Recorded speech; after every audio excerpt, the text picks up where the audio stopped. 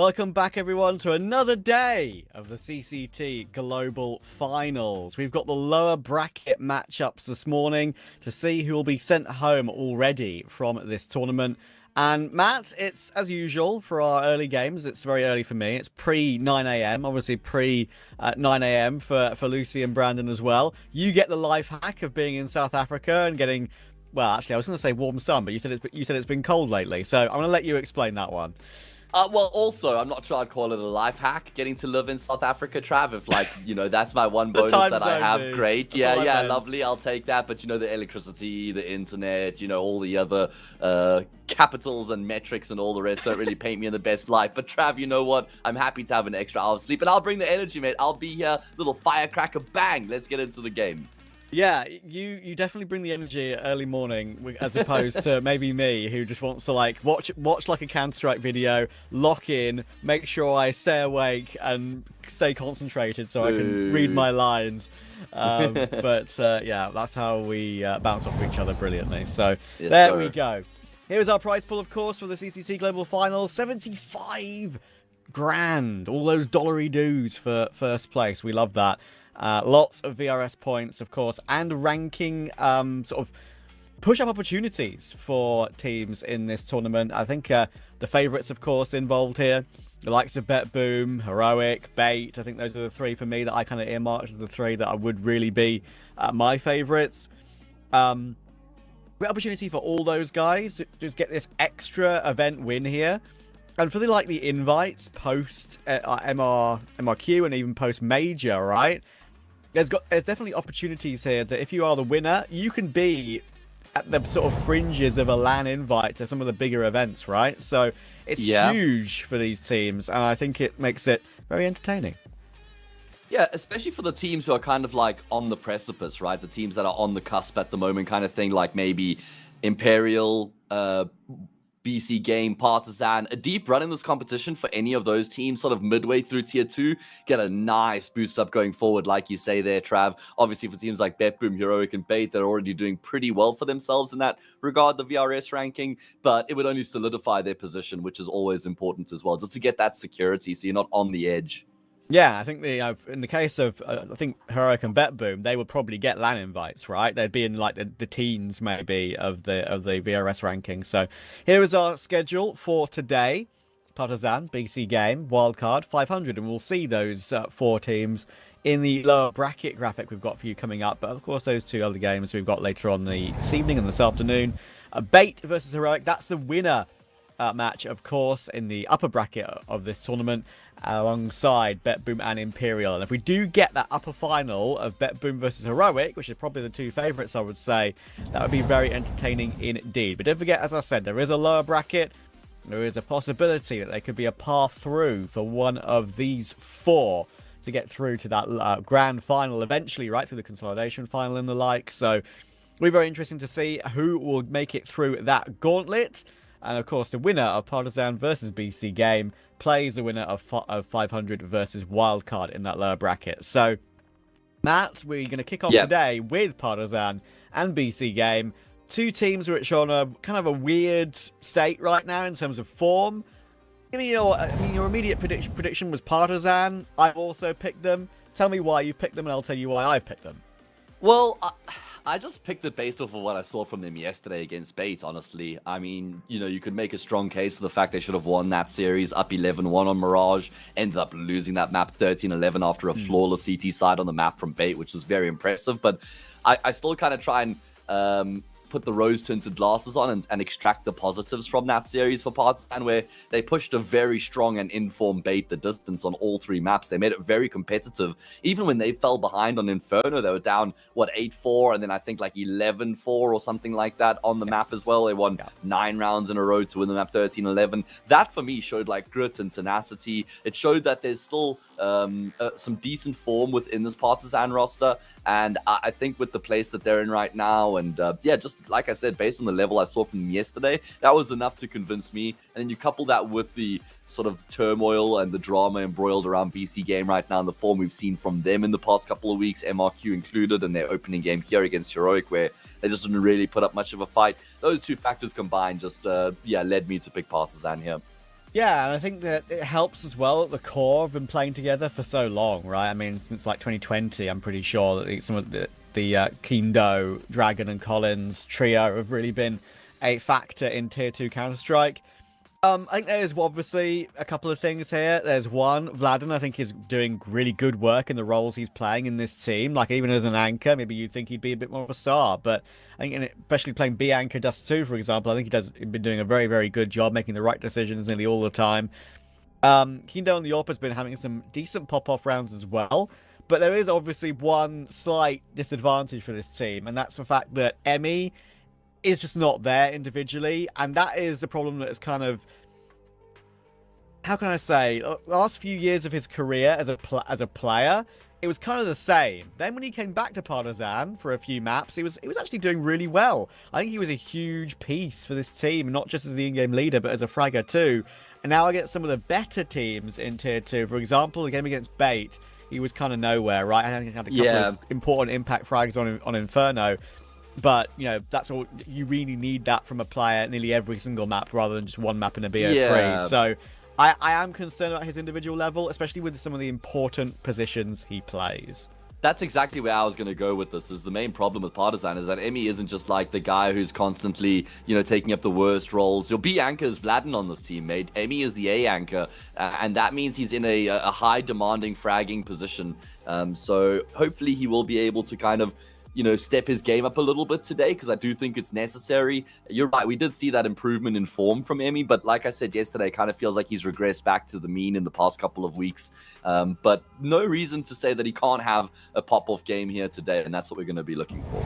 No, honestly, I think his career path is pretty fascinating as well, right? I mean, I think I'll get into that at another time, but, you know, playing with the likes of, you know, Yanko, Nico, and Kassad back in 2013, 2014, and now eventually then moving on to Nico's cousin Hunter, and playing with, like, other talented players in Tier 2, like Ships and Esperanto, and, you know, that coached that team with Hunter and Nexa that made the major. And, of course, he's going up against Nexa now in this BC.Game roster. Now, I really do like this team. At one point, right, they had a couple of more legendary names in the form of Lecro and Guardian, but that team was kind of going nowhere, right? They had like a 60-something ranking in the VRS. So they decided to reform the Bleed Core, and it made total sense, right? It got them invites to more events, more CCT invites over the course of the season. They won a series, of course, as well. And that was the main win that sort of propelled them to MRQ position. Unfortunately, they had a pretty bad MRQ, and I'll just say it how it is. I won't get into the nitty-gritty because I think they obviously need to maintain professionalism for a broadcast, but I do think the team feels very out of it and distracted right now due to obvious reasons. Yeah, it's obviously difficult to perform when there's all that outside noise, but they have decided to persist with this roster, with this team. And so for me, that indicates the fact that they're just trying to bunker down and focus up on what matters right now, and that is the Counter-Strike in the server. And if we just try and look at them objectively without taking that outside noise into account, this BC.Game team was popping off before the MRQ. It was. They were in some really good form. You know, they seem to have actually found a balance between Jacob and Cypher, which is something I think the previous Bleed team struggled with quite a lot. But it seems like they've actually got that balance now. You know, both like to be active riflers on the T side, like to be thrown in first off the back of some util, take that entry duty, hunt for opening kills. And sometimes there was just like too many cooks in the kitchen. There was too much going on. But Nexa has actually found a way to balance it out while fragging himself. And, you know, we didn't even get to talk about Prime Taps, Trav. For me, he's been arguably the best player on this roster lately. He's been so impressive. Yeah, I actually really like Prime Taps, right? I mean, you look at the team and say to yourself, okay, who's going to be the guy you want to perform? You look at Nork, Cypher, and Jacob without a shadow of a doubt. But Prime Taps is the more unknown star, and I think he does a very good job on the team. Maybe not, like, got the best numbers in the world in terms of, like, if you just gave a glance at his rating, but recent performances, he's been doing all right, and I think he's a player to keep an eye on for the future that could, you know, revitalize a big, for example, finally get a chance back in that big outfit, because they don't really have many options over there, do they? So we'll have to see if that ever comes to pass. But here's the veto. Inferno is the pick for Partizan. That is an expected one after how good we saw them play it against Bait yesterday. They had a really, really good CT side. BC.Game will go for Dust 2. That is one of their homes as well. And we saw Partizan, of course, play that against Bait and lost that 13-9 in the end. It's not the best map for them, but it's very good for BC.Game. And it actually always has been. They've only lost, even though with their form's been very up and down, right? Actually only lost, I think, they've only lost 5 in 23 this year.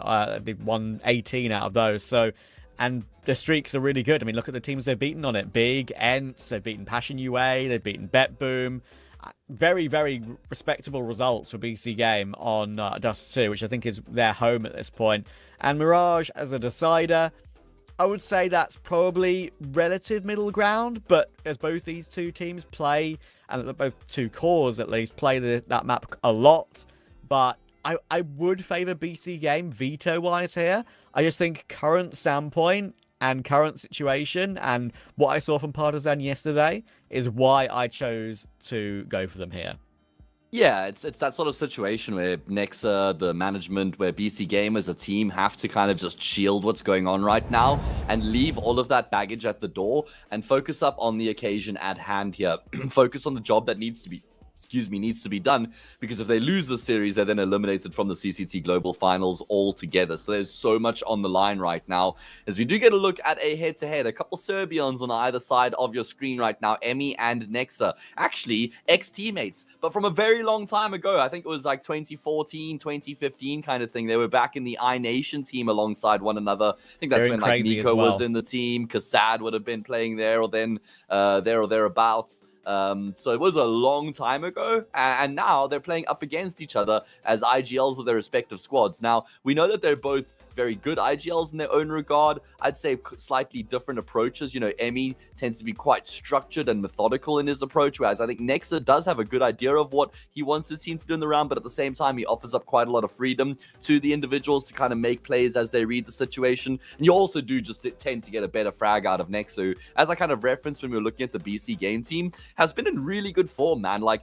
Nexa's not normally the IGL who is fragging. He's normally the guy who's like sacrificing himself to try and set up his teammates as much as he can, but he's actually just been taking a little bit more space lately, and it looks really good, man. Like, he's hitting really good shots. He's rifling super strong lately, like relatively speaking, and I've really liked what I've seen from him. Yeah, I completely agree with you, right? And I think that's so that's why we kind of chose this head-to-head. We actually both had the same thought on that head-to-head. Because of their sort of history of knowing each other in general, right? I mean, they had their best performance, I think, of Emmy's career when he was coaching that Valiance team that became crazy, and that obviously made the Starladder Berlin Major. I believe that was Esperanto, Hunter, Otond, Letny, and Nexa, I'm pretty certain. And that was obviously 6 years ago now at this point, but it's obviously a very interesting point that they both know each other so well from sort of that collaboration. So how much will they notice they've evolved in this game, right? I think that's going to be a really important question, maybe if we get the interview afterwards as well. How much did that help them? How much did that sort of gauge their style? Did they know, have they evolved? Have they changed a lot since all those years ago, which I'm sure they have, of course, but what about them has changed? And I think I would say Emmy and Nexa are two good in-game leaders at reading that sort of thing. Yeah, it's going to be an exciting little inter-battle within the server between the two of them that I certainly am looking forward to. Lots of little inter-battles there. You know, we haven't really spoken about Nork either. The AWPer, obviously, for BC.Game has been really good. You know, I said that I think Prime Taps has been the best player for BC.Game recently, and now that we have some more time, I can maybe explain that a bit more, because I'm not saying like in terms of pure numbers alone, because if you look at the ratings, he's not right up at the top for BC.Game, but it's more what you get from him from in his role relative to the rest of the team. Maybe only Nork is the one guy I could look at and say, yeah, he's probably, in competition for that player who's performing at the best of his ability within his role, right? But Prime Taps has just been very reliable for the team. I mean, the games I've been seeing, he's anchoring the A bomb site, and he's just really solid. He's reliable. He almost always gets a kill, at least a kill, and some follow-up damage before he goes down. He's great at buying time. Seems to be super solid in the clutch as well when he has to perform that rotation role if they've lost the other side of the map. And I mean, he's the guy who's obviously the least known player on the team, but he's been delivering the goods, man. Like, I've been very impressed by him. In fact, I almost think there's maybe a bit of a conversation to be had about him being like a top 2 German player at the moment. You know, Crimbo's always the guy for the past few years that everyone's been looked at as the best, but I think Prime Taps is not far behind.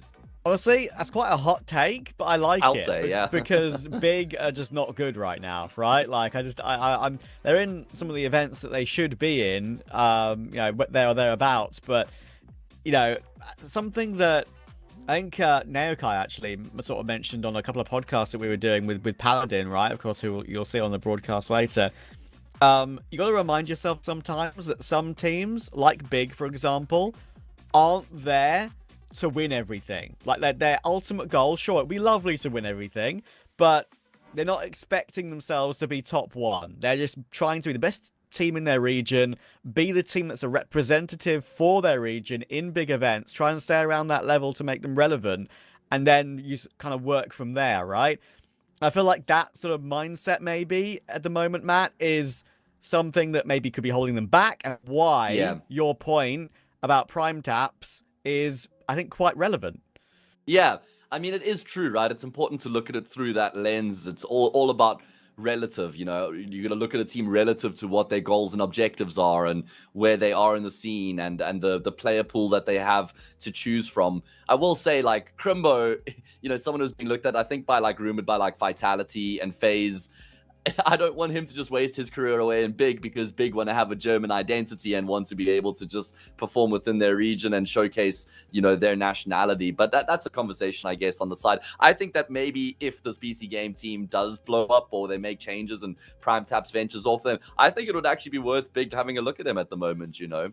Yeah, I mean, I don't even disagree, but there are some players, right, which you could criticize them for maybe lack of ambition or whatever you want to say about them, but you kind of have to respect players that stick with their either original team or current team purely out of loyalty, right? I mean, Kesarate, people have been crying for him for years to go to like a Liquid or a FaZe or something because he's good enough for it, but I also, if I want to put my mean hat on, I would say it's lack of ambition, and I want to see him win trophies. But also, I respect sticking with various projects, right? So, I'll have to see whether these players, of course, on BC.Game stick with this project, because they're about to have a big test up against Partizan. We're going to throw it over to our casters now, Lucy and Brandon. Enjoy. Damn. Desk went deep for very early in the morning, didn't they? A lot of interesting topics covered, Lucy. On this, though, I do want to focus on the game, because the reality is you lose this best of 3, you're out of the global finals. We said hello to you yesterday, and today we could be saying goodbye. Yeah, it'd be a bittersweet goodbye, I think, for Partizan in particular, because they shouldn't even be here. This should be bait that we're sitting here. Like, Partizan should have... They were 2 rounds away that they should have found when they were up 11-1 on Mirage. It should have been a 2-0. They should be waiting in that upper bracket. Instead, they find themselves here. It was a heartbreaking loss yesterday, but I feel they're going to bounce back today against an opponent that I think most would consider easier than bait at the moment.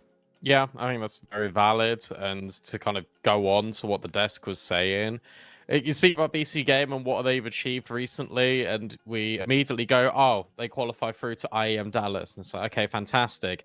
They had such good form coming into the MRQ. Even on the MRQ broadcast, I said I think they were going to make the major based on the form they were in, and then they just didn't. Bombed out. They were just awful. Like, it was actually really frustrating to watch, because this team has got a lot of potential. I think that's the key thing with BC.Game. They have so much potential, and they've never yet to realize it. Maybe it will take a LAN for them to realize it, but we're running out of time here. And for Partizan, you're at that point where when you take a look at organizational strength, when you take a look at expectations, you come into this realistically and you think BC.Game should be winning. I think based on the name value, based on the org value, but based on what we saw yesterday, I don't think that at all. I think Partizan looked really good. I was impressed with Kindo. I was really impressed with Dragon and Vladen. And Vladen's obviously going up against his old teammates in a brief standing period. What I will say is when Nork plays against teammates, he owns them. Like, he absolutely destroys them. We saw that at MRQ against Fnatic, where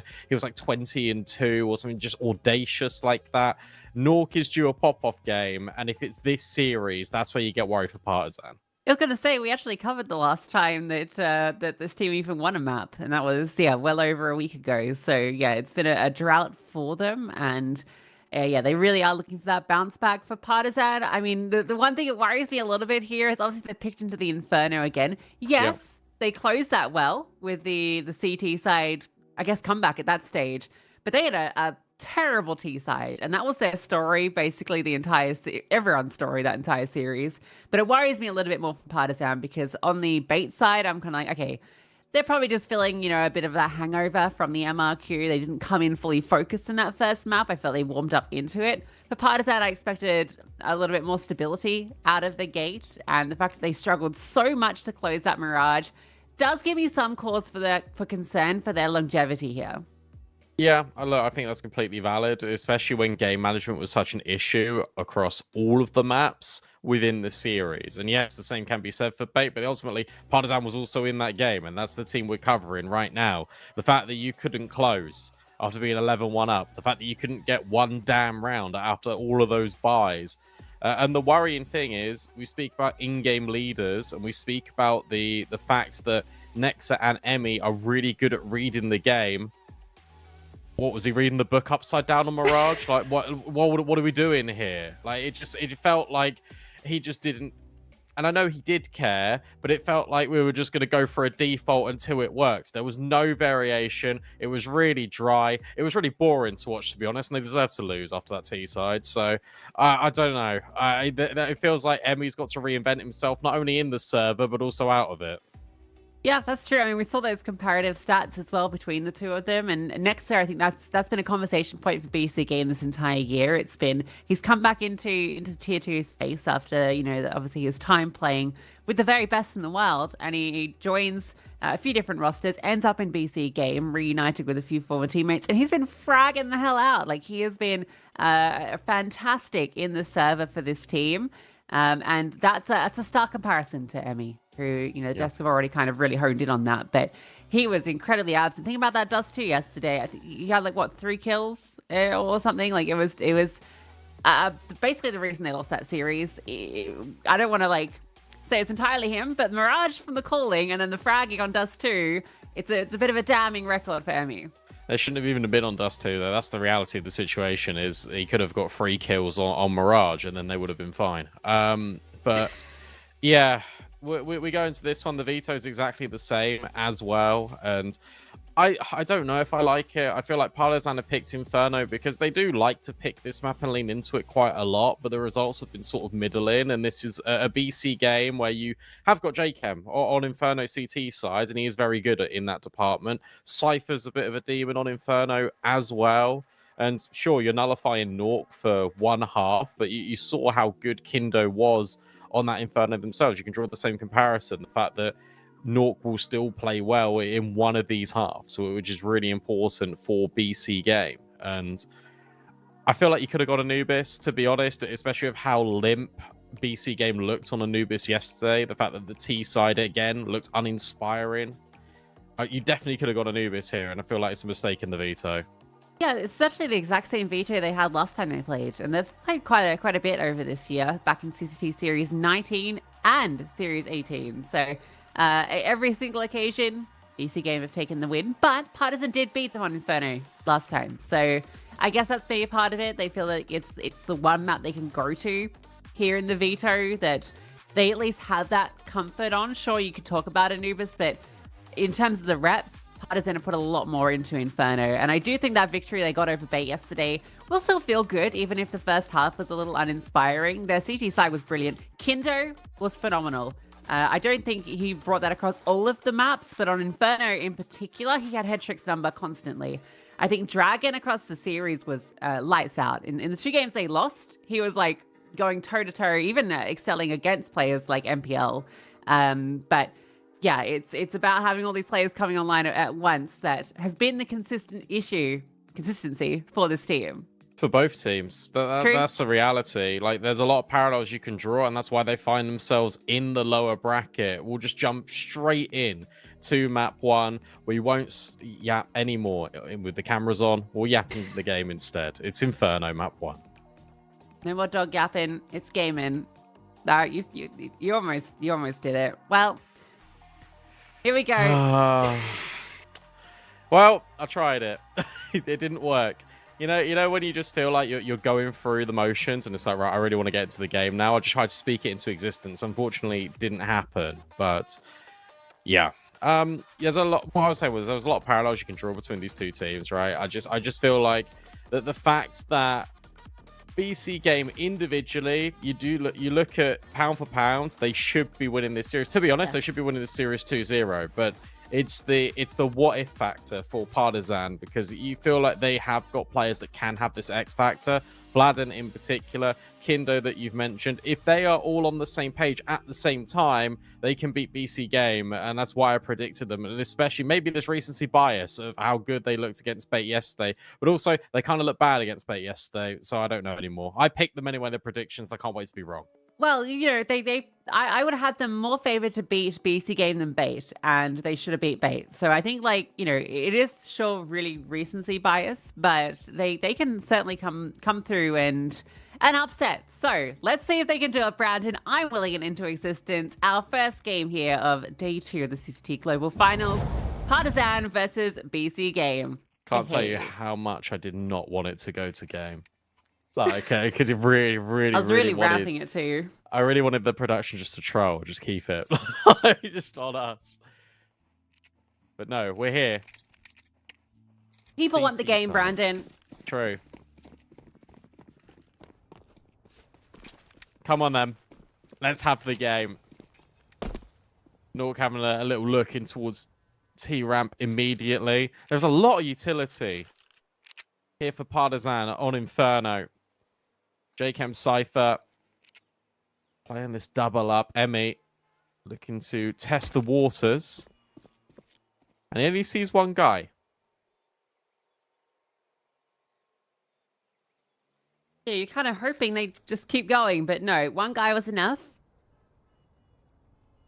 Relatable. Now they're going to go back towards A. Prime taps with the dual Berettas in the prime position. He's going to go forward. He's going to catch him trying to throw the utility. Vladen puts the flames down in desperation, but the kills have come through. Oh, God, Nork gets it. Please, what a kill. Like. One tap and prime taps. Off that push, wins the round. I can see Matt now lying back in his chair with the goofiest little grin on his face. Yeah, guys, I told you, prime taps. Top 2 German player.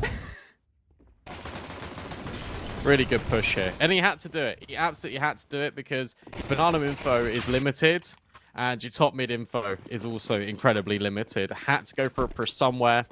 Dual Berettas up close and towards the apartments. Prime taps claims free. And BC.Game already make Partizan's life hard on T side.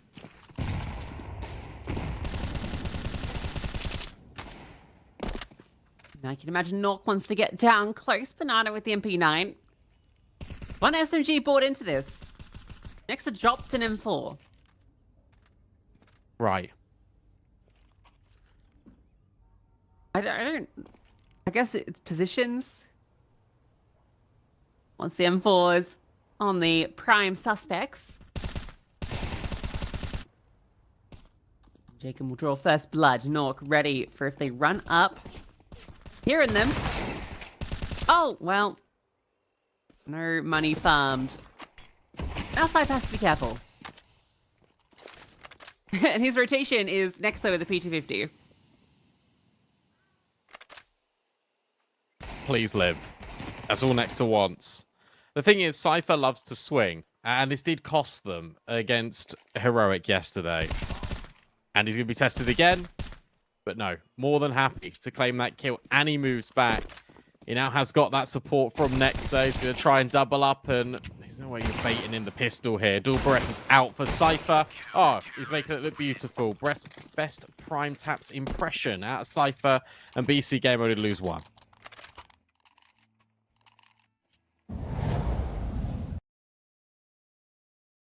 Cypher doing a good job of keeping abreast of the situation on B, not getting overwhelmed by the pistols. In fact, he's the one with the pistols. And now Nexa gets an MP9. What was it? he dropped the M4 to Nork. God, he's just dropping Nork everything. The Nork will have future money for an AWP.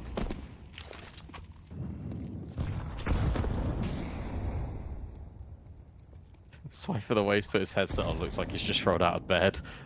Probably has. I mean, to be fair.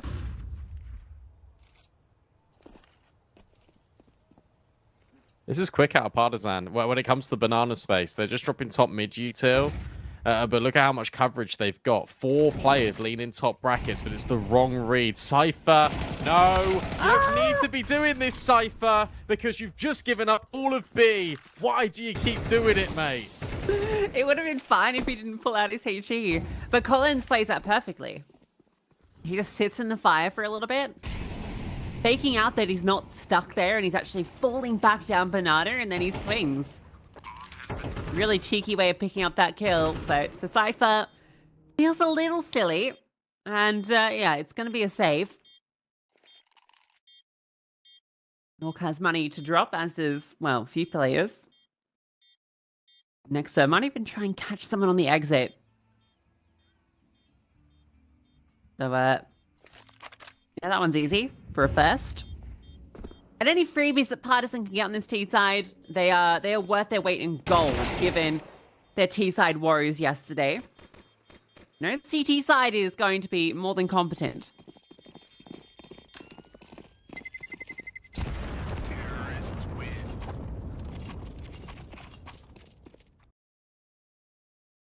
I hope for their sake it's not one of these 11-1 comeback stories again.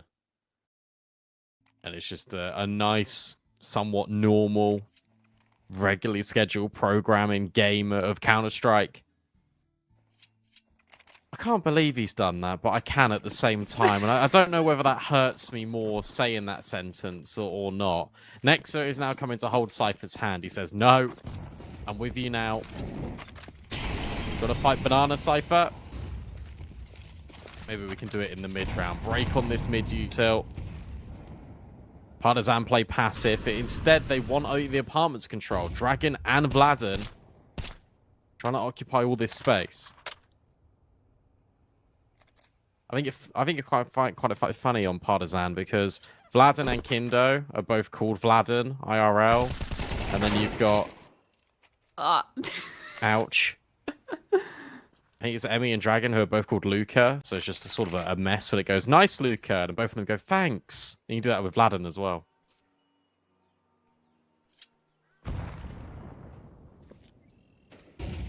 Maybe they use their in-game names. Oh, that I would imagine confusing so. as well.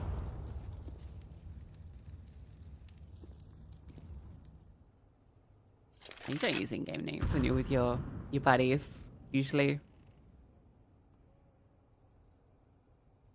It's like, nice one, Brandon. Nice one, B-Dog. Woof, woof, woof. Nice one, Dragon. Getting that kill into prime tabs. That's opened up A. It has opened up A. And now JChem is all alone. I don't think you should be going for this. I feel like it should just be a save. That's another opening death.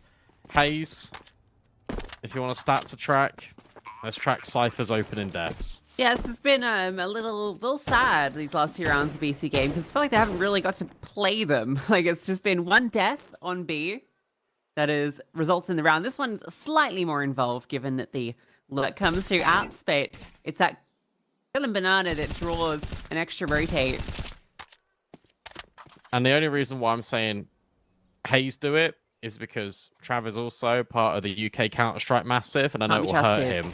No, it will just hurt him more. You don't want to hurt Trav? No. You ever hurt Trav? He's no, look at him. He's so sweet. Cute little boy. Yeah. Like... Just want to like grab his little cheeks.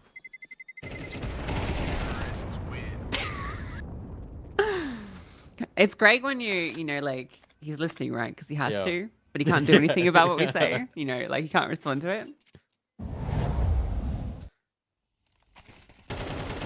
Some would call that bullying. I wouldn't.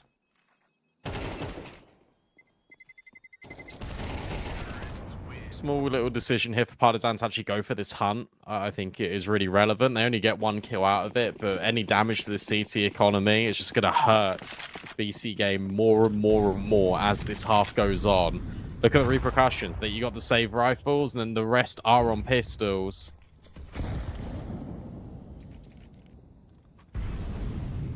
Dragon and Kindo searching, hopefully. But it's actually Nexa that gets the opening kill. Needed that. There's only these 2 M4s, so getting one involved early, super important. Nork's going to rotate over, and if you're Nexa, you want to stay active. He's just going to leave Cypher here and go for the gamble on A. Nork in the prime position, just the dink, not the kill. Still plenty of players here, and a chance for these pistols to be disruptive. Jacob has armor as well. And Nexa looking for the moment to strike. It's not right now. With the flash and the distraction, it will be. Nexa doubles down, and it's left to Emmy. Players are low. This is a good chance for him in this, especially if they swing on him. He has the information on Prime Taps and Nexa, and he's got time to work with. Bomb on his back. And just leave. He's going to see if he can cut off the rotation or walk around long. If he slips through Arch, it's a free runway to be. Look at this. Oh, it's the mind game we all wanted, really, because it is Emmy and Nexa alive in a late round, and they've both read it. They have both read it at the same time because Emmy finds the gap in towards Arches, and Nexa already starts walking bottom mid. So the banana rotate is going to be quite quick. Remember, Nexa is the only one with a kit. Prime Taps hasn't got armor, so he's going to group and go together. You imagine Nexa goes first, Prime Taps plays second, but Emmy has just tucked himself right into this corner. The bomb, it's already halfway ticked. Is that kit though on Nexa from earlier? No way to flush out Emmy though, that's the big issue. He can just play around this box and he catches the perfect timing to strike, spots out Nexa. Should be able to lock this one in if he can just buy the time. The flashbang, oh, he might not have done it. I think Nexa's got it. There's enough time. Emmy just needs to live for a second longer. That's all it would have taken. Why did he peek? Oh, mate, that's a horror one. Because he's played it so well. He's put himself in the best possible afterplant position. He isolates the fights because they split up BC.Game. They give him the chance. They give him everything to win this round. He even gets Prime Taps first. He's on low HP. And then he decides to swing Nexa. What an absolute disaster. But a really good round for BC.Game, especially in the mid portion of it. To be able to get these kills by baiting the pistols, setting Nexa up for success. That is a stolen round.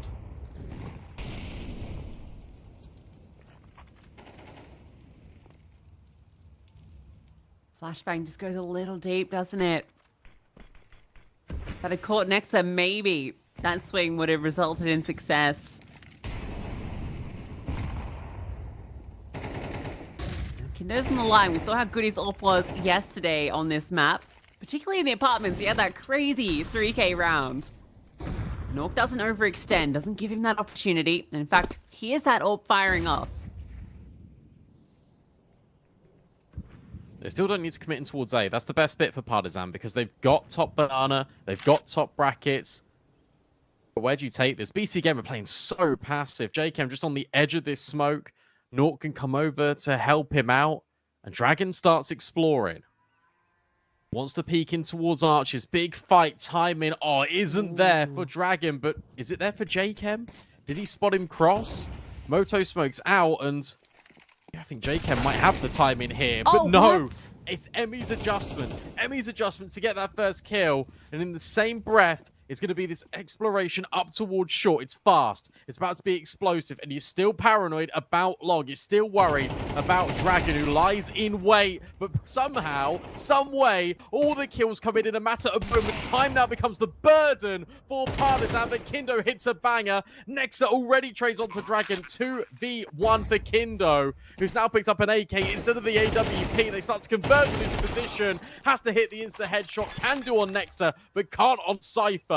And BC.Game just about survive. Oh, and another crushing round for Partizan that comes down to one player standing on the BC.Game side. It looks so good. Emmy gets the most outrageous kill at the Jacob. They've just got 2 players on side to deal with. But Nork and Prime Tabs delivering. Nork getting the kills from inside is crazy. That's a sick flick. You can see the push came through over at B at the same time. An attempted lurk doesn't work out. 2 rounds where you've almost broken BC Game completely, but it's you that's on the back burner. At least with the bomb plant and with getting all those kills, you're encouraged to invest into this one. It's the round count that's dwindling. It feels like they rushed it. It really does feel like they rushed it after they get that first kill, because it's almost like they were caught out by J-Chem at Arch, even though the entire design of the round was to get Dragon over deep into Library in the first place. You still got Collins at B. You still got a way out. You still got all of this top bracket space, but you got this illusion that you've got all the control over at A, when in actual fact you don't. Whole point of rotations being pulled and manipulated on this T side is the fact that you can immediately pivot at a moment's notice. It felt like they were stuck in their ways there, Partizan. Because when they go for this short spacing, when they go for the progression, they don't actually clear anything directly with utility. They just try and do it with personnel. And now Nexa is being a nuisance. J-Chem, again, fumbles his lines. But maybe Nexa can deal with Vladen, but there's a tunnel. Oh, yeah, Cypher has no idea. This second smoke causes issues. And Nexa, he's going to catch a bullet in the side of the head. No. He'll be able to adjust. Should have been ready for that potential pushback. Especially because he had Prime Tap sorting him in mid. Oh, no. Now Collins has just smoked himself off by accident. Dragon's low. He feels like he can't go through. Okay, they group together. Next attack. Surely cleared. Surely cleared. Oh, my God. Yeah. Not going to give it a go? No.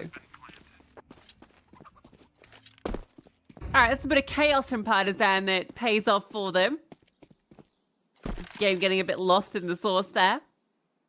Well, Vladen just had a secret tunnel.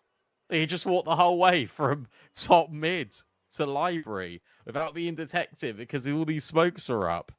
And Nexa was playing within one himself. The comms had to be ropey there, BC Game. But I feel like Nexa could have said, oh, they might be there. Careful, like they can walk this smoke. I'm just playing the edge of one. Cypher was caught and down.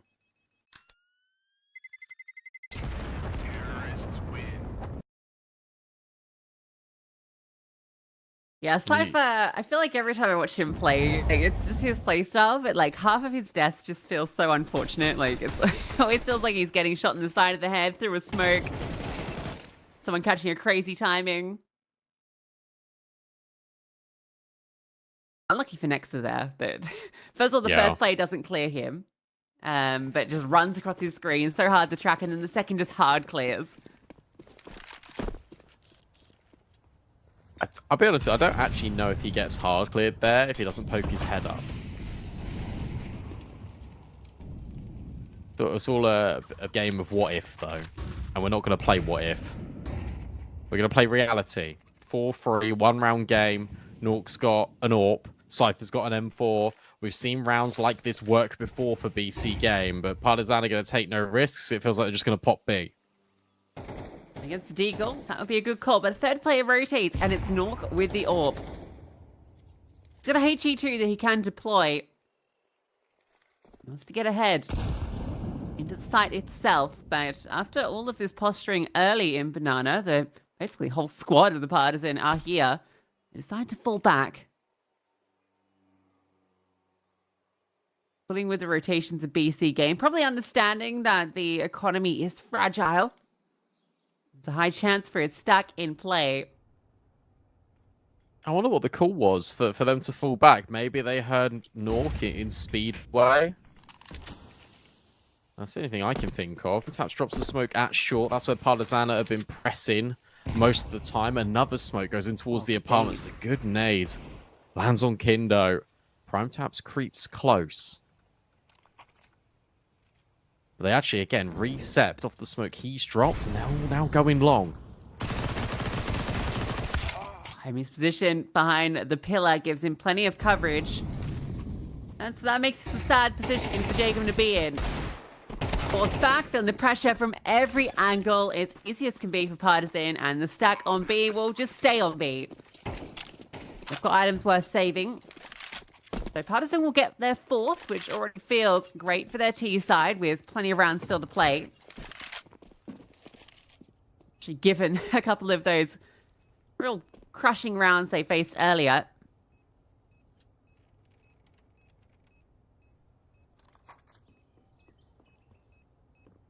I tell you what, for all of the shade the desk threw at him earlier, and obviously yesterday wasn't the best showing out of Emmy, I really like the way he organizes this team. The call-in feels pretty spot on the majority of the time. You see him in the server, and everyone's just trusting the process. Because in here, we've had so many different decisions being made on the fly.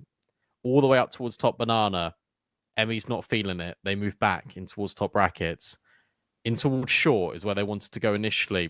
Actually, you guys reset, go through long. We've got Vladen lurking in towards the apartments, and I'll just jiggle. I've also got a molly towards pit. It will flush them out. And these 2 little micro decisions completely avoid the stack at both intervals. Nox getting aggro.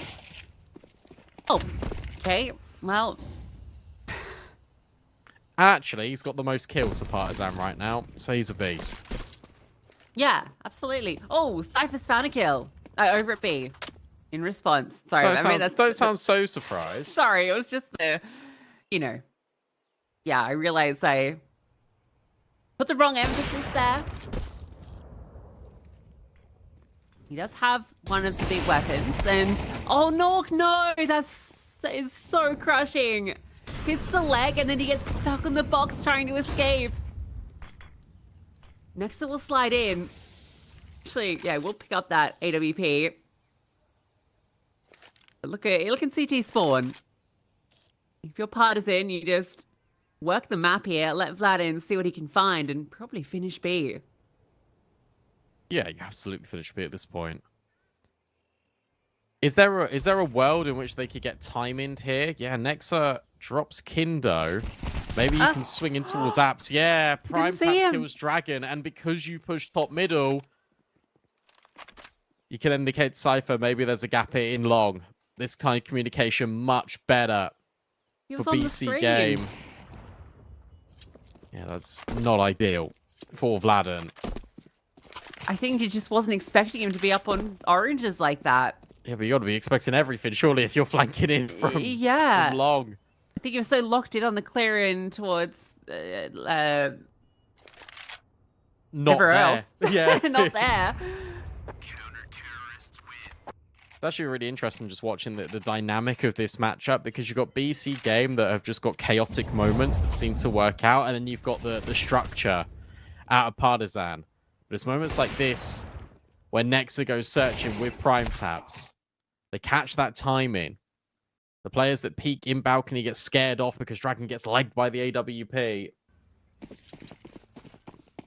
It's enough to create space. It's enough to create that opportunity. It's enough to BC.Game to once again take advantage. That's 2 rounds they've won where they've had the weapon deficit.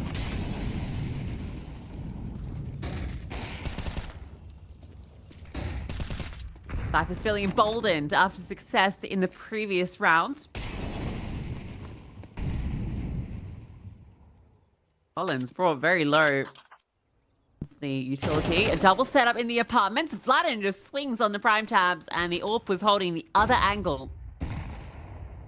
Oh. It's another good nade. The Cypher just walks in, he blocks the coffin smoke. But it's all, again, a little bit of a fake out. Emmy doesn't like what he's felt on Banana when it comes to the contact. So Vladen's going to lurk through the balcony. Nork is isolated on site.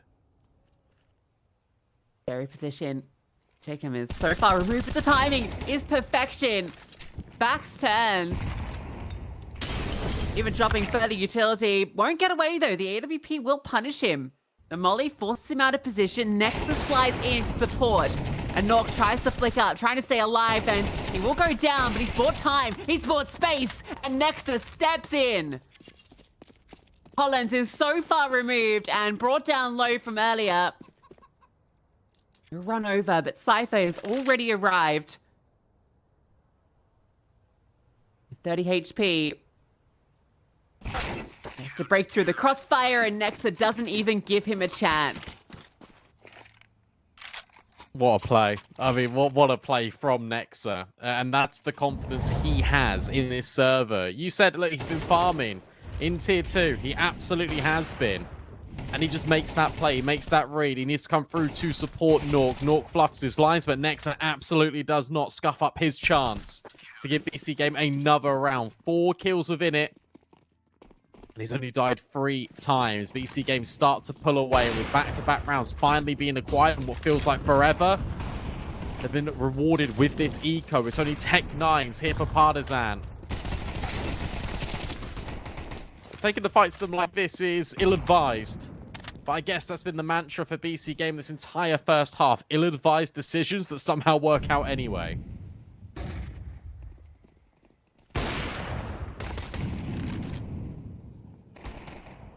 Nock will take down one. Needs to be careful. He doesn't get run down by the pistols, though. That's the difficulty with the AWP. Oh, no. Oh, no, Brandon. Not like this. Bomb's not down yet. Okay, Dragon will secure it. Nexa was called upon to get a 4K in the previous round. Now needs the 1v3. Oh, there's a chance here. If the spray connects to the Dragon, who's very low and just refuses to plant the bomb, he'll finally start to punch it in. The smoke is a big deterrent for Nexa. You walk around this corner and the AWP is holding you. That was not meant to be Partizan's round, but they overwhelm BC.Game. Well, BC.Game are just trying to fight them all individually. Like, this round, I'm sorry, is really silly. Because you got this double setup in towards Short and Pit, fine. But Nork's completely isolated and he just decides to take these fights. And then he doesn't remove himself from the angle. And sure, he can't because he's tucked himself into the corner. But that's the big issue. Why have you tucked yourself into that corner when you're the AWP, when you know it's going to be a low buy, when you haven't got any support? It feels so unnecessary. But you go back, you watch that round back, it is all 1v1v1s.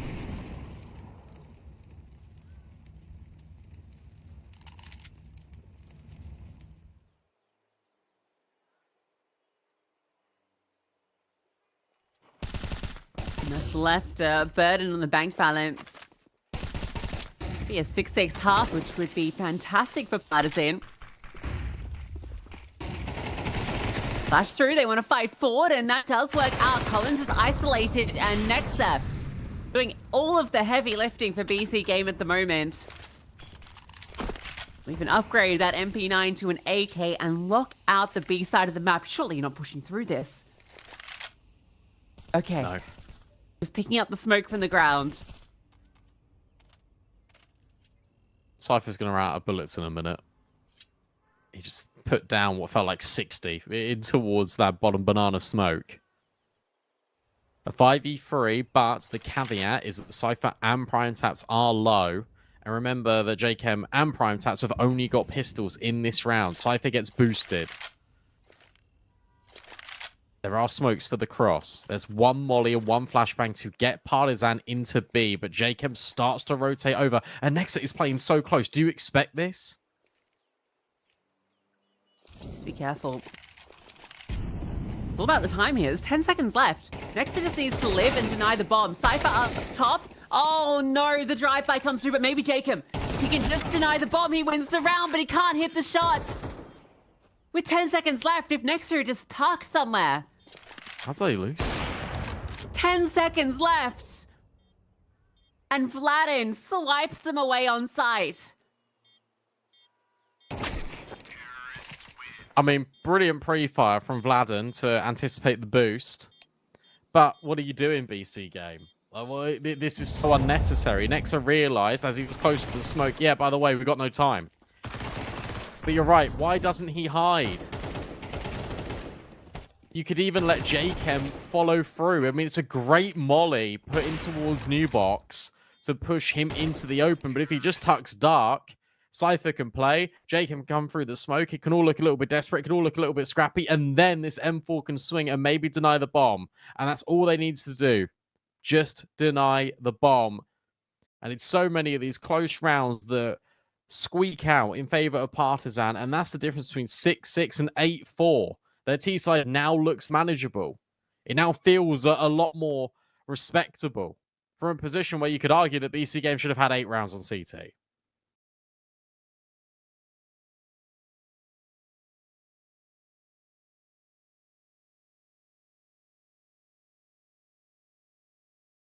Remarkable. Got to give it to Partizan for bringing these rounds back, and considering, we did have the Emmy 1v2 that went awry. We had the kind of follow-through round where they actually got the kills on towards A and then got scuppered. They had opportunities to even win out the half. So the fact that they bring it even off the back of some ridiculous rounds at the end. Been an exchange of chaos, it feels. I don't see anything, but there are players hanging out in second middle.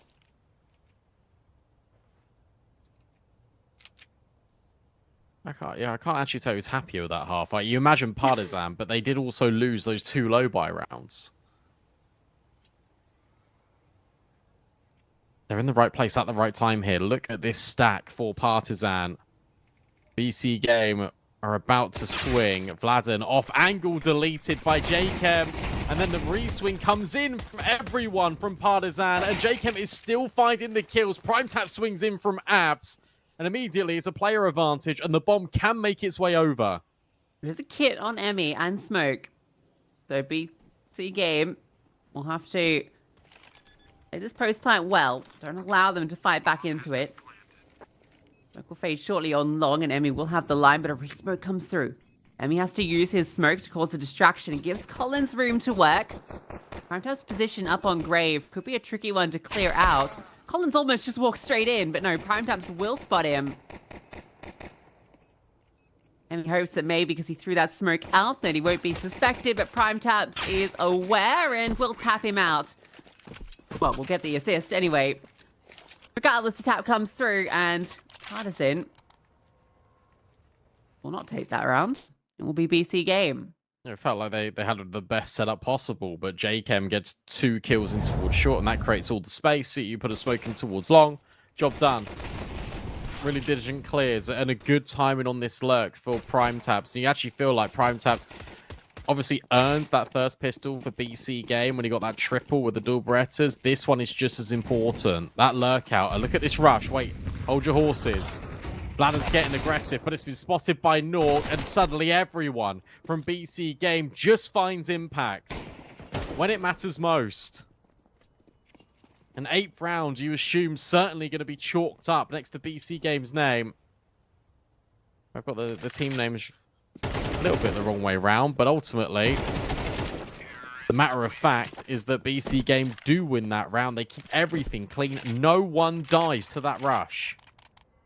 Yeah, considering that was a full force buy that comes through. I think there was a flash too. It just didn't quite do the job. BC.Game fully prepared for what Partizan were throwing at them. There was a real chance it could have gotten a bit dicey. Explosive. Now BC.Game can actually create some distance with Partizan. Feel good because it's been very back and forth thus far. No team's been able to really break away.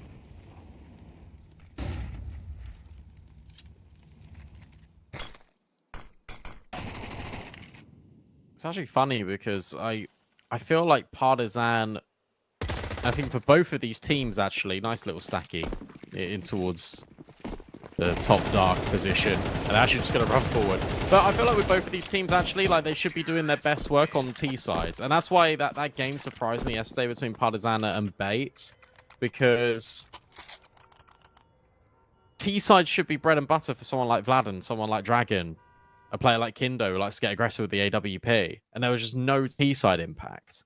Whereas in this matchup today, I feel like the T sides are going to reign supreme between Partizan and BC.Game. both these teams love a fight.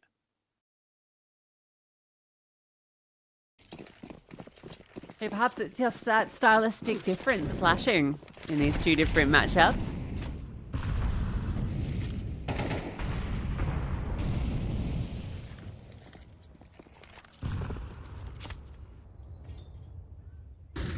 Eats one, but still wants to have a little spam.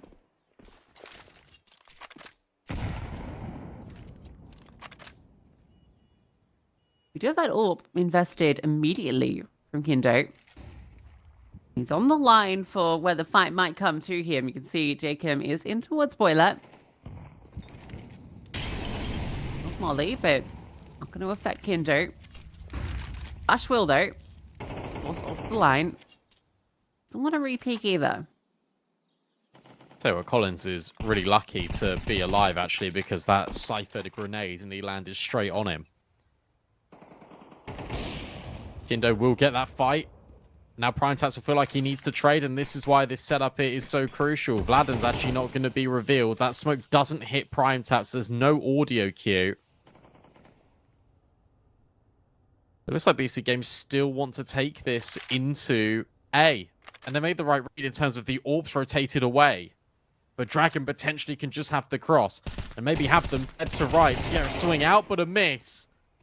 And that allows Nork on that line. Vladden close in balcony. Primetaps feel like dead to right. Is there an immediate trade? No. Vladden just moves away. Sure, that nade's not great. But at least he's alive. Because it still keeps this player advantage here for Partizan in the retake. They got nowhere to go, BC.Game. That's the thing, right? You feel like you're trapped in. You have to be so aware of Vladden either in the apartments or short. Next has a lot on his plate. And that smoke's missed. Flash comes over. Now have to force their way through here. Nork's on fire. Goes up on top of the box and in the flames. He'll take down 2. It's on to Nexter again. 19 kills deep.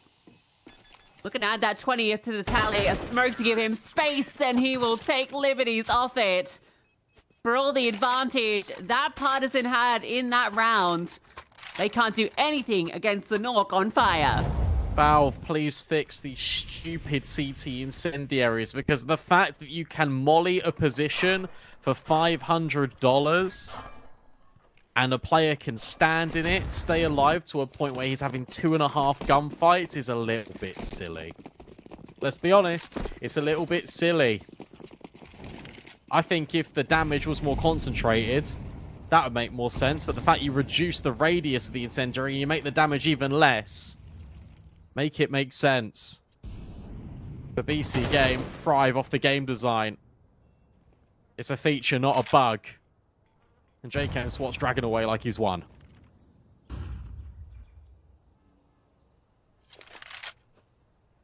Next, 20 kills. He's Next almost got double 4 anyone else. A 4 KD. We came into this saying about Nork, how he plays well against previous teammates. I guess now we've got the sample size for how well Nexa does. BC.Game vs G2 when? Dallas, maybe. Ooh, yeah, that actually could happen. Uh-oh. Bomb. Oh, that's a 5-7 on a close angle. Nork. Big spray. Kindo's gonna try and overwhelm, but Nork controls. Recovers from what could have been a disaster. Now Vladden reveals himself, and Primetaps will happily take him down. What a really good recovery. An essential one from Nork. There were 3 players there. They get rid of both his teammates, and he just holds the spray. He guarantees this round for BC.Game, and it's one of these rounds that can easily escape BC.Game in the past. But no, they're locked in. And they are making light work of Partizan here in this second half. Partizan, who we go, 6-6, that feels good. Their CT size normally pretty decent, as it was against Bait yesterday. They've yet to get a round, but it was 11-6 when they activated yesterday. Maybe today it's the same story. Well, doesn't start well as Dragon is taken down by Jacob again. Back-to-back rounds where that rifler gets out and Collins almost lines up too. That's a bit of a recovery back with Vladden finding Jacob at the same time. 2 players damaged up. BC.Game have to rethink their approach to this round.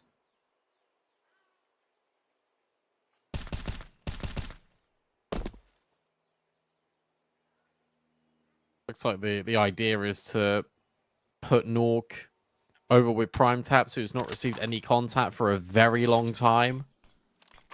Cypher's got Smoke Flash.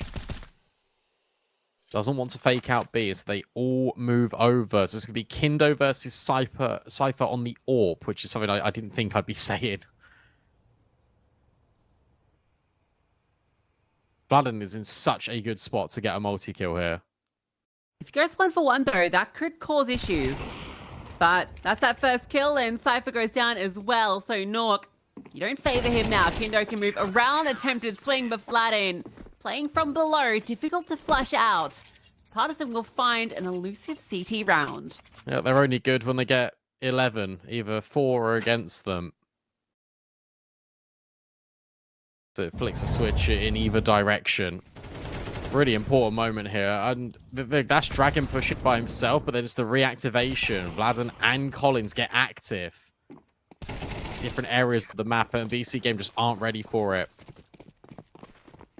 A really nice little switch up. That's the first sort of variation we've had. But to be fair to Partizan, that's the first gun round they've really had.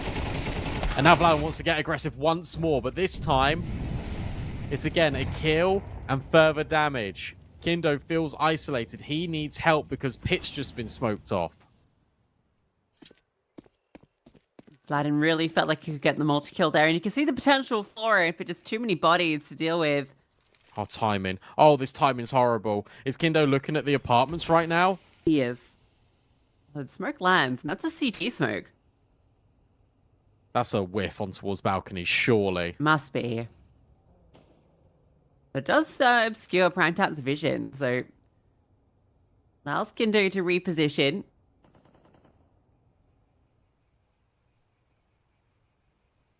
Holding for that swing out from Prime Taps. He's biding his time. Cypher's going to put some pressure over on B, fakes out the smoke, and gets the kill too. The spam through. For BC.Game, they feel with that kill, that's going to draw the rotates to B. Surely Cypher... Yeah, Cypher's just going to go, guys, it's clear. Just come back. Immediately. He's got 1 HP. Why not? Nothing to lose in getting this info. Oh, this timing is everything, but Nexa holds. That kill gives BC.Game map point. Because you got to save if you're Collins and Kindo. And the amount of damage inflicted is a brutal, harsh reality. But you cannot go for this if you're Partizan. And Nexa knows it, and he's even hunting them. If he gets rid of this AWP... Oh, if he gets rid of this AWP, it would be damaging. And he doesn't. Both players live. Well, for now... Okay, well... Both players live. Both players live. Cypher on the hunt, 1 HP. He actually needs to really get out of here. But because he's the only one left, he's like, oh god. They actually run here? He needs to really run, but I think he'll be okay. Does he die in library? No.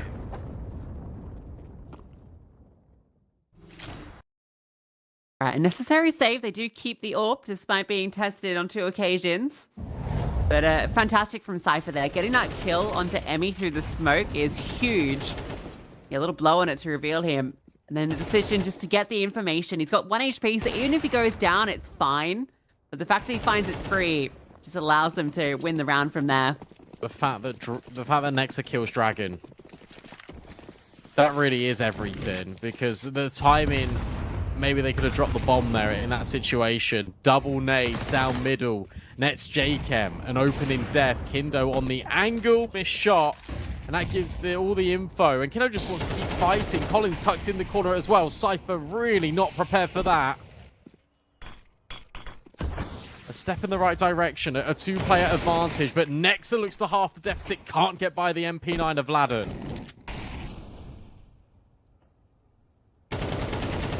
Be plenty to ensure an extension of play. There was maybe a chance for a double there from Prime Taps. Good attempt on the spray. It's an upgrade for the MP9s and maybe a bit of breathing room.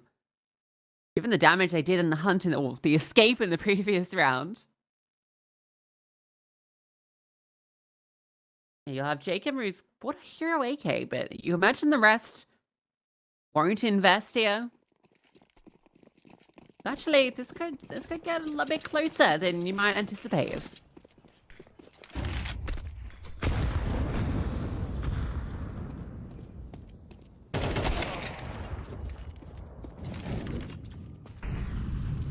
One of these rounds where you actually just see what the utility looks like on Banana for Nexa. You just put Cypher in there as a little bit of a microphone. Okay, well, how many nades were thrown?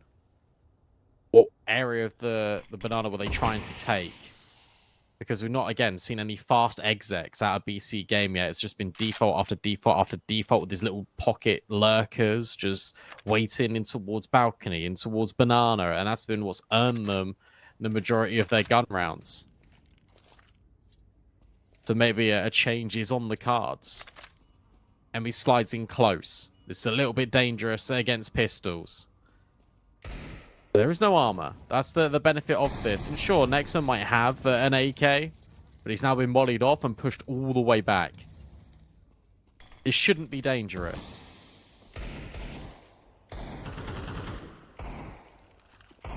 Partizan acknowledge the situation. They're not going to give any of these fights. They're playing very defensive. Using the utility to slow things down. That's a little annoying, but it's fine. Dragon is then baited in. And again, okay, Nexa, despite the lack of armor, does convert that kill. Okay, Cypher's hit the dig. And there's only Varden sitting back in towards Pit.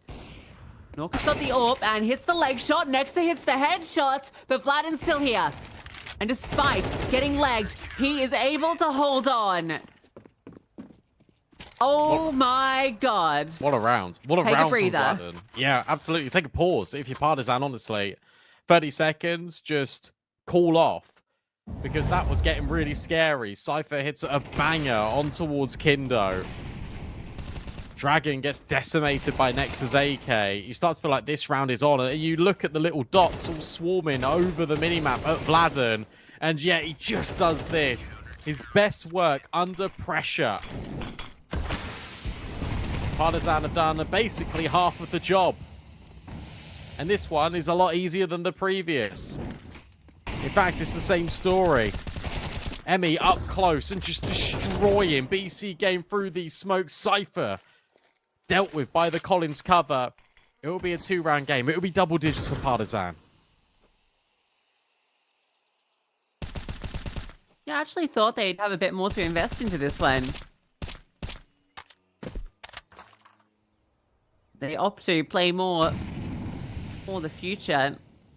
Want to get the full belt utility out, and Dragon knows it's a good chance to frag up and ensure that 10th round. Time to see the rest of Partizan come online to help out Vladden. Yeah, I'm gonna take over just quickly because I don't know what BC.Game are doing with their money, because it feels like they invested so much into the previous round. Like, Nexa's got armor, Tech 9 flashbang here, which means coming into this next round, he's not gonna have all the utility with the AK. He's got 3,800. In fact, he's got no utility. He has to go down to a Galil. It feels like this economy is mismanaged. Yeah, because we had the hero AK the round before. And I thought that would be the investment last round, but no. They're just going to try and burst up. Kindo will get the kill onto Jacob. Dragon tucked out, and Vladden comes over to support Cypher. You're done for. The reswing is punished by Nexa. There's something offered back up. But now third rotate will move over to this A bomb site. So if you want to continue committing here, you're committing into your death, and Vladden is raining it down from above. Nork spotted out long, your final player. They just want to converge on him, surge on him, remove him. Every round is going to be played here. Nook's already looking to potentially find somewhere he can hide.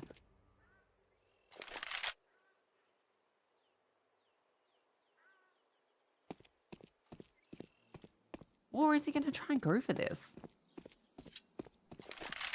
It's been too loud now, I think. Yeah, you can see Collins is aware, and can't flick back onto him.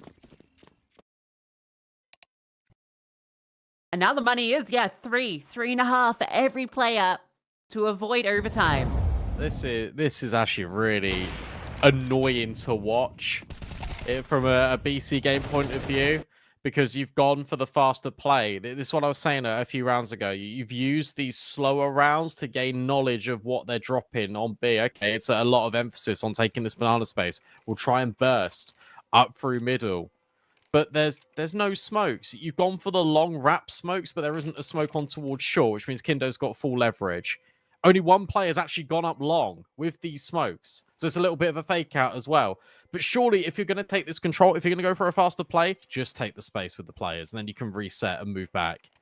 You can fake with more than just one. You can lurk with just more than one player. And hey, if you get the kills, if you get the trade, that looks like a lot better of a mid-round game state than just amberly running in. Partizan, it feels like they are going to get OT. Cypher will get rid of Collins. Emmy trades immediately. And next up, he's taking liberties. At least that's confirmation. You've seen one nade from deep, one smoke up close. There's two in banana. Oh my god. Sitting in the smoke. Emmy is above, and they do not anticipate him being there. Emmy setting it to OT. Familiar situation for Nork, an unwinnable round. His teammates sit in a smoke, and they are cooked alive. Dragon's going to ensure it. What? He's walked fast. Okay, Dragon will get it. That could have got a little silly. He secured it. But he secured it, and we go overtime. We absolutely do. And shout out Partizan, because again, it's another one of these maps where they look down, they look out, and they're able to bring it back and recover something. This T side, again, there's so many question marks over what BC.Game are doing, because you win the pistol, you get the conversion, you then get the eco, you put yourself on 12, and it just looks awful. What a stark contrast for the first few rounds to compare to the conclusion. Great work out of Emmy. Really good calling out of Emmy here for Partizan on this CT side. Kindo's hitting every shot. Vladen is bailing out Partizan left, right, and center.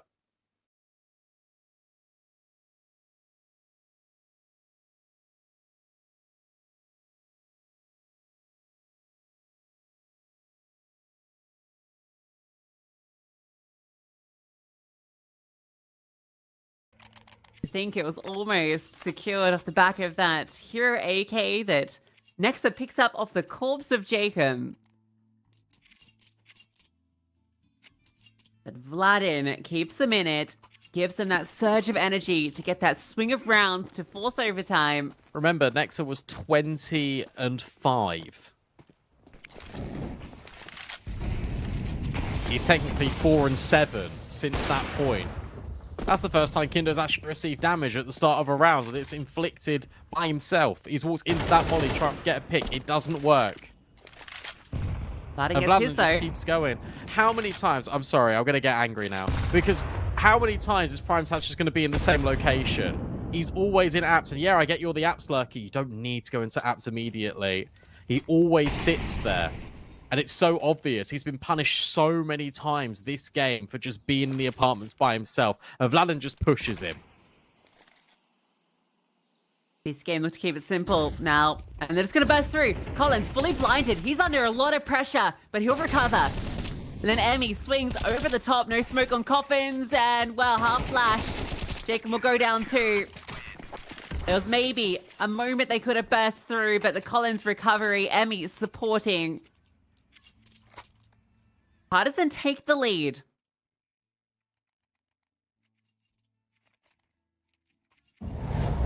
Deserved. I mean, really deserved.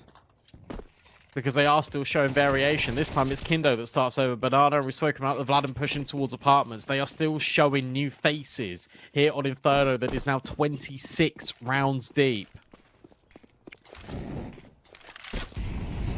Kindo's been revolutionary in this second half. We're just containing positionally all of BC Game. And yeah, he's only got 12 kills, but I think his survivability has been exceptional. And this time he gets aggressive. Prime Tap's removed again. This time he has got friends. Vladen catches Nexa, and Nexa will right-click him out of pure panic and desperation. But all his teammates have fallen in the meanwhile. It's Nork and Cypher in a 2v3. A little swipe on the way out. Nork. Got a flash thrown over and can't help out Cypher, who gets swung on. We get some information to play out towards long, and, well, one that set up that flashbang smoke is a little bit bad, and Nork will exploit that. He knows where Vladen is. But Vladen moves forward, proactive, doesn't allow Nork to get set up. That could have got dicey because he was half HP. But again, proactive plays from Vladen constantly. Both the fragging and the supporting. A push down, a fall back, a flash for Dragon. And then a push forward on towards Nork. What a read from Emmy as well, because this is the aggressive apartment setup that Partizan employ, as BC Game also run more than just one player in towards apps. This time Prime Taps had support.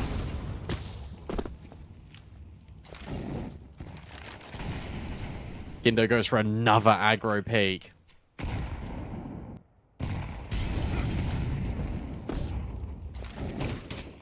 Oh, so the BC Game.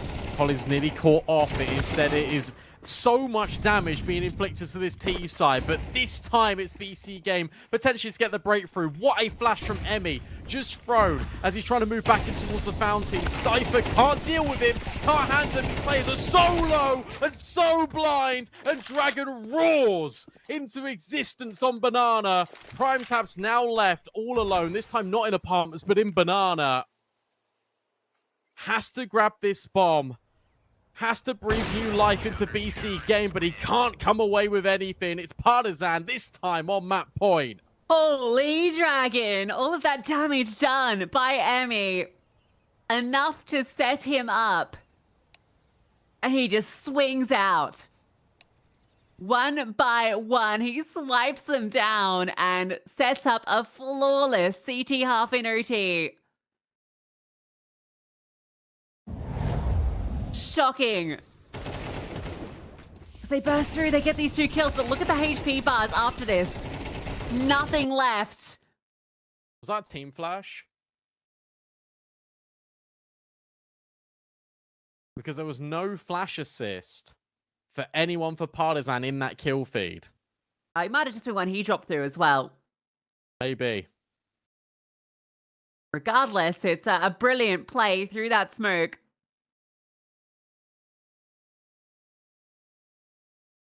BC Game have been rattled. They were on the precipice of taking this map. 5 rounds in a row is what Partizan had to post to force OT. Oh, this is going to be so horrible for the mental for this team. 8 in a row is how many they have now been on. And just one more needed to take Inferno. So not only have you got to sort of break your duck and break the 8-round streak of Partizan, you then got to do it again and again. No mistakes this time for BC Game. Even though they put themselves in an attainable position. Oh, nearly. So nearly. Vladen goes searching through this long smoke. He's been such a menace. All over A. Prime Taps this time gets revenge. A player advantage. Half health onto Collins as well. It's a good look so far for BC Game. Nork flashed off the angle. Cypher will drop his smoke in the nick of time. 1 minute left on the clock. Partizan reset, but they might go straight into Prime Taps. But also, J-Chem might have a full sense of security. Yeah, not ready. Not prepared. Thank God Prime Taps is there to swing back, because that was just not needed. Not in the position you're in. You can't take the risks. There's a chance you could give them a way back in here. Prime Taps is scurrying. Thankfully, the Molotov gives him time to fall back. But he's alone. And the multi lands to his side, has to reposition. The smoke's gone down. If he can't get a kill here, he's given Partizan a way in. But he'll do that. He'll deliver. And it's Kindo in the 1v2. Bomb being planted, but a fast flank already from Nork should catch him off guard. Oh, but the timing. Nork's a little too late. Kindo's gotten around the corner. Oh, he's got in the smoke. He's walked straight through. Off the fade. He sees nobody. And he gets into the cubby. Really not anticipating this. He's going to hear them running. He sees them. Kindo with the spray down. An unbelievable way to get it done. 9 rounds in a row. From 7-12 down, they take it in OT. What a moment for Partizan, but also what a round from Kindo. And he's just, look at him. Ice cold. Ice cold killer. Unbelievable. Let's watch this back one more time, because this clutch is everything. And this clutch sums up the game for BC.Game. What a spray transfer. That's just insane to get that headshot onto. Like, there's no body visible. He's behind the box. That is a fumble from BC.Game. They're going to be feeling hard done by with how that ended. But Partizan have once again, Brandon, pulled off an insane comeback. They absolutely have. They have robbed BC.Game. And we got to have that breakdown now between Trav and Hayes. Partizan and getting comebacked on and making comebacks happen. I mean, this is what is defining their global finals at the moment. I mean, that is just ridiculous stuff. BC.Game had the game in the palm of their hand. Nexa was calling and fragging an absolute masterclass. And then Partizan once again, never say die. I mean, some of those moments at the end of the game there, Dragons pushed through the smoke with that 3K on Banana and that clutch from Kindo, as Lucy rightly said. I mean, just the transfer, that's a very rare transfer to hit when you've only got that head visible on the top of the box on mid-site on Inferno. Stunning stuff. And Matt, BC.Game, they looked pretty cooked at the end, it has to be said. I mean, yes, Partizan won the game, but it also feels like BC.Game just dropped that game. That was right there for the taking. They were, 12-7 up, 5 map points to get the job done on their opponent's map, and they didn't win another round there after they lost, 9 rounds in a row there. 9 rounds in a row from all those map points into a flawless OT there from Partizan. So that's my problem for BC.Game, is they just crumbled, man. Like, in those map points, there was no impetus. There was nothing that looked very convincing either. It felt like you just had a group of players who were all just trying to get the job done of their own accord, losing opening picks far too easily. Lots of just individual plays being made, not working as a unit, no clear-cut plans. The only round you really saw a plan was where they tried to rush up middle, and even then they didn't really do themselves justice. So I feel like BC.Game really let themselves down there towards the end of Inferno. Yeah, I mean, there's a couple of moments I think as defined the game, especially for Partizan in particular, right? I mean, Emmy had this one chance here and this ridiculous 1v1 versus Nexa. So that was a really entertaining round. I really thought Emmy had that one in the bag. Once Nexa won that, I thought for sure they'd actually have a decent half. But at the end, it was just very messy Counter-Strike from both, to be fair, right? They ended 6-6. Seems, I would say that's probably about fair, considering both of them made significant errors. Nork was missing a lot of shots on the AWP as well, and a couple of rounds where his positioning, I think I would question. I think Brandon brought it up, right, against a low buy, putting himself into a more aggressive position with the AWP when it wasn't necessary. Partizan caught BC.Game out at a couple of times because of Nork's positioning like that. Yeah. And I think Nork was his KD was kind of flattered in a way with some of the eco kills he got, because I don't think he had really a hell of a lot of impact on the AWP at all in this game. Yeah. And that was disappointing. It kind of looked like he was rough around the edges. You could even see it as early as the first pistol round where he's in the corner of the bomb site. Then he just whiffs so many shots on the player that's pushing into the site. I wasn't necessarily massively impressed by the CT side from BC.Game. It felt largely uninspired. It was just very similar setups every single round. Not much of a contest for banana control from them. Maybe just kind of poking and prodding down that half wall smoke there, maybe spamming a little bit. But, we didn't really see many plays in apartments. We didn't see them get too complicated with their approach. They didn't get I don't know, man. Just felt like it was a very similar sort of setup every single round from BC.Game on that CT side. And I thought they did lack a little bit of innovation. On the flip side, I feel like Partizan had a nice, solid, simple approach. Of course, they didn't help themselves at all with the 2 anti-half fire rounds that they lost. They did win 1 back of their own, but it's just that simple, standard style of Inferno, man. Just like 4-1s, get banana control as a unit, then get brackets control. Or you could do it in the opposite direction, force rotations, and then go from there. And I think that Emmy actually called a pretty solid T side. Would have been a lot better if they could have converted some of those anti-halves. Emmy fragged really well as well. I mean, I know we were maybe a little bit, harsh on him, but he knows that himself, and that's always been the characterization of his career in a way, right? Like, does he coach or does he play? And I think today he showed a really good level, especially with some of the top banana holds. From right here, though, from this position here at 12-7, I was thinking, okay, there's no risk here, surely. I mean, they're being forced to save. They've got all control. Just the amount of damage that Partizan did to the money really helped them in the next couple of rounds, of course, as well. I think that's a big factor. That we saw that one Remo Cypher was the only one to stay alive on 1 HP. That gave Partizan a path, and they took it. Nexa was stunning, as we saw here, in a couple of rounds basically by himself with some great holds on the A-bomb site. Once again, proving how good I think he can be.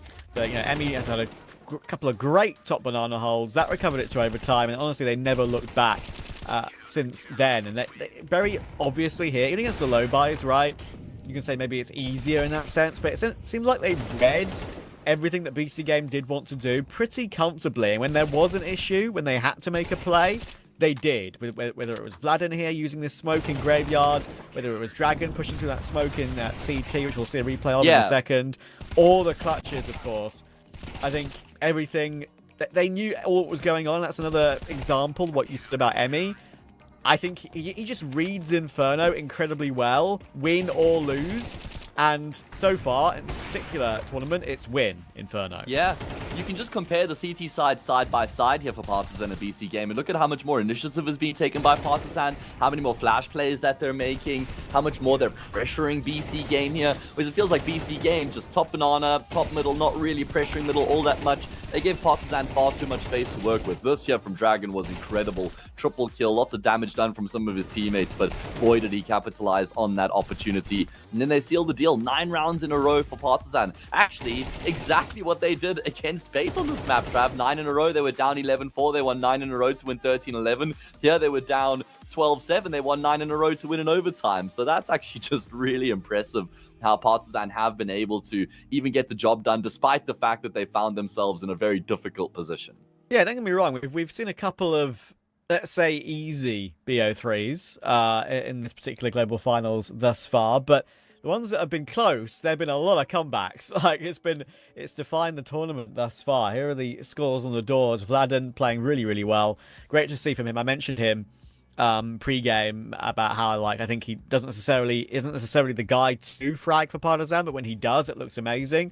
And he looked brilliant. He started, I think, like, maybe 1-5 or something as well, which I think that makes it pretty just as impressive. Next, it's a great sign that he's fragging and calling the way he is, but BC.Game clearly is not in a great state right now, and that is maybe one of the few silver linings for them.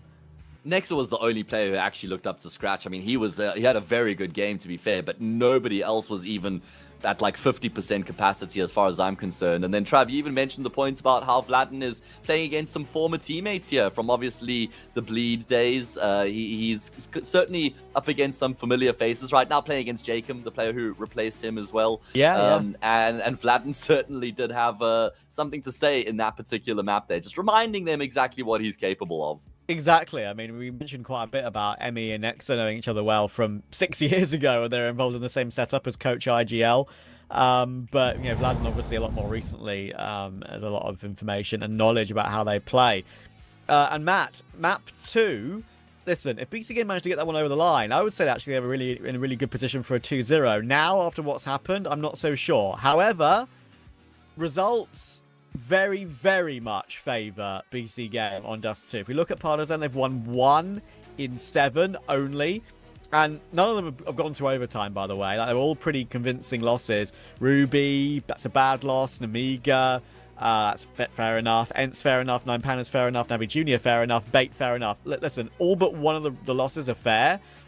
But it's still all losses, right? But for one win against Nexus. Whereas you look for BC.Game, they've won one. They've lost one in the last 10 or so. So yeah, it's their home map. They've beaten Big, Passion UA, Ents, as well as BetBoom most recently, only about a couple of weeks ago. So they have a home here, and that'll be the one thing in their wheelhouse. Yeah, I mean, but let's think about Partizan yesterday on Dust 2 played against Bates, and they had a pretty good showing as far as I'm concerned. 6-all in the first half, started off on the T side, it looked good, and then remember how they actually ended up losing. The map was a 1v4 from Ascenti on the B-bomb side, and then a ridiculous triple kill spray down from him as well. Had those not occurred, then maybe Partizan would have been able to get the job done. So I do agree with you that if you look back at the results we've seen in the recent past here from Partizan, doesn't paint them in the greatest light, but just based on what I saw yesterday and combined with the fact that BC.Game are looking incredibly flat with the way they fell apart on Inferno, I think we could see this one being done in 2, Trav. Current form and current what feels like mentality between the two, yeah, I think it should be done in 2. The fact that Partizan, as well, as I mentioned, the teams they've lost to aren't bad teams to lose to, I think is also a good sign for them. Even though they are losses, you have to kind of read a bit deeper into those, right? So we'll see. I think BC.Game do have a very good opportunity as they've had some great results, but also haven't played on the map for a couple of weeks, right? So I feel like most teams who played them in the MRQ very much steered clear of how strong they knew their Dust 2 was, right? There was always a ban against BC.Game and didn't get a chance to play it. So we'll see if they can bounce back on D2. But for now, a quick break.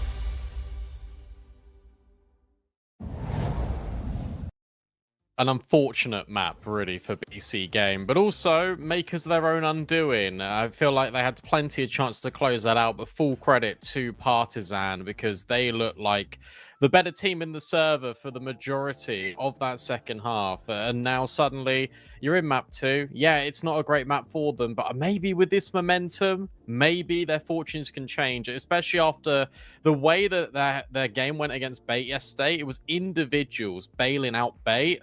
I don't see those same individuals here for BC.Game right now.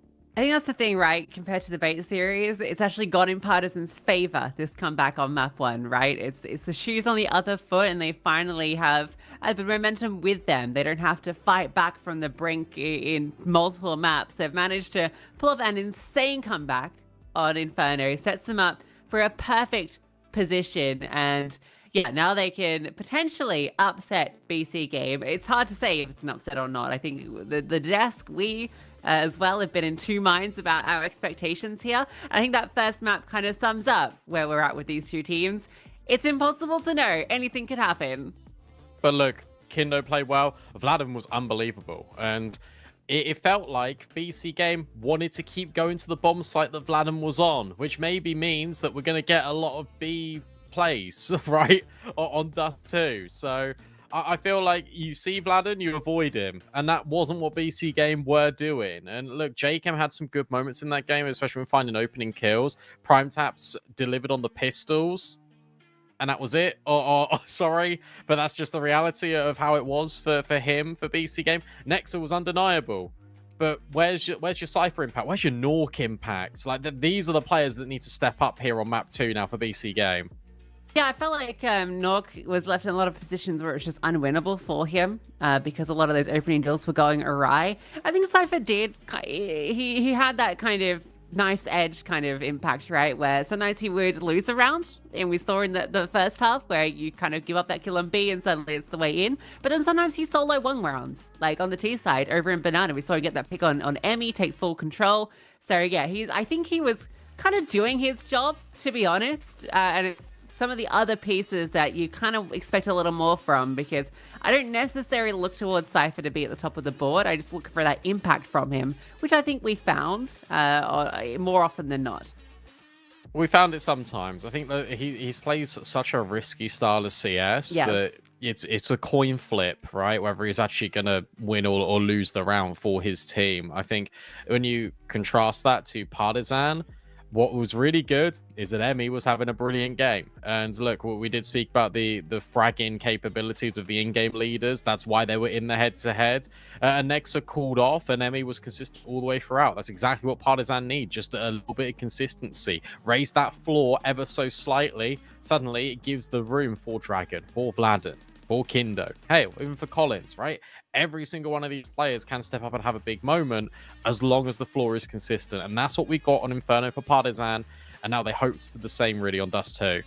Yeah, and I know Dust 2 doesn't look good for Partizan historically, but I felt like we did get some good stuff out of them yesterday versus Bait. Like, it wasn't a complete stomp out. It was a very competitive affair, to be honest, until kind of the end where Bait won some crazy rounds and kind of stole it away. But as Hayes was saying, right, if Essential hadn't pulled off those ridiculous moments, then, it might have been a very different series. And again, Partizan might have had another chance to have taken that series. So I think that Dust 2, despite being a weaker map in their pool and despite being a strong one for BC.Game, I don't think that ensures that this is a 3-mapper. And I still have faith that Partizan can potentially pull this off. I think structure-wise as well, like it wasn't horrible on Dust 2 against Bait. Like it did look like they were going for a wide variety of aggressive plays, and that's what we saw in Inferno, right? The amount of different leans and different setups that the sort of Partizan defense could put forward. We're going to get that on Dust 2 again, and we're going to get Vladden being put in these positions. We're going to get Kindo being dynamic on the AWP. This is where you have this AWP head-to-head on Dust 2, the AWPer's playground, right? And so Nork has to be there. And that's why I mentioned his name just a few minutes ago, because it has to be Nork really stepping up, going toe-to-toe with Kindo here. Because if it's another one of these one-sided affairs where I felt positionally, even though Kindo wasn't getting the kills, he did such a good job at locking down key areas of the map off on Inferno. It made the rifles more flexible. And that impact was so much more tangible to Partizan's success than what Nork was outputting. You can't have that on Dust 2. It needs to be Nork. It really does need to be Nork here for BC.Game. Yeah, I feel like Kindo definitely towards the end of Inferno as well was being very proactive. And I think he is an AWPer that does often go for a lot of those more aggressive lines as we saw. And we saw versus Bait yesterday that he was getting punished by Head Trick on Dust 2 and Mirage. Less so on Inferno. He was definitely the king of Inferno. But when it came to the maps that are more AWP dominant, he was actually struggling a bit against Head Trick. But I do think Nork is a very different AWPer. He's not as aggressive as Head Trick. He's not as aggressive as Kindo. And so I do think that gives Kindo a bit of room here to maybe pick off some riflers, for instance. Make it so that Nork isn't in positions to close, because that was the problem with Inferno. Nork was losing his teammates, and even if he did have good potential position, he was just up against the world. 1v4s, 1v5s, not in positions he could close. Yeah, and it's weird because that's why you got this like stylistic clash, right? Because you've got BC.Game that have got these really aggro rifles, and then you've got the blend for Partizan of having this AWP being a little bit more dynamic, a little bit more of the spotlight being shone on him. All eyes now on BC.Game as we head into Dust 2. They need to win this map, otherwise they're eliminated from the global finals. It's as simple as that. They're done. Yep, do or die now. It is their map pick though. Partizan have a loss on Dust 2 yesterday versus Bait, who went through to the upper side of the bracket. BC.Game looking to recover the series. Nate Out Long does a bit of damage onto Cypher, but they will get the control early.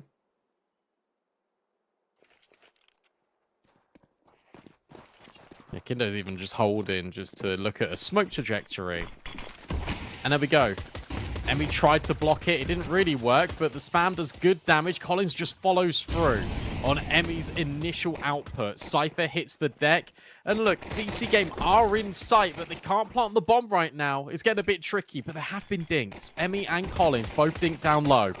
I love the smoke that's been dropped for Kindo, and then a replenished as well, just making it so BC.Game don't have any easy ways to find fights. But if a player jumps up, well, that could be a way of finding one. Damage inflicted onto 2. Oh my god, Emmy, what? Flying up the side, takes down Prime Taps, dragging out from long. And now Nork and Jacob left, and they fall down. That is insanity from Emmy to kick off that retake. He's on 5 HP. 5 HP, and he does that. Are you joking me? And there we go. We spoke about him, and he delivers. Sometimes you got to speak the reality into existence. And it is there for Emmy. Let us watch this one more time. Oh, you madman. Dragon did start to get a little bit flustered out towards long, but because all of the chaos that was going on because of Emmy, he had time to readjust. Partizan will claim the pistol. A full spike in for BC.Game.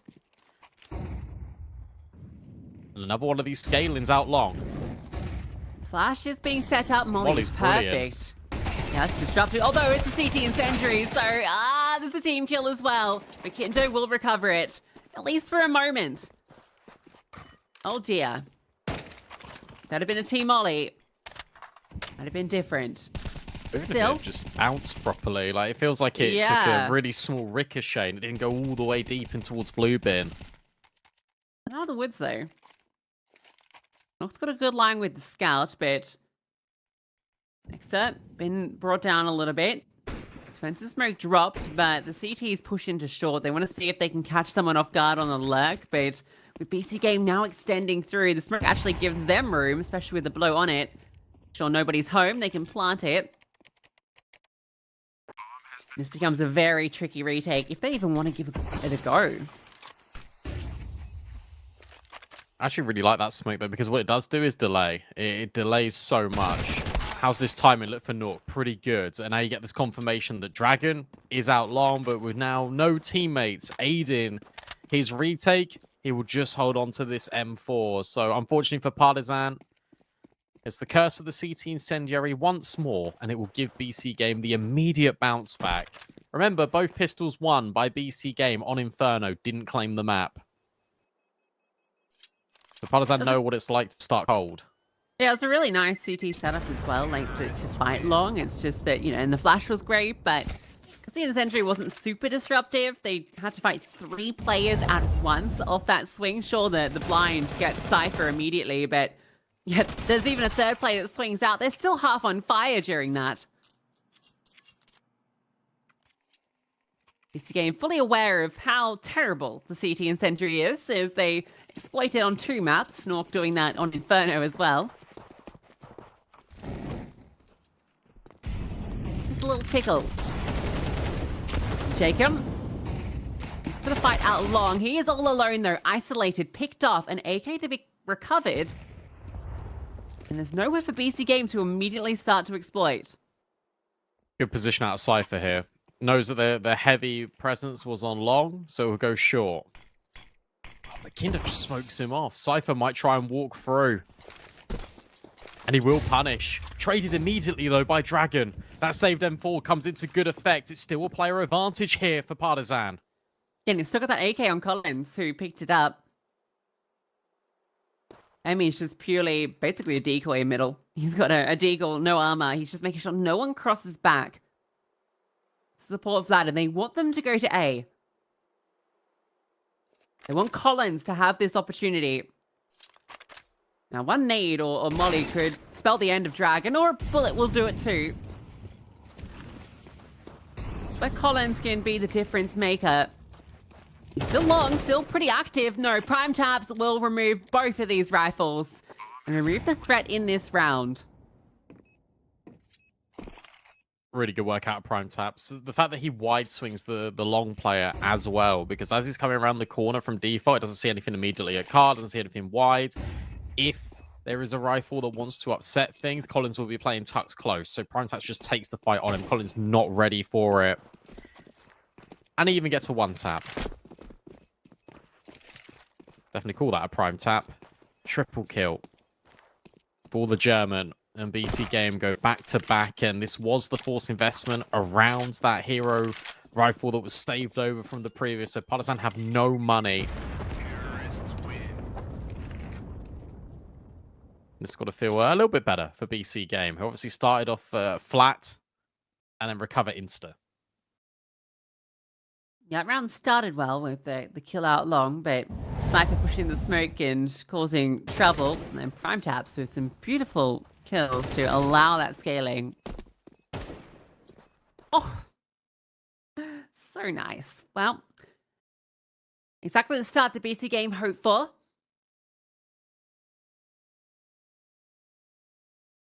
We just saw Emmy rebooting CS, so I think that's the cause for our technical. Shouldn't be too long though. It looked like it was getting back online.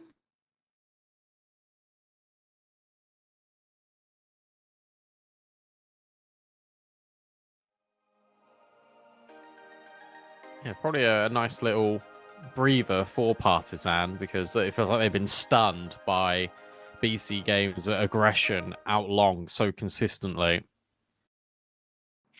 It will just be an eco, so it won't be anything too exciting in this round. Dragon's got that Zeus again, Lucy. I know you're hoping at least 1 point this event. Imagine if we went to him and he had the skin on it now. Zeus in hand. Brandon, the Zeus in hand. No skin. Jacob's on his way. Oh. Empty.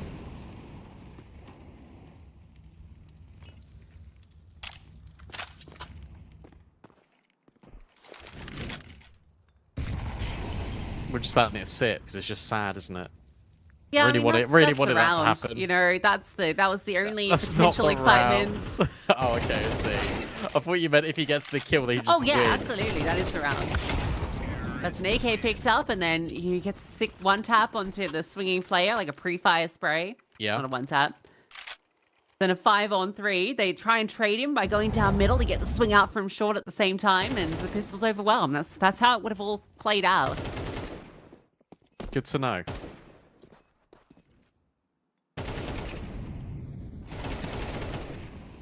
But no.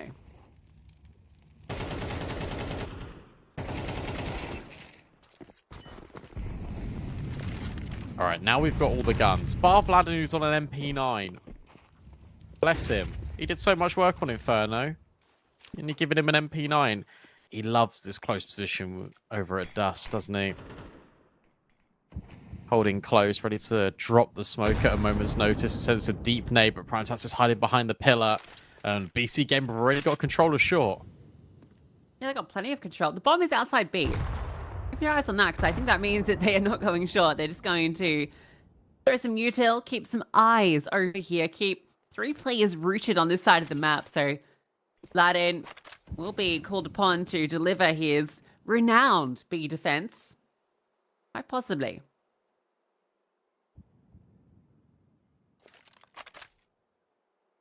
You got no info. It's a danger for Partizan. They have no info whatsoever. They're still dropping utility over at B, but they're going to make the read. The issue is that Emmy's isolated over at long, Colin's isolated over at short. These are 1vx situations for Partizan, but Emmy actually is allowed a free fight on Nexa. Now the hit comes out from short, but you got 2 players layered here. Kindo can't find success, but no flames to be an issue. But PrimeTaps has removed Emmy and found the space through. Kindo can't deliver. And again, it's PrimeTaps delivering those necessary kills on A when Partizan look like they've got the players there to get the job done. It's a PrimeTaps blindsiding from long, that second player that was just not ready. Yeah, look, he plays that perfectly. PrimeTaps delays his lurk so much that the long player turns around and it is so transfixed on that bomb site. But the issue I've got with this is I feel like you can still be holding long at that point because, yeah, they're bursting through short, but you've got that second player. You've got the denial. Flatten kicks the ball almost as a sign of a ceasefire in towards T-spawn. I promise I won't shoot you again, Cypher. Come play some footy with the lads. Yeah, I don't know. They have that set up with Goose and Ramp where you flash, you smoke. Does Emmy really need to be turning back around there? It's a really small attention to detail, but I don't know he necessarily does. You just gotta have the trust, right? Because you're throwing a flash, perhaps. Either way.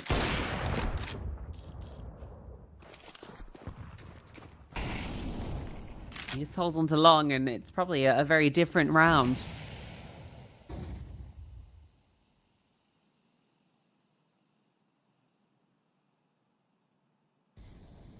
Well played by PrimeTaps anyway. You know, Nexa goes down for free. You don't immediately try and trade.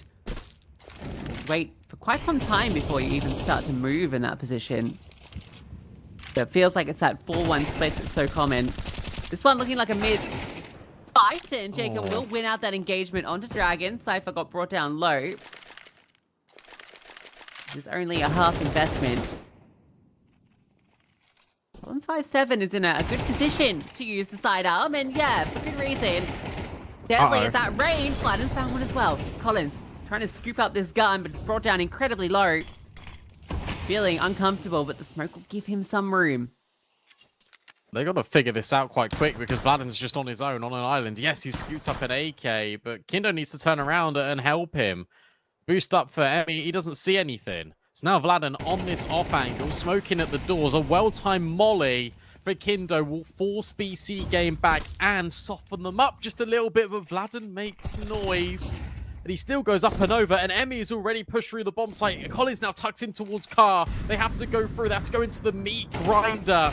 Between Jacob and Nort, they've got to find kills. They need to find trades, but no, Vladin's not even necessary. Partizan get it done on the half-by.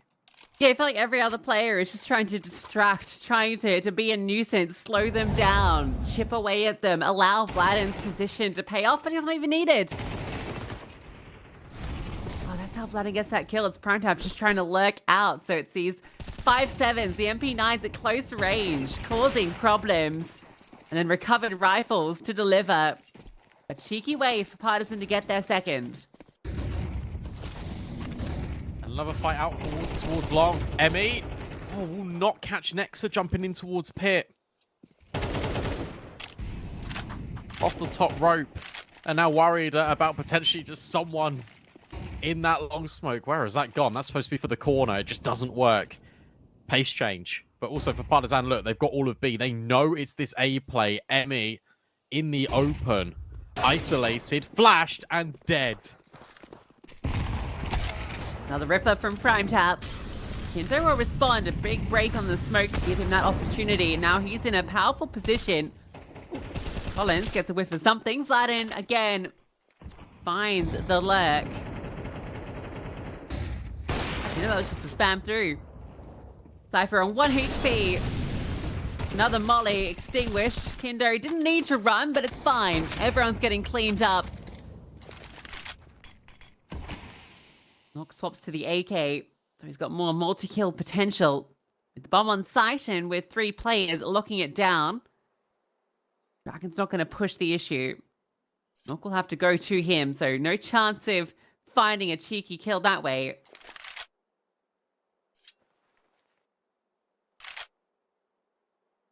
It's really important for the economy that both Vladden and Kindo live.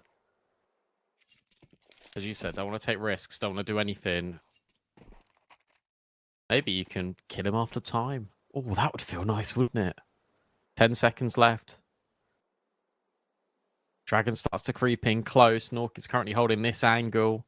There isn't really a big crunch on from the other side of long, though. Dragon and Vladden go together. Time expires. It's messy, and Nork dies after it. He's got $300. That is not what you want on Europa. I feel like it's almost never worth trying to save when you're in like a 1v4 like that. Especially when you don't have the way out, because the consequence of going down after time is just so much worse. That's brutal. That affects you not just for the next round, but for the following round too. It's this run-on effect. And it might even force BC.Game into a force.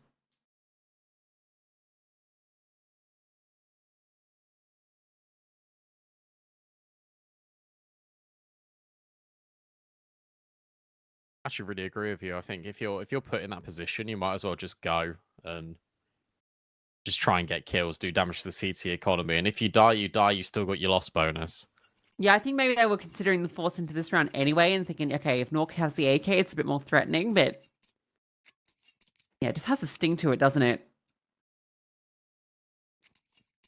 3 pistols.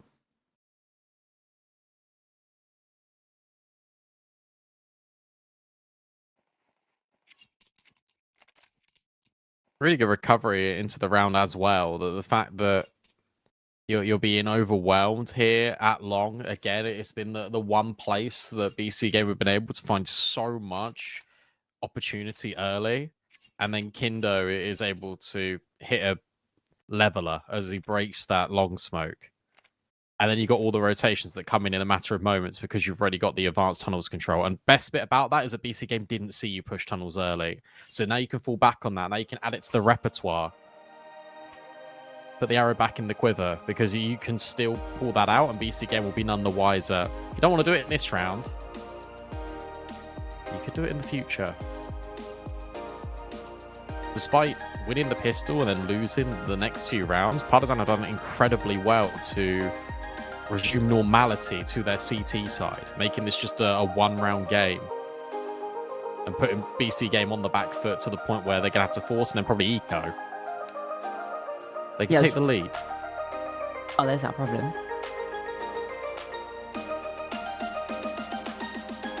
Where are they gone? Hello?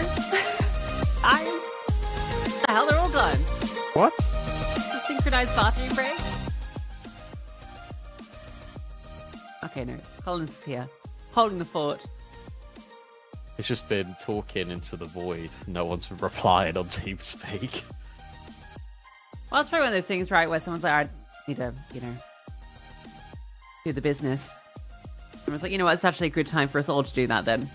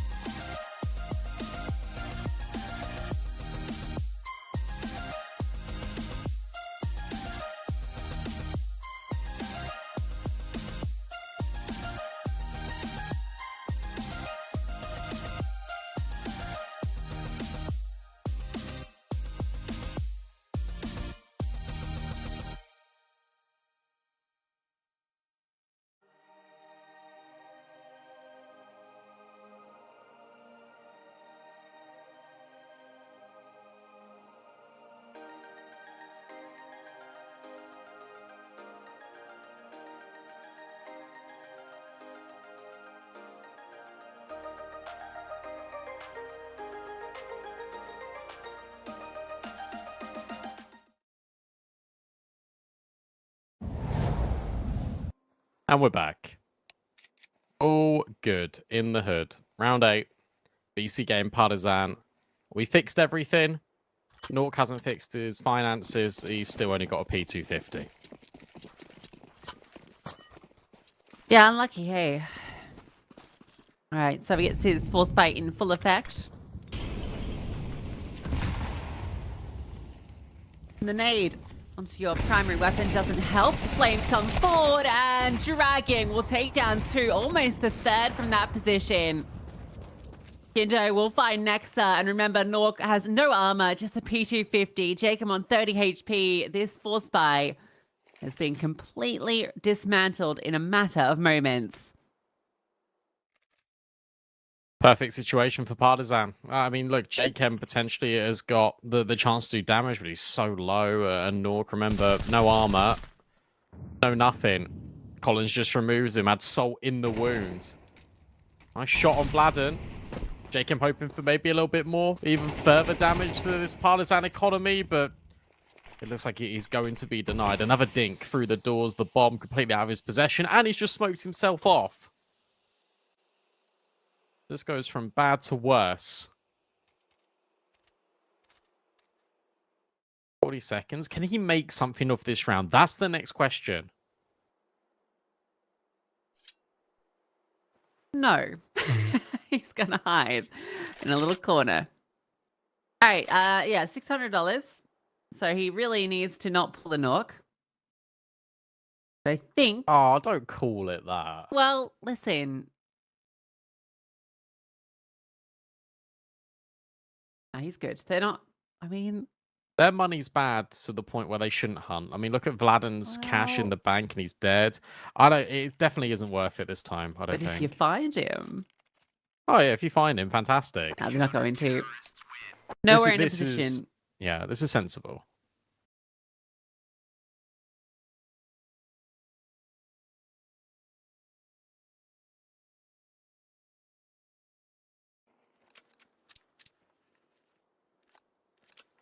Because you're actually still hating his money anyway. Because yeah, he's got an AK, but he's still got 600 because he saved, he stayed alive.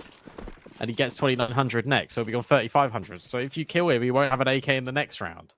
It actually puts more emphasis on Jacob saving in this one if it doesn't work out with the other pistols. Yeah, it's like Inferno. You were saying, like, the economy is just out of whack.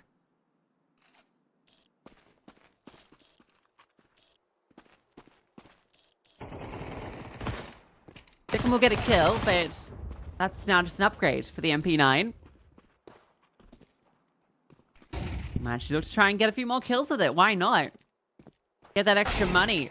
Okay, well, that's maybe why not. Cypher hits a blinder. But they've got Nork pinned in. They're okay. Surely not. Not with the AWP on the line, with Vladden ready to swing. It's expensive at least. Really expensive. Vladden running through the fire, but we'll be fine. So 3 kills. That's a bit of damage, but Partizan are the ones that are racking up the rounds. Yeah, but that's, to be honest, a very good situation to be in if you're BC Game, because that's 1 rifle, no armor on any of these other players, and you take down 3. It just keeps everything a little bit more in working order. Kindo's still got this AWP. Nork has got his equipped as well, but can't find the kill early. Kindo taking advanced line in towards lowers. This time is ticking. He needs to get out the mid doors quite soonish, and there he goes. Realizes that smoke is about to fade. Realizes that they could be pushed in towards top mid because that door smoke was still up. So he vacates, and he gives all the space over to BC Game. Oh. Up in there. Cinematic shot.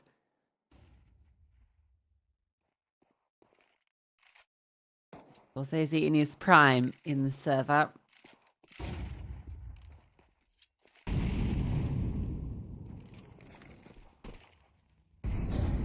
Well, you've spread out the defense. They're all over the map. But utility is a big issue here for BC Game. You've got no smokes. Nexa will hold on to a single smoke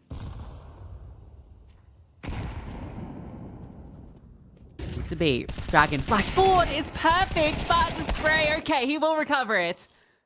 Gets that second. Ooh, Primetas removing Vlad, and that's opened up B. Emmy has to activate. He can drop the bomb, and he does. Cypher from lower swings out, gets that kill back, but still needs to deliver the bomb to B. Primetas trying to come through and help him out. Kinder over the top of the smoke, hits the shot, and Cypher in such a tricky position. Has room to go towards A. He'll just run there. Sprint his way to this bomb site. They're in hot pursuit, but coming out through short. He acknowledges it, doesn't hear anyone in CT. It's the only position. The Molotov will make it uncomfortable. He tries to get away, but there's nowhere to go. Brilliant flash. I mean, util set's sublime. You just molly default. You throw the flashbang forward. He catches it straight in his face, and he can't escape. Really important moments here for Kindo, because not only does he get that kill over the top of the smoke onto Primetas, he's also breaking and delaying this execute for BC.Game, and it's his nade to allow that cross for the mid doors that then sets Dragon up for that flash play. And then you got another moving piece, because you get a double kill with Dragon, then you get another break on that smoke, and then that enables Emmy to go through long and deny the bomb. So just by recycling this grenade, breaking it open, preventing the progression for BC.Game, enables all of the flex from the other rifles. Expertly done by Partizan. They have a little bit of breathing room now over BC.Game. Oh, Basto, the orb needs to deliver. He's alone. Okay, he has that support. Vladin will be at the doorway, and of course, Vladin delivers a multi-kill. Always good for it. Despite Kinder getting nothing from the forward position. Vladin has given them the 4-on-2. Put the bomb. Ah, okay. There was maybe a chance for him to plant it and set them up, but he wanted to get the forward kill, and that risky play has denied any chance to BC.Game to clutch this round. I want to give him the benefit of the doubt because I'm not 100% certain. So I've got to back my boy. He might have just walked over the bomb and didn't realize. I thought he tapped it before he did that. Not gonna Never lie. mind. If he's done that, then that is really troll. I mean, it's a 2v4, but... And yeah, you but, kind of... yeah, but don't do that with the bomb. Yeah, also, like, the B bomb site, even in a 2-on-4, is defendable, you know, in the Absolutely. post-plant. That was kind of gnarly. But Vladin did the lion's share of the work there. Yeah, Vladin's brilliant. And we're watching Kindo the whole time just miss opportunities, and then Vladin's just there to pick up the pieces. I mean, these two kills easy as you like. 7 for Partizan on the CT side of Dust 2. And they got reset after losing the pistol. They've even got double AWP. Dragon's equipped the second one. The Cypher's only got a Mac 10.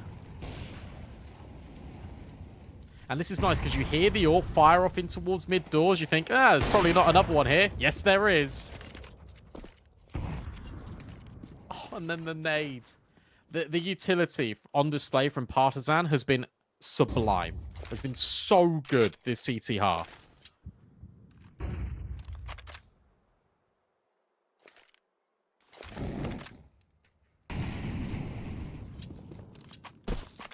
I feel like you don't have answers at this point.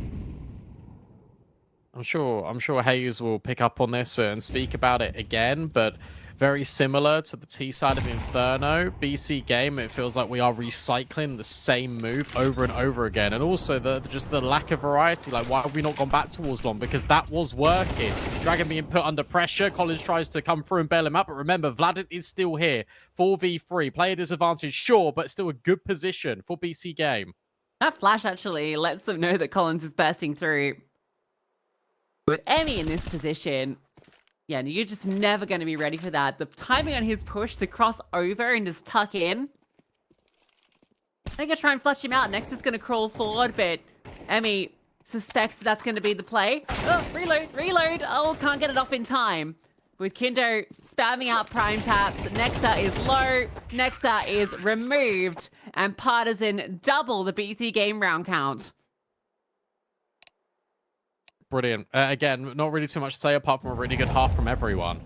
And everyone is performing well. Emmy's timing in towards long and going for these lurks has just been brilliant. That's now, I think, the second or the third instance where his push has promoted a kill. And I'm surprised BC.Game haven't acknowledged that and haven't started holding for extremities. Remember, they never saw that B tunnels push. They've only seen Partizan push in towards lowers as well. So maybe they didn't feel as emboldened to hold for the extremity plays. But Emmy was definitely being a menace. Vladden had some good rounds as we expect him to. Kindo being stable as well on the AWP. And now it starts to get a little bit trickier for BC.Game. They have to do it the hard way. They have to win Dust 2 from an 8-4 deficit.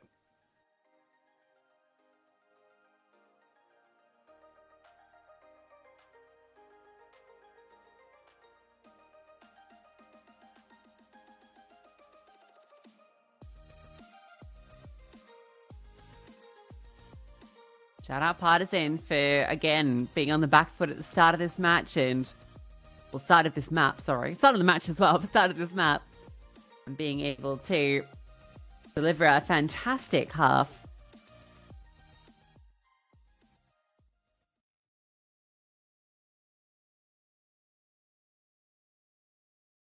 And yesterday versus Bait... I think the T side was actually pretty decent. It was the CT side they had their struggles on. Yeah. So they're going to feel pretty good with that hole. Essential was just undeniable. The thing is that you remember the B bomb site ones, you don't remember the A bomb site. You had 2 of those as well. Like I think it was 4 rounds, just won single-handedly by Essential. Partizan, mirror move, BC.Game's pistol. But look at this push. Cypher and Nork are already behind them.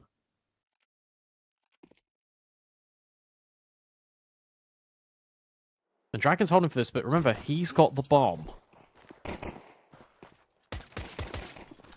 Jacob's going to see a fair bit of action. No Emmy, though, way. will get the first kill. They want to fight forwards. Oh, but it's not worked out at all. All CT kills. Dragon, the only one remaining, caught from the back lines.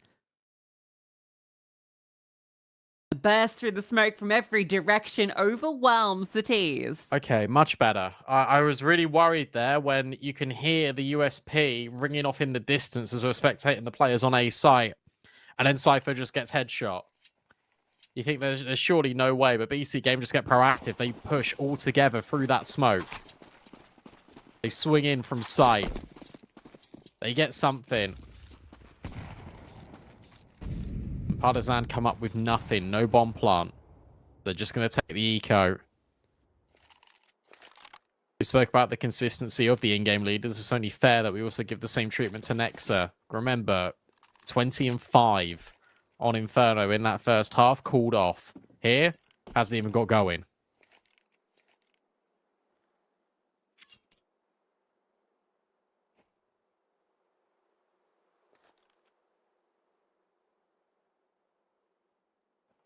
And he's the one that's been deployed long with an MP9 and they've gone short.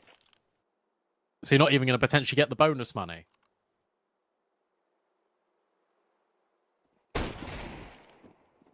Nice from Nook. PT over the top, and should be a field day for these defenders.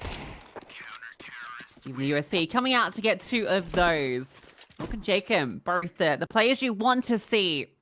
Starting to warm up, getting a good confidence building frags. You know what? I like that on Nork as well. You saw on the player cam, actually, he just let out a little bit of relief, a little bit of hype. This team desperately needs good vibes. Yes. And the fact that someone actually needs to go and take that responsibility is good that it's Nork. It was a really fast push that was a quick disengage off the back of it, actually. Partizan were holding for advanced tunnels control. That never came in. In fact, 4 players have just leaned long because in top mid, they saw nothing. So Cypher is by himself. Looks like Prime Tabs is going to make the journey over there, but he needs to consider mid first.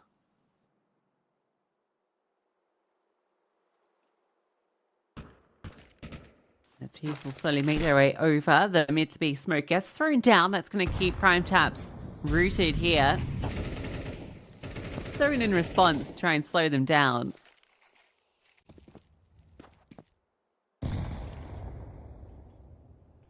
Nade ineffectual. Partizan will group up and towards the B tunnels. Alert smoke deployed. Cypher's position pretty strong with the MP9. In fact, he's going to get closer still. But the other defenders are very far removed, so even trades is all Partizan are looking for here. Oh, and that is breathtaking. Finally, Cypher gets aggro. PrimeTaps sets him up on the flashbang. He gets 2 with the MP9. And now PrimeTaps needs to live, but he gets blindsided by Collins.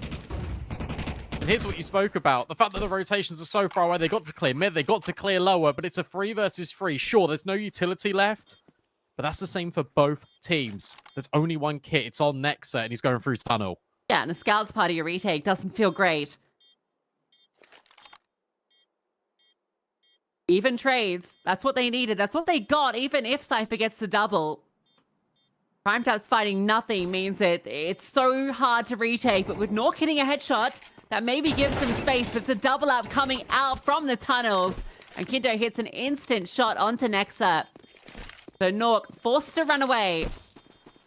Partizan find their first T round, 9-6. Yeah, really well traded out. The fact that Collins is blindsiding from that position, because you've got PrimeTaps expecting them just to come out the tunnels, just to be there only. But no, Collins just swings him on an angle he's not ready for. Same with Nexa, not ready for just the pixel that Kindo is operating on.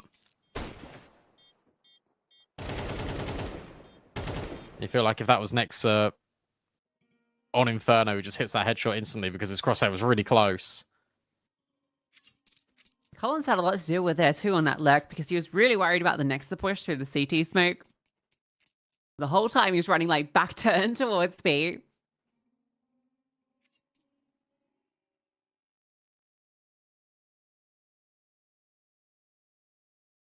BC.Game have to win this round. They lose it, it's 10-6. They have to eco. Suddenly you're 5 rounds deficit.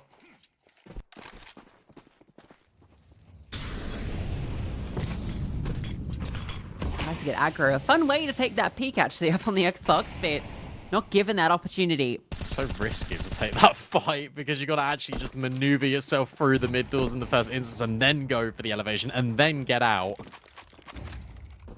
I like the idea though. It's another one of these rounds where Partizan start very pack-based outside of an extremity. The BC.Game potentially lulled it into making the wrong decision. Look at this stack in towards short. They'll hear the flashes ring out long. And yes, they can potentially deny this sight from short. Nook doesn't even take that first shot. Smoke in is one-dimensional, but it might be efficient. Nork full blind, misses the mark. And now for Partizan, it's just to scale in. Nork should be able to get this kill over the top of the smoke. And it's up to the rest of Partizan where they want to move after this. Move. The CT smoke deployed forward, and there was a chance there for Nork. Jacob's now going to play around it. Surely the T side are anticipating this. He's only good for the 1, but good damage. Emmy's low. This is messy. Oh, it's a team kill. Dragon will take down 2, including Emmy. Look at the HP. Everyone is limping on this T side. And now the smoke's faded. It's an open firing line. A single bullet will take down any of them. You're in half a mind just to back out. How do you even get across? How do you get this bomb down and flash over? Maybe that's the way. And Vladden hit a headshot. PrimeTaps scales forward and PrimeTaps does the job. That should be it. Vladden has to run away.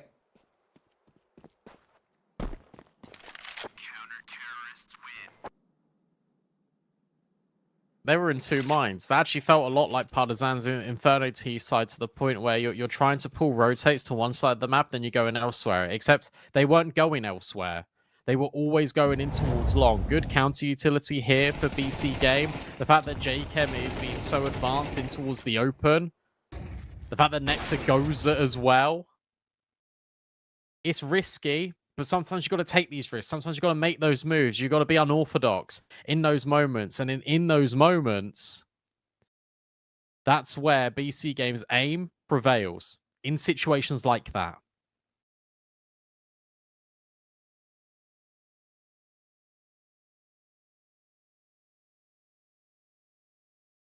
That CT smoke that gets kind of dribbled forward is so disruptive for that cross.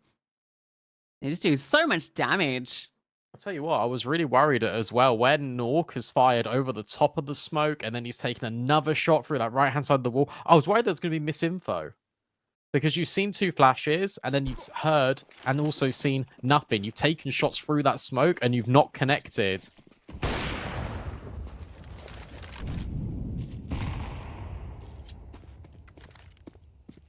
I thought they were going to leave long. They didn't.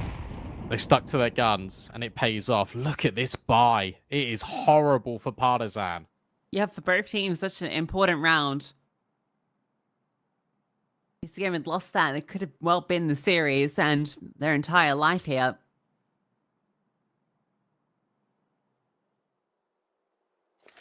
Now they're in a position to potentially tie us up.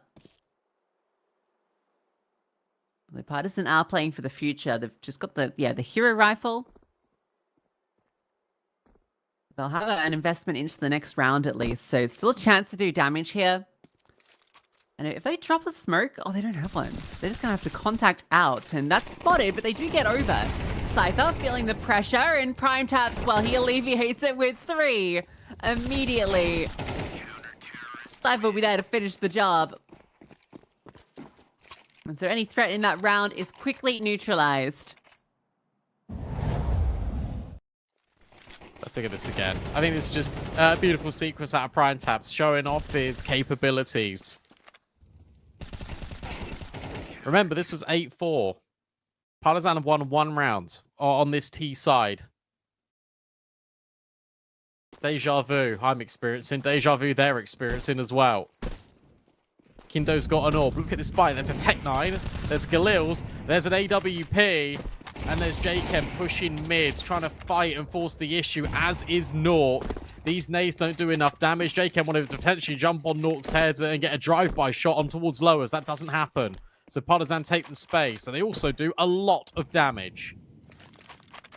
Yeah, very nice damage. You'd be very happy with this outcome. A double setup focusing on long, but Nork can leave at any point. He's just playing anti-flash here. Kind of hoping this is the convergence on middle. And, well, Jacob might get what he looks for. Jump up onto the boxes, sees the gun barrel, and Dragon can't connect the shots. Collins tries to swing out. Jacob anticipating this and still has Prime Taps here to help. Even Nork can chime in if needed.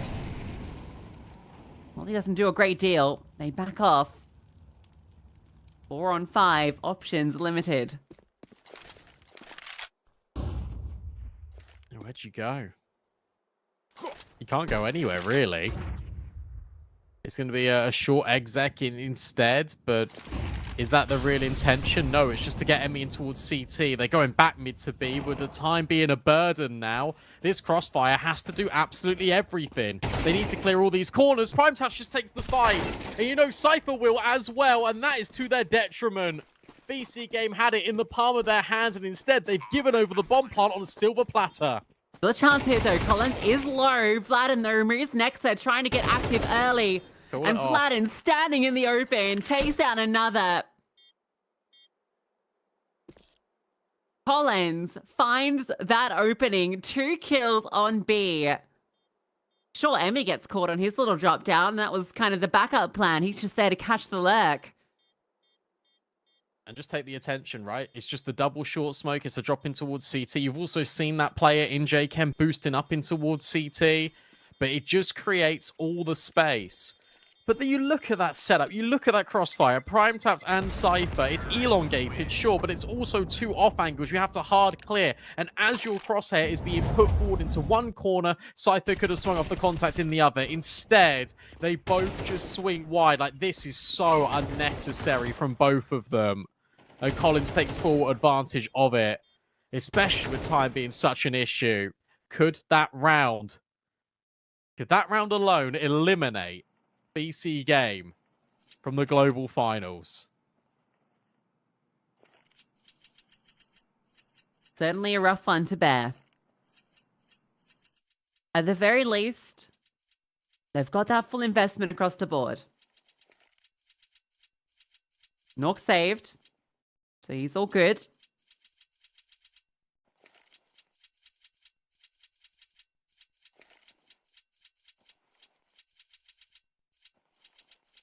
Partizan will invest into this one with all of their guns. Collins will get back.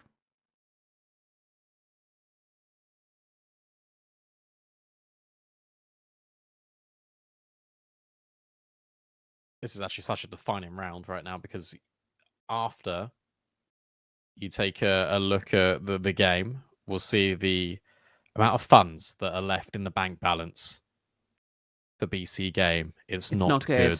It's really not good. First stage loss bonus, guys. 1,900 if they lose this, which means 2,400 into the next round. But by that point, it'll be 11. They'll have to force it. It'll be 12. Or they save and they have a really dodgy buy going up against series elimination point. They have to win this round. It is as simple as that.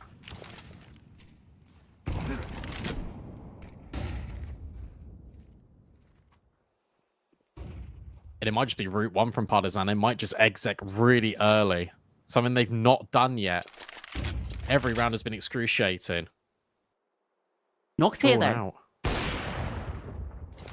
Perfect spot to find that opening kill. No chance of a trade. Again, Partizan in the 4-on-5 were able to convert it last round. Not the way they hoped to start this one. Interesting that Nork's come over to just scope long. I guess it's to bait and switch for Nexa. But his attention temporarily diverted. There is a massive gap here. They're going to go with utility Partizan. Emmy thought about dropping in. Nade doesn't quite break the smoke, but Nork still got the angle flashed off the line. And that gives space. That gives all the room for Partizan to get in the site and plant for short. I'm not quite down. Jacob disrupts. Yeah, he's going to get ahead, and Vladin will punish him. Collins removes Cypher into the 3-on-3, but Nork steps in. Vladin still finding heads, still ripping them off until his falls. And it's on to Kinto. Planted for him. He has the information. Both of these players over towards the long side. Nork scales first. Orp in hand, there's a smoke on Nexa. That's key. And the slow scope in from Nork is enough. Kinto cannot deliver. So despite finding the space to get in, it's that disengage. It's the long players. They're able to chime in. Nork with huge impact. Yeah, and there's too much fight in there as well. Look, you planted, I understand you want to take that space, but Vladin's got to kill, Colin's got to kill in towards CT. You don't need to swing long at that point. It's Collins that feels like he's trapped on that bomb site, feels like he needs to alleviate some pressure, but gets completely denied. He gives Nork that opportunity. Until Nexa walked over one, there was no kit in that retake either. Not that they would know that, but the point still stands. Maybe Collins could have fallen back. Does Vladin really need to take all these fights? Does he really need to stand in the opener and continue to click? Could have hit Gandalf. Didn't. These small decisions all add up. We said BC.Game needs to win that one. They do. It's still a long road ahead. Every round is going to become difficult. With the bomb plant, it does mean more funding for Partizan. It does mean the AKs, but it means a lack of utility. That compromise. They want the weaponry. They want to end it now. Nox in the prime position again. He's done well with the variations of his setup. This time over at B, which is where Partizan will group. Oh, what? Vladin swings out from the right side. Nork had no idea. Prime taps removed. Vladin on either side is the B demon. Got to save. That's it. What? How did he even get over there? How's he even crossed before Nork's got on the angle? That's the real question. He got completely blindsided. And this is now dangerous. J.Game fortunately removes Dragon. Similar game state as to a few rounds ago where Partizan cannot hunt. They cannot actively hunt for these kills because their money is still a little bit touch and go because BC.Game are winning at appropriate moments. But this is 1900 loss. It is free rifle save, which is a very good feeling, but you've now just accelerated the clock forward one more round. It still is an uncomfortable situation here for BC.Game. They need to actually stop making mistakes right now. That one isn't really even a mistake from Nork. He just gets owned. Yeah, I mean, that's insane that timing is found. Okay, it looks more normal from Vladden's perspective, but when you're watching from the CTs getting domed, it's like, whoa, what could you even do?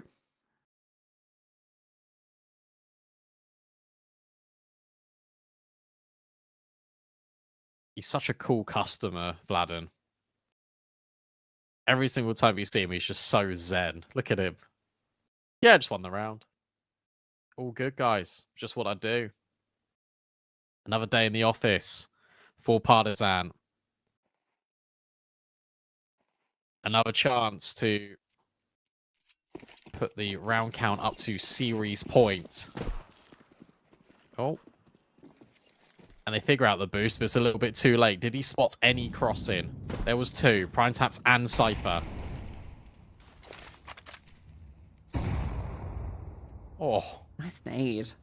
Vladden knows all about that position close by the entrance. Problem spot for him to dwell.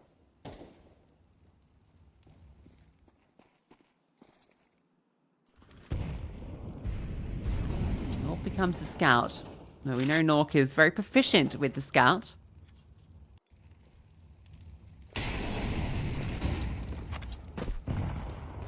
Good nade from J.Game. The thing is, where you've been battered so much by utility early, BC.Game have been punished about getting aggressive in certain moments. And that's why they're consistently in the dark in these rounds. Prime Taps, if anything, needs to start pushing B tunnels to find something. But if he goes right now, Vladden has just re-walked back into that space. Instead it's a drop of the smoke, it's all the utility now being expended. And this is exactly what Emmy wants. All the util gone, so when they execute, there's no counter. Yeah, it's felt like B has been very exploitable. They've been able to get in here more often than not. Even when they're at this advantage, they've found the way in. All the utility goes forth. Cypher, he's hearing it. He's hearing them coming. Doesn't want to swing just yet, but that delay costs him. And of course it's Vladden. It's always Vladden.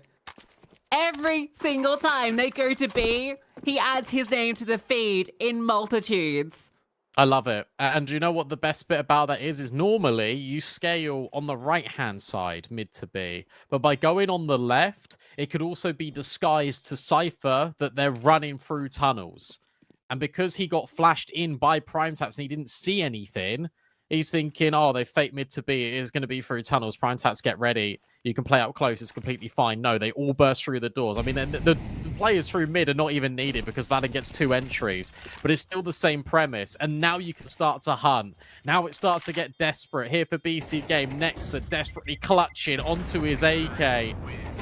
Nork holding onto this scout. It will hit a no-scope onto Vladden as a consolation. But look at the buy that BC.Game are working with. And they need to win every single round on the bounce. They need to do what they couldn't on Inferno. Force something back. And reality now starts to set in for Cypher. He can see what the repercussions truly are. He's got the M4 in this round. He comes up empty-handed. And BC.Game walk into this round licking their wounds. Shell-shocked. That feels so rough. But the speed at which Partizan exploit that B site. It is caught off guard. All that preliminary utility expended to try and get info comes up naught. Timing's eluded. This is really just going to be a fast B. This is so clever. It's so smart. Look, you know they're on the low buy. You know they've not got all the utility. And that's the loan. That's 2 nades.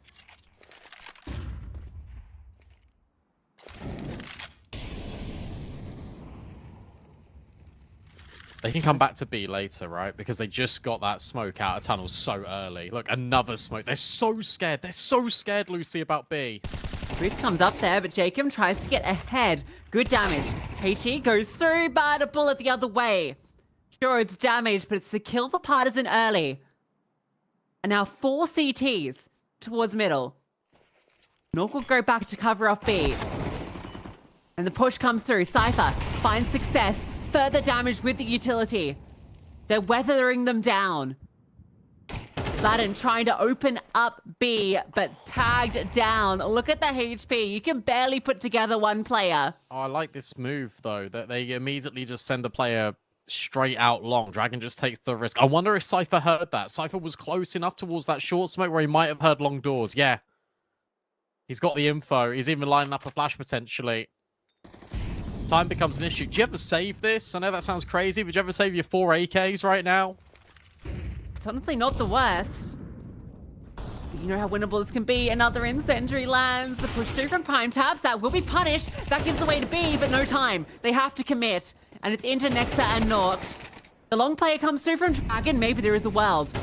You need these kills instantly. That was maybe an opportunity. But Nork's already hiding away. So it's damage. It's Nork trying to pick up a rifle, and he will get that AK. BC.Game not out of it yet. All right, step 1. Secured. Really good util this time from BC.Game. The fact that they keep being proactive, the fact that they just want to take these fights, is classic BC.Game. And it's enough to earn them this first step in the right direction. There was a moment where Vladin was thinking about pushing his own lurk smoke, but because it was still smoked off by the CTs, he didn't do it. If he did, he would have found no one in B. And this time it is 4 players all crunching tunnels. Guess what? Partizan are not here. They're taking long, and Nexa now starts to realize it. Needs that support. Jacob will start to move over. Slide in, and we'll find that kill spamming through the smoke. Now Nexa goes over the top, and he gets punished for it. There was almost a chance there. A lot of damage, again, being inflicted. And they don't have the space to scale. Oh, Kindo has hit one through the smoke. Cypher's head removed. And you've still got a player on site, but Dragon falls to Prime Taps. That was maybe the element of surprise. They needed the smoke open. They needed the smoke open on site, and Cypher wasn't ready. And Kindo was holding the line for that exact break, and now he's going for wall bangs. They still want to fight long, but J-Chem just through the edge of the smoke is giving BC.Game hope. But sometimes it's that hope that kills you. Still a 2-on-3. Still Prime Taps tucked behind default. Ready to spring into action at any moment off J-Chem's contact. But Vladin realizes it. Vladin knows. And Nork needs to play next. In towards short. A scope on the orbits. Vladin again. It's Vladin just destroying the hopes and dreams of his former teammates. And that'll do it. BC.Game are out of the lower bracket, are out of the CCT Global Finals, and Partizan move forward 2-0. And what a sigh of relief for Partizan after the events of yesterday against Fate. They bounced back, and after that comeback on Inferno, they deserve this series. Some brilliant Counter-Strike from Partizan, brilliant Counter-Strike from Vladin. I feel like this entire last stretch of 5 rounds has been all Vladin. Deserved. It was incredible. I mean, so many multi-kills in that game for Vladin. Dragon as well, just staying alive and being such a menace, a thorn in the side, and Emmy will prevail in the battle between him and Nexa. Unfortunately, we already have to say goodbye to BC.Game, but we can now say hello to Trav and Hayes, who are going to break down Dust 2. Well, that is BC.Game's only their 3rd loss in 15 on Dust 2. It's a map they love a lot, but not the form that they love at the moment. They are on in a rough period for many, many reasons. But Partizan, I think it's worth praising them first because they played a very excellent map once again. And how many times did the individuals, especially Vladen and Collins, and Vladen in particular for me, just deliver when necessary? Well, Trav, I've got an actual ridiculous stat line here for you in that second half there on the T side of Dust 2 for Partizan. It's the fact that in 10 rounds that were played, there were 23 kills for Partizan. Collins and Vladen get 19 of them, mate. That is insane. Collins and Vladen were doing all of the heavy lifting in that second half. Just the entries coming through from them, their entry prowess was actually ridiculous. Such important kills coming through from them so consistently, round in after round out. Normally you get like 2 or 3 rounds from a player in a half like that for a team, but they were just able to do it consistently, which really was very impressive. Yeah, and I think beginning of the game, I thought BC.Game showed why they are decent on D2, right? There were some decent timings, there was some good understanding. There was one round where Prime Taps had a late lurk through long, which just won the round single-handedly. But then there was a couple of really good decisions from Partizan and movements across the map as the CT side. I think it was the round at 2-4, which we'll see in a moment, where Kindo was stuck in Gandalf, and they just got the rotations and got the bailout utility at the right time to bail him out from that position and win a round comfortably. That helped their economy a little bit. And then from then on, I would say it was just all Partizan. I mean, again, another significant streak of rounds, right? From BC.Game being up 4-1, Partizan recovered it very, you could argue, comfortably, honestly. And I think that just says a lot about their mentality, and hopefully a chance of what we'll get to ask them in the interview after. From 1-4 to 8-4, again, a streak. That's not the first one we've seen. That's the third or fourth significant streak we've seen from this roster in the global finals. Yeah, they just seem to have some very impressive composure about them, even once they've fallen behind the pace of the game, or they've ended up in a sticky situation, or they're almost counted out of it. They've still managed to dig deep and deliver in those really important moments, and you just can't say the same for BC.Game, spilling that 12-7 lead on Inferno, even a couple rounds here where it looked like they were going to be able to wrestle their way back into the game, but, they couldn't put away their advantages to put Partizan back on the back foot once again. So, yeah, the mental fortitude, the tenacity we've seen from Partizan so far in this competition has really looked good. Yeah, for sure. I mean, there's a couple of rounds we're going to see coming up now. 2 rounds in a row. Vladen at 10-9 and 11-9. I mean, unbelievable entry work, especially toward B. I mean, there's one kill in particular where Nork is holding back plat with the AWP, and it's just unbelievable levels of headshot with the Galil. Like, it's not like he one-tapped them with an AK and got the instant headshot. He had to hit a Galil double tap on Nork, and it started here though, Trav. This was the round where it really started, right? First it was Collins to have that double kill blow open the door wide open on the bomb site, and then it was the Vladen back-to-back round. Yeah, I think Collins deserves his props just as much as Vladen deserves his, for sure. So yeah, it's a very good point. Here it is. Here's the Galil. Yes. I mean, that is so unusual to get a double Galil headshot from that position. It always feels like it's that sort of angle where you hit the dink, maybe you get taken down by the AWP anyway, or you can't complete the frag, and the AWP just hides back plat and continues not to face. So the fact he gets away with that is unreal. The second kill just is cherry on top to complete it, and then he just ran right again. And again, this final round of the game, right, where Partizan had, I guess you could say, another tough situation to try and recover a round, which again looked like it shouldn't have gone their way. They just found a way to put 2 players together like this. Again, Vladen gets the really important taps in the important scenario, and then it leaves Prime Taps isolated on site. They managed to isolate the 2 duels when it looks like it's not possible to do so. Yeah, that's a good point, man. It just feels like they're all on the same page with the way that they're moving around as a unit, the way they're trading each other, the way they're committing to gunfights. It does look really good for Partizan in that regard as we get a quick look at the scoreboard. But I also just want to highlight something else I noticed in the first half on Dust 2, and it's the fact that, well, Partizan are one of the rare teams that has their best defended bomb site on Dust 2 is the B site, because they've got Dragon and they've got Vladden, who are two of their strongest riflers. Obviously, Colin's in the conversation as well. But if you know Dragon and Vladden are defending that B site and you're playing against Partizan, you probably don't want to be ending majority of your rounds on that side of the map. And that's exactly what BC.Game were doing. They went long twice. One time they were successful, the other not so much. I think we saw like one split onto the A bomb site where they went up short. But outside of that, there were a lot of mid to Bs, and there was a lot of just straight up B execs into that super powerful duo. So either you're just straight up not doing your homework if you're playing against Partizan to not know that Vladden and Dragon are playing on that side of the map, and it's going to be very tough to breach that side, or you're just I don't know, you're gambling, or you're trying to go with it anyway. If you know Emmy's playing long, surely that's what you want to try and exploit, and BC.Game just didn't really do that.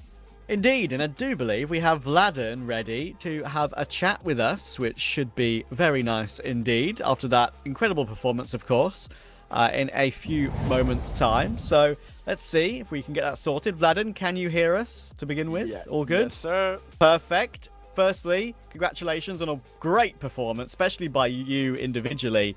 Talk us through how that BO3 felt for you in general. I mean, we started off like kind of slow on Inferno, but we managed to find our groove, and eventually on the CT side we grinded a huge comeback, which is not our first, but I guess we have to start really poor so we can like find our rhythm and try to come back and like win it all. It's a good thing that we found that and managed to win it, because I don't know how Dust 2 would have played out if we didn't come back. Yeah, I mean, we know what a good map Dust 2 is for BC.Game, so it certainly did help. But you just mentioned a very important point there, Vlad, and I'd like to know more about. And it's the fact that you guys have got such a crazy comeback ability, right? You did it, well, Bait did it to you yesterday first, then you did it to them on the second map on Inferno. You were down like 11-4 and you won the map 13-11. Here we saw a comeback today from 12-7 on Inferno. You guys just seem to have this never say die attitude. And what's it like in the team? How do you guys keep that ability in those situations and seem to make the comeback so often? I don't know. As I said previously, like, I don't know what happened to us at the start of the game. That I think we are not that like 100% in the game. But after some rounds, when we start losing, I think something like have you ever heard of a phrase Serbian like inat, Srpski inat? I haven't. No, but I you haven't. can tell us No. about it. Please tell us about it. We just turn on like in our heads. Okay, all odds are against us. We're gonna win it now, you know. And Okay. sometimes it happens, sometimes not. But we try to have that mindset going into the game. And when we start losing, we try really hard like to bring it back. We don't give up. It's like Okay, the it's Novak like back Djokovic against the mentality, wall. right? Yeah, Exactly. Exactly. Yeah, okay, gotcha. My quick question for you is, of course, this game you're going up against a lot of former teammates. So I just wondered, like, did that really help you gauge their plan? Did you know a lot of what they were doing? How did that feel in general? Me individually, I felt really good. It would be really nice if that happens like consistently. But we played against them on practice. We had 3 officials against them, so we were kind of, I mean, when you lose three games against them in a row, you can't not be ready for what they're doing. I think today we were just sharp individually, and we made a lot of good calls, and they just showed on the server, you know. All right, Vlad, and let's, last question from me at least, talking a little bit about the current form of the team. It feels like when you guys came together, you really hit the ground running. Things were looking very good in the initial period, honeymoon period, whatever you want to call it.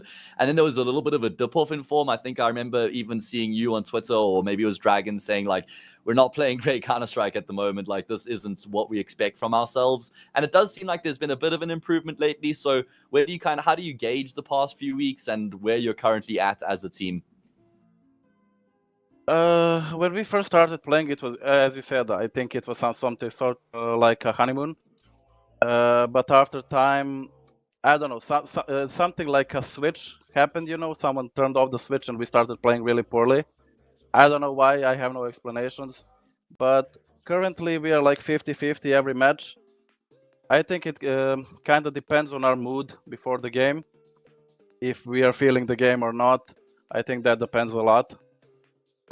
But we try our best always, and hope for the best, Okay. One final point before I let you go. Very quick one. The loser of BetBoom and Imperial would be your next opponent. They play this evening. Any preferences or any thoughts of that game?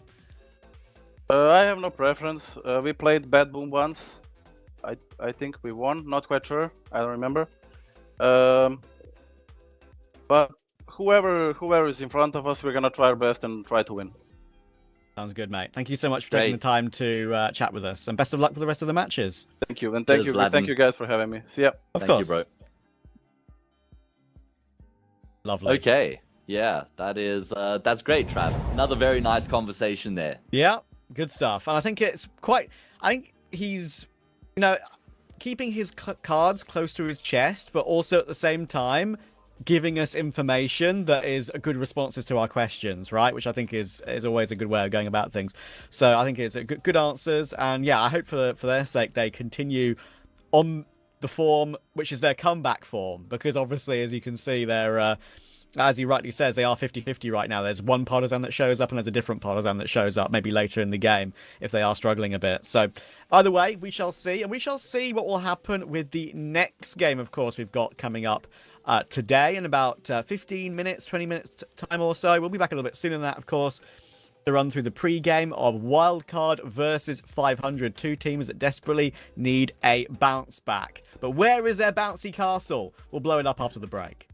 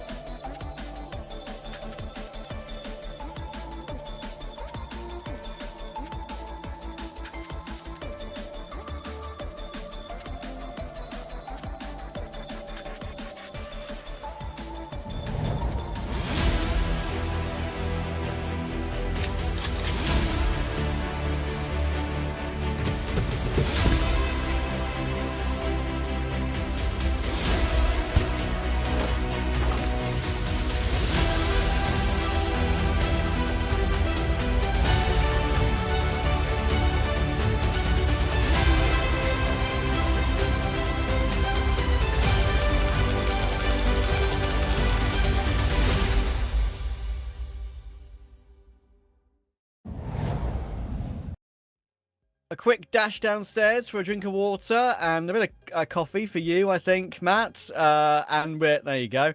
And we're ready to go for BO3 number 2 of the day. And our second opportunity, unfortunately, to eliminate another team from the global finals. Wildcard versus 500 is our match. We're going to quick look at the lower bracket now to show you where they currently sit. And both these two teams are in a very weird position, because I think 500's form is really bad due to many, many reasons, which we'll get into in a moment. But Wildcard had a really rough day yesterday. So I'm really thinking of the bounce back ability here for both these two. I'm still taking Wildcard. Yeah, I think that's completely fair, right? They obviously didn't have an ideal showing in their second game, losing 13-0 to BetBoom. A couple records there that we won't harp on too much about. I think they've been spoken about enough already.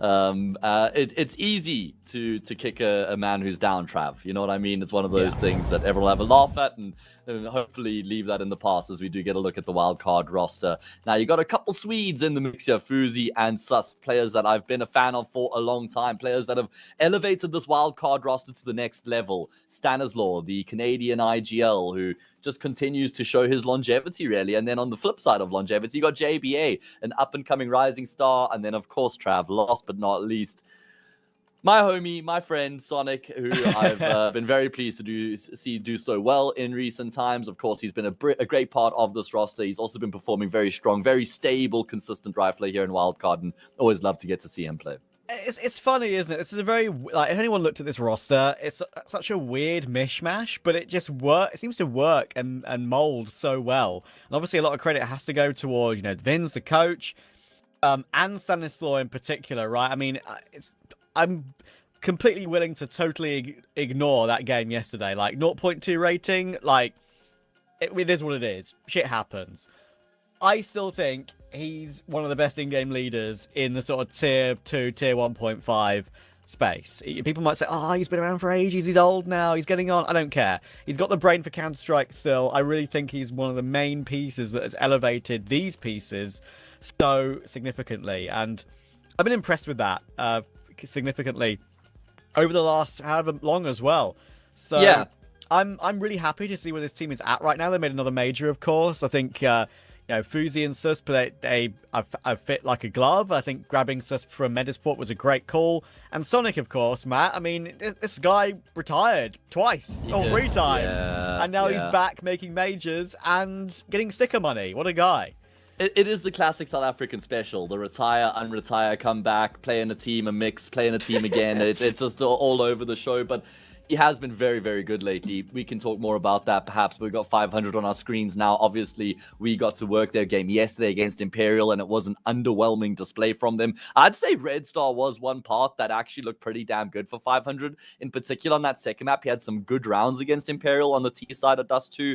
Had some really important clutches, some good multi-kills as well. So at least there is some positives to draw from Red Star, the guy who's just recently replaced Chips. Obviously, we have no information as to why Chips was replaced, the star player for the team. It's kind of synonymous with the identity of 500, I'd say, as well. I think the longest standing member outside of Rainwaker. So it certainly was a very big decision for them to make, and it didn't look great yesterday at all. But like I said, at least we did get some glimpses of positivity from Red Star. Yeah, and as we kind of touched on, I think Ted kind of reinforced for us as well, like, if you bench your best player, by far your best player, the player that has done incredible work over the last however long, you can only assume it's internal issues which caused the decision. So, listen, of everyone they could have picked up in turn, whether it's a stand-in or not, it is currently only a stand-in. Red Star is the one player which you can go to and say, yes, listen, he's a reliable guy. We played with him before.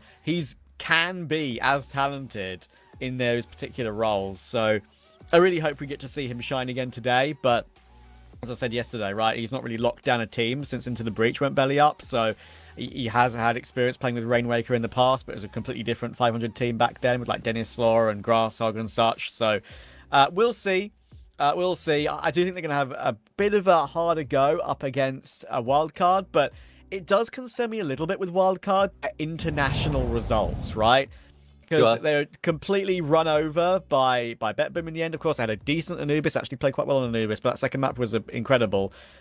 Other opportunities, lost to Big 2-1, VP 2-0, Mongols 2-0, Liquid 2-0, Furia 2-1. Yeah. Like, there's promise here, but I need to see them beat Tier 2 EU to be really confident about them. I mean, you dig a little bit deep into those results while everyone can just cast their eyes on the head-to-head we have between JBA and Red Star. And you see they lost to Mongols 19-16, 13-10. VP 13-10, 13-10. So they're on the brink, right? They're on the cusp. It's not like they're getting blown out of the water in these games. I do absolutely agree with the sentiments of your point that we haven't seen them get across the line as much as we would like. But now we do take it down a notch compared to that echelon of teams we've just referenced here with 500, right? So I think that this is a game Wildcard have to win, Trav. I mean, if they lose this, I reckon that will be a brutal loss for them because of how well they've performed against stronger European opposition but haven't been able to win. That's a reflection of the fact that they should be winning against this level. Oh, yeah, absolutely. I mean, the current form of 502, just adding that into the mix is like, listen, they're playing at big events Wildcard. 500 aren't. Simply here, they have to win, and it's non-negotiable, really. 500 are just going to try their best and see what happens with their current stand-in situation. Losing to 500 on their current form with a stand-in would be almost unforgivable. So we'll see if they can make sure that doesn't happen. Nuke is their pick. That is a map where they do a lot of their best work. Wildcard, they've got not one of their most played maps, but it's still one of the maps that they are very, very comfortable with, and that's actually a bit of a weakness for the recent form of 500. They've got a couple of wins against Nexus and actually an impressive one against 9 Pandas, but they've also lost to Monty, and their current guys is not great. Zero Tenacity. Sure, some tough games they've played in the past to maybe make that percentage a little bit deceiving with losses to Fnatic, Astralis, Saw, 9. Right, those are some decent teams on Nuke, but still, I think Wildcard should be taking that one. I am expecting Anubis to be a bit of a different story. Wildcard showed a very good Anubis yesterday, of course, against BetBoom. Actually really had a solid calling on that map, but it's 500's home. So I am expecting map 2 to be close, Matt. Yeah, I think that's fair enough. I think the entire series should actually be close, honestly. I mean, even Nuke is a good map for 500, not a great map. And even though they don't have the best return on the map in terms of the games they've won, they're still putting up okay performances quite consistently. So I think that 500 will be pretty content with this veto right now. Inferno, third map. Obviously, third map is always middle of the road. That's the case here again. Probably leaning towards Wildcard. I'd say they're quite happy to have Inferno as that third map, a very reliable map they've had good results on recently. Obviously, 500 just got blown out of the water by Imperial on the map yesterday, losing 13-3. Didn't really get a lot to get excited about there, but I think 500 will still quietly fancy their chances here. Obviously, they'll see themselves as underdogs, but I don't think that this is unfathomable for them to, first of all, make this close, and secondly, actually win the whole thing. This is going to be a really weird comparison, but I hope you stay with me here. I've watched quite a bit of Wildcard on Inferno, actually. Unfortunately, they do have a little bit of chokeability on that map, and there's a couple of results they've had in their bigger events, right? So I'm just going to look through now. I mean, I think there's a couple that I remember watching of theirs. In some of the events they were playing, like the play-ins for Katowice, for example, and PGL qualifiers too, especially playing at Cluj-Napoca. They lost to VP 13-10, they lost to Mongols 19-16 that you mentioned on that Inferno, right? Those games, quite literally, I think gave Stan PTSD, because like there were so many close results and rounds where they had an advantage that they just threw away when they're in winning positions. It's a great map for them, but they just can't get over the line when it matters sometimes. And the comparison I was going to make, I think Stan's calling is amazing on Inferno. I think he's got a really incredible read of the map, and their T side is very good on the map, obviously. It's actually stunning. Like, obviously, the average on Inferno is pretty high when it comes to T-sided Inferno overall, the entire scene, of course. But it's 65%, their T-round win percent. It's an excellent T-side they've got. And it almost reminds me, again, really weird comparison, of like Hooksy calling when he was on G2. Hooksy's Inferno on G2 was the best Inferno in the world, without a shadow of a doubt. When they actually were playing well at the top of the scene, you can question Mark Hooksy. I completely understand why. But that was the one map they had in their wheelhouse. And I think Stan's calling is at an incredible level on this map. But it's the CT side and getting over the line, which I've seen questionable decision-making and worrying things from them in general overall. Yeah, I mean, you think about the composition of players in the team, and it's not like any of them have a huge amount of experience outside of Stanislaw. So I think that can also just maybe play a bit of a factor, a bit of a role. Sonic does have a lot. Fuzi's kind of getting there, Susp as well. But you think about JBA, I mean, probably not regarded as a rookie anymore, but still certainly a youngster, still the lion's share of his career ahead of him. So I think that will improve with time, with experience, with reps as well. The more you go through those sort of situations, the more accustomed you become to them, and you kind of can only fail so many times if you're learning from those failures to correct them as you go and as you progress, and then eventually start to get it right. I mean, maybe we'll see it later on. I think we will. I think we could see Inferno here, like you kind of expect as well. Yeah. Nukes to go to the team who picked at Wildcard, and then Anubis could be by 500 as well. I do remember Ships was a big contributing factor to the successes for 500 on this map. I think he was the mid player, right, Trav? And he was always very active on the CT side, someone who was a big point of contention for them as well, someone who would often kind of open up the rounds or be the guy that they would play around. You need to have an active CT side on Anubis, so I think that will be quite difficult for them to try and plug that gap, but I imagine Red Star will certainly be up to the challenge. We know that he has quite a similar skill set to Ships, just in the fact that he also does like to make plays. Yeah, I think as I said, if there's one player for 500 which they could have called upon in their time of need, I think it is Red Star. Listen, he's been in and out of teams in his career, mostly some due to his own fault, some not. Of course, the 5W project comes to mind with the not category. But he's played with multiple different Bulgarian lineups. That Fiend roster, of course, it was so close to making the major, the Copenhagen major, I think in 2020. Oh god, it was a long time ago. Was it Antwerp? I can't remember. But it was a long time ago now, back in 2021, and that Fiend roster was a couple of rounds away from making that major. Yeah. It was Copenhagen Flames that beat them in like triple OT on Inferno to get through to that major. So that was the one game that would have put Bulgarian Counter-Strike on the map once and for all. But they had to make do with their incredible runs in Tier 2 with the likes of Skade and other mixed teams like Voivoda, for example, even going way back when that name was a thing. So I think I really like watching him play, and I want a good level from him today, Matt. So looking forward to that. All I'll say quickly before we throw it across is that I think the Bulgarian scene probably looks across at the Turkish scene and thinks, damn, that could have been us, right? We could have had a glory team that climbed up the ranks all the way to the top of Tier 1 if one or two things had maybe gone a little bit differently. However, we shift our focus all the way back into this particular matchup, CCT Global Finals 2025. It's 500, it's Wildcard. We'll bid farewell to one of these teams at the end of the series, but first, we greet our casters. Thank you so much, Hayes. I'm excited for this one, Brandon. We haven't had a chance to cover these two teams on the stream yet. Obviously, they were in the later games yesterday. Both suffering some pretty devastating losses. Very different losses, I think, but devastating nonetheless. And yeah, I'm really excited to see what they bring to the server. I'm a big fan of this Wildcard project, and I hope that against a team like 500, they can bounce back from the throttling yesterday on Dust 2. Yeah, that was probably the less said about Dust 2, the better for Wildcards. I think the doing the rounds on Twitter was that they were averaging less than 1 kill per round as a 5, which is 4 ADR for a big man Stan, but it happens. You just got to write those games off, Brandon. We've all been there. 4 ADR is crazy. That is crazy. Yeah, look, you just got to ignore it, but you can shift your focus on towards Nuke. First map, it is going to be a good one for Wildcard, you would think, and the facts that you go up against a wounded 500, you go up against 500 that's going through change, you go up against a 500 that have got a lot of expectations and aren't realizing any of them. So this is probably the perfect opponent to bounce back on. Yeah, 500 who got demolished in the MRQ, right? That was a real shocker for them. And I think they come into probably this event feeling very deflated off the back of that. Like, that's just taking the wind out of your sails. Because the MRQ feels like such an important event. Like, that's your major qualification. And you just don't show up at all.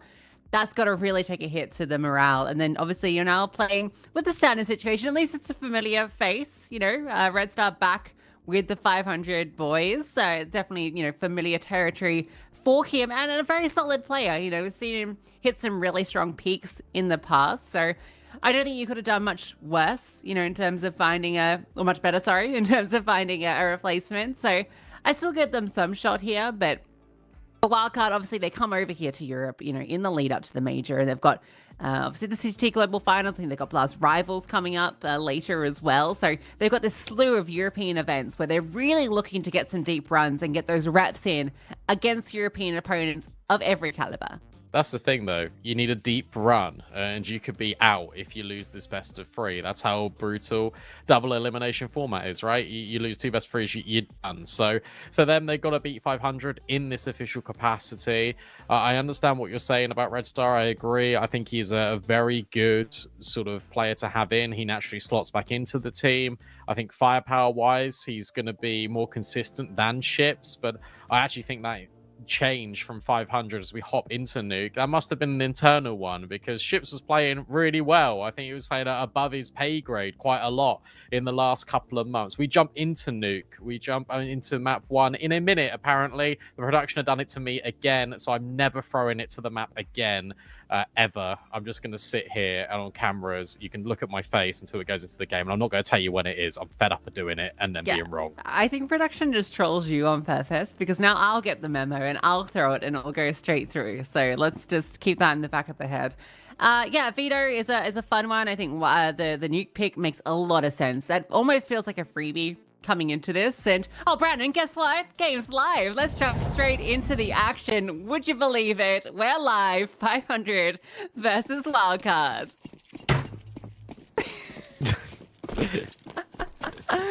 Oh, Brandon. Red Star's just a little blob. He's got no face. Down in the shadows. Standing. But Rainwaker potentially to receive contact. It's a fake out on A, but it's the dip down in towards ramp. Stan will get the kill on Red Star. Oxygen will at least trade back. There are players down here for 500, but Wildcard are scaling. Dulberetta's trying to ring out, but Jaber says no. Look at Rainwaker. Yeah, maybe needed to look. Someone needed to look. No one looked. Uh-oh. Oh, no. Great rotations from 500. I mean, you're never expecting Rainwaker there. You've just flushed out Oxygen. What's Rainwaker doing? He's the ramp player. Remember, you've never seen the ramp player. Who's he? Oh, this crossfire. Oh, you feel like it's going to be devastating. Rainwaker's just still tucks in, and Cirque just actually claims the kill. What a round from Rainwaker. No one looks at him, and he stabs 3 in the back. Brilliant stuff. So much distraction going on. That door player keeping all eyes on him.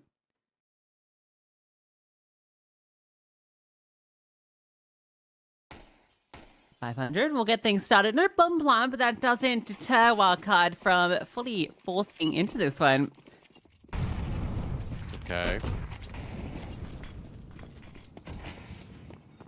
So Sonic's actually got a really mean deagle on him, but he actually doesn't have a deagle in this round. Oh, that's good. Yeah, thanks for bringing that up. Yeah, I just thought, bring it up. If I glaze Sonic enough, Hazel like me. Oh, that's true. Hazel's got invested interest in this game. So I hope 500 win. Rainwaker, again, looking to be a menace on ramp. Trying to bide his time. Good flash. Rainwaker tucks in. This guy loves to hide. They got to clear him. They don't clear him. He swings out.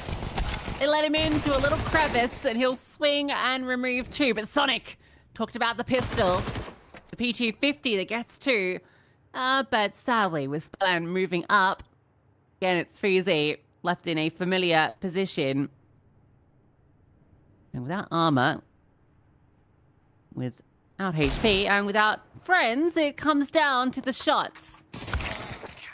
Not ready for a second player down below. So again, finding the kills, but it's the follow through that's missing. I really like these little micro things. Even the small thing here on ramp. The reasoning is that Spellan gets the kill, and then it's Spellan the one that swings afterwards immediately. Red Star never reveals himself.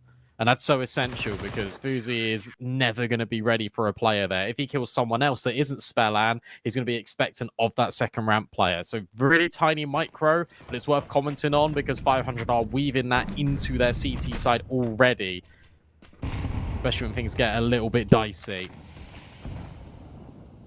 Full eco now this time, and the buy actually looks kind of the same. You don't really want to go into Rainwaker again, do you? I wouldn't. No. There's not a lot of threat in this round. Good Sonic Dig. They go into Rainwaker. Well, he's only got 20 bullets. And he's got no help. Dan gets caught. This will be the pop. Alcin, yeah, Sonic's Dig. Strikes true. Thought I was kidding? No. He really does have a mean dig. Maybe a chance for the bomb. No, Spellan will move down quickly. And he does have Red Star over at single. So between the two of them, they should be able to deny any chance of a bomb plant. Or maybe not. Actually, coverage is fantastic. So bomb goes down already. A great success.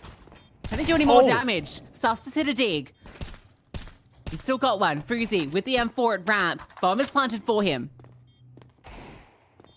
Oh, another comes through. Sus doing his best Rainwaker impersonation, but Cirque, a great adjustment up. Sus swings again. Red Star will at least find that frag.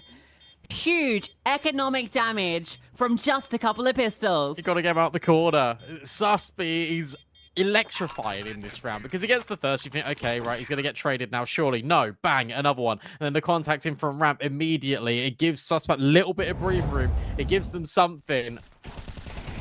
Who is that with a dodgy headset as well? Just on the player cams. Oh my god, these shots are Susp are immaculate. And unfortunately, it's still not enough because no one else can get a kill. No one else can get a kill for Wildcard. 3-0, but at least you're keeping the money honest. Cirque will still have an AWP.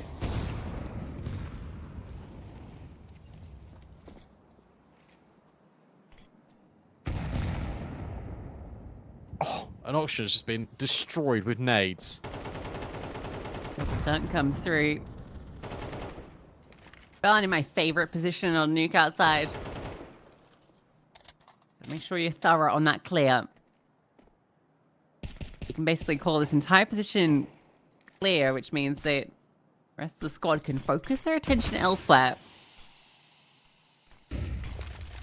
Smoke landing. Cirque's going to make it seem like there's no one close by blowing the smoke, having a bit of a peek out. Really trying to sell the idea that Spellan's not here. Sus looks like he's on that clear there, yeah. He's not going to be fooled.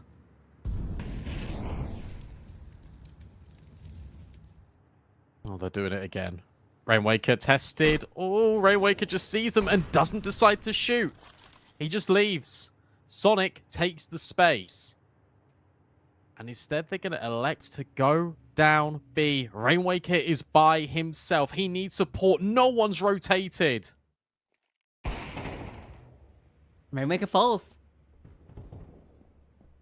They can just burst in. That's the round certainly done. Sus was even looking for active lurks. He wants to find some kills, do more damage, but he will be punished trying to do that. Will actually allow Oxygen to get an upgrade too. Regardless, a great way for Wildcard to get on the board.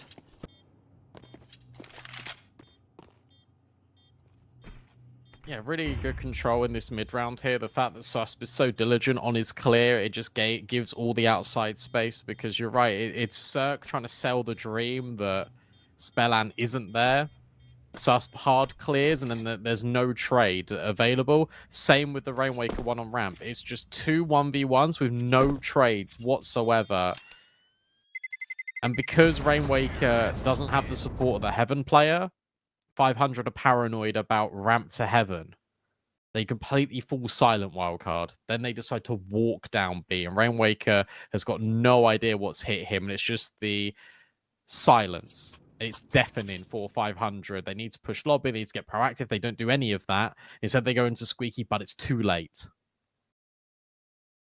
Rainwaker, I think, he thinks he's been spotted, right? So he doesn't want to give that opportunity.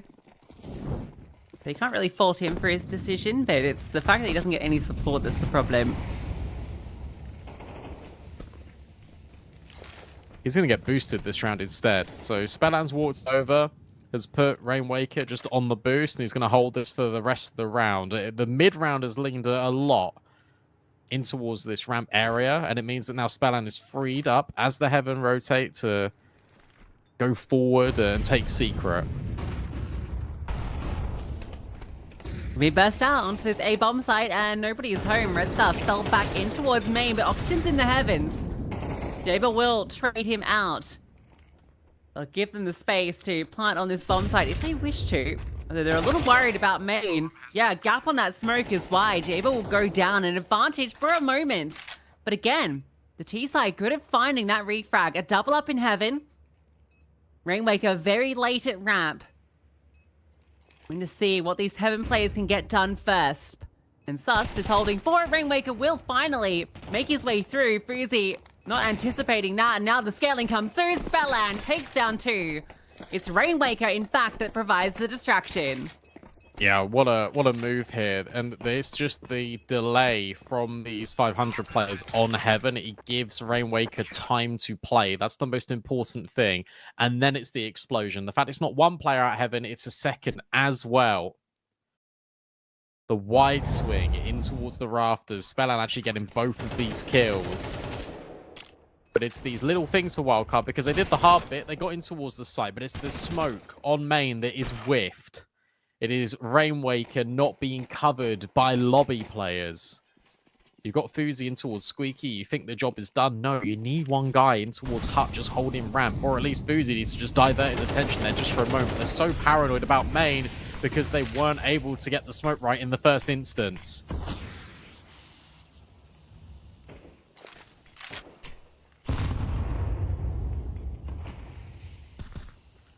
Will be everyone from the T side moving out here. All squads on the cross. Uzi actually wants to fight, so he scales past red even though it's the close smokes. In fact, these smokes are all over the place. Sus looks to try and find the frag. Doesn't work out on that fight. Spellan will find success. He stands chance to try and cause a distraction. What's he up to? Around the edge of it. As the team has moved down, it's Spellan.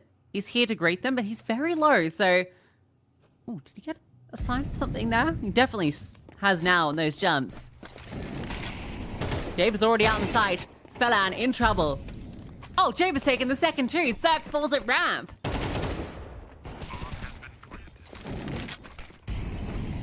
This is tough now, because Rainwaker gets that trade on control, and now there's no space to help Jaber. He's just in the fire, in the flames, but he's still fighting. Oh. Jaber just keeps going. A quad kill for the young talent, and Oxygen is forced to scarper away. He'll at least take Cirque's AWP with him, but it's Jaber placing every head on his trophy cabinet that are 500s. What a moment, because he's under so much pressure. He's pushing forward consistently, and he's still fighting. He gets isolated at the double doors with that incendiary, still runs for it and grabs the kill anyway, translates the second spray on towards ramp and just keeps on going. He was the player under the most pressure for Wildcard, but that's where diamonds are made. Jaber shines the brightest on that B ramp, gives Wildcard this second with this fantastic sequence.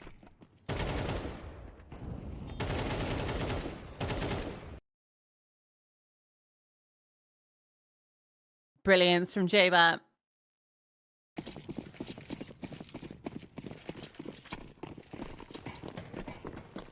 Player that we really do want to see thrive on European soil after really fantastic domestic domination from him. Always been that question when it comes to the international stage. So I can't see a thing. Okay, we'll get over. More than one, in fact. Folks anticipating there might be a lurk that crosses. And there is Spellan already down below. So it gets a whiff of something.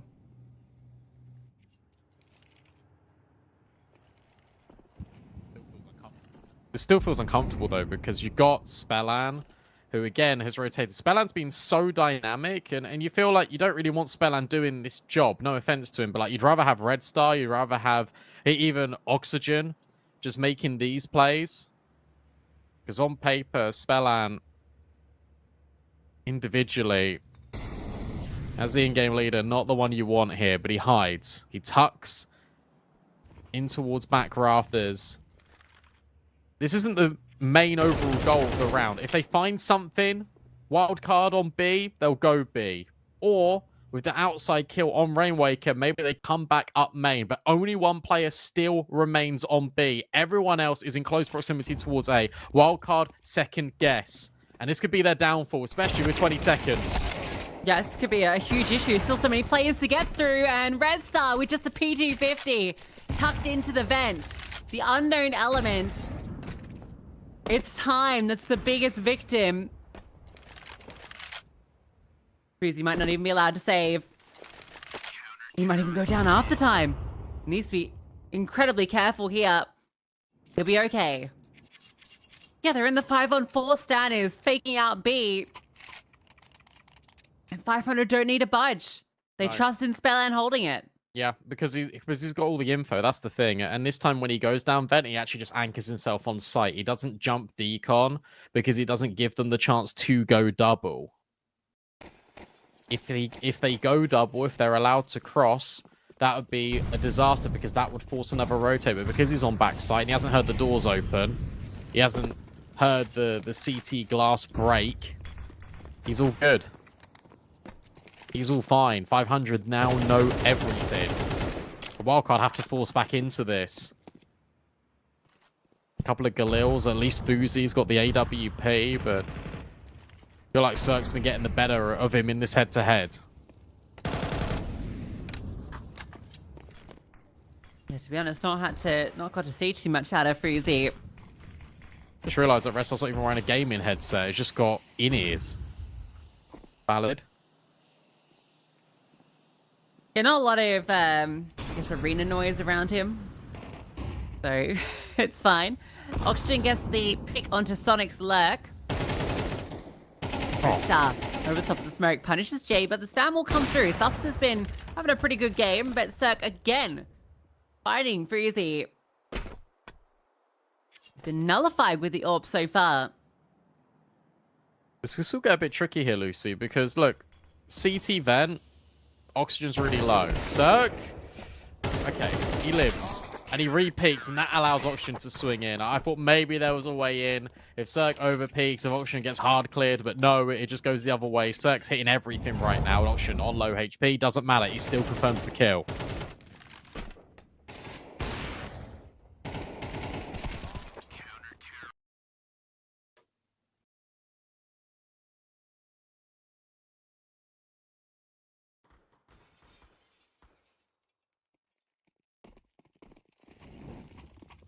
Tech9s. Maybe, Sorry, I was going to say, this escalated quite quickly, hasn't it? Like, the fact that this was like 6-2, and now they're suddenly on Tech9s, and they're going to potentially go down 7 rounds. Like, where's this come from? It's just been one after the other. Trying to burst out. Oxygen and Red Star getting a kill apiece, and there will be an answer from Stan, but it's just one voice in the void. Oh, it feels too easy.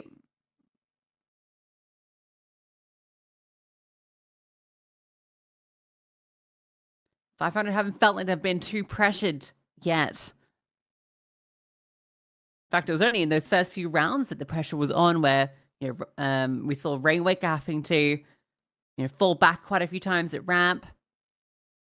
But since it's been so much more prevalent outside, they've been really struggling to actually find picks there, and anytime they push towards main, they're getting called off. One time they found that success down towards B from the secret cross. That was with Jaber pulling off a fantastic quad kill. That's the issue, though, is those rounds where it's like, okay, Jaber got a quad kill, that they aren't easily repeatable. You need to be able to make sure that you're getting your players in the positions in the first instance. So we've seen a lot of these outside smokes where they've just been punished continuously. Cirque's now just taking even more aggressive liberties outside. Spamming towards main doesn't do anything. Spellan waits for that spam and then walks back into the angle. We've also got a close hut player as well in Oxygen. Flashbang to get him on the line, but no one's home this time.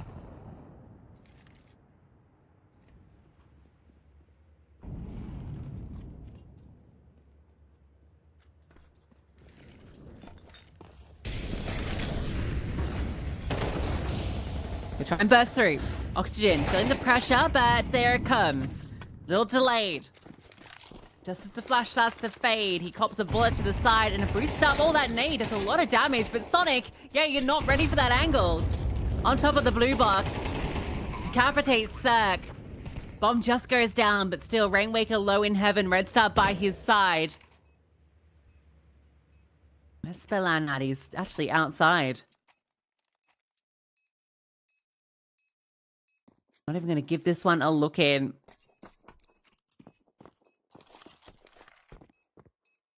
Here we go, a bit of a change of pace. Does the job. And also more of a contact play. This is a nice call out, Stan, because you have got a couple of pieces of utility, but it's not utility driven in terms of the execute. It's leading the charge. There's a couple of flashbangs just to aid your entry, but the majority of players have got their guns out, which is exactly what you want because it promotes more beneficial trade-in. Trade-in was so much better here. And in fact, not even needed on the entry on Oxygen. He's playing anti-flash, he's paranoid about Dora, and Sonic just blindsides him. And then this booster is so creative to get these kills. And what I love is that Sonic gets the kill and he just dips out. He doesn't overstay his welcome. He doesn't stand on that box and gives 500 an opportunity to trade. If they want to trade him, they have to basically invest their entire body on the line as they go peeking deep into heaven. 5 would be a nice collection here for Wildcard, considering how this first half has gone.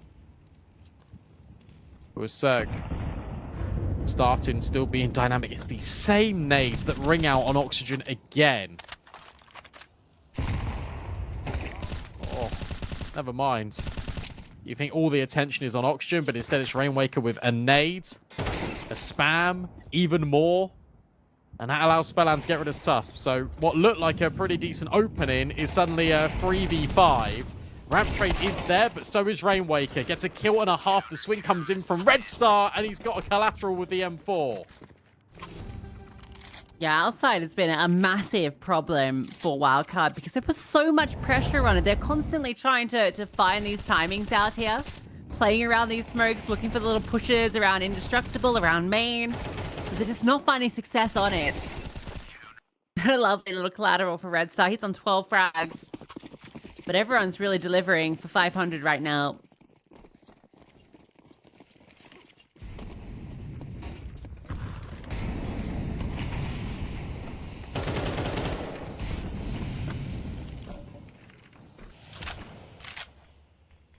I don't mean this with any disrespect when I say this, but the T side for Wildcard looks a lot like a pug in some sense. Like we've got outside pressure continuously trying to force the issue. I think that's been the main thing, just forcing the issue when you don't need to. So it's a double flash at ramp this time, but again, you're just trying to cross dry. It does work, but it comes at a cost. 2 players lost their lives.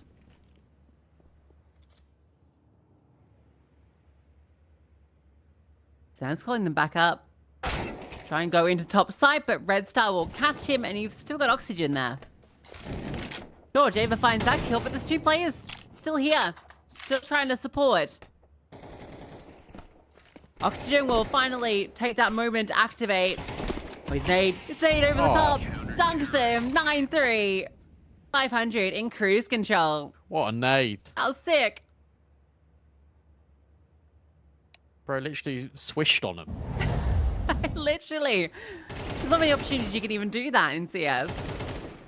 Go on, show it again. Show us the dunk. Oh, here we go. Catch.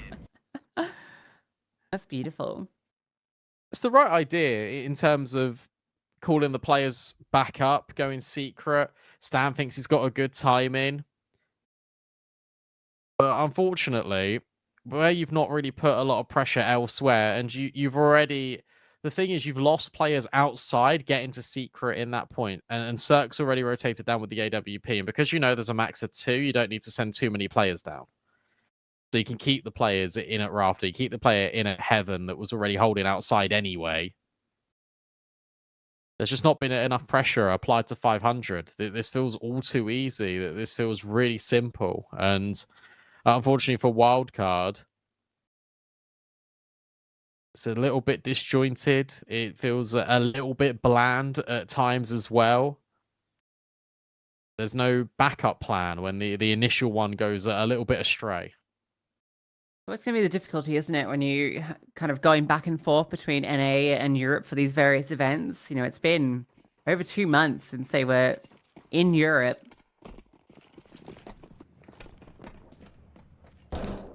Very different style of Counter-Strike you have to contend with. Especially at this tier 2 level, teams like 500, who play so many officials, I'll be ready for anything you pull out. Okay. Double ramp setup. A goosh, but a kill. And you still don't know about this player at the back of ramp. It doesn't matter, because they've killed both anyway. Oh no. Fuzi's now pushing towards lobby. Jaber comes up from secret. The rotations are completely skew with.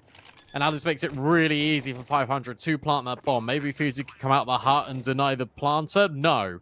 So him and Jaber now have to link together. There's no utility, there's no kit, and now positions revealed and located on both of these players. CT vent adopted, backside adopted, even Heaven. So many angles of approach and so little time and so much to do. So Wildcard are just going to disengage. They're going to keep the Kev. They're going to keep the double Berettas. They're going to concede double digits to 500. You got to force next round anyway, right? So you may as well try and keep the armor so that you've got a little bit more into the next round. Especially for Fuzi, who doesn't take any damage. You can just buy 350 for head armor.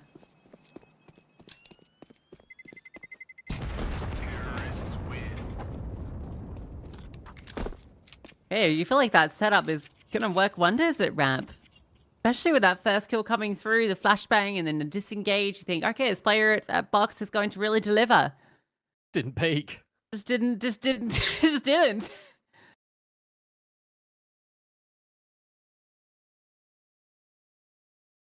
In fact, I think it was the ramp player, the second one behind the box, that died third. I thought they got dealt with instantly, but no, I think Spellang got a kill over at lobby.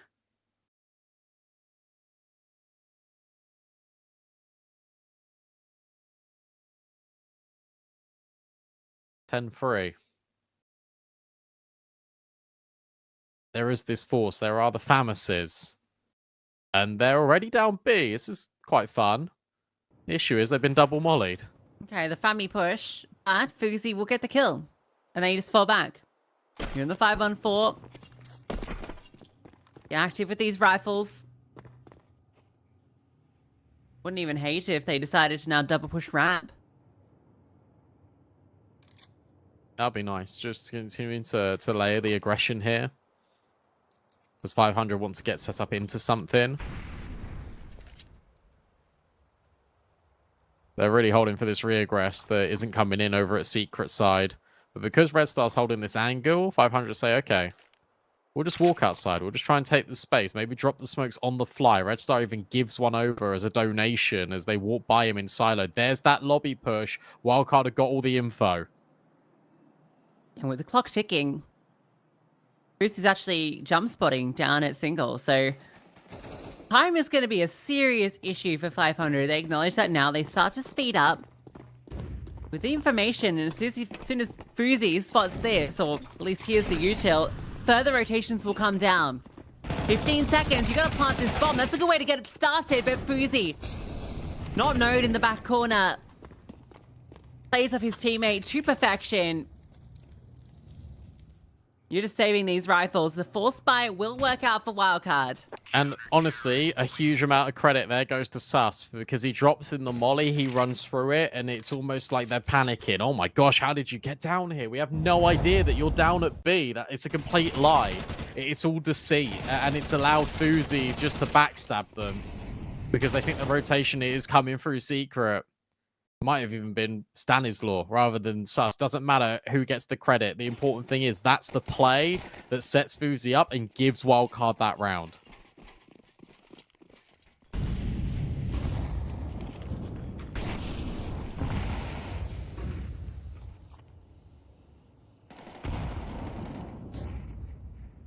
Now, it's not the prettiest because you save these 2 rifles, but the other 3 relegated to pistols.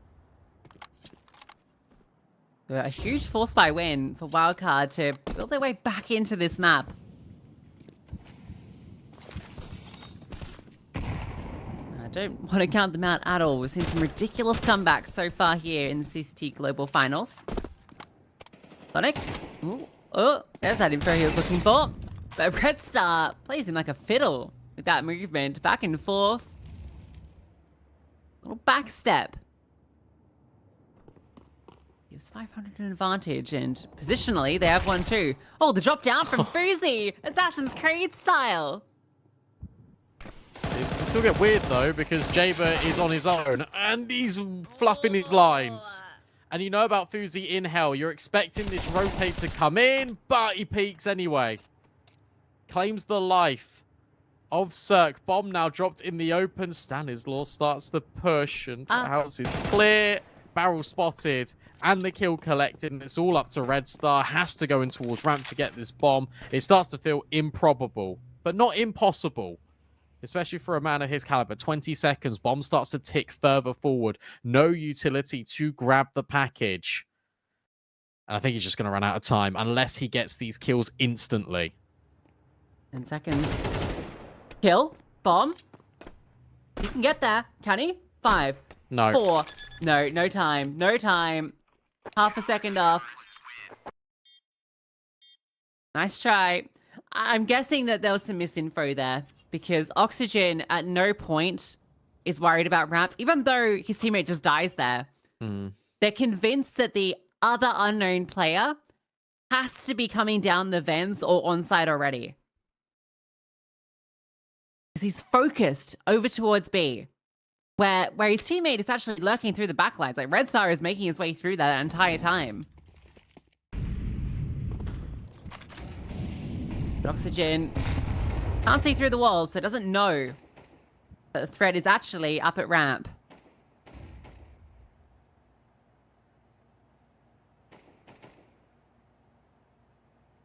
It still will be Red Star with a hero AK. But everyone else is just on Glocks. Ocean's got armor just in case Red Star dies, or he can get a rifle hit.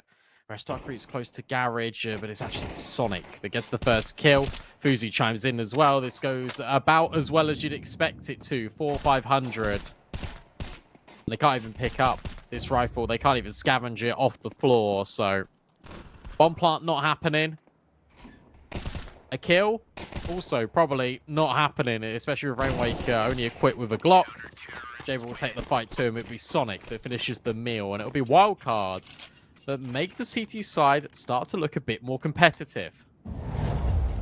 Yeah, slowly grinding their way back into this.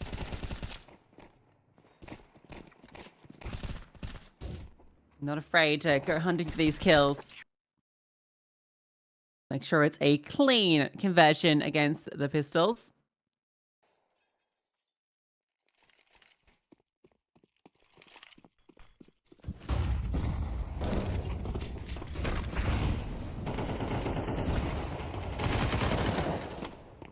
But a lobby crunch. Always a good call with the half buy.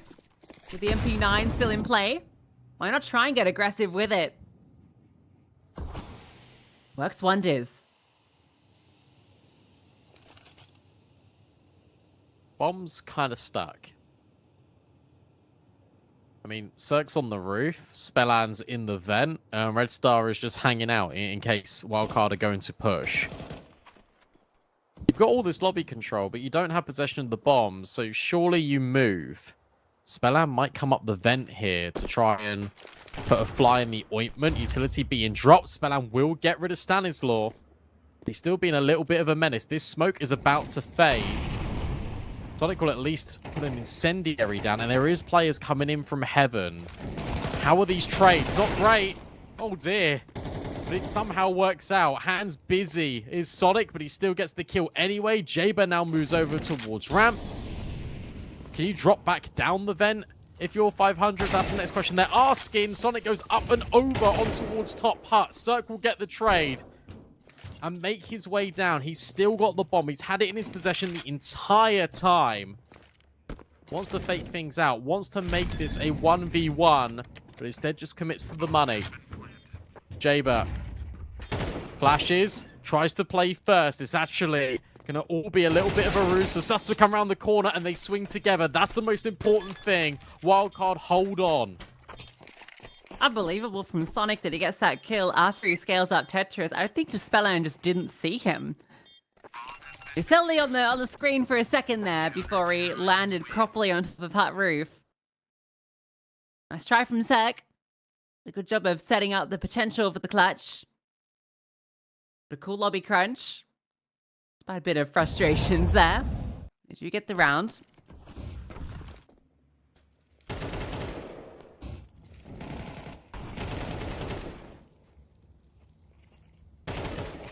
Yeah, it was just, I think that was his reaction to dying from a vent player.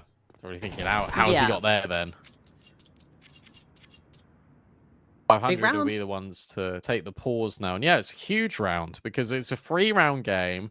You've now got Tech 9s. If you're 500, you go for a bursty A play. But in the same breath, you know Wildcard are aware that the finances are limited. And also, you've now upgraded all of your bonus weaponry into an AWP, into AKs. Would feel pretty damn good for Wildcard, who were down 9-3. And are now only losing 10-7.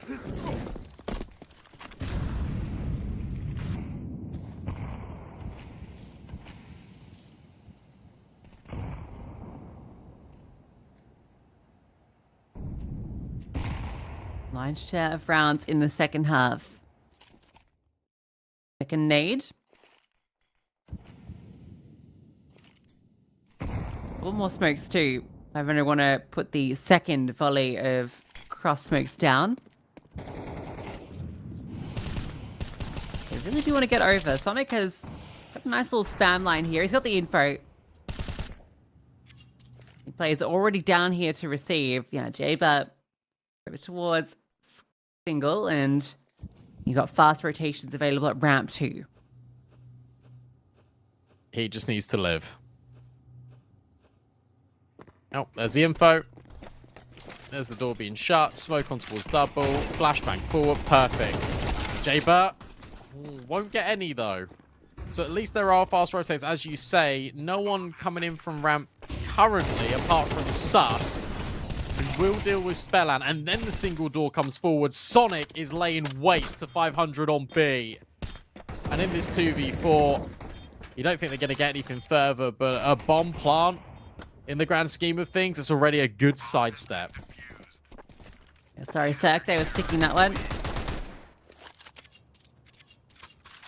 He'll keep his armor so he can buy an AWP with ease. Yeah, it gets a little fussy there. I actually really like the way Jaber played that as well. Like the drop down, that sort of set of utility he does, but Spellan's scaling is so fast. Benefit the Tech 9. You can run and gun with it pretty proficiently.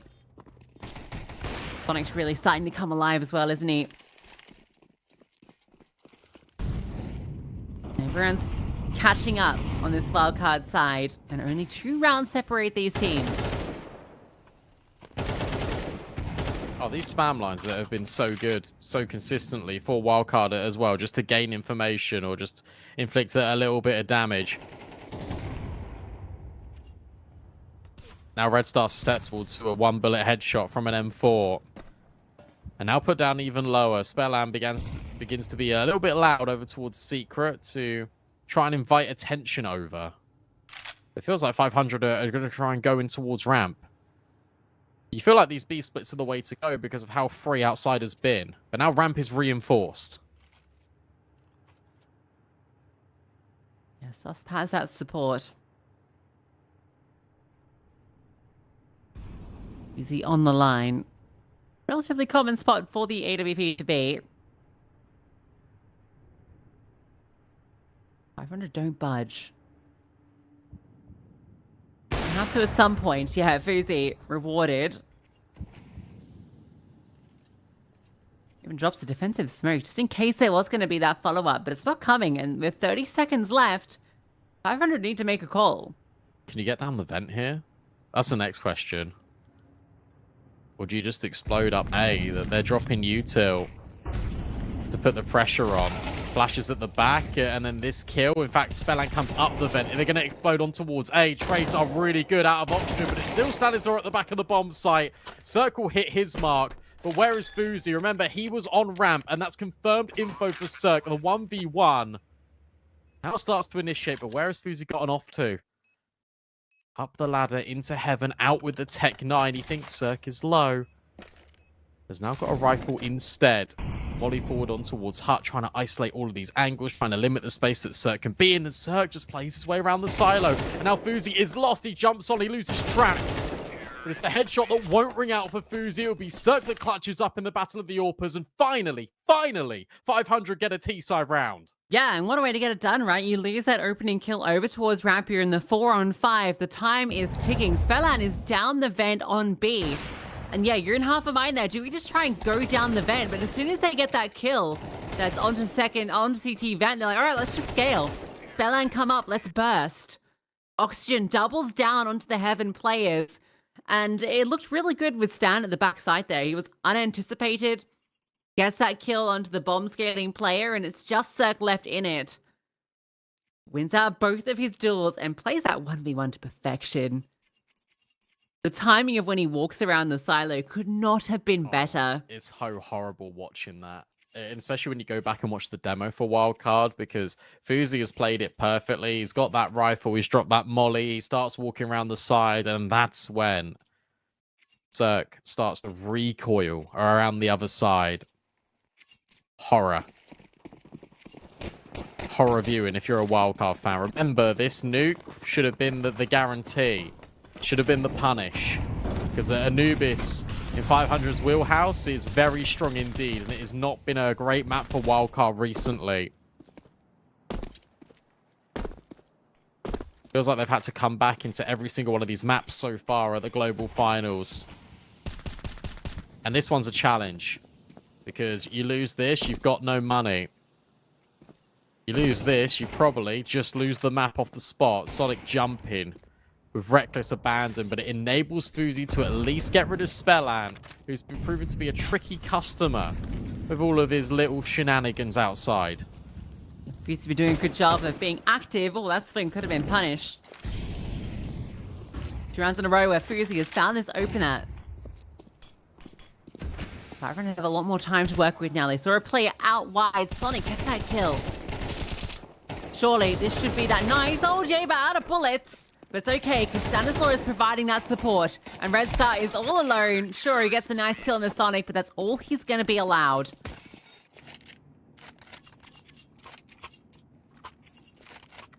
Really good trades. This is the important thing here. Everyone is playing a lot more together. Now frustration starts to set in as well, because Cirque knows how important that round was. Sonic and Stan playing safe, but playing together. That's the crucial thing for Wildcard. They need this cohesion. And need to make sure that it is a repeatable process. And it has been on the CT side, unlike the attack. The Mac 10 even in the mix here for Spellan. 500 are all in on this buy.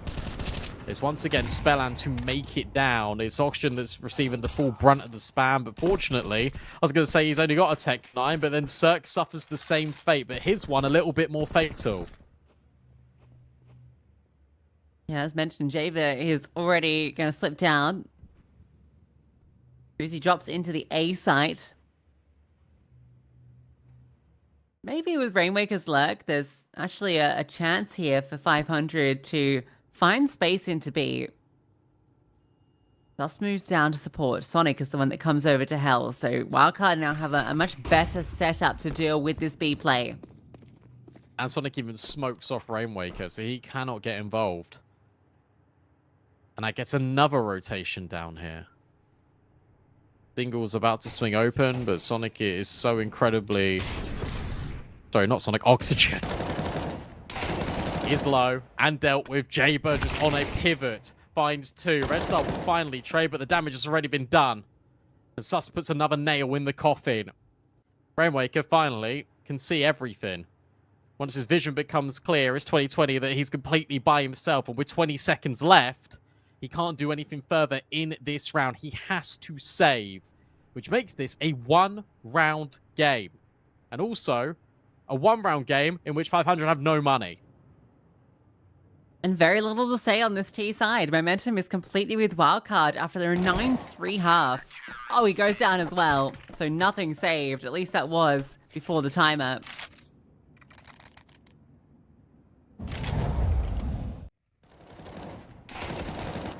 Just too one-dimensional into this round. Wildcard know exactly what the play is going to be. Still a lead for 500, but yeah, they're not going to be able to get too much out of this one. I mean, is going to be a hero AK. Red Star can probably get something decent too. So you can see the potential of maybe getting something done here. Could be a good time to revisit that A side where they did find success through event late.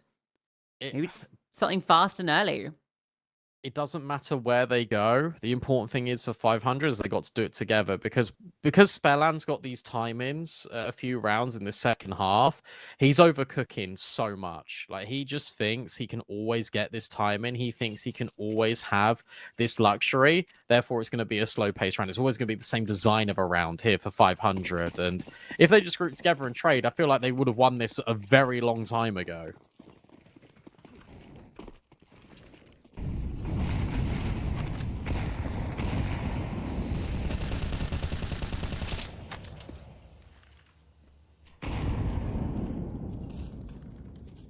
Might just be this hit. Stanislaw, close by, playing in position to dodge the flashbangs. It's Red Star with the AK. That'll be front and center. Stanislaw falls back. More passive hold. That's going to throw a molly. Now, there's the question of whether this goes top hard or whether it goes backside. Because if it goes backside, it could cause problems for Stanislaw.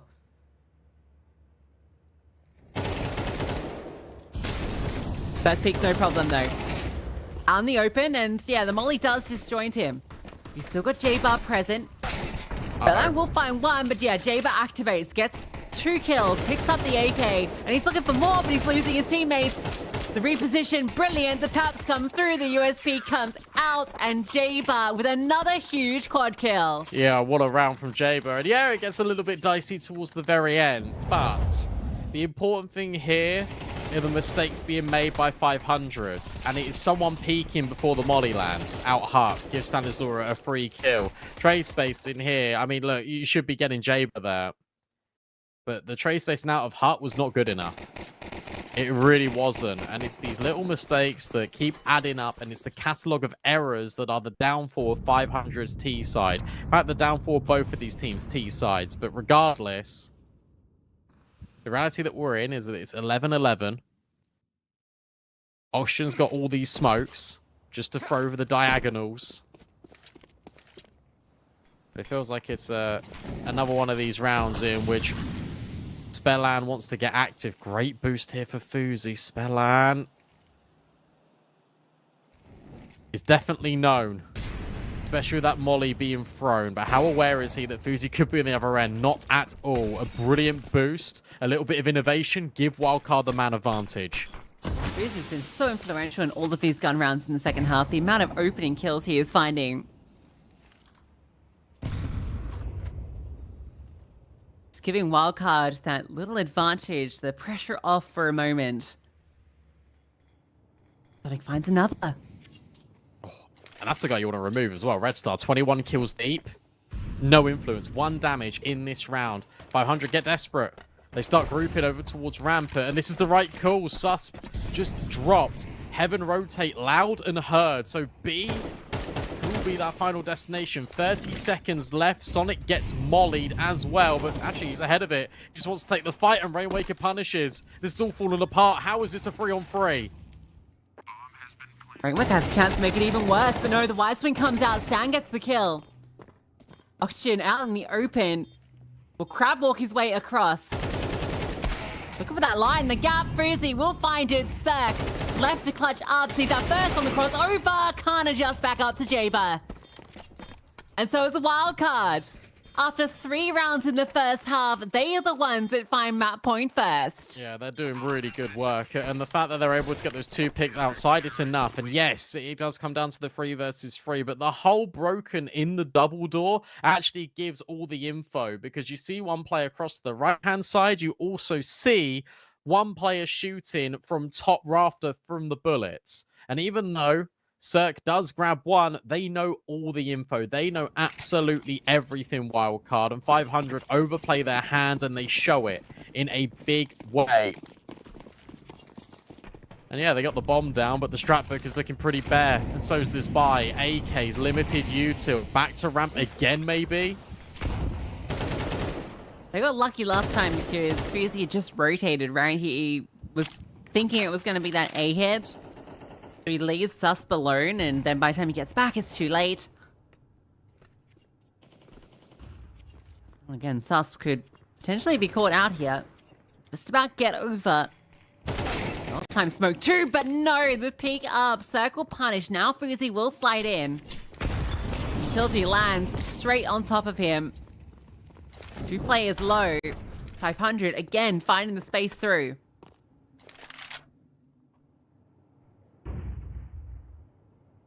At least the rotates are here. But look, 500 slow things down because Rainwaker is over at Squeaky. Everyone's rotated. Everyone for the CT side is down on B right Where's now. Stan? They're He's committing. behind Rainwaker. He's behind Rainwaker, and that confirms it. It will be B, and that means that Jaber can start to activate, but he goes by himself. Sonic now trying to be a menace in the smokes. He denies the bomb. That's huge, and Fuzi also gets a wall bang on Cirque. This has become a devastating mission. A rescue recovery for Spellan, the in-game leader with 5 HP, with limited time, has to try and piece this one together, and Fuzi's already flanking him. The headshot will prevail. And with 20 seconds left, he can relocate, and he's got the AWP. 1 shot to do all the damage. 15 seconds, he goes silent, but then realizes that time is precious. A plant in. Stanislaw on the pursuit, following in the footsteps of Spellan. And Spellan reads it perfectly. He goes over towards the vent, but can't hit the shot. And Stanislaw will do it. Wildcard will come back from a 9-3 deficit to win and deny 500 their map pick. Oh, Spellan had the exact read to force OT, but with the AWP in hand, you know, if he just kept that rifle, he might have had Stan's number as he flies up the vent, but it needed to be the instant shot. What an insane comeback. It's another classic comeback here at the CCT Global Finals. Every single series delivers in the same way. The fact that Sonic just gets aggro, the fact that he throws chaos into the mix, that's the first time 500 have really suffered that consequence. Because Wildcard have been so structured, Wildcard have been so systematic in everything they've been doing on this CT side, and when it matters most, when it's round 24, it's Sonic, it's the experienced head that takes that risk. Wow, what a game of Counter-Strike. From 9-3 down, of course, it goes all the rounds, of course, it nearly goes overtime, but we're going to go to Trav and Hayes, who probably watching that with a lot of sweat on their brow. Isn't that right, Hayes? Indeed, Brandon, indeed. It was close cuts. You know, it's tough not to be biased when your boy's popping off there saving the day, but it certainly was an exciting game for a lot of different reasons, Trav.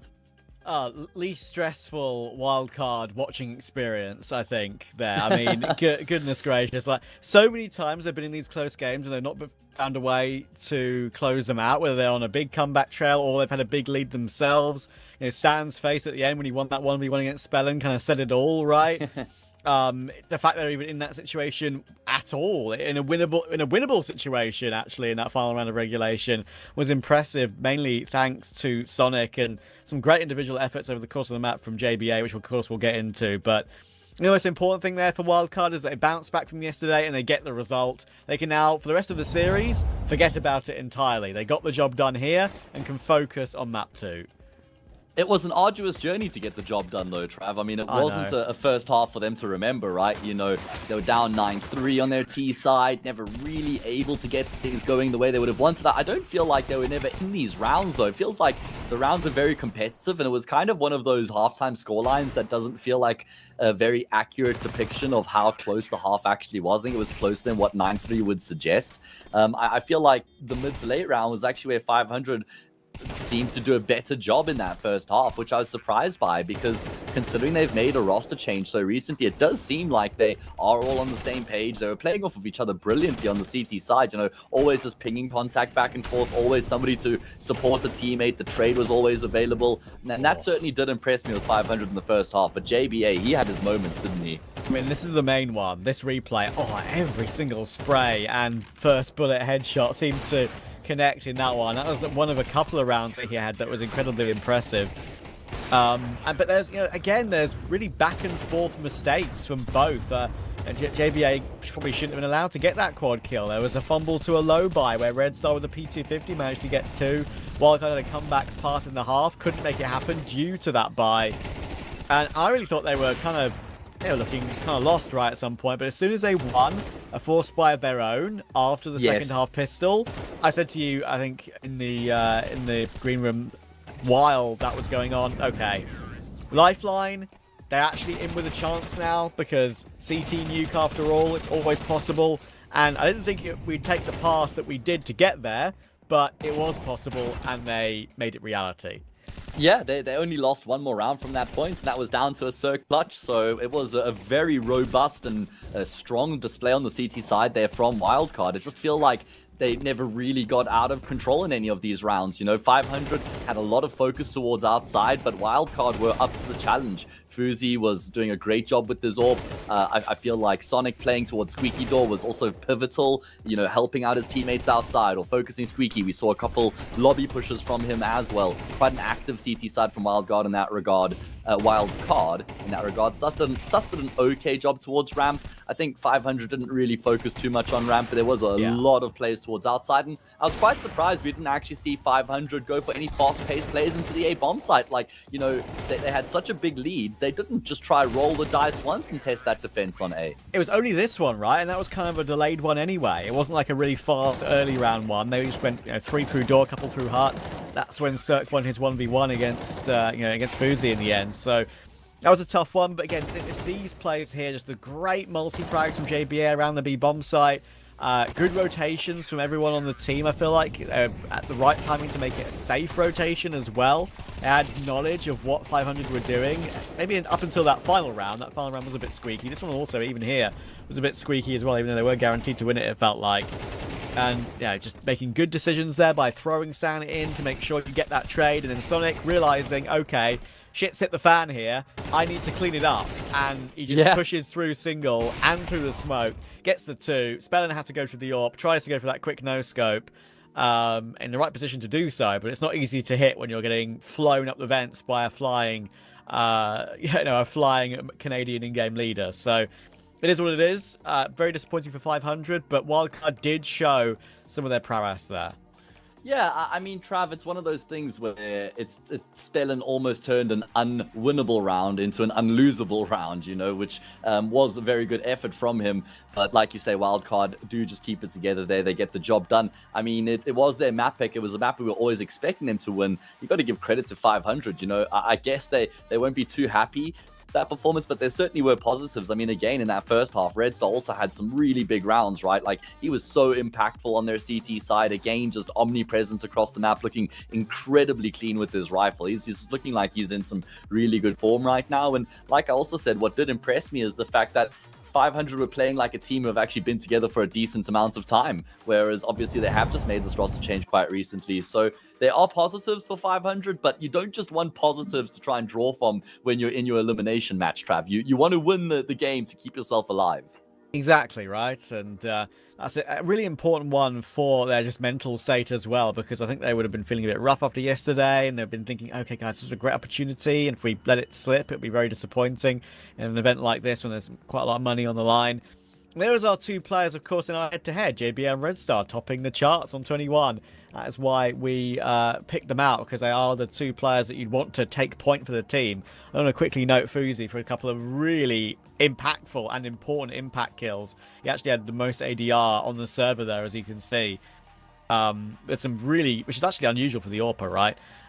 Actually had really, I think there was one kill when he was round double doors on B on one of those retakes. It completely settled down a retake, which could have been difficult otherwise, right? So we go into map 2, Matt, which is going to be a really interesting one, because Wildcard we've been shown examples of it recently, of course. They beat NRG on it in the Austin Major Quals. They lost it to Liquid back in January 13-0. Which is awkward, of course. But that is really, other than the game, of course, we watched against BetBoom, those are the only 3 examples we've got of Wildcard on this map this year. So it's quite low reps for them, whereas for 500, they've had some really good results. And I don't think the series is going to be over. I think we actually have a conversation with Wildcard looking a little bit shaky. I don't think 500 will worry about that result too much, in my opinion. I think there's an interesting conversation here for the possibility of a third.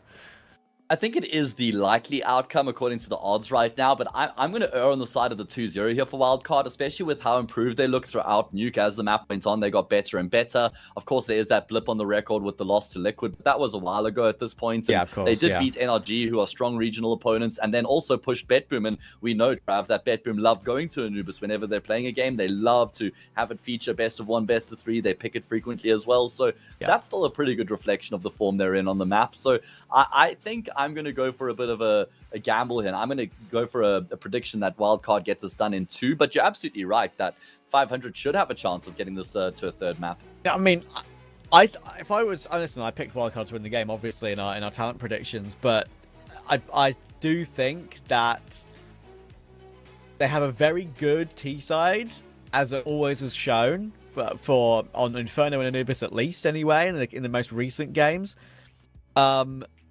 But as we've seen on other maps like Nuke, for example, that is maybe a bit samey sort of ideas, right, that Brandon picked up on, a bit stagnant in terms of innovation. So I would like to see a little bit more of that. We'll see if that will be the case on a very T-sided map, of course. It is Anubis.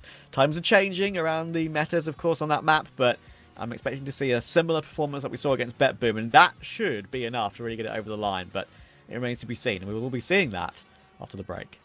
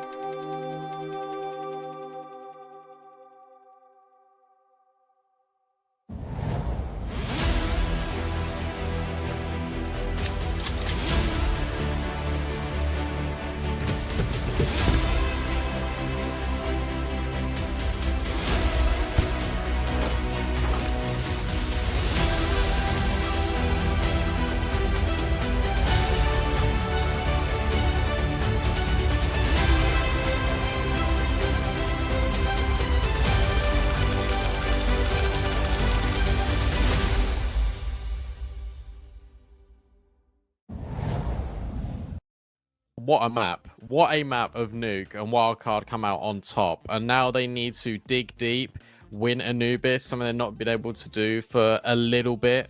Although domestically they have done it against NRG, as the desk said. But Lucy, can they do it against 500? I mean, they did it on Nuke, right?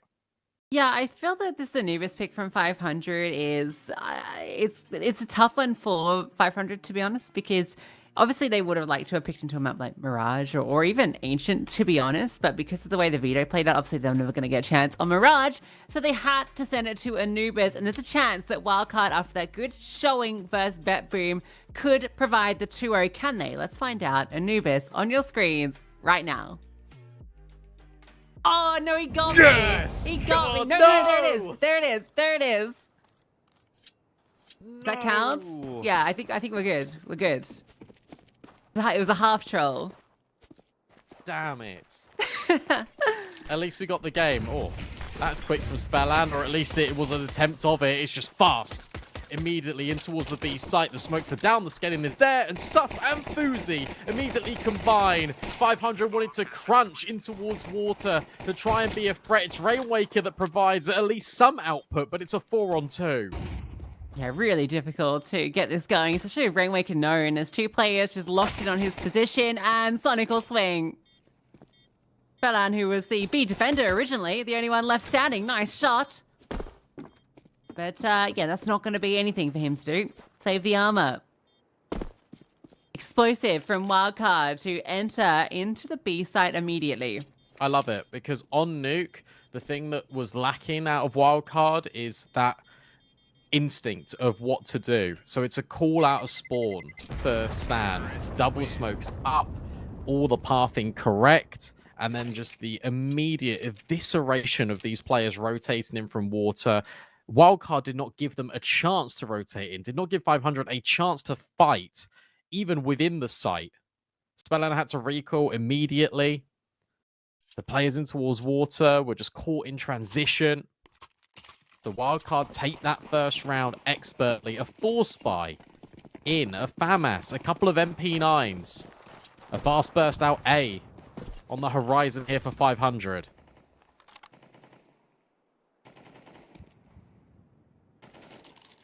Auctions brought down low. Stan is tucked in. It's a fairly common position. But if Sus can take contact first, which all the timing is terrible, but he's just around the corner, and then Stan can activate. A third player is kind of crazy.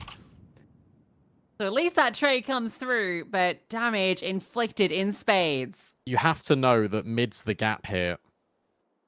But instead, Wildcard are just going to regroup. They're going to use potentially the same smokes they did on the pistol. Yeah. And try and burst. Flashbang being lined up. In fact, a deeper smokes to give them more leverage to use their rifles. Really nice little micro here from Wildcard, because they wanted to pop through the smokes 500. They were lining up that flashbang with the sun, and instead they get blinded by Wildcard's pace. And now Rainwaker, all he can do is just hold on to this FAMAS.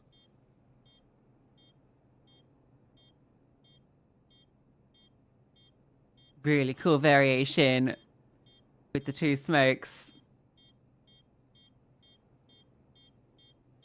That's wild, a 3-man push out A main, which is pretty unusual, I suppose. At least it guarantees that trade comes, but Fuzi, oh sorry, Sus, incredibly lucky after he gets that dink through the wall from the FAMAS. And they're so keen on trying to finish that kill that Stan, tucked in, is baited perfectly.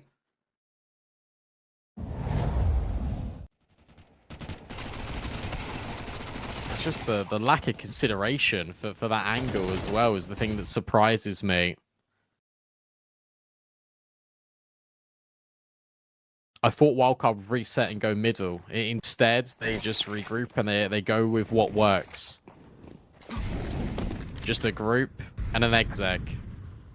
And it's one of those things where the ultimate decision doesn't really matter. It's just all about knowing that you can go together and you're doing it as a unit. So many Dinks players already for 500. And whilst this is the eco, it is still the safe FAMAS, but he's the one that's bruised the most. Yeah, the only threat is at half HP. keep it simple here. Conduct into B. Bit of utility. Nice swing from Red Star. Oh, sorry, no, he's in the back lines. The swing comes from Oxygen, who is punished. Rainwaker will get a kill off that FAMAS. And all three players are here. The CTs could cause some concern. Jaber feeling that pressure, but he will find the frag. And a disengage. A fall back to a final line. Forcing him to work while his teammates go over towards A. And now you know exactly where Rainwaker was. Yeah, nice little disengage from Jaber. And the fact that he just holds his nerve and just forces Rainwaker into this fight makes his rotation that much worse. And Stan has just gone in towards middle to hold and to confirm info that he's definitely rotating through A main. Oh, deep nade as well. Brilliant. It doesn't do as much damage, but it acts as a very good deterrent. Rainwaker is out of there, and Wildcard are going to surge to a 3-0 start. Something similar that they had against BetBoom as well yesterday. But then when all the guns came out, that's where BetBoom got that first round. And they got undone by Zorte. 24 kills. So now we need Cirque to replicate the same performance. Zorte had a hell of a series. Big part of that Dust 2 victory. Although I think every player, was it every player had 100% cast? Was it 4 players? Oh, let me double check that. Every player had 100% cast. I don't think I've ever seen that before.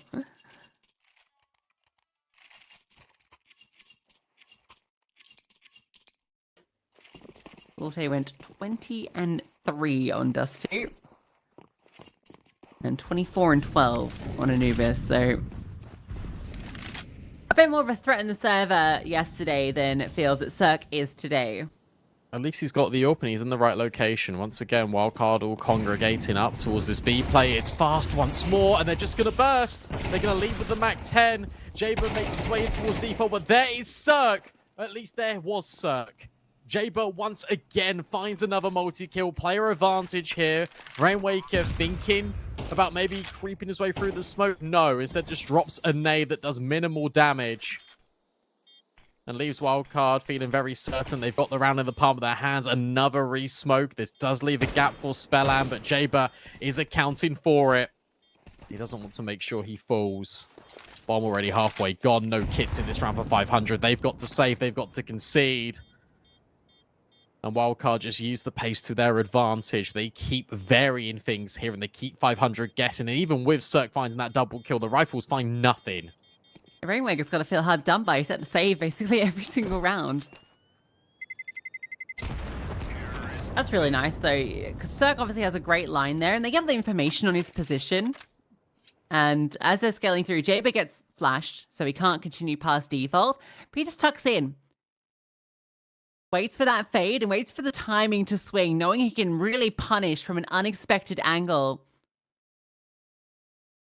They never saw him get close to default. That's something he's really refined his game on, especially in the last, I'd say, 6 months. The understanding of knowing that he doesn't need to strike immediately. This is a bit disrespectful here for 500. They just pushed the lurk smoke. Jaber, this time, full blind. Red Star, I think, caught a little pixel of him. A molly, a pushback, a wrestle for control in towards B main, but it's Sonic that gets the first headshot. Susp is holding for this. He hears that footstep. And adjusts back down to Oxygen. Even almost takes down Cirque. In fact, it's the molly over the top. The combination. Sus comms over. He's fighting in towards Dark. That supportive utility comes in just in time to secure the kill. Rainwaker's so desperate to get involved, he's charging through Molotovs. I love some of these flash lineups. That was sick. The Wildcard have been pulling out, not only on Anubis, but also on Nuke. And the thing that differentiates this T side from their previous one on Nuke is that they have variants. I know I said that word last round, but I'm going to repeat it again here. They're not just leading with utility when they go in for these executes. They're not just going into a site willy-nilly. This round had a lot more structure to it. Sonic and Jaber used the utility to force 500 out of B main. They create that diversion to get Susp in towards Connector, and then you've got this split. Sonic finding the headshot on towards Red Star is just another little star that you can put on the chart for Wildcard. And even that adjustment onto Rainwaker is essential. No AWP guaranteed in this next 4-500. And yeah, we know Anubis is a T-sided map, but 5-0 with limited to 0 response. These rounds have not been as competitive as they were in map 1. This is looking so much better for Wildcard. And you think about the last time 500 won a round. What does that feel like for them in this series? It's been a long time coming. You feel like it's overdue.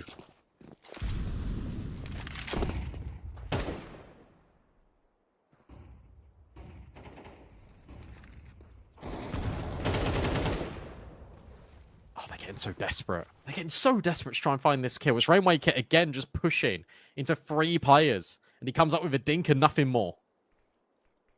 This is my concern with Anubis in general for 500. And that, sure, it's definitely a map that I think last year in particular, they had a lot of rats on. But this year, it's been one of their weaker maps. And in terms of, like, we've not really seen it a lot. And in the last month or so, been hit or miss. Uh-oh.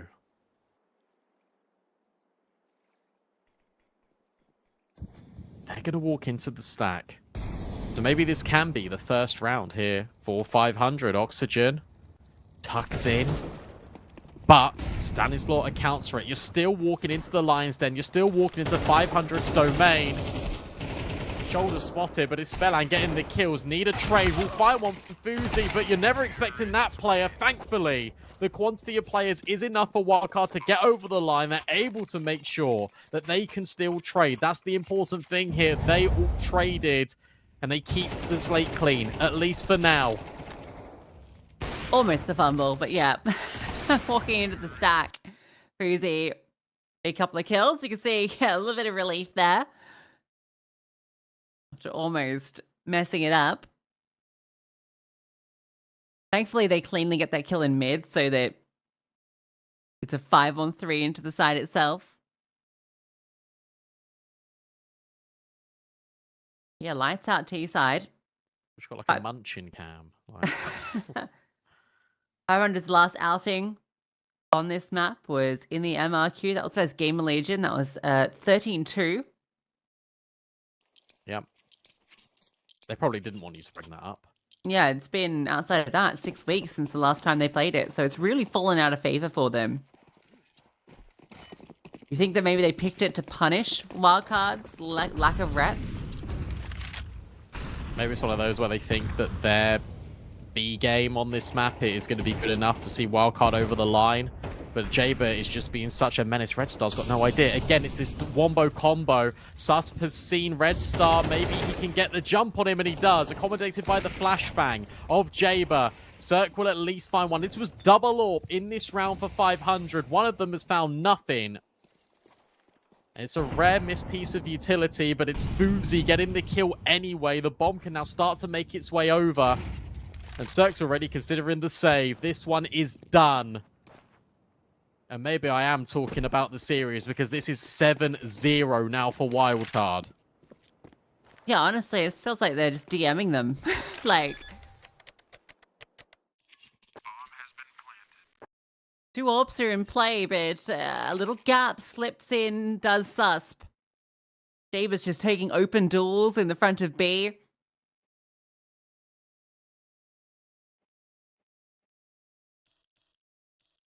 .500 who felt like they were in a power position to close the nuke. Oh, look at this timing, by the way. Oh, this timing is so horrible. Oh, no. No. Oh, dear. No, it's okay. Rainwaker might be able to hold on to the AWP at the very least. So that's something. Wait, will he?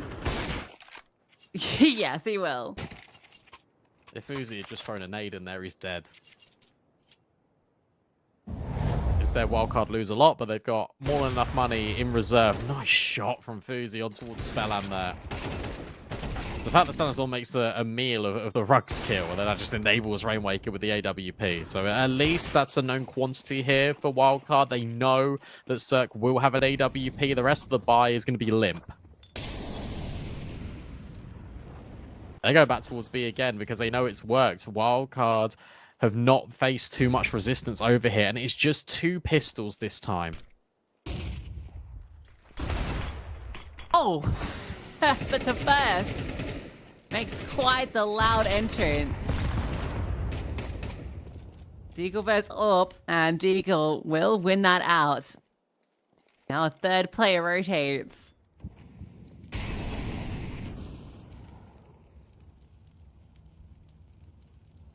Cheeky opening. Wildcard completely disengaged. I like this, though, because they are leaving one player there to guard the rifle. Jaber can play bodyguard for the AK. Flash into A main. They're being really loud about this. They might even reset and go back towards dark. This is currently being jiggled. Spellan on the deep angle, though, so he's going to get a rude awakening in a few seconds. If Jaber catches Oxygen, maybe there's something to say about this. But actually, they're doing a really good job at least not dying. Oxygen's in the smoke at B main. And Jaber's clearing all these angles, but it's the other side that should be worried.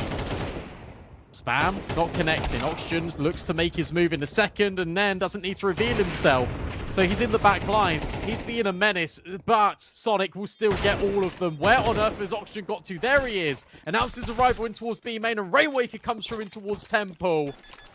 And that's all that was required. Just a little sneaky maneuver from Oxygen. His first 2 kills of the game. Nets 500, their first round of the map. Yeah, almost a little worrisome there that Oxygen was going to do all of that work for nothing. Walking through the smoke, getting cheeky. Managed to get the bomb down and burst through. Sonic with a good double up. But yeah, Rainwaker on the late activation comes through and finishes the job. Finally. 500 find that round that's been eluding them for so long. Boozy going really quickly. He's got the orb. He's charging with the AWP. Misses the chance, but you gotta salute the confidence. And it's Sonic by his side that gets the kill. So trust in the call. Keep your eyes on Oxygen. Stanislaw certainly was. That's the difference. M4 versus AK. Insta headshot. And now on Molly in towards Temple. Red Star's got no further info. The squeeze being applied to A, but the final destination for Wildcard, it's B. And guess what? It's completely empty. Fuzi's just keeping the attention here. Throws the nade down. Holds the line. Deal with anyone trying to cross back. And in fact, will pluck Rainwaker away. And that's just going to keep these players here. So sure, you find that first CT round, but it's no source of relief. Especially with the follow-through coming straight out from Wildcard. That's the last thing you expect, isn't it? Fuzi just to hightail it through middle. They haven't focused mid once. There's not even been any lurks in towards mid for Wildcard. It's been a completely vacant middle of the map. And then they just explode. They extinguish the molly. They get Fuzi round the corner on the AWP. And yeah, he misses his first shot, but he gets all the damage. He puts his utility down. And now the hunt is on. It's so much more valuable for Wildcard to throw bodies at this. Cirque will remove Stan. You don't want to throw too many players at this, but Susp is a adept hand. And Sonic will also get rid of Red Star. Nothing saved again for 500. They've got at least a little bit of money to invest back in, but it's still on the brink, and it's still mental warfare. You can't save. We won't let you. You cannot get rounds. We will deny you. Look at that rage. Spellan not happy.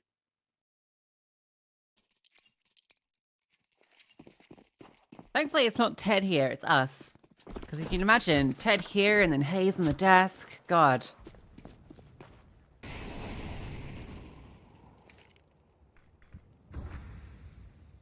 Gonna go B again. It's been such a weakness. But this time, 3 players in wait. Cirque here as well. Stan, almost catches a great timing. Circle finds success though with that AWP. Twice, in fact. The difference maker. The 500 needed. Stan will catch Spellan getting a little bit too eager. So not out of the woods yet, especially with the boots up. Confuzi, find this kill. Zerg's playing a freaky angle. Gets legged, 2 HP after that. Not going to slow him down. Oh, the bomb. Well, that does make things troublesome, doesn't it? But Really look where does. Stan is. Look, Stan is in CT spawn. Okay. And they've got time. So Rainwaker dead, Cirque plucked as well. Stanislaw just needs to look to his left. Oh, the timing. But this is actually great. This is It actually... doesn't even matter. Wait, you can't... I don't know if you can silent drop here anymore. He did. I think he did. Yeah, he did. But... is it going to matter? This is the thing, right? He can walk Temple here. You don't put the plant down until he walks in towards Temple. Or maybe not. Maybe you just don't walk into Temple at all. Stands still on this off angle. Red Star never saw the cross, and Sonic just puts him out his misery. Rainwaker now needs to clear both angles. It's a wide swing out to the left, and the crosshead needs to re-sweep after the AWP gets cocked back in. He's nowhere prepared. You never saw Stanislaw. Stanislaw never really saw any of 500, but it doesn't matter. He slips the net. He ties it all together in a neat little bow, covered in 500's blood. Wildcard 9 rounds. And again, limited money, limited time, and more frustrations boil over the surface here for 500. Yeah, it's like 2 different storylines going on here, because you had Stanislaw just on this solo mission where he's just walking around the map on an adventure. He literally does the full circuit, and it in the end doesn't really matter. Oh my god, Sonic's found 2.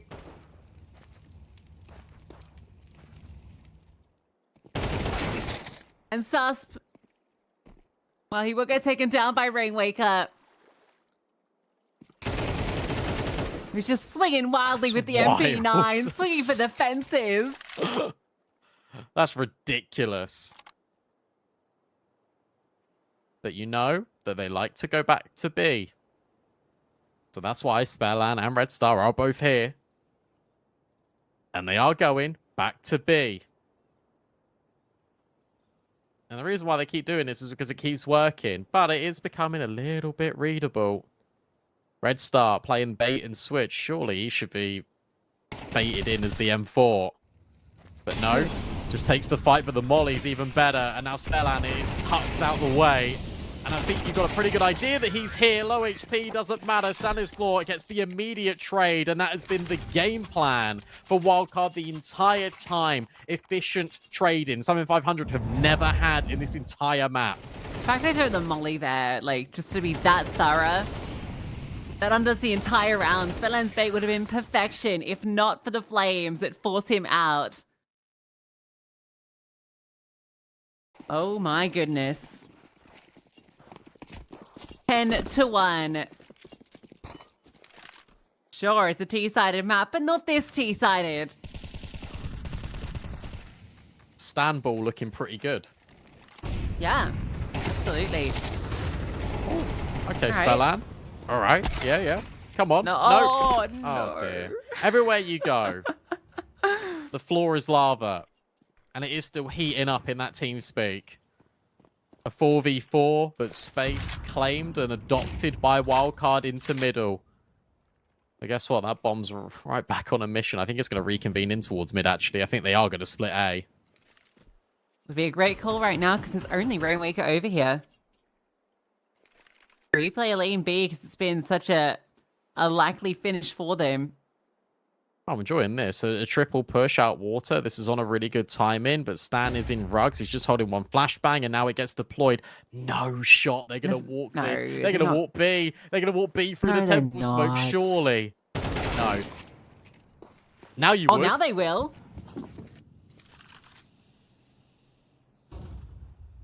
Yeah, they're going to go B. But the penny will drop. Penny will drop. There's 3 Molotovs, no smokes. Bomb's still not down. If But you they take can- CT, it's fine. They can take CT. Boozy can get a deep line. We're even playing towards Temple. It's sus, but sneaks forward, looking for that frag. Rainmaker wins it out. A 2-on-4. Or 500 secure 2 rounds on the CT side. Jaber will get that first kill. It's Oxygen that trades, and it is on to Fuzi to clutch up. Nice first kill. Both these players coming on through from Dark. He goes forward. It's Red Star that hits the shot. And 500 recover a second round, but that is all they will post on the CT side of their map pick. We've seen 9-3 turn into 13-11. So it is not out the realms of possibility that we see 10-2. In fact, we also saw 11-1 yesterday. The only scoreline we didn't see a comeback on was 10-2, because I don't think we had 10-2. So now we probably get it. Or are 500 that mentally in the bin that they're not able to bounce back and get more and more and more rounds in a row? Make this look competitive, make it feel like you can achieve the impossible. For the current body language, I'm going to say no. But it all starts with a pistol. It starts with a few rounds in a row. The momentum is such a huge factor in Counter-Strike 2. So we're at 11-1 comeback. Come on. It's possible. And 9-3. Had informed me he is in fact watching. He just wishes he wasn't. The haze, I can just tell, has a muck-eating grin on his face right now. He keeps DMing me. He just keeps sending me Sonic GIFs. The hedgehog? Yeah. Okay. Well, Wildcard certainly wanting to go fast in this one. They're speed running through 500 on Anubis. 500 needs to like transform into Knuckles and just kind of throw some punches back, because this is in dire straits. They're more like Dr. Eggman right now. They're just egg on their face, man. Your map pick down 10-2.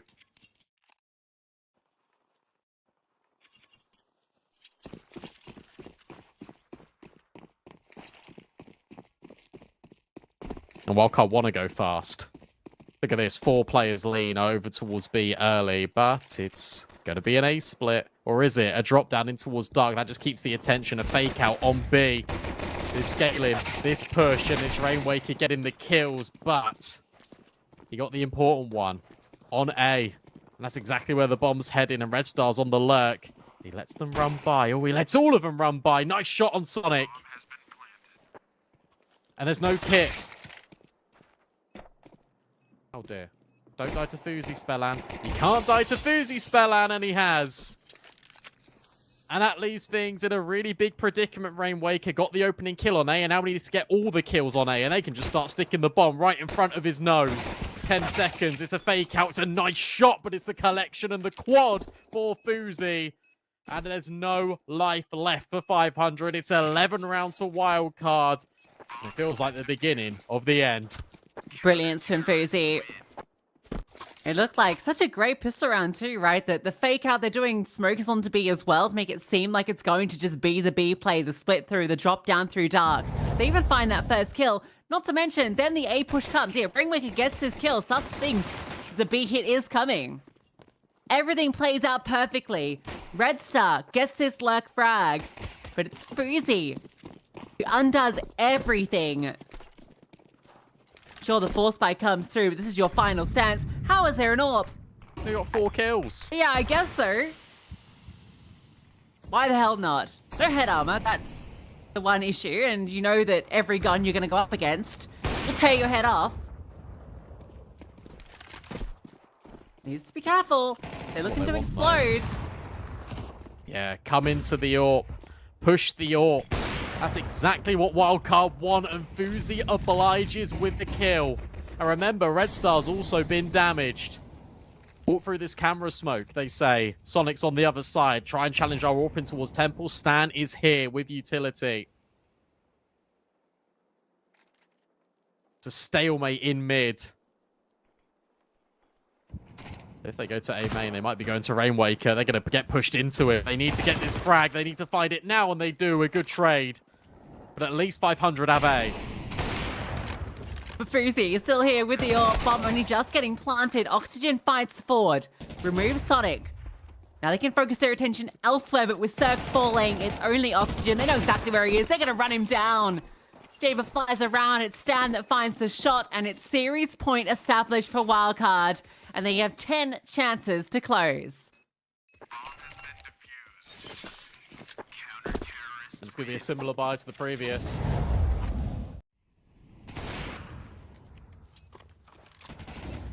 Second round up. And he finds so much success with it. Even just the space and the trap he sets as well. Wildcard want 500 to push that AWP. They want to take the space away from them because they've got that crunch.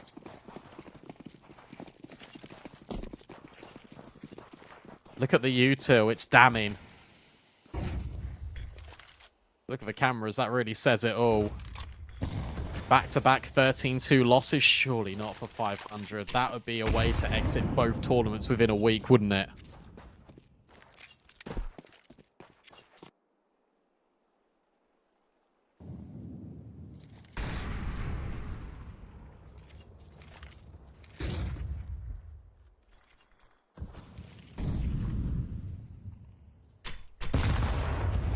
Even the space you thought you had in mid comes at a cost.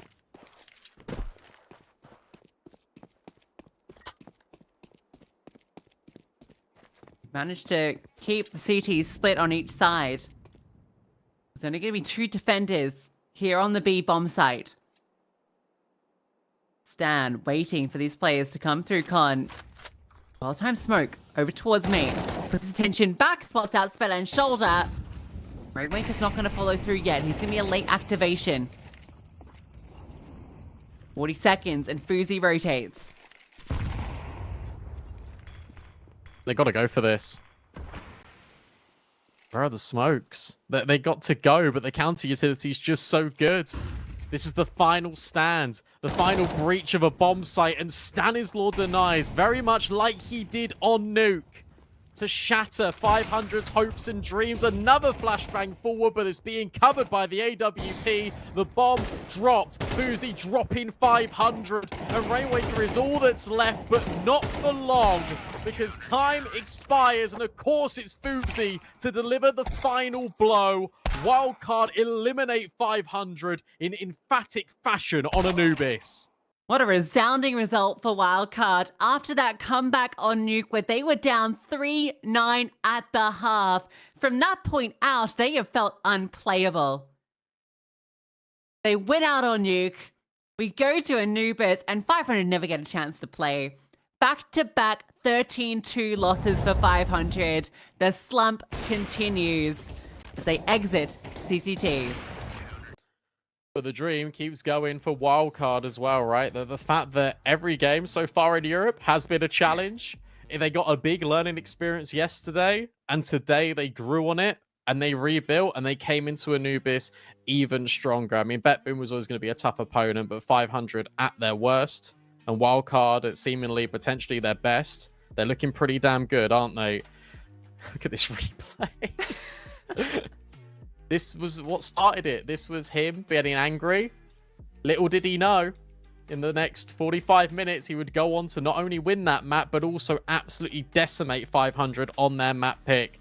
And production have even made a Rage compilation. It wasn't just Circuit, it was Spellan as well. No happy campers here for 500. Appreciate production showing us the the Rage cam. And yeah, it's a frustrating defeat for 500 because they pick into Anubis to try and punish. And it's them that end up getting spanked by Stanislaw. And the whole damn crew, everyone showed up and it just felt like they were freestyling on them. There was just nothing that 500 could offer at any moment. No resistance at all. I know one guy's been very happy with that result. Hayes, how you feeling about your boy?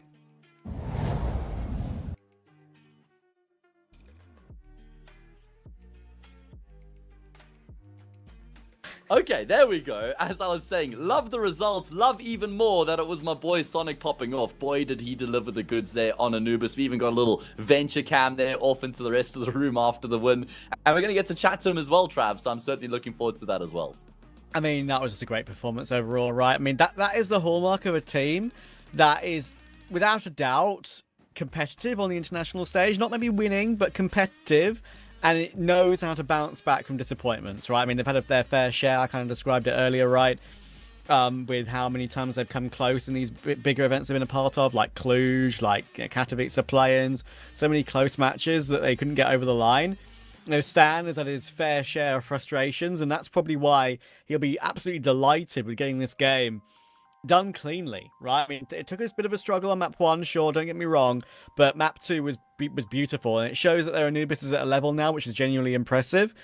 That's what we saw against BetBoom as well, so I think he'll be very happy. He's, as I said, like, frustrated and maybe a bit of PTSD from previous close games that went awry for him. He wants it done without having to worry about any fake comeback at all, and this time, rarely that happens, but they get it done immediately, and 500 had nothing to say for them, and probably that goes on along with the form book, to be fair. Despite both of them having a tough day yesterday, we knew Wildcard were the favourites coming in, and even though they had more reps on the map, Wildcard showed what they're made of.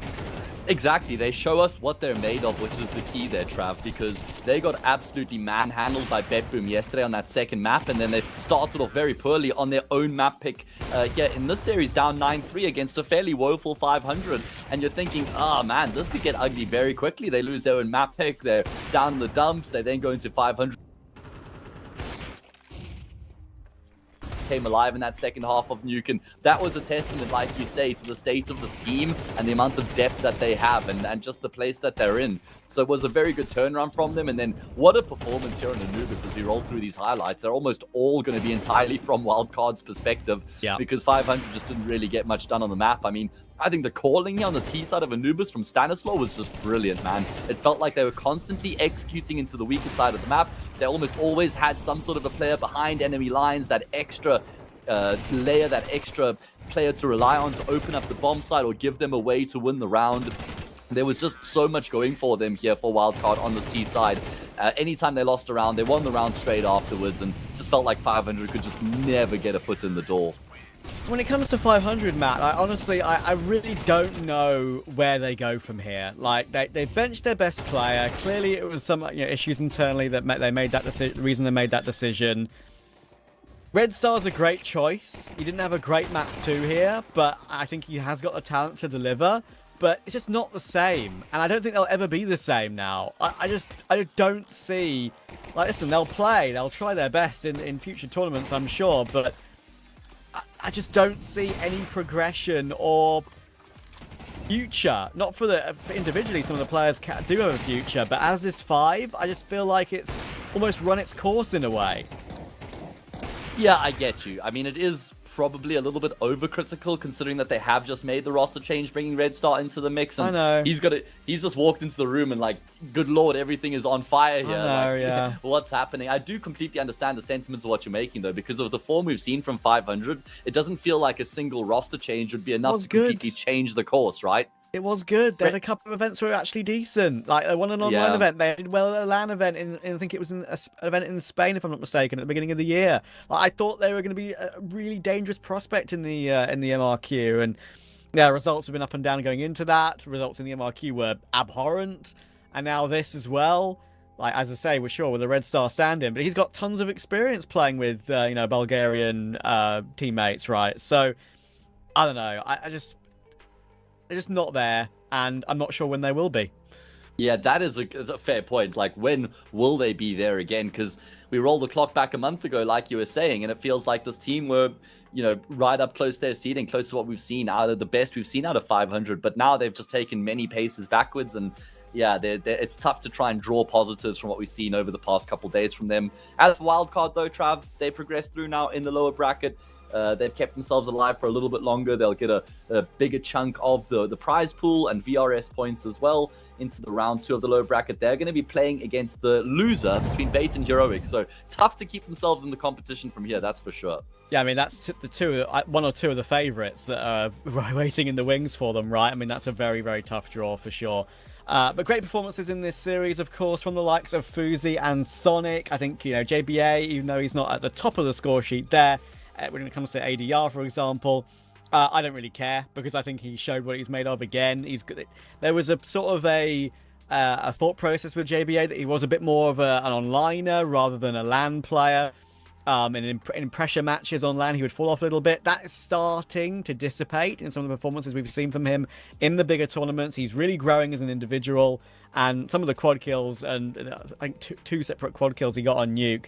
I mean, the first one of the two, they were just stunning, right? I mean, he's got that in him, and that's why he can be so dangerous. And with the reliability of Fuzi, I think there's a reason why this team is playing in the big international tournaments. There's a reason why they're dominating regionally. There's a reason why they are good enough. And yeah, I think, listen, don't get me wrong, with all due respect, it is only 500, but still, I think it's a great result. It is indeed, Trav. Certainly going to be a lot to get excited about. Either way, speaking about things to be excited about, pretty familiar accent for you, no doubt, Mr. Aaron, who is either very still right. Oh, there we go. We got him. Can you hear us, Az? Yeah, I got you. Welcome, brother. Congrats on the result. Good to have a conversation, just opposite sides of the planet. I mean, you guys have stayed alive. Obviously, yesterday didn't really go according to plan, in particular on the second map. You were down 9-3 on Nuke, and it seemed like there might be some trouble that's now crept into today as well. So how did it feel to, get back to form and get across the line in this game? Obviously very good. I think we knew 500 was struggling a bit in the recent matches. It's quite on the Twitter drama spectrum. So we knew we kind of treated this game, it's like a game we could win and try and get our confidence back. And then after our loss yesterday, I think we had a chat, as like a team. But the one thing we're missing, we're just trying to play too perfect, too safe, too by the book Counter-Strike, and CS2 isn't all like that as much as CSGO was. And in CS2, we just have a saying, you need to play with your nuts out and wide swing and take those duels and those risks and all that. And it's a game about confidence at the end of the day. And that's, I think, what we did just today. The comms were flowing, the boys were feeling good, and it felt like a much better environment than yesterday. And well, it showed. Okay. Talking about the environment, obviously playing in EU, whereabouts are you all situated right now? Are you all in the same facility? I don't think you are, going by the player cams, right? Where are you all based at the moment as a team? So me, Stannis, Law, and JBA are in an apartment in Warsaw, team apartment, and then the two Swedes are back at home at their houses, and our coach is in Krakow. Okay, so all about sprinkled in the mix there. Obviously, you guys are going to be going back to North America soon, but let's talk about, where the team is at right now. Obviously, you qualified for the major, which is a big accomplishment for you guys, getting to this tournament as well. You got quite a few things on the horizon. Seems like you guys are peaking at the right time now. Yeah, I think we actually fell off a bit from the Shanghai major, but I primarily just think it's been a difficult time for some individuals in the team. They've had some life issues, which kind of, the team's going to take a natural dip to that. And it's just, at the end of the day, the best we can do as teammates is uplift one another and make sure we get back to that level that we're playing at. And, it shows in scrims and stuff. We played solid CS in our scrims, and then come match time, it's an issue I think many teams face. You just kind of play a little bit different, play a little bit scared, your game changes, and you just don't put up the numbers or play the same style that you do in the scrims. And that's all practice is about replicating the way you're going to play in the match. So yeah, I think the team's moving in a better direction right now. We had pretty good positive team talks amongst one another, and settled a few issues and stuff. So yeah, well, time will tell. See how we do. Always things to work on. Last question before we let you go, mate, is just a word on where you are as a player at the moment. You're now, what, 26, 27, I think, 26. If I'm not mistaken. Not much between us. Not much. There we go. Not much between us, though, mate. Where are you at as a player now, Sonic? Because obviously you've been around for a while. You've got to be looked at as like one of the more experienced guys in the team. Obviously, yourself and Stanislaw, you've got to take up more responsibility in that regard. You're still hitting hard in the server. So how would you kind of like describe yourself as a player with regards to like where you used to be and where you are now? Yeah, everything but American, apparently. See, like for my role now, it's like I've obviously moved into that more veteran-esque player within a lineup. You know, I'm not like the young guy on the block anymore. I'm not the guy who's got insane aim mechanics, jumping and spin botting everybody. I'm more, you know, the solid like rotator player in some of the star positions, and I think my experience just helps the team like around me more because I'm very aware of like what's going around, and I think I can move players around me into the positions and make good calls off of that because I've seen it all. Yeah, and I think that's important role for someone who has a bit of experience. So yeah, I think and I personally also feel like my job to maybe help like some of the younger guys and bring the best out of them. Naturally, I think is what any older player in a team should be doing for the younger guys. And just, I think, being more supportive, because I think I would have also liked, you know, some of the guys that I used to play with, I would have liked the older guys to be more supportive in their positions and things. And so, yeah, I'm just trying to be that guy. Okay, well, you've evolved a lot, Aaron. You've matured a lot. You've come a long way from the guy at Duke's LAN who was borrowing my computer so he could play Counter-Strike on LAN at a bar there when that was like the least important thing going on. Yeah, it's a good 10 years since then or so. Yeah, that was a rowdy LAN. That was the peak, brother. That was the peak. Everything else from here is gravy. Okay, cool. Thanks very much, Aaron, for having a conversation with us, mates, and best of luck for the rest of the event. Yeah, cheers, man. It. Thank you. Bye, guys. Cheers, brother. Come on. Sorry, Trav. We had to put an end to the bromance. I mean, listen, I knew it was going to happen. I was even going to intro it and say, we'll let these two just like have a little chat, have a little podcast on the side while I just sit back and listen. But listen, you've got to let the bromance happen sometimes. So yeah, good interview. Enjoyed it. Good stuff. But I believe we've got something else, a little special thing to add into here as well, right? We've got a bit of a surprising pre-next BO3 interview for you. Here's a little bonus for a bit of fun, right? A little bit of a silly and goofy fun. Bait vs Heroic is coming up next in around about an hour or so. And there's a guy here. There he is. There's a guy here who used to be on this side of the desk. He used to be a caster just like us, and now he's the face of Heroic Socials. Mr. Tom Sneaky Beaky. How on earth did that happen? Talk to us. I mean, first of all, guys, it is a pleasure to be back in, well, on the other side of the veil at least. But the actual story is I randomly applied for a job listing that asked for someone living in Paris who spoke both French and English and was good at Counter-Strike. Are you any of those things?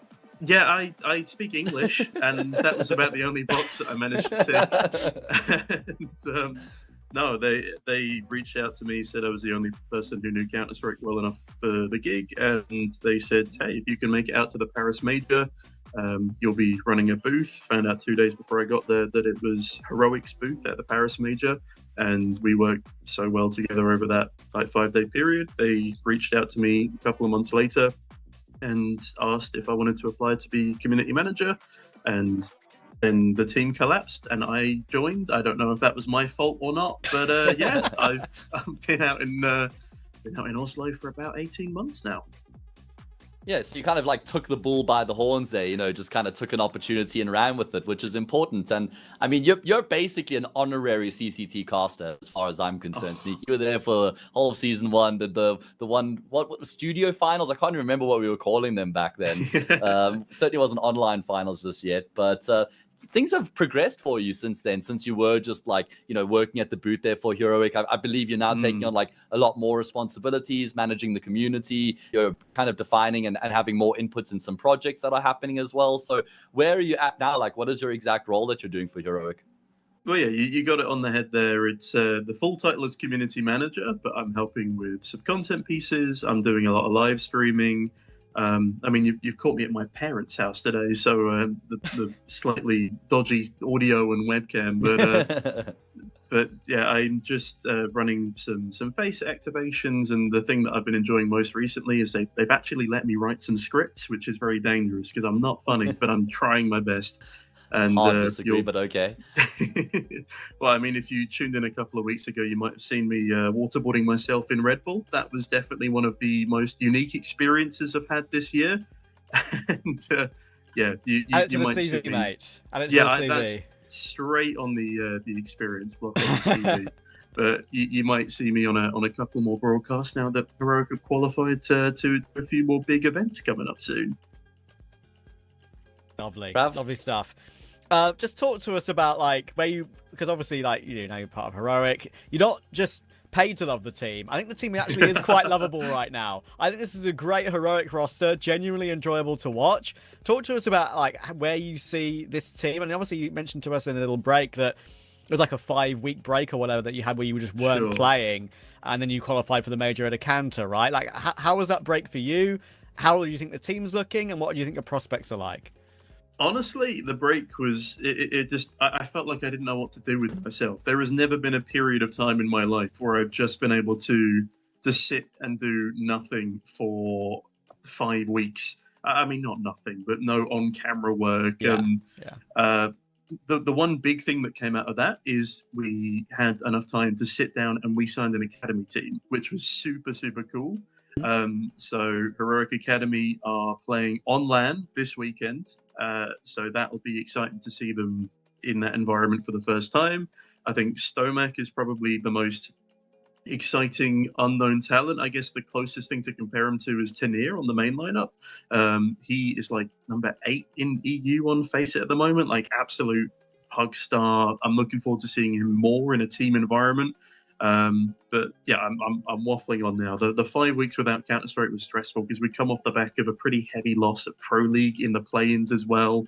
We'd missed out on the qualifiers for, I believe it was Bucharest at the time, but then we came in and we're on a 6-map win streak right now. We were undefeated in the major qualifier, and it was really, really good to see because we'd had a boot camp, we were playing on boot camp, and the boys, their energy was so infectious. And as you said, you would not have to pay me to like this team because the personalities are so fun.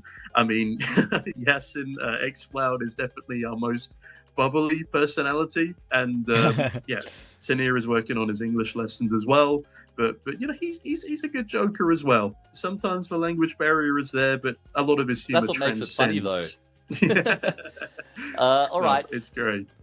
So I have a question. Don't worry, it's not about scrim results, so we'll leave that off to the side. What we will, I do feel obliged to ask you. Now, I'm kind of curious to see what we can get out of you. But you guys obviously have a player on the bench right now. That player's name is Nilo, and no one really knows what's happening with him, Sneaky. Do we have anything you can share with us about what we can expect in like the immediate future or 6 months from now? Is there any plans you can share with us about what's happening there? I mean, we put out a statement originally, and just with respect to his privacy, an unfortunate personal circumstance came up a little bit out of nowhere, and that changed our plans, changed his plans pretty drastically. And whilst those issues are being resolved in the sidelines right now, he's been given all the time he needs. And in the meantime, because the lineup that we have is working super well, like Tanir came in instead. He is like a god at the game. We don't want to put any pressure on them either.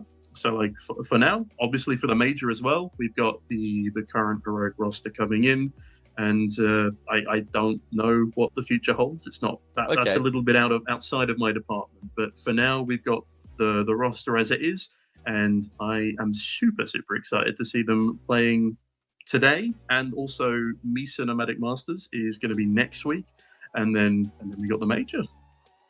And what's the Lovely. goals for the team amongst all of this? Yeah, just the last question from me. Like, Sorry. is it to become? What's the goals for them? Is it to become like tier 1, top 5 team in the world, or are you looking at it through a more relative lens? Like, what's the perspective in that regard? So obviously the goal is to get back as like a consistent invite team. I guess you have to describe it as an invite team now, right? With the VRS system, we want to be getting those sort of top 12, top 16 invites to things. And also one of our big goals was to make it to this major, which we did in a dazzling fashion. I was quite pleased we didn't have to face the same Nikodos that we faced in the Bucharest qualifiers as well, because he was looking quite scary.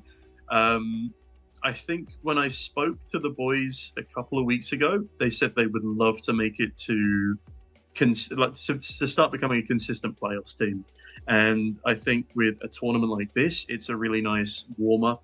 I mean, I guess the entire upper bracket is like the playoffs, but it would be great to make it to the finals here. I think maybe making it to the finals or putting up a good performance in the semis of Nomadic Masters would be really good. And then the major as well, at least making it through the first couple of stages. Those are the current team goals, and they would love to be like a major playoffs team by the end of the year. Okay. Sounds great, and I really appreciate you taking the time to, because we had a little, funny idea just with Lucy and Brandon and everyone to bring you on today, because obviously we get asked who we'd like to interview before and after, and we're like, listen, Sneaky's around. He's always around. Let's see if he's around. He's still got the extra Fi headset, even, man. Just like me for real, bro. Yeah, just like Matt for real. Anyway, it's an absolute pleasure, mate. Nice to catch up. And we're going to be throwing it to a bit of a break now, of course, as we've got Bait versus Heroic coming up in this very tournament. And, of course, we'll have Exner and Paladin on the desk, Anders and Ted on the cast to bring you those. So it should be really enjoyable. We're going to throw it for now, though. Thanks to Sneaky for having a little chat with us. And we'll speak to you guys in a little bit. Bye, Sneaky.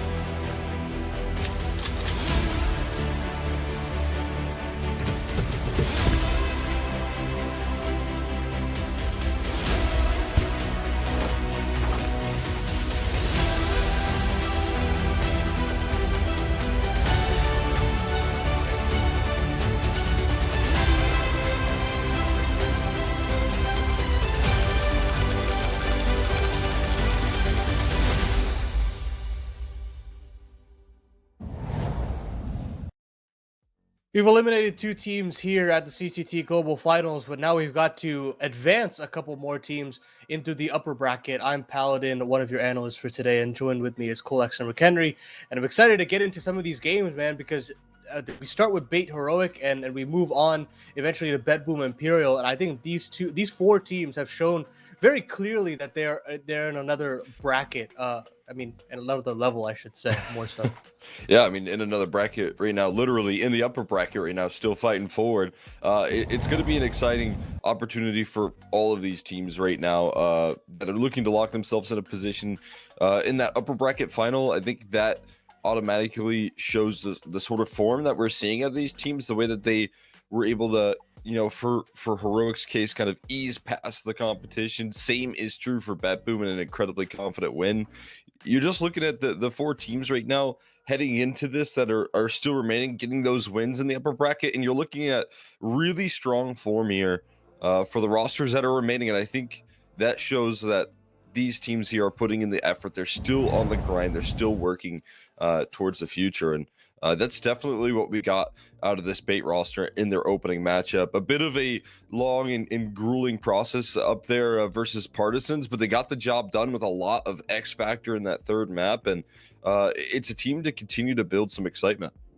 I feel like this team has kind of broken the shackles now. I mean, trying to qualify for the major regularly, being heartbroken by being off by 1 best of 3 and just being counted out in so many situations. But it feels like now that they've been able to overcome that hurdle after an incredible best of 3 against Astralis to eliminate them, it feels like they've turned a corner and they're playing with a lot of freedom in how they like to approach the game. And you're starting to see a lot more consistency out of some players that I had low expectations from, but I'm very pleasantly surprised with how they've improved. When I look at Essential in specific, when I look at the amount of impact that he can provide as an anchor, it's actually super exciting. I think when he first got into this team, I really questioned why NPL brought this guy onto the team. He looked discombobulated. He looked out of sorts. He looked like he didn't belong in a tier 2 or tier 1 environment whatsoever.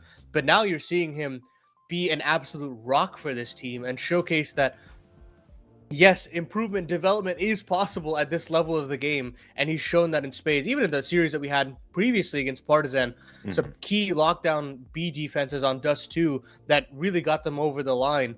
But I'm not even talking about some of the other players on the team. Obviously, NPL, a fragging IGL who has kept up that level for a while now, and Hedrick, who has just been doing some unbelievable things. His improvement, his development has also been really incredible to watch. Yeah, I mean, I think NPL's story is the biggest example of Blade maybe never being wrong just early when it comes to how fantastic he is at identifying talent. Coming through into this Bait roster, it feels like maybe a more logical step in his progression, whereas Na'Vi was maybe too big of a jump. He still had some years where he needed to grow, and Bait has been able to provide him that. It's a secure roster that they've been able to build together so efficiently. So a really exciting story there in terms of Bait being able to stick with this talent and finally reach their goals. On top of that, I just want to mention Alex, who is going to be remembering that 1v3 for the rest of his life. Yeah. I mean, you're never going to forget that moment. It's going to take a long time for you to lose any confidence from that moment. You're going to be remembering that 1v3 again for forever. So really cool there for Alex, who came through clutch in that MRQ. But on the other end of the server here, Heroic, we looked at them yesterday and what they were able to provide, a very dominant win. We saw the peaks out of some Pious, man, just the positioning from him, the consistency that we know this guy can bring to the table. We know he's brought it with Heroic, and even in that kind of floundering Falcons roster during 2024, it was always the shining piece of this team, coming through with Tanir, who I thought played an incredible game. Most of all, I feel like Heroic are still working so well. They're just gelling together perfectly on a map like Train, where we really haven't seen them pick up any wins. They got their first one yesterday, and it looked just fantastic in the way that they were able to do it. I think that, this is a team that can now look to build upon that into their map pool if they show that sort of consistency and cohesion again. And I think that a lot of that comes down to the saw an LNG combo that we've seen out of these two players here, that leadership and development that comes through when you don't watch this team play a map for a month and then they come through and look so much better on it. Yeah, the method in terms of ramping up is a very difficult one, I think, to grapple with. It's not something that many teams can effectively do. Sometimes you peak too early, sometimes you don't really find the peak at all. But with Heroic, I feel like they've really mastered what they wanted to do here. And, you know, the fact that they win in such a dominating 2-0 fashion yesterday, and to do it on two maps where you don't necessarily feel comfortable at all, at least the numbers don't suggest it as much, but you look fantastic on these maps when the actual in-server performance comes out. That gives me a hell of a lot of excitement for them in terms of their depth, in terms of what can they do at major international tournaments. And I'm already seeing that out of major improvements from xFloud. Great work from him as an extremity player yesterday. And same goes for Tenier as well, who has really come into his own as someone that was touted as a prospect, but he always felt very raw. He didn't feel like a guy that was ready to just burst out into the scene after his work on Gun 5. But now it does really feel like Saw and LNZ have had his paws on him and really molded him to this guy that can be a star. And I'm sure with how he was initially brought onto this roster, they're just happy that this worked out in the way that it did, and they don't have to worry about fitting in another player or anything of the sort. Of course, going to the head-to-head with NPL will be very interesting. Another guy that has been able to put up numbers. I think the very interesting part about this entire process of this best of three comes down to the veto, just because Bait do like to dabble in all 7 maps in the pool. Obviously, some more than others, but in this situation, they will move away from Nuke. They will leave Anubis up, which we've already seen the strength of the mid-rounding from Heroic on this map and the potency of what Sun Pius can do on that CT side, something that is a little difficult to do as a CT-sided Opera on this map, but he calls the shots very well. The little double setups that they have in main and in both sides of main, actually, on B or on A, he does very effectively. And then on the other end of the equation, Bait going to Comfort. We know how much effective play they have on Ancient and how, Heroic, I have not necessarily seen much out of them on that map, so we will go to another one of those extremities of Bait's map pool. And then Mirage to decide. I'm glad we get to go there, because if we do, it will be a slugfest. It will be something that we can remember for a little bit. Yeah. I mean, I think that both of these rosters kind of looking at their opening map picks should be feeling, confident. If you're Heroic, you're looking at that performance, and like you said, the Sun Pius opping that was floating throughout the map, it gave them a fantastic CT side. It lifted their CT side off the ground when the rounds weren't really starting off. It was his op that locked in that ace to open things up and give them their first. So if you're looking at an opportunity to bring in some of the same level of success, you're building up a little bit of trust in your Anubis, and you kind of maybe get to catch Bait on territory that they don't oftentimes feel super comfortable on. But like you said here, Ancient's a map that I think Bait generally bring like a world-class, maybe even like tier 1 level of play onto. And I think a large part of that comes down to the efficiency of that mid control that they're able to take there. I mean, MPL controlling the map so effectively when it comes down to the way that they play out middle on Ancient is a big reason as to why this team's always been a very good Ancient team there. And that's going to come through in this matchup here. I feel like you're going to see him really get the reins on these rounds and be able to set themselves up quite nicely. And again, Mirage, as it comes down to it, like, I feel like you couldn't ask for a better way to close it out for both these teams. Yeah, I think we're in for quite a whirlwind of a game today. And I'm trying to look at like kind of head-to-heads that we're looking at for this game in general. Hetrick and Sun Pius are both at a very strong level right now. I hate to always bring up the op head-to-head, but I do feel like it is so pertinent in this best of 3 specifically, just because of how much these two players do for their respective teams.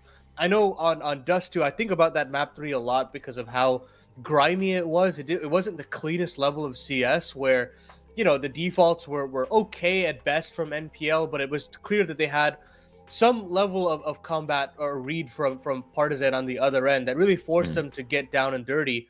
And when the going got tough, when you've got players on islands, Hetrick 9 times out of 10 will get you at least a double, maybe even a triple, to make the round doable for a man disadvantaged Bait. and that's what makes me really excited about him, is the X factor that he can provide. But for Senpaius, it's that death counter, man, and how low it is consistently for this guy. He's just so willing to take duels, but also never die. And I think that really brings an extra element to this heroic lineup that really promotes some of the aggressive players, like your Teniers, like potentially X-Cloud as well on certain parts of the map. And that alone, you could just see the amount of support that it adds as operas for these two respective teams, I'd say. Yeah, I mean, I'll always say that Senpaius is one of the prime examples of an opera that gives himself the most shots, right? He's going to give himself the most opportunities to find picks. That means positioning himself in safety, in good positions that give him a chance to fall back and find more. So that always leads me to believe there that if we do see some of those details break down, if we are seeing Heroic get a good grip on the way that they're able to open up fights and open up on those T sides, and if Bait find themselves in a lot of disadvantages, Heroic's a little bit of a more difficult team to try and find multi-kills, to try and answer the call that, like they were doing towards the tail end of Dust 2, where you're not going to be able to get as many multi-kills up against this team. They're going to trade you quicker. They're going to find those replies. They're going to space themselves out a lot better. And there isn't really any missing riflers that are going to be missing out on those opportunities to land those trades. So the job gets a little bit tougher here for Bait today when you look at the sort of coordination and efficiency that we're seeing out of Heroic here as of late. Man, I'm thinking about how Heroic played Train, and we talk about the developments of how they approach that map, where you think about the executions having multiple layers, the efficiency in that utility being used at the right time, the way they would take T-Con control. But I think the most important thing as to what made their Train as exciting as it was the chemistry between players and the tethering between the CTs to always have a trade available, right? Where if they would pop out of the A main smoke as a T on the opponent's side, and they would walk through a smoke, yes, one player would take that initial contact, but the swing out was automatically there, and they were always playing in angles that weren't easily tradable. So you see, I think, the synergy between SAW and LNZ in terms of the development on these maps that are on their extremities, where you say, okay, how do I develop on this map? It's going to take repetitions for sure, but you can tell that they've put in those reps as far as practice goes to understand what those angles are and how to play off of each other. So when you go towards a map like Ancient, that yes, they don't have a spectacular win rate on, but have reps already put in, that already makes me very excited about them learning on how to adapt and how to improve. And I think that's the biggest kind of ace in the hole for Heroic, right? Is having SAW on this team that will always be there to help improve and develop. He's seen what a Heroic is like at the very top end of the scene, right? He knows what it takes to remain as a top 5 team, as a top 3 team in a lot of situations. And now he can kind of develop that even with a world ranked 22 team as well, because I could argue in some situations that the competition can be even more fierce in tier 2 with how much you have to play at this level. So that is one thing that I am very excited about. It's just to see the improvements from this team on maps that they might not necessarily be quote unquote good on from a numbers perspective. Yeah, I mean, you look at that development as well, and again, talking with Senpaius yesterday, I kind of asked the question of like, what's the workload looking like? How's the stress management here? Because a lot of times you look at a team that's just locked in a very comfortable qualification to the major, and you think, okay, this is a team that's obviously been ramping up for the MRQ for that qualification process, and again, it felt like they kind of breezed past that qualification. And then we talked to Senpaius, he says that there is no stress, that we're still, putting in the work, that everyone is buying into the system right now. And if that's the case right now, if you're able to kind of play at the peaks right now and put in the most effort that you're probably putting in the last month or so for this season, it's a really good sign that everyone is buying in. And when wins come your way, that's just going to kind of benefit the motivation. Every win that you get in an online matchup is going to say, hey, all of this hard work is paying off, and it's just going to build for the future. Yeah, and I mean, that's what makes me most excited, is that they are developing at a rapid pace, and you look at their schedule that they have. It's a packed one, but we're gonna throw it over to our lovely casters here for Bait versus Heroic in this upper bracket. Anders and Ted, take it away. Thank you so much to the desk. We really appreciate it. It's a nice breakdown of the match that we're about to have. Ted, how are you doing? How are you feeling on this fine afternoon? I mean, I'm doing great, man. In the end of the day, at least one Bulgarian working in Counter-Strike today has to have a good day. So I intend to be that one Bulgarian, and I actually want to have a little bit of fun with the winner brackets matchups. Obviously, the start of the day was really exciting for Brandon and for Lucy, but things didn't really go all 3 maps. So I do have a little bit of hope that me and you are going to be the merchants of 3 mappers here, and we finally get to see a bit more of a close series. Even though yesterday we did have some cool matchups. We really did. I enjoyed the Counter-Strike a lot. Even some of the games were pretty one-sided that we were casting yesterday, but it was really cool to see. Like I was happy to see Imperial play as well as they did. That was super fun. You know, I hope we're gonna get more of the same here. Heroic, obviously, kind of a powerhouse in some sense, and they could even be favorites to make it all the way to the end. We're going to find out if Bait are going to be able to stop them in this best of 3. That would be quite something, I think. I do personally, I don't know about you, I love this idea of Tania coming in as just like a, you know, at the beginning, like a, not even like a, you know, permanent member of the team necessarily. Everyone's talking about Nilo and all the rest of it, and then somehow he just like, he was on the stage, like the spotlight was on him, he was like, I'm going to play well. So I think that's exciting.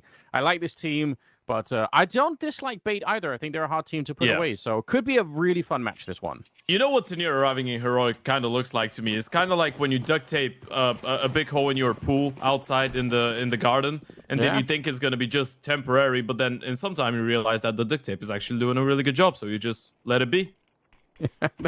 That's exactly, that's how my whole house is like that. Everything is fixed in that way. It's like I'll do a better fix in the future, and then that future never comes. So classic moments. Here we go, ladies and gentlemen. Welcome back. It is CCT Global Finals, and we've got Heroic versus Bait in a best of 3 here. We're starting on Anubis, as you guys can tell, with Bait on the T side, Heroic on that CT side. And already, I do like this. A 3-man little skirmish, little hit squad to try and see if they can find a kill in the middle. They are being held here by NPL, but it doesn't matter. Tania ducks right down. We just brought him up, and that's the reason why. And they pull the plug. They say, okay, that's it. We didn't need anything else. We just wanted that 1 kill. It's a giveaway for the entire round as well, right? Because you spot out NPL towards the right-hand side. You hear one more player trying to swing from top right in towards that B lobby, and then you see Ascentio just jiggling in towards the stairs. You can make an educated guess. He was just there to make sure that you're not getting proactive in towards the A bomb side. That's why you see Heroic shift a lot of those numbers back in towards the B bomb side. See if it's enough. 1 kill to start the round with here. Youngster's going to be in the back. He's already calling it out, saying, yeah, they are going to be coming in. No more surprises here. Nice headshot. Tania lands a second. And that means a lot of problems here for Bait at the moment. Trying to see if they can still make their way through. And honestly, Hetrick doing a fantastic job of trying to get his team back in. There's still a 1 versus 3. And it's maybe too much to ask for. X-Floud are going to be able to get the last one there.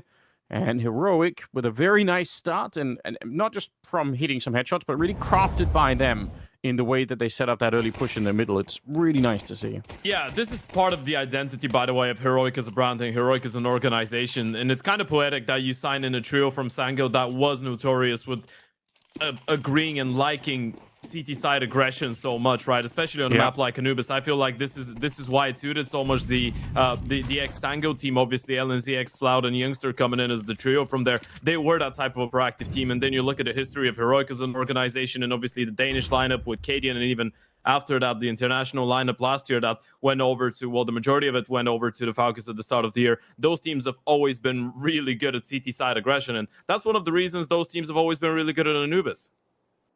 Yeah, and it's fun to watch as well. It just makes for entertaining Counter-Strike instead of waiting around. So yeah, something in the organization has an appreciation for that. They certainly do craft really good lineups. Sometimes even with maybe not the most funding behind it, and also have an insane social media game. So shout out to the people posting mad and stuff on insane, Twitter. Yeah, we mean outrageous. We do see you. Yeah, obviously. Here we go. X-Cloud, a little bit of a nice swing out. He tries to get the tap on the last one, but not going to be allowed for. But you know what? It's a pretty good job. Gets a couple of kills there. Sunpius falling very far back from getting dinged early on. So, I mean, for Bait, this is actually pretty acceptable. They get at least 1 kill here, the bomb plant as well. I think that's a mission accomplished in some sense.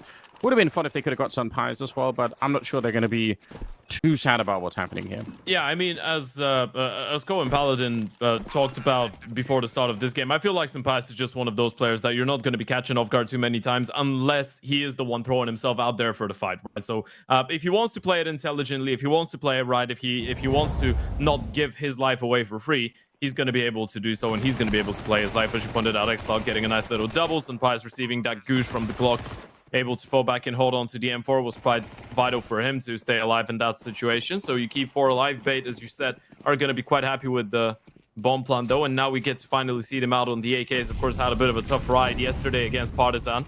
Needed a 1-11 comeback on map 1. You do feel like they can't really afford to have such a slow start against Heroic though. Yeah, that's a lot. That's putting yourself in a dangerous position if that's how you have to fight your way back. So yeah, we gotta hope it's a bit different here. Deep smoke going towards the B side of middle, and then a Molotov towards that cam position. So very obviously trying to put a little bit of pressure on. This early on, it's not for an attack. It's presumably just to try and bait out a little bit of utility, I'm guessing. Yeah, this is because you've studied the reactions of Heroic, right? You know Heroic is a proactive team, and if they hear that early mid utility, they might group up and want to re-clear middle. That's what you're trying to do. You're trying to drag them away from the bomb sites.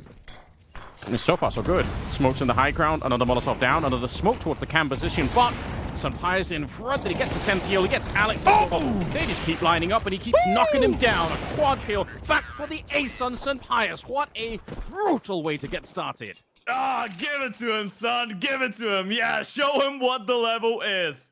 Welcome to Anubis, gentlemen.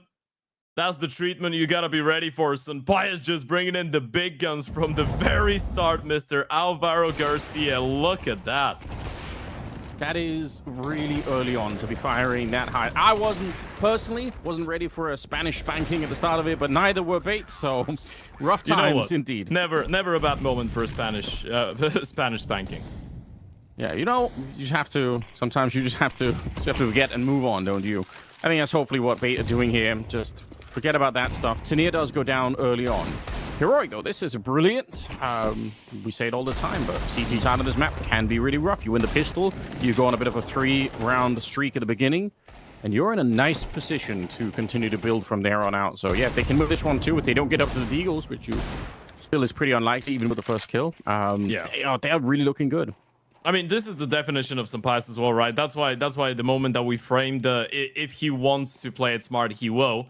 That is a big if, because Sunpire's is an opener that can thrive, right? Even in CS2, and that's why I still enjoy watching him play. It kind of feels like he's been able to hold on to a little bit of the style that he still had in CSGO, right? Just going for those instant repeats every single time, the moment that he feels like he's hitting the shots. This is what it feels like to have a tier 1 operator in your team, by the way, Heroic.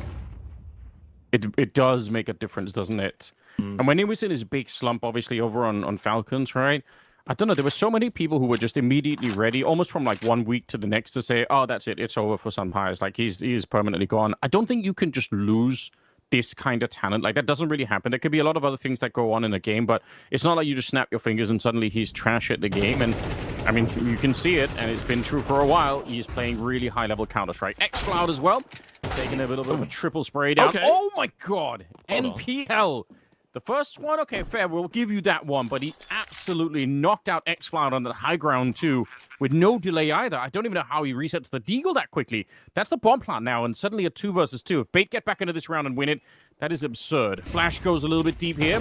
Head trick trying to set it up there where MPL is up there. Nice. That's actually just a USB. Sunpire's getting the job done. No head armor, and he can't get it. Instead, it's NPL with a quad kill and saving the round for his team. That is completely grotesque. I mean, from one person that's on his redemption arc to another, right? MPL with, I guess, a massive 4K to get Bait on the board early on. We're going to check it out on the replay. It all started with an Alex 666, 1 peek in towards that B-bomb side, and then MPL just started racking up the kills with the Deagle. It's an inspiring story, the one of MPL as well, getting that opportunity on the Na'Vi main roster, and I guess you could say opportunity. I feel like it was a little bit too early for him, felt like it was a challenge.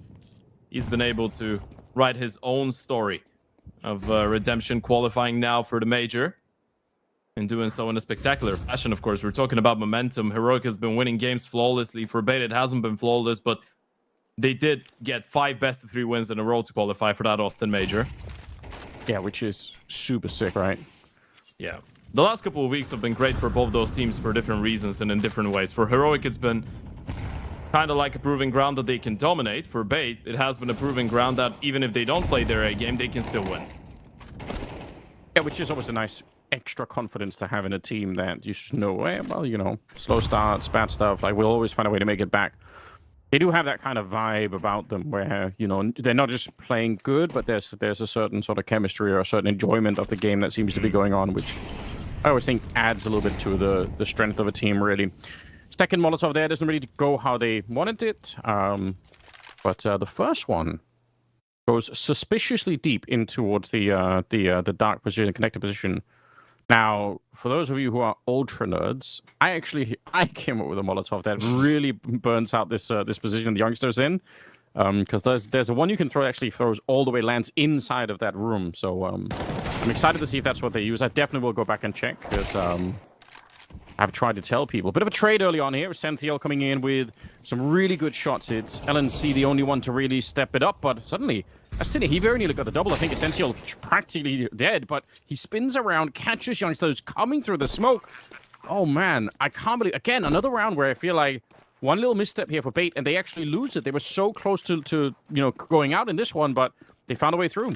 Yeah, this is the thing. If you're heroic, you're playing against a team like Bait, you could win if you're relentless, right? If you are on your A game, you probably do have the better pieces. You probably do have a really good team to counter Bait even in a way. But if you give them an opportunity, Bait know how to take it. Essential going absolutely huge with a triple there. Alex with another pickup. And suddenly, if you're heroic, that perfect start carried by the ace from Sampayas as well in the first buy round has already been thrown out the window. You're looking at the next round. Money's not really going to be available. Sampayas on the hero AVP, everyone else on the pistols. Tanir might purchase a hero MP9 for himself or a pistol with armor, but it really will have to be the Sampayas show if you want to get anything done. Yeah, hero MP9 just doesn't sound that impressive, does it? It's like it's not got the same ring to it at all, but but they can obviously work. I mean, at least you can run around. It could be fun. Yeah, you're definitely going to be having fun. That's definitely true. Kind of wild. Once the rifles have got into play, it's been Stampais with the ace, NMP with the quad kill, and now Essential with the triple. It's been a lot of the multi-kills that have sort of, determined the rounds and what ends up happening. That is really fun to look at. I mean, that's also why the game feels pretty intense at the moment. Deep smokes again, similar protocol, Molotoving out that cam position, smoke towards the B side of middle. Again, trying to put on the pressure for Heroic and making sure that they don't feel particularly comfortable. They do have just a couple of pistols here at the B bomb site. So unfortunately, doesn't seem like they're going to be very well prepped for this one. Initial grenade goes out to try and slow them down, but it is already too late. Alex instead coming up with a nice spray down and saving the ult, probably the primary concern at the moment here for Heroic. Yeah, it's a good way to counter a hero up on the other side, right? Because you obviously know that Sampais is going to be alive. You head in towards the B bomb side. You post head trick with his AVP in towards that main position.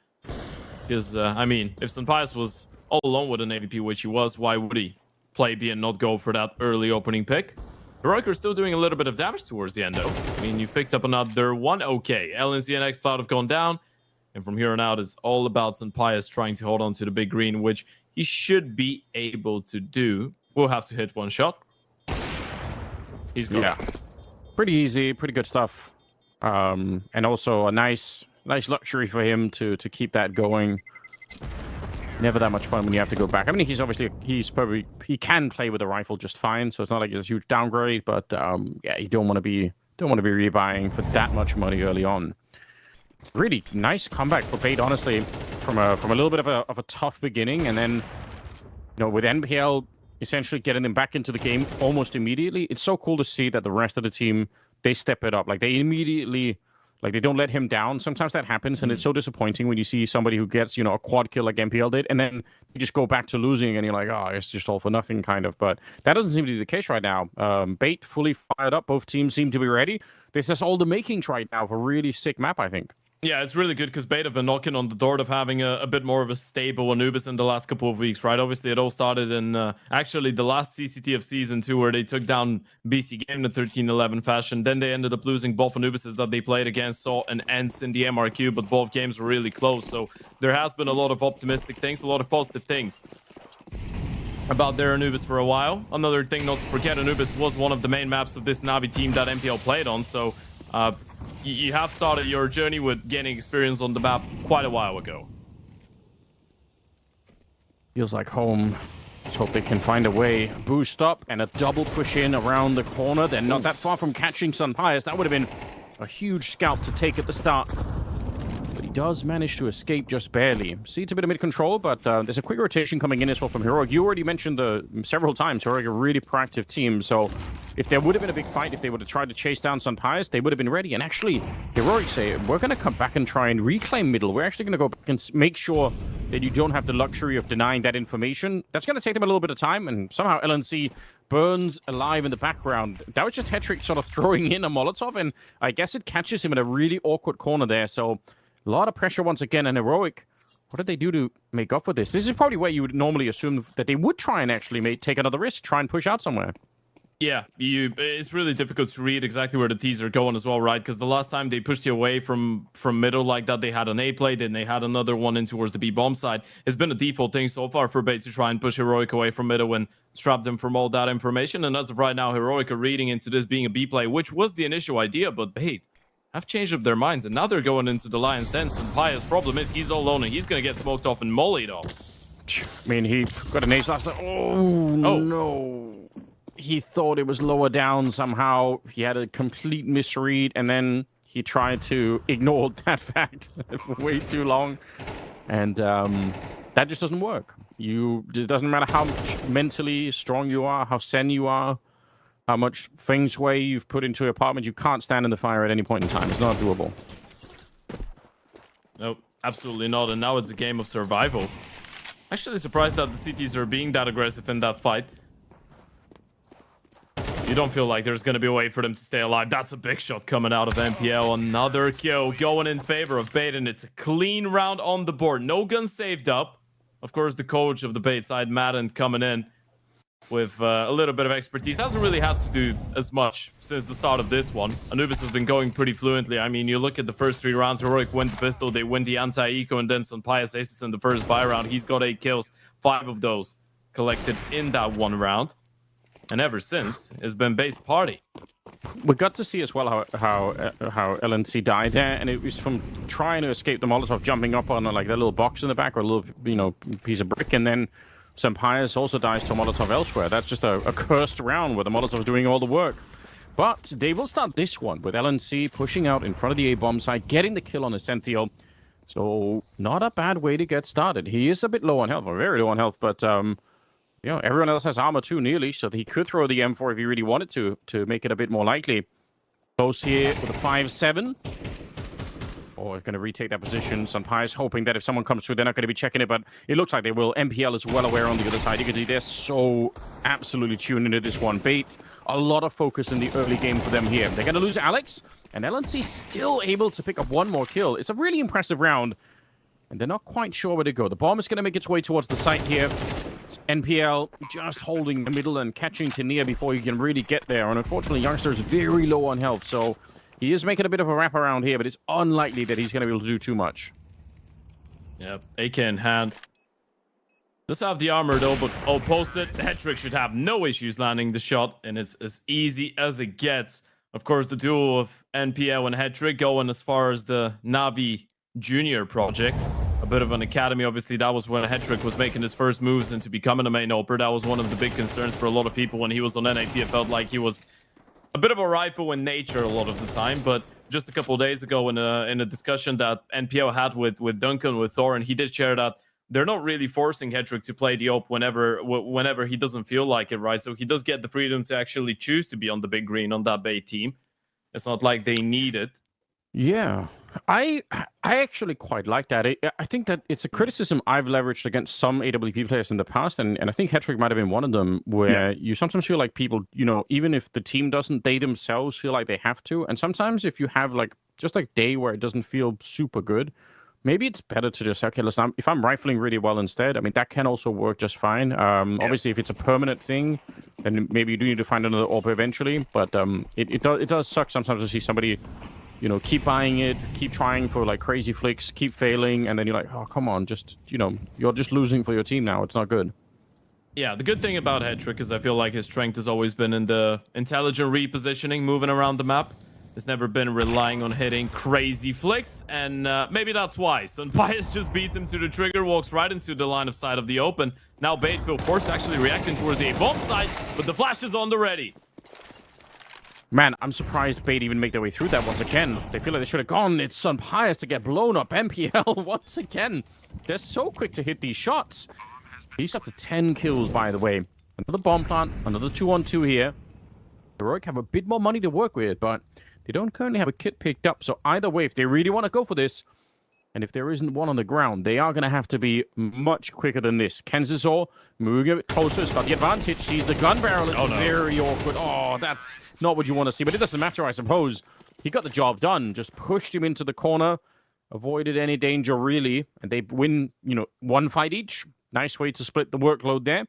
Another round for Bait as they pick it up and start to take a pretty significant lead here, 6-3, and I think you're right. Like Hetrick actually had a good position. He did put himself in a very nice spot to win it. It's just Sun Pies is insanely quick. Yeah, I mean it's right eye peak as well from an oper, so you have a bit of an advantage. It's a really awkward angle to be holding on the other side of things, but Bait still take it over the line, and this is 6 in a row now on the T side. Looking to switch up the tempo a little bit with a straight up B play maybe. Why not? Smoke goes down early on, but yeah, you might as well try and see if you can come up with something new. I must say, the mid-round calling for Bait has been completely crazy. I think you mentioned it already, but every time they get into a bit of a stalemate, if it's like a 3-4v4, they always end up rotating in the right way. They kind of they force Heroic into a bit of an awkward rotation, and they always end up picking the right bomb site. Yeah. I mean, you can see it even here, right? Bait is not a team that is afraid to cancel when something doesn't work, right? And this is one of the bigger issues of a lot of the teams, I want to say, in online Counter-Strike. You have a set idea that you want to go for, and no matter what, you're still staying true to that initial plan. Bait, they have no issues with slowing things down. Even in this round, you wanted to go B, you group up, you get blocked off nicely by the U2. You know money on the other side is not going to be perfect. You're the ones to slow down, send Essentio back in towards the A lobby. Keep baiting out utility. You still know you have a little bit of time to work with. Issue is, you don't want to run that clock too much. You do know there's pistols on the other side, so that's going to be to the back of your mind. But maybe you can take a little bit of attention away with that utility in towards middle. So they're trying. I do agree with you. I'm getting nervous too. 20 seconds. Now, that makes me a lot less nervous now. Hetrick going to be getting that kill. Tania, he has to get at least one more. We're down to 15 seconds. They are pushing their way through. Oh, and that's a very nice hold for Tania. Unfortunately, they just can't do quite enough more. LNC was at the bomb side himself. Xflout, nice little shot, but he is going to be held in that corner and will eventually get taken down. Impressive round in many ways, but I think what they really needed was a round win. Now, they're going to be able to buy this one. So Heroic, they're not going to be devastated at the loss of that other one, but it would have been a sick way to get back into the game. They have lost 7 in a row at this stage, so a bit concerning. I don't think it's not red alert yet for Heroic. It's not panic stations, but definitely a cause for concern. It really is reaching that point. That's what it feels like, doesn't it? I mean, the fact that you had a 3-0 lead as well and you've just lost 7 in a row. If you get a 3-9 first half here, this is going to feel really dreadful if you're on the side of Heroic. It's feeling great for Bait, though. NPL's firing on high cylinders. He's on 13-4, and they're starting to go for a lot more comfortable plays and confident plays at the start of the round. Pushing Xcloud back from A lobby instantly with the utility. You're trying not to give Heroic anything, and so far, Sampias has probably been the only one that's been able to give man advantages to the side of Heroic on the CT side, at least in the last couple buy rounds. This time around, it's just the tag onto MPL, not quite the connection for the kill. They're going to try and see if they can retake that front of A position just to deny it to Bait. And Essential, again, really trying to fight for it. It is such an important part of the map, and I think you highlighted it yesterday, how much it means when the CTs can or can't have control of it. So it's a natural thing that it's going to be a bit of a fight for it. Almost think of it as like a really short version of Banana Run Inferno or something. It's like you want to be able to control who's having that, because it means a lot for where the rest of the T side can actually be on the map. 48 seconds here, and trying to see if they can get onto the B bomb side. Youngster finding a spot right on top, but B250's pulled out, and Hetrick able to pick up that kill. Running the clock down a bit low now, but even worse, maybe running out of players at the same time. NPL very low on health in the background here, and Hetrick, got the AWP. There's a sick grenade. You're right. It landed right on top. It's LNC to hit the ground next, and suddenly they're back into 2 versus 2. Bait, they might steal this round away. It's up to Hetrick to see if he can clutch it out now. Alone against both, and Xfloud lands a straight headshot to bring him down. Heroic, they finally find a 4th, and that's really won 7 losses in a row. But if they can get, I mean, even at 4, they're probably still competitive. If they get 1 more, it starts to get very interesting. Yeah, it's all about the momentum, right? It's all about what Bait can bring out in the second half as well. I mean, if you get a 7-5, if you're Heroic, you're going to be pretty happy. And highlighted here in this round, the youngsters peek over the smoke. It's just the one kill, but it's what keeps Bait at bay for a little bit longer. You don't let him get a bomb plant. You don't let him get comfortable in the post-plant positions, as we saw Hetrick. If you give him comfort, he can hit the shots right now. He's looking good, and we'll have to keep looking better and better considering the glimpses we've been seeing out of Sampaio so far. But Bait have been playing a really quick reaction-based type of game of Counter-Strike. The moment that something happens on the other side of the map, either CCT dies or gets a kill in towards the A lobby, you look at the camera of MPL, he's already speaking at 10,000 words per minute. And this is a good sign, by the way. It's a really good sign that MPL's got clear ideas on how he wants to react to stuff going on around the map. It means that you are ready for what's going on, and this is not even your map pick, so being competitive here could be good enough. They do look very much at home at the moment. I think you're right. It seems like they have a good solution to whatever comes up, whatever Heroic have thrown at them. And credit to Heroic. It's not like they've been trying a bunch of different interesting things. This time it's xCloud who wanted to get flashed in and try and take a fight outside of the A-bomb side. It leaves Sampaio in this insanely awkward position, but he's making decisions. He's actually decided to push in front here, and I like it. He knows he can't stay in the bomb side, or he would have get shot in the back. He knows that someone else is out here in front, but yeah, it's kind of one of those positions where you have to make a choice almost instantly, and he just decided to try and take the fight the other way. Bomb is planted once again, and it being the 12th round here, we know that Heroic will try some kind of retake. They do have the kit on 2 players as well. It's doable. Not easy, but definitely doable. Bait a little bit low on health on 2 of their players. First fight could be the all-important one, and both of them will go the way of Bait. So now there's no question. Alex, with great control and a fantastic triple, will get Bait that 8th round on the board, and they are going to be smiling going into the second half. That's an insane recovery from losing the first 3 rounds to essentially going 7-1 at the end of that, or 8-1, I suppose. Yeah, 8-1 at the end of the half here for the side of Bait. You get 8 rounds on the D side, you're going to be feeling damn good about it. As we said, that Anubis map has not really been going great for them lately. You're looking at 5 losses out of their last 6 games. As we said, that 1 win against BC.Game, and there's been a couple close ones, but still, a lot of situations in which Bait were getting dominated, most of them at the start of the year. More recently, it's been more competitive. And even in this round, you see how cohesive they are and how much on the same page everyone is, right? The moment that they see Sampaio with the AVP, you know he's fired up, you know he feels good and he thrives in certain situations when you're just rushing him down and you're giving him chances to fire quickly. So you just ignore him, right? You smoke him off, you isolate him, you let a Sentinel play on a really late timing, and you focus on dealing with the rifles that are coming in on rotations. Bait showing a really good understanding on how they should be approaching different situations. And as we said, reactions have not really been bad for them. This is probably the biggest struggle that Heroic have been put in lately. Of course, there was that really close overtime map against Nemiga in the MRQ. When they qualified, that man on your screen, Tenier, did ace in one of the last rounds. And Sampaio, of course, helped him out to carry over the line for that 2-0 to qualify Heroic for the major. But now we're in a similar situation where you're in a pretty tough spot going into the second half. He's been such a revelation, hasn't he? It's been really fun. You mentioned also like the idea of the Sangal core kind of situation. I mean, I think in some ways, I am sad that Sangal core didn't get to play together more. Like Jota was on that team too with xCloud, the 2 Turkish players. I think both are were absolutely fantastic on that lineup. But I'm not sad overall. Obviously, they moved on to really cool things. But it's just that project was really fun, and it kind of died before more people got to notice how cool they were. But the legacy lives on in some sense. Molotov down towards Cam, smoke on the high ground. Pretty straightforward. Heroic, they're not even checking. They had that out of spawn call. They're going to go for it. Now they're pushing down towards Alex, and they're going to catch him immediately. Nicely done from xCloud. They're going to steal that USP. And this retake, I mean, I say this all the time. I think retaking this A-bomb site with Ninja Diffusers is so much more doable than people recognize, because you can just fall in from the high ground and jump down and try and defuse. So Bait, they have the utility for it. They have the smoke kit. It's still on. 2 versus 1 now as the Sentinel gets that headshot. He just has to try and find Sampaio. Yeah, but the problem is that smoke won't help when the Glock on the other side, 20 bullets, and Sampaio here, he's going to find him every single time. It's a sick idea, and it is, again, like I say, it's way more doable than people give it credit for. I've been making this prediction for a while, so I don't know if that means I'm just wrong or if it means I'm early, but my prediction is there are going to be so many more of these types of diffusers happening. I bet they're all just saving it for the major, because there are so many rounds. If you go back and you watch demos of this map, you're going to see a lot of rounds where the T's will run really far away from the bomb site, maybe much further than they should, and there's just 1 or 2 people left actually holding the site, and the problem is there could be so many CTs up there. So I'm always excited whenever I see a chance for it. 1 flashbang, by the way, and they're not gonna hit anything with it.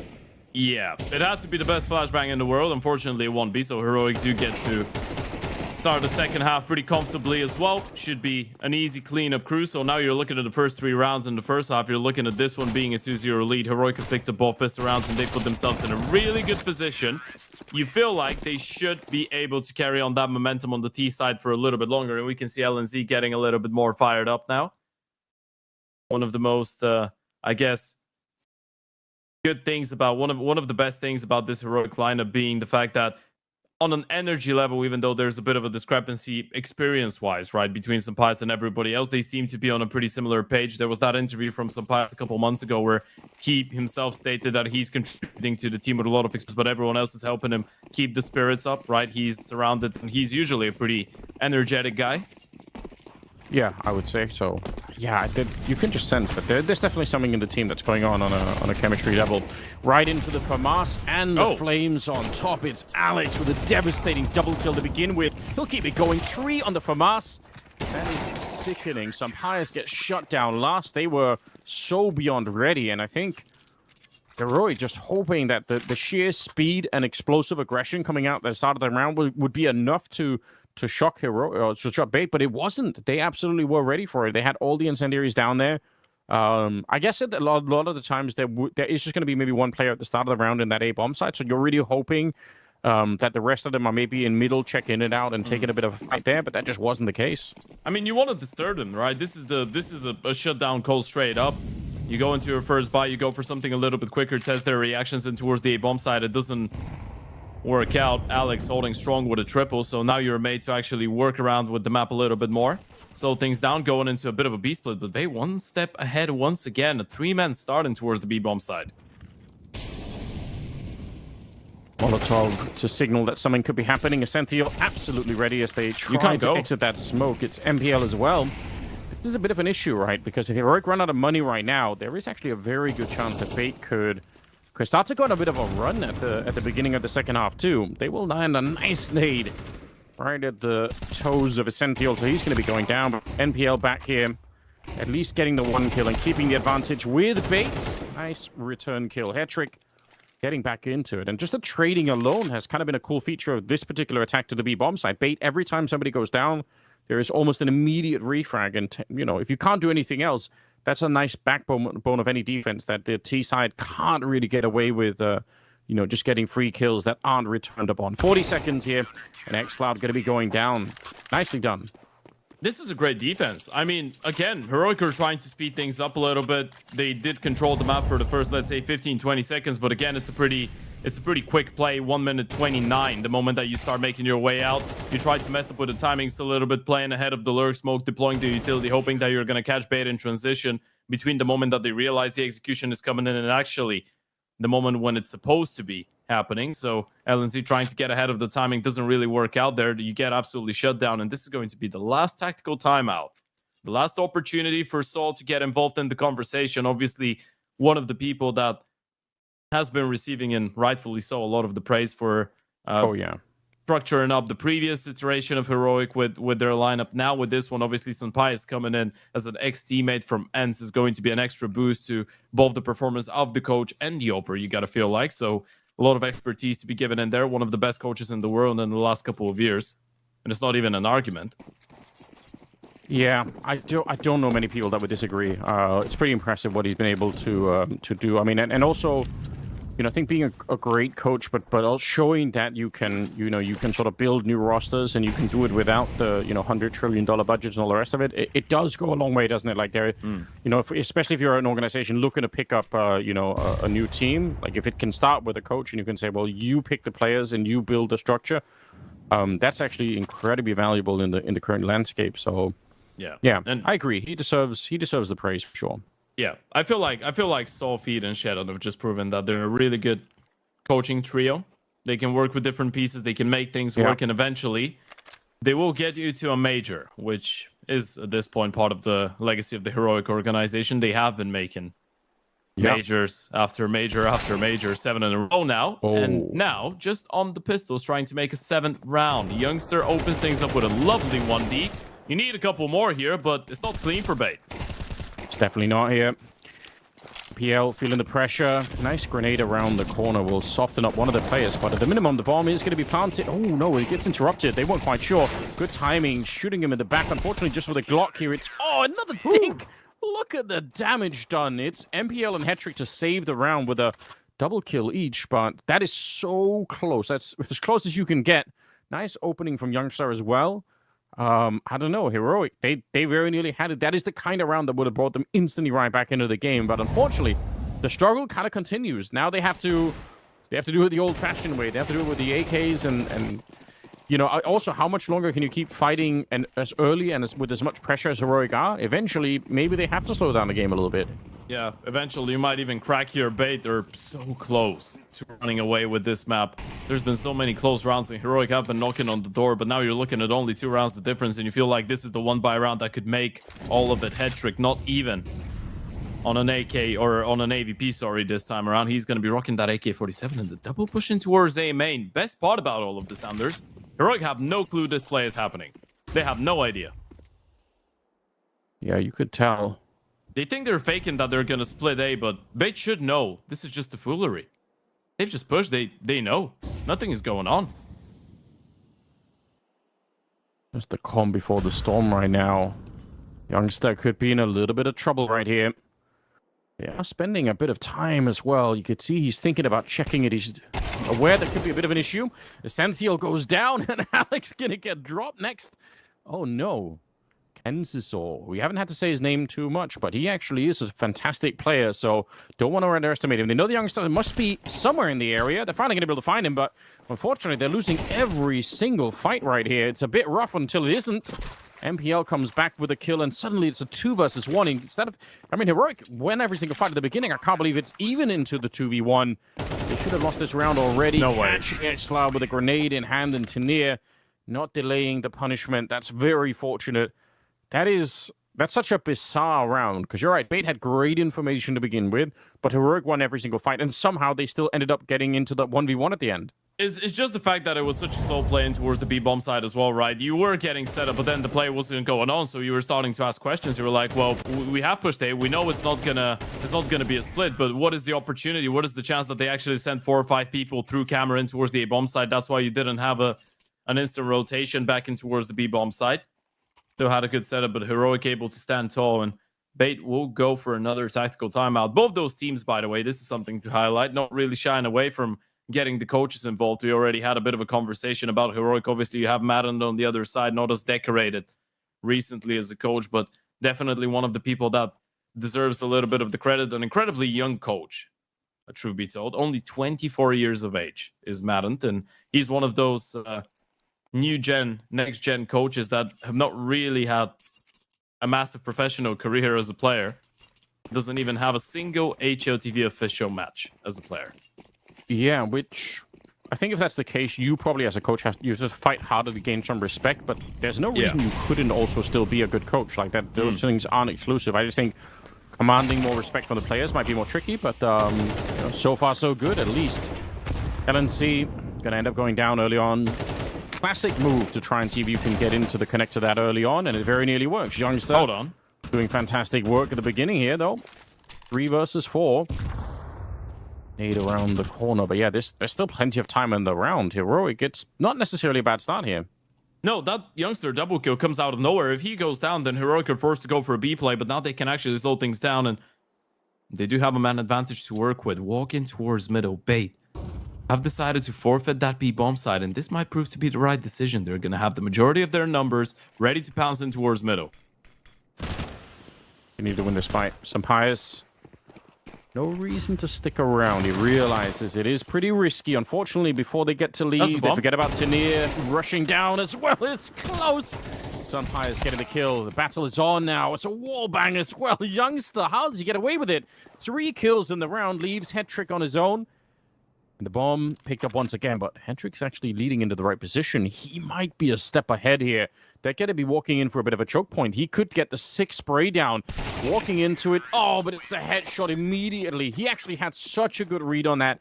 Well played by Hendrik, but Sampayas just cuts him down. And Heroic, they're making a real game of this here towards the second half. This is super important. Yeah, it's a really sharp one out of Sampayas. You're seeing some of the individuals saving the lives of Heroic in this one. Bait get the opening kill. They have the double push going on in towards the A-bomb side. This double kill from Youngster is absolutely abysmal. And even then, Kenzizor able to push, drop the bomb. Carnage in towards middle, and Hedrick did have a bit of a good go in that 1v2. Sampayas was the only high HP members also. If you win that fight, you're in with an opportunity in the 1v1. But now, your money has been reset, and you're going to be down to the Deeks. Surely you don't let them get away with this one, right? That would be criminal if it happens. And look at how close it is. Xfloud almost goes down to the beginning here, but the Swedish savior with the MAC-10 getting a couple in return, just to stabilize things. All right, he was already low, so maybe Xcloud should... Oh no, he's got the Molotov in hand. He's going to go down as well. It's uncomfortable. I still feel like they're in a good position here, Heroic, but obviously you're paying with a lot more casualties than you would really ever want. So if nothing else, their money is going to be a bit low. They're going to be in a bit of an awkward position here. I doubt if Hedrick could do much with the USP, so he's going to be found.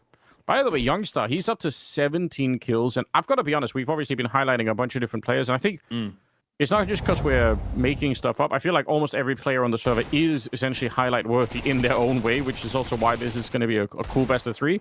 But Youngstar is one of these people that I had heard almost nothing about before this lineup really started. Yeah. And every time I see him play, I'm like, damn, this is cool. I can't remember many games I've seen where I'm not impressed. You know what's the best part about Youngster as a player? I feel like it's just him being a self-sacrificial player, so to speak, right? He's going to put the team first. But on a map like Anubis, where he gets a little bit more involvement, you get to play connector on the CT side, you get to be the extremity player on the T side, where you get a lot more individual fights. This is where he usually thrives, right? On maps like those where he gets, and there isn't a lot of maps on which he's going to get those involvement positions and those chances to actually showcase his individual skill. But on the maps that he does, he definitely knows how to do it. This is one of the best qualities of Heroic as a team. Is probably you're looking at the balanced and or the amount of balance that you have between Youngster, Tenier, LNC, and Xcloud, all of them being able to find individual impact. Of course, Sampayas is absolutely pointless to speak about. Of course, there's going to be some Pious impact in the server. Here we go. LNC to kick it off with. Gets another headshot. That's all you want. That's probably the round 1 here. Bait, they still have a 2-round lead, about to be 1, and just because they already have the lead, there's no point in even sticking around and going for this. You just instantly call it double entry. That is really sick, and it's back to the to the same speed that we saw earlier. And I was at least sort of starting to question: is it a good idea to keep it up? Is it the right call to keep being this aggressive? Well, Heroic, they must have had some sense of this, or it's at least a style that they maybe like on the map. But it is working for them, and so I guess that sort of answers the question. Really sick. Yeah, you did try the pace early on. You saw that it didn't work, so you were pretty much forced to actually slow things down a little bit, right? Try and work with the map a little bit more. Try and thin out the utility before you go into a play. There was a couple closer rounds from the side of Heroic, but now that you feel like you finally got him in a bit of a chokehold, you know that the utility on the other side is not going to be as plentiful. You know there's going to be no money for an AVP for the side of Bait and for Hedrick in particular. You can actually group up and go for that type of a play. And I'm not going to lie to you. The fact that you can call such an aggressive off-of-spawn execution that late into the map, and for that to work, that feels really good if you're the in-game leader. Now you feel like you can call pretty much anything, and the team is going to be able to execute it nicely. The momentum has shifted. Some early utility here for Bait just to try and create some space in the middle, outside of the A-bomb side as well. Doesn't seem like Heroic is going to respect it for that long. Trying to see if they can force a bit of a fight in the middle. No AWP on that CT side either, which is a bit of a shame for Hedrick. Would be nice if they could have that tool, maybe, a bit of a different setup if they could. Trade. Oh, Youngster, he's so good. Couple of kills, just catches Hedrick before he falls back. He does get grenaded. Huge nade that lands on him, so he can't quite escape. Now, they're in the middle of the map here. All 3 of them are going to try and see if they can pierce the A-bomb site. They will know that someone's out there, might not be aware that it's exactly 2 players, so that could be a bit of a mind game. Now they're going to know for sure. They take down Alex. Kansas defending himself. He's already picked up a double kill. Camera. Bomb. Yeah, already. Look at him walking through. Trying to plant it here, Sunpires. He's got his eyes on that smoke. He knows something could be going on. He's a bit suspicious about this idea, but they do get the bomb planted at the very least here. For Bait, they need to close this game. They've already had such a great start, so this is the time to really do that and stop Heroic from continuing the comeback. Tania goes down, and Sunpires up on the high ground with that AWP. Smoker's up. He's going to flick on that first one. Brings down Kenzasor into the 1v1 for the Spaniard, and he's not going to hesitate. He's not going to doubt himself either. Takes down Essential and saves the team one more time. Yeah, you need someone in the clutch. You better call Sunpires. He's as cool as they come. What a way to isolate the fights as well. And most of the time, if you're in the head of the CTs, by the way, you'd think Sunpires is going to want to prioritize the fight against the camera player, right? This is why it's so smart for him to just turn around, ignore Essentio fully. And again, Youngster going absolutely nuclear in towards that stairs hold. If he doesn't get a double out of it, then you're probably losing the round. And there it is. Sunpires just isolating the fights. Doesn't really matter that the HE lands right on top of him. 35 HP, plenty for him to work with. And Heroic have leveled things up. Bait, this is going to feel pretty dire if you end up letting that map slip. I know it's not your map pick. You've been able to put up a great fight on Anubis, but it's still a map that you felt like you were in control of. Shocking turn of events here. 11-11. For Bait, what a brutal awakening. Seemed like everything was going their way. 8 rounds in the opening half. They had a lot of momentum. It's a lot of individual performance. MPL's got 20 kills. That's just so wild. And Hetrix on 17. Like, there's no doubt they've been playing a fantastic Anubis, but right now it feels like the economy's about to betray them. And Heroic are also playing kind of a relentless version of Counter-Strike here. Like we said, it's some of the rounds start really hot, but even these slightly slower rounds, once they get into it, they really have no fear whatsoever. 45 seconds left, and we're going to start to take a bit of mid-control once again. It's more of a measured round coming through. xCloud expecting that something could be happening here. They're going to be smoking off the other side of the mid, so he can focus just on the cam position. NPL thinking about going through, but it is risky. More grenades raining in, an endless amount, it seems. The MP9s, though, pretty good crossfire. They're going to win both those fights. Hetrick on the double. They repeat it again, but it's just so awkward. Hetrick keeps it going. He's found 3 already. It's down to Youngster, and I just don't think it's doable. Kansas are going to be able to clean it up, but the timing there, in spite of the grenades and everything else, that double setup with the MP9 is completely crushing Heroic. Yeah, and it's such a basic idea as well, right? But Bait just make it look spectacular. It's something that a lot of teams do. You have one player in towards heaven, just jiggling, taking first contact, and then another one crouching in towards the stairs, peeking on the contact. That's exactly what happens.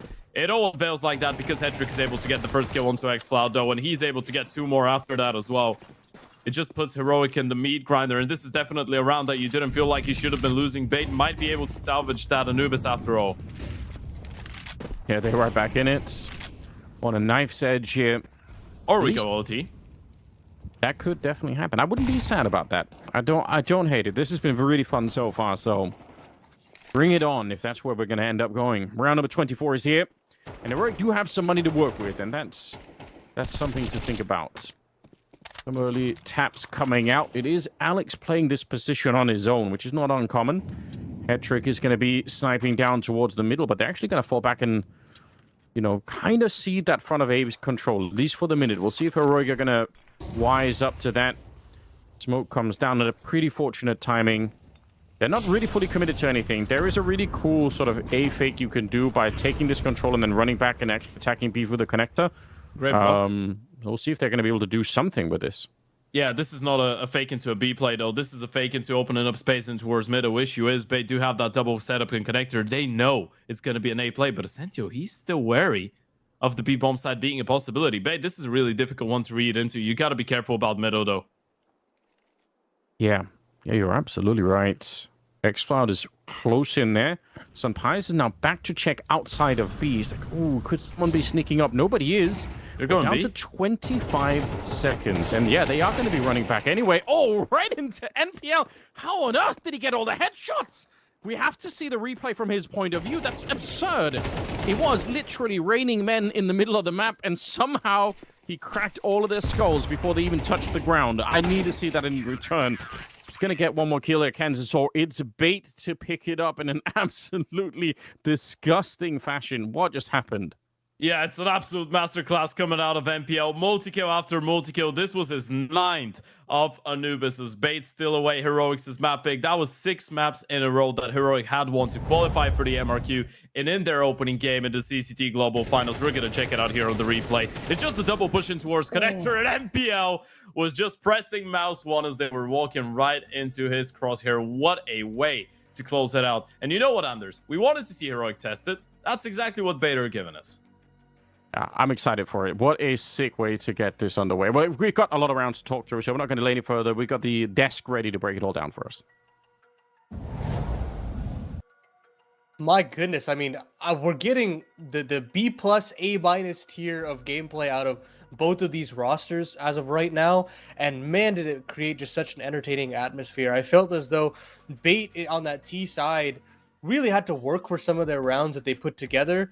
But you got to give credit to NPL. I felt like he shouldered so much responsibility on himself as an individual beyond just the calling, and supplemented it when required. And then obviously when we get to the end, I mean, he's the X factor to kind of ice it out at the very final bell with that 24th round. But credit where credit is due. Bait had to really work for this one.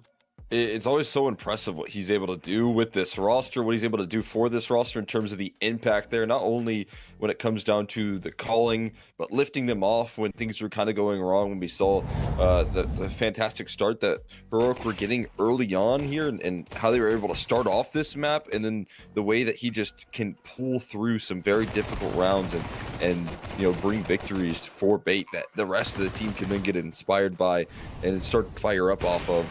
So just, you know, leveling up his performance to start in close. You look at that A side, kind of the lean that they had with the MP9s as well.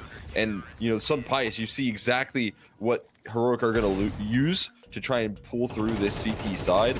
It is a huge call and response here when it comes down to the impact that MPL then brings back with this 4K. I mean, just 2 powerhouses in the server very early on, duking it out. And MPL eventually, I think, able to really take control of the server, even despite that comeback effort that Heroic came through in that second half. I was just really impressed by, I mean, I think NPL calls a pretty simple game. I'm not seeing anything like absolutely insane, like these defaults are like unreal. It's just really effective trading, I think, within the pack. And it's something that we've talked about with Heroic, where yes, they've got some great tethering, great chemistry between their players, but I felt like Bait were just a step ahead in that regard, where yes, you're taking mid control with 3-4 players at a time, and there's always another person immediately there to trade things out. And you know, initially it did start off a little rough, where it did feel like they were just out of their own depth. So Pius was battling back with that ace, but as soon as they buckled down, once NPL kind of broke the shackles for them, it felt like every pack play that they had so much impact. And even sometimes I felt like the Lurker also had a lot of impact as well, where you would have Kenzazor in mid in the late round. Ascentio would also find a little bit of impact on his own on the A main side of things.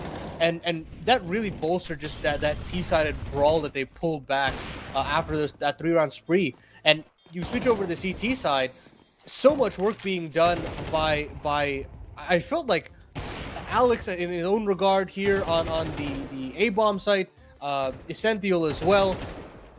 It wasn't necessarily even the head trick and NPL show for quite some time. You have to really lean on the other players on this roster to kind of pick up the pieces, and that I think really shows the level of strength that this Bait side has, is that they don't have to rely on these guys. Yes, they can win you the game, but they don't have to be the guys that are constantly kind of putting in the work in terms of the firepower on a daily basis. And that being said, I do still want to touch on Heroic. I do think that they had just an exceptional T-sided comeback.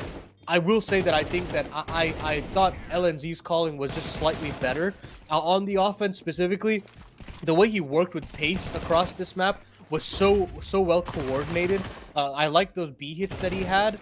And I gotta give credit to Youngstar as well. I mean, those A main plays just on the extremities made LNZ's life as a caller so much easier, and really made this a very doable comeback in general. of course, that I think the round 24 call might have overcomplicated it up a little bit just because they didn't have information in E-Box. But all in all, I was just very happy to see, again, a development and a new perspective of how LNZ likes to call.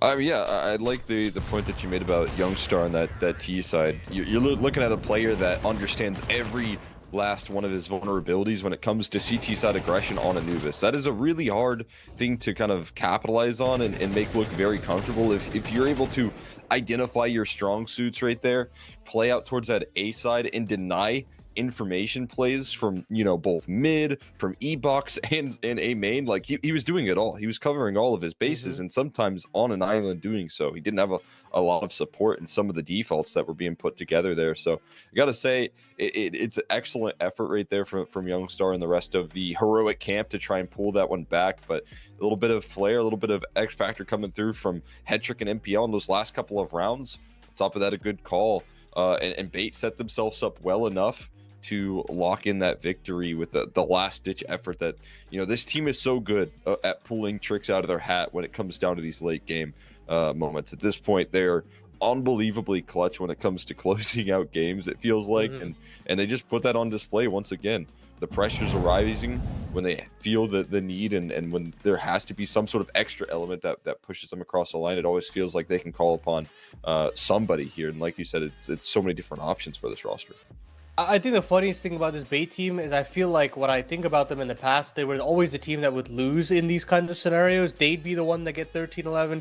They'd get pushed into overtime. They'd drop a map. And you know what? I fully expected that to happen here today.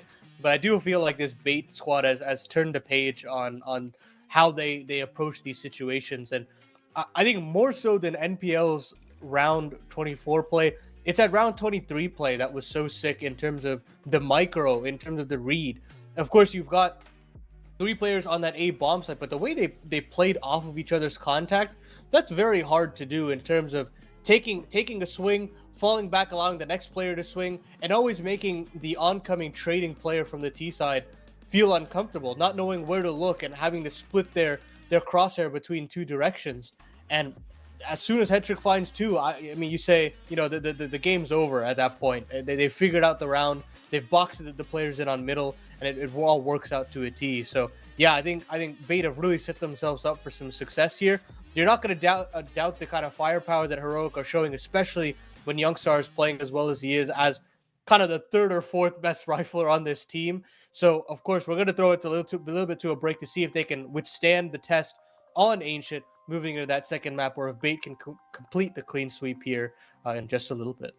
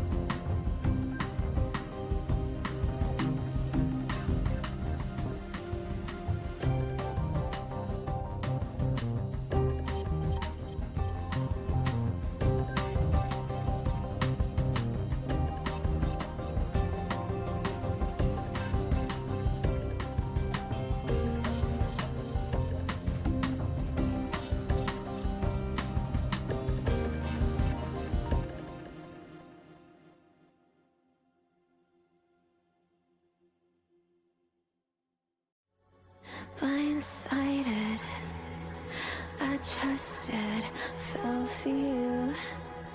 What a stupid thing to do. Blindsided, high hopes but they fell away. the moment you lied to me.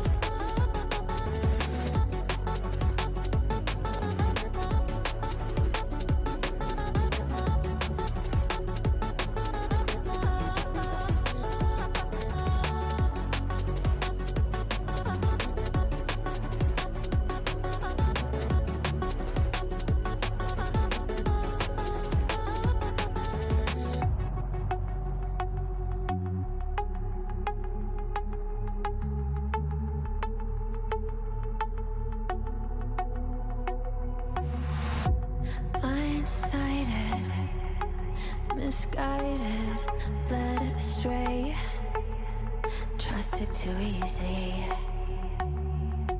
Blindsided, strung out on the smallest string, had me questioning everything. I don't know where I am now.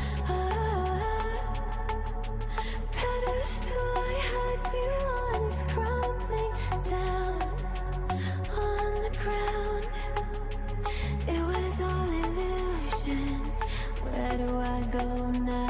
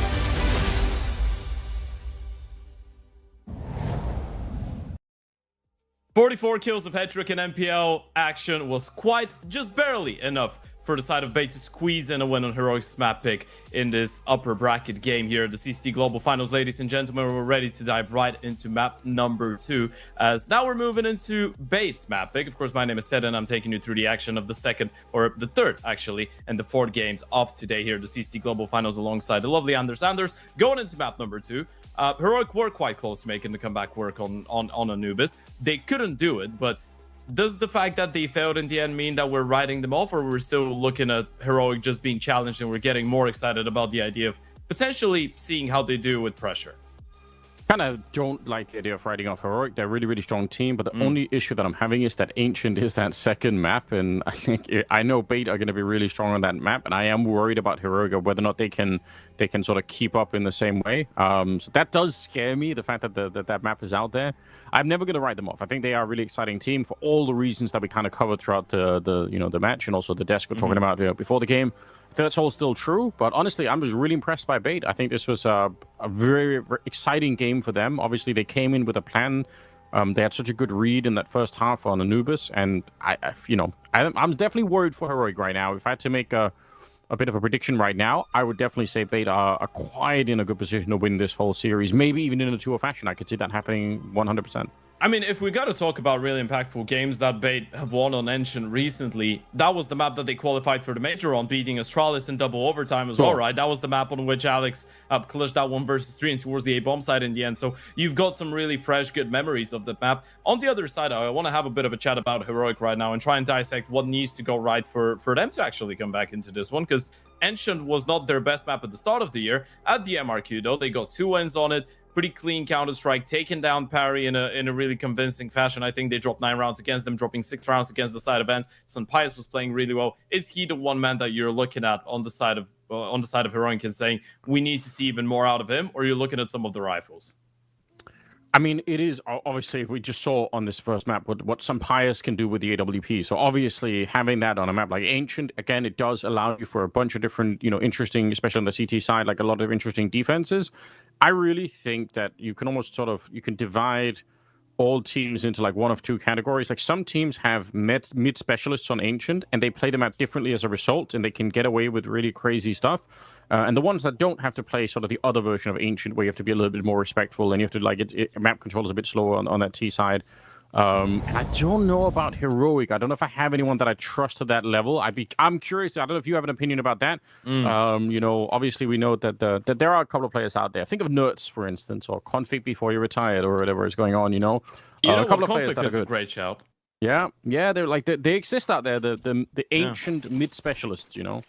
Yeah, I feel like Brolan is another one that you can highlight, even though he hasn't always been a mid player, but just in general when it comes down to Ancient. But yeah, Nerds is a really good one. Mouse in general, especially in their old iteration, but the new one as well have always been really good on this map. But now, if you're Heroic, you're gonna be putting all your praise and fate in towards xCloud and LNZ, but not for the pistol round, at least not for now. Bait are walking into a completely empty bomb site, so we have around 5 seconds to talk about whatever before the action actually starts. This is going to be this is Heroic. They've done some research, right? You wouldn't pick this without having a strong sense of what Bait were coming up with. So they've been watching the demos, they've been doing the homework. Unfortunately, they show up to the exam and it's like, oh, I don't remember any of these questions being on the test. That's weird. So super uncomfortable, but it's not over yet. So they can fight their way back.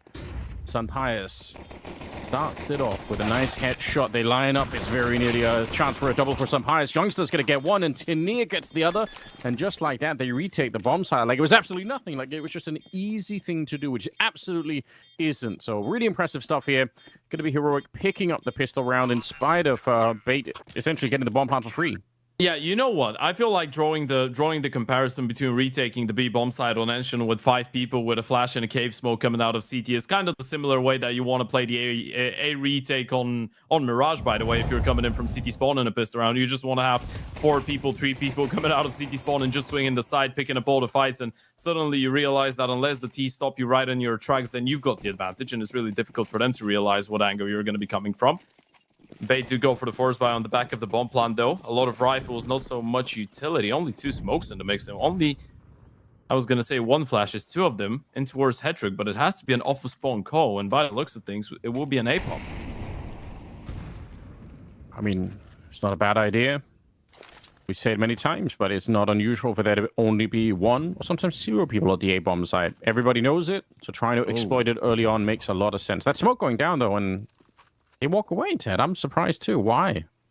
I feel like you. Oh, okay. That's a bit of a bit of a fail smoke. I feel like you just didn't want to. You didn't want to tempt fate too much. You get blocked so early. A Molotov comes in, a smoke comes in. For whatever reason, you feel like if Heroic are dumping all their util that early, they have an idea on why you could be going in towards the A-bomb site. So you don't want to rush it, so to speak. The CT side won't be having much utility either. So you could actually slow down. That's what they did. They didn't throw any of the smokes and flashes, mind you. So now you reset. You push them away with that utility in towards middle. You're trying to drag rotations back in towards the B bomb side and re-aggress A. Issue is, Heroic are not buying it. Yeah, and they got the double donut position as well, which is really strong for this kind of thing. Some highs, though, now they are. Maybe they are a little bit after all. I'm shocked too. Some highs goes back to check that red room. Okay, now he's going to turn around. He wasn't that far away, and an enormous amount of damage dished out. In spite of the fact that he had a very narrow gap there, you could see he's assisted on both those kills from xCloud. So just like that first burst with the M4 almost killed the round for Bait. That's kind of crazy. I mean, you could see the whole round through what Bait were trying to do, and kind of almost, well, they were close. I think you're right. They were close to luring Heroic into a bit of a rotation away from the A side. I think if you're a Heroic as well, you gotta think they definitely didn't have too much utility into this round, right? So the moment that you see the smoke in towards Donut and the smoke in towards Red, you're thinking, okay, there's no way they just used all their smokes in towards middle, not to take anything, right? Not to push into Red, not to do any shenanigans, just to be able to cross up towards the B bomb side and contact their way in. So you stay on high alert, you don't over rotate, you don't get caught overthinking. You keep it simple and you keep it clean, and this is exactly what you're after. That was the way that things started on Anubis as well. Of course, Heroic couldn't keep it going, but here on the CT side of Ancient, it might be a little bit easier to hold on to that momentum. I could see that being true, absolutely. And you're also losing your own map pick, you know, just coming into this one, winning the pistol, going off to a bit of a good start. It's the kind of stuff that you need to just forget about the first map. And we all know these teams play so much Counter-Strike these days that obviously everyone's going to have tried to play a best of 3 where you lose a map and you just have to make a... So it's not that like it's a massive deal, like they're completely broken here, Heroic. But I think it always helps when you start off well on the next map. You're like, all right, whatever, guys. Let's just, let's just get warmed up and let's just get into this game here. So far, they're doing that. 50 seconds on the clock. And is there a chance maybe for a bomb plant? Kens is also certainly moving within range with the Deagle here. And LNC doesn't seem to be quite aware that someone could be in the corner, that it makes a difference. Kens is all unfortunately missing the shots. Alex, actually, I don't think he could have seen... I mean, he obviously saw young to begin with, but he crouched back into the smoke and kept shooting somehow, which ends up working just fine. Head trick, alone to try and do a bit more damage. Not going to be successful either. So everything is on tracks right now for Heroic. This is what you like to see. Yeah, and also this is the first time we're seeing Heroic actually get tested in the grand scheme of things in the series, right? You're looking at the way that they took down BC.Game yesterday, 13-5 on Train, 13-6 on Anubis, wasn't even close there. And you're looking at the 2-0 that they went to qualify for the major, taking down Nemiga 13-8, 16-13. Mirage was quite close, but again, they did have that map buffer.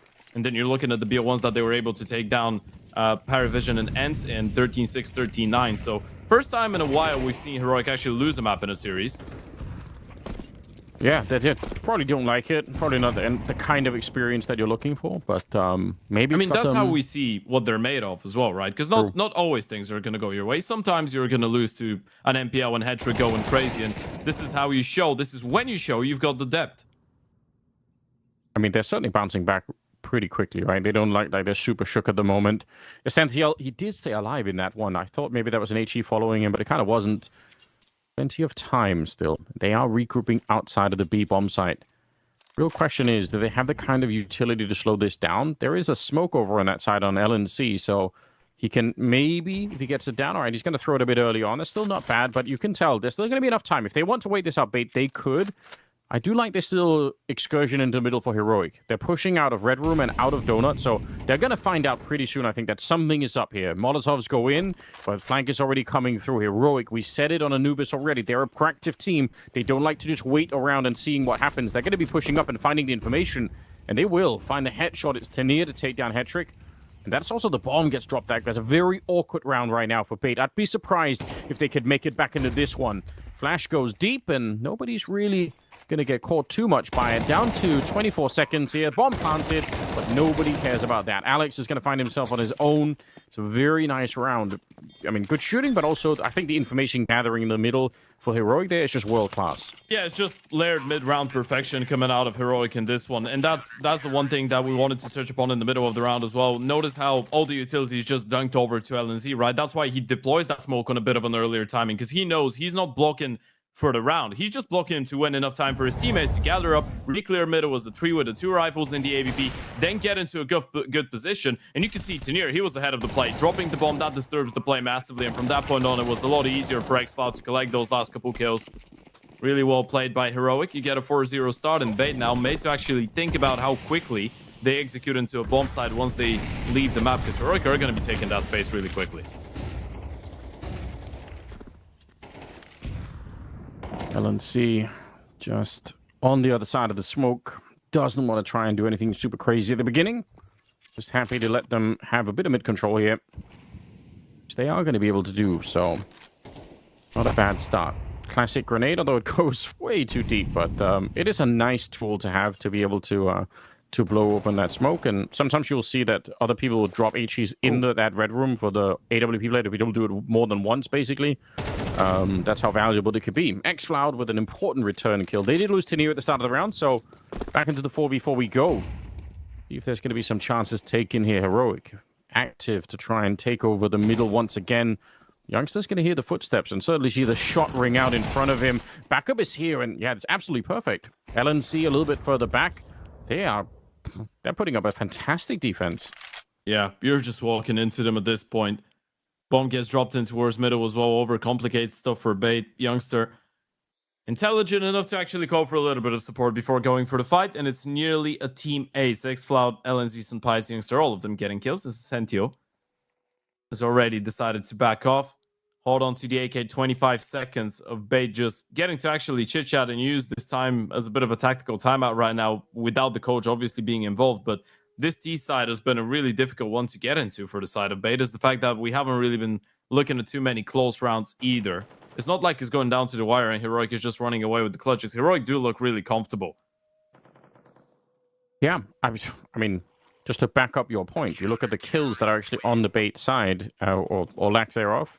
You know, they've got 7 kills in total across the entire team right now. That is an issue that needs to be corrected in one way or another. And obviously, better than Wildcard. Better than too soon. Too soon, Ted. I am sorry. They're still in the event. Hey, you know what? They came back. It was a nice result for them earlier. I picked them to win today. I'm like, you know what? Yeah, same. I don't think they're going to be out that quickly. But yeah, that was pretty devastating. Yeah, hilarious game if you want to go back and watch it. But yeah, I mean, we know on Anubis, we just saw them. We know they can do better than this. But the issue is, what does it take to get somebody fired up? Like, who's going to be leading the charge to get back into this? And it is like I said. I mean, they've got some mid control, but I'm not seeing anyone comfortably winning fights in the middle right now. Early in the rounds here for Bait, and that does kind of slow down the game quite a bit. So maybe they have a plan. Hopefully they have a plan, because it is starting to get a bit concerning. 5-0 right now. Still a round that can be recovered, or a half that can be recovered here. There is more to be done. Okay, here we go. It's going to be a push out into the middle. We've got some Tech 9s in the back 10. Flashes thrown over from T-Spawn. But Heroic just disengaged. They say, all right, fine, whatever. If you want that, we'll fall back and let you have it. Yeah, this is probably the one round that you don't want to challenge in as well. A bit of a half-bite coming in from Bait. You don't want to give those close fights to the Pistols. But again, Heroic regrouping, getting ready for the potential play from Bait. So close to catching him through the smoke. But yeah, there is a bit of a crossfire that could be set up here. Tania, though, it's very awkward. He does get the first one, but you could see the timing there between those two players is not really on. xCloud gets one, and he was ready for more people to swing, so he just kept on spraying down, controlling that very nicely, but he couldn't get the second kill. 2 versus 2 all of a sudden. Pies slowing down Bait. They really don't want to peek into that scope once again. And on the other side of it, you know, LNC is really far away. He's all the way on that B ramp. So both players from Heroic are saying, we're going to play a really far away angle and just make it incredibly awkward for you to have to step onto any of these bomb sites. It's such an uncomfortable round for all 4 players alive right now. If you're Bait on one hand, you don't want to walk into the line of sight of the upper, but you don't really know where LNC is going to be off to. Sure, you know he's the Cave player, but he could have moved away. And if you're on the side of Heroic, that's why you see some Pies pushing towards A main and LNC pushing towards the round. They're trying to look for comfort. Now at least they've spotted each other. What a flashbang to set it up. Just gives him a little bit more confidence. Peeking against the Sentinel. Bomb's going to be planted. Hetrick decided to just keep on planting, which in itself is very hard to do in that moment. And now inside of the smoke here, LNC on the one side. Sunpius, he's thrown away that AWP, picked up an AK instead. Oh no. And he is coming in on hot pursuit. Now they have switched places, which is kind of a nightmare situation here. 1 versus 2. Should get the first one for free. Oh my god, he is quick. That is mechanical genius coming up from Hetrick. Yeah, it's mechanical genius, it's positioning genius as well. He starts it off with a perfect maneuver in the 1v2 clutch, pushing through the smoke, trading places with LNC, and then complements it with that type of a snappy play. Look at that once again. Look at it and remember it. What a quick and snappy 1-2 coming out of Hetrick. That's why you want to have him on the rifle sometimes. He was 0-5 before then. He had no kills on Ancient, and then he comes back in and saves the team, at least for that round. Now, a lot of mid-aggression coming out. Quick run up towards that mid, and they just get completely decimated. Tania getting a couple, and xCloud adding to the mix. This this kind of fast run into the B lane from mid is the kind of thing a lot of teams on the T side are spending so much energy on stopping. You throw those Molotovs that land, up on the elevation so that no CTs can run in where Sentinel is essentially aiming now. So there's a lot of utility that go into it on the T side to stop Heroic from doing what they do. But this wasn't one of the rounds, so they take over all of mid and crush Bait. I mean, can you really fault Bait as well, right? Heroic have been so passive, so vanilla in towards middle in the first couple rounds. It's just an instant pace switch coming out of Heroic. This is one way to show assertiveness. And Bait on 1 minute on the clock, I mean, even more. They were probably already thinking about the save, but the call has been made now. A head trick, Essentio. You're going to be all right with picking up a couple of exit kills if they offer you the fights, but at this point, you're just thinking about holding on to the rifles. What a way that is for Heroic to shut them down, by the way. Those are the signs that Heroic is playing with confidence. And again, I mean, this is an old core coming out of Sangal for the side of, for the likes of LNZX, Cloud, and Youngster, but this is still a relatively new team, only a couple months now, and they are already looking incredibly well drilled, really assertive, really aggressive in the way that they play it. Almost every single time they approach situations like they are the favorite in the server, which is good. I mean, they are the favorite in the server, so. Yeah, but you're right to a certain extent. Even if you're not, if you can convince yourself in your own mind that that's still going to be the case, obviously that's a huge advantage. And typically also where I think having the right coaching, having the right kind of leadership, like there's a lot of those invisible things that go into it that are hard for us to see, but. You can sort of get a sense of it from how quickly they bounce back from the first map loss, which again was their own map pick. It's a close game. Coming into this one and just ready with the game plan, ready to fight back. Yeah, a bit of a lineup here, unfortunately. It's Smoke and HE's on top. It is very hard to deal with. Just a moment of sheer aggression for Heroic that, fortunately for Bait, they were not ready for. So this is now, I said already, like at a 5-0 situation, it started to get concerning. They won a single round Bait, and now they're back to losing again. I think the concern is growing ever so slowly now. If they want a chance to have a bit of a fight here for the map, I think they need probably about 4 rounds on the T side. It's not great. It's not something you're going to be celebrating. They get 4 rounds, still a chance, still something to fight for. Yeah, if you're MPL, it's really difficult to make a call as well in this situation, right? Because you feel like middle has been given away to you for free in the first couple rounds. You were finding a tough time actually exploiting that and converting it into a round, but now they challenge, so you're down financially, you're down to middle not being an option, you group up, you try and switch it up with a B play, but the Oprah's here. Dinked on through Kansas, or I think it was a bit of just a random shot through the smoke on the other side. Sampayas gets one, but he's stepping out really far. That's potentially dangerous. That's the kind of position you could get peaked if there's another boost coming in. You never really know. And he did think twice about it again. Going to be falling a little bit further back here. And Zizor low from that earlier spam. LNC. I'm happy to hang around Cheetah. Now, there are 2 more people behind him. It's Sunpius and X-Cloud. He's just so lightning fast, isn't he? There's not that much head showing. Those actually weirdly are the kinds of shot that are really easy to miss. Because you just send them into the ground instead and nothing happens. 4 versus 3 once again. Heroic back in the lead, and they have a very good shot at making this work. Crossfire set up. Even if they get a clean kill on the first one, Linus should have been able to get that second one for sure. So almost a bit of a fortunate moment here for Bait that they are still in this round. Yeah, it was a really smart little detail there. X-Cloud just spamming the blue wall coming out of long, so they weren't ready for the double setup in towards the cave, but Bait able to get the refrags, and now you know you're walking into the Alp of St. Pius. Yeah, they are. Not many people get to live through that. Alex being one of them. But MPL, did he save them? He's done it before in the series, but this is too much. Sunpius, every single shot just nice in its own way. Like the angle that he takes, the fact that he doesn't really have to see even a full player. Like it's the top of the head. It's somebody's elbow. It's as soon as you show up, you're just dead. Yeah. Some of those shots are crazy, as you pointed out, especially the ones where you just see the tip of the head of someone over the ground in front of you. Really difficult shots to hit. And Pius, though, has been on point 12 and 2 to start things off here on Ancient. He is the leader that Heroic needed. Just given so much space to work with, and said it already, it's kind of hard for Bait to make good calls, and it's made even harder by the fact that Orb is out there somewhere, and you never know at the start of the round exactly where it's going to be. So you always have that fear in the back of your mind potentially that you could be walking in every time you turn the corner to that AWP somewhere. It's also given a bit of a luxury here. It's a classic thing when you've got an AWPer with this much confidence, is now he can play A alone, and it gives them way more to fight for in the middle and at the B-bomb side.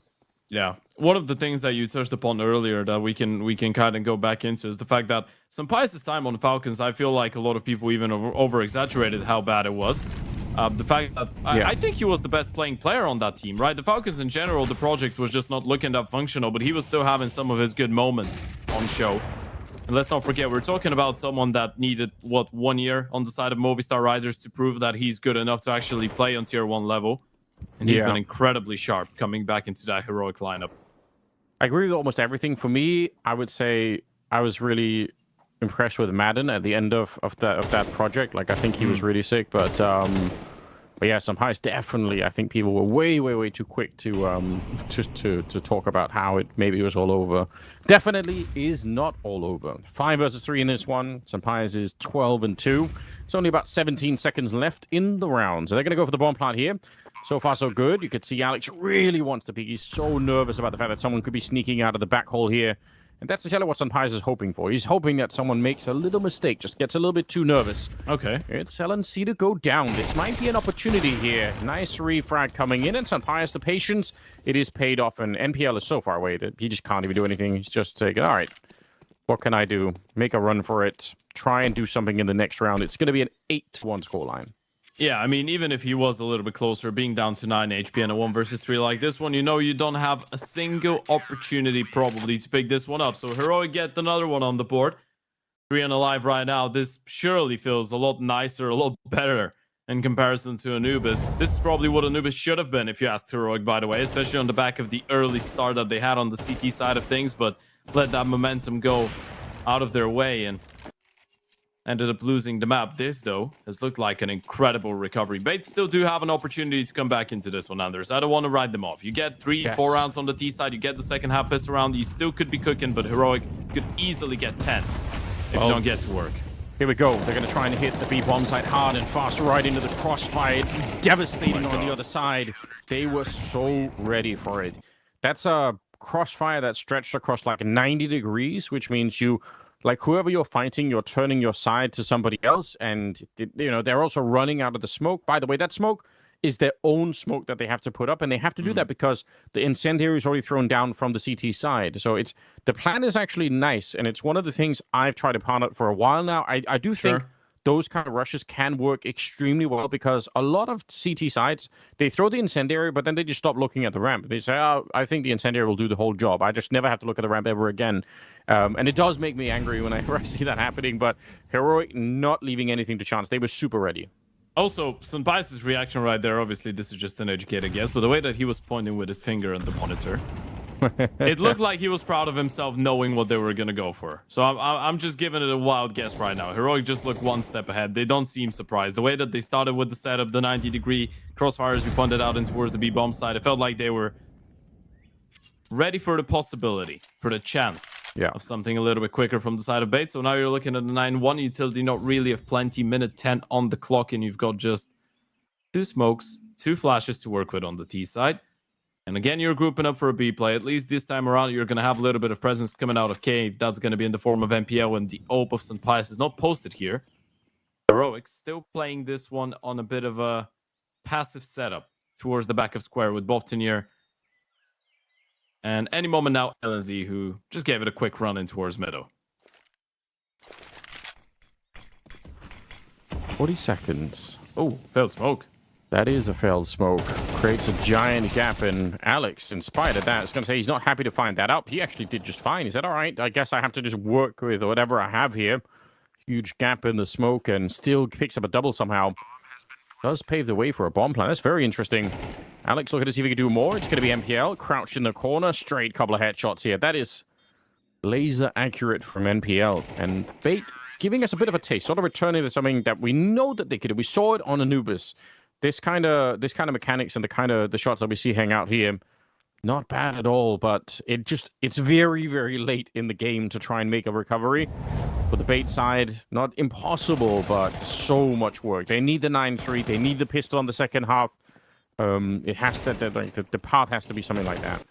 Yeah, I mean, it's not like we haven't seen close and pretty scrappy games coming out of Bait on this map, but this is definitely one of the slower starts we've had so far. You get 3 rounds, you get the second half pistol, you might be in with an opportunity, possibly, maybe. Highly unlikely, but you're still in this one. You could give it a go. Not a great start to this round for Kenzisor. He's already going to be tagged down to 52 HP from the U to win a little bit of spam. Same for MPL. And even worse for Ascentio, who's been tagged down to 0 HP. Or in other words, is dead. Yeah, no coming back from that. It's not doable. Ooh, could have been a sick double. And even if he dies there, there's still a lot of damage dished out. But they're going to lose extra at the same time. So now it is a bit awkward. Perhaps Tania setting up for a bit of a show here. Gets the first one, pulls out a couple of shots. He's being saved by his teammate in CT spawn there as well. And it'll be Sunpies to get the last one. Heroic take back the round. And Bait just getting almost nothing done in this first half. Heroic, yeah, sucks to lose your own map pick, and especially in such a close fashion on Anubis, but they seem absolutely not bothered at all by it. They're right back in the game, fired up and ready to go. Yeah, smiles on the faces as well. This is really important. It's so obvious. We kind of mentioned that earlier on, but the atmosphere on the team is really good. And it's important for a lot of those players to understand, well, now you're in a different position. You're not in the position where you're Sango, and if you achieve something, it's going to be great. But if you don't achieve a lot, people are not really going to mind, and they're not going to be overcritical, right? You have bigger expectations, let's say, now that you're on this organization, but they've had a little bit of time to get accustomed to all of that. You've had a little bit of time to show that you actually do have the quality of Counter-Strike to be on this level, and now you've got a tier 1 Oper to work with and another massive talent coming out of the CAS region. Heroic is playing like a team that, regardless of not showing up with their A game on map number 1, is still looking like probably the better team out of the two right now. It will be interesting. Also, a Mirage was always going to be up there because, I mean, Bait have picked into a Mirage the last 6 games in a row. And Heroic, the only reason that Bait don't do it again is because Heroic do love a Mirage themselves too. So that would be a shooting gallery if we get there. I'm pretty excited for that. I mean, again, both teams have shown that they've got someone to work with here. And I think the only unfortunate thing is that Bait have given themselves so few rounds in that first half that it's sort of hard to imagine a real comeback happening. It's not out of the question, but it's a really long road back. But I could see Bait, though, even on the third map, sort of reviving themselves. I don't think they're just going to crash out here. So I'm not completely worried. Yeah, they're still laughing a little bit. They're having an all right time. I mean, we're talking about a team that won 5 consecutive BO3s to qualify for the major, right? Their mentality should be as strong as it gets. Well, let's see if they stand a good chance here. We are going to get into the second half. It is 10-2 in favor of Heroic. Second map here and the third best of 3 of the day. We have a whole nother one coming up later as well. So Counter-Strike being brought to you here at CCT Global Finals. Couple of dualies picked up as well. Single smoke on Kansas or a flashbang on MPL. So they've got a little bit of utility. They do not have a kit at the moment on the CT side, or one at all. So that's worth keeping in mind. If we get into the bomb plant here, it's going to be interesting. Kansas are very quick to throw that down. Realizes, they're also smoking it off, so maybe I just didn't even need to do that at all. Essential gets the first one here and sets them up pretty nicely. Heroic running for that A bomb side, trying to see if they get there. That is the bomb, you're right. So they have to spend a couple of extra, maybe even 10 seconds to get back, pick it up, run back out again to the bomb site. All the while, Bait trying to get a little bit closer. Head trick. He should be dead, but the question is, are they going to dodge each other? Coming back into it here. It's so awkward. Essential finding even more production before he finally goes down. Tania somewhere in the side here. And he headshots 3 in a row. Unbelievable work back there. We were ready for this fight between Youngster and Head Trick, but it's all on Tania. I mean, Youngster is just getting hyped up in towards A main. He was in such an awkward fight. That should have been the free kill. And then you're thinking, okay, Youngster is taking too long to actually get that kill. Tania is going to be a dead man walking on the bomb side. How does he get a triple? He was in a 1v3 towards the back of the bomb side. And he just gives Bait a taste of their own medicine. What they gave to Astralis a couple days ago. Look at that once again. Look at how crisp the first one was. They're just walking into the line of sight of the Glock, and Tania is like a hitman. That is so sick. Sets them in a very, very strong position here. Going to be fighting back. MPL at least getting the kill, even if he did drop down to very low health. 4 versus 4 on this one. And obviously, I mean, we can only say it in so many different ways. You guys know when you're watching this. You're veteran Counter-Strike viewers. The chance for Bait to come back is approaching 0. We're getting towards that number. Yeah. It's approaching negative eternity. And minus eternity is really negative. It's not where you want to be, is it? It's not good. No, not quite. Unless it's, just going through a couple other conditions. Maybe you could be, I don't know, minus eternity chance of you losing a game. Then it's good. But all right. I see what you mean. You're cheating a little bit, perhaps. Then there's a way. I like it. Ooh. Okay. Well, hold on. They didn't like that.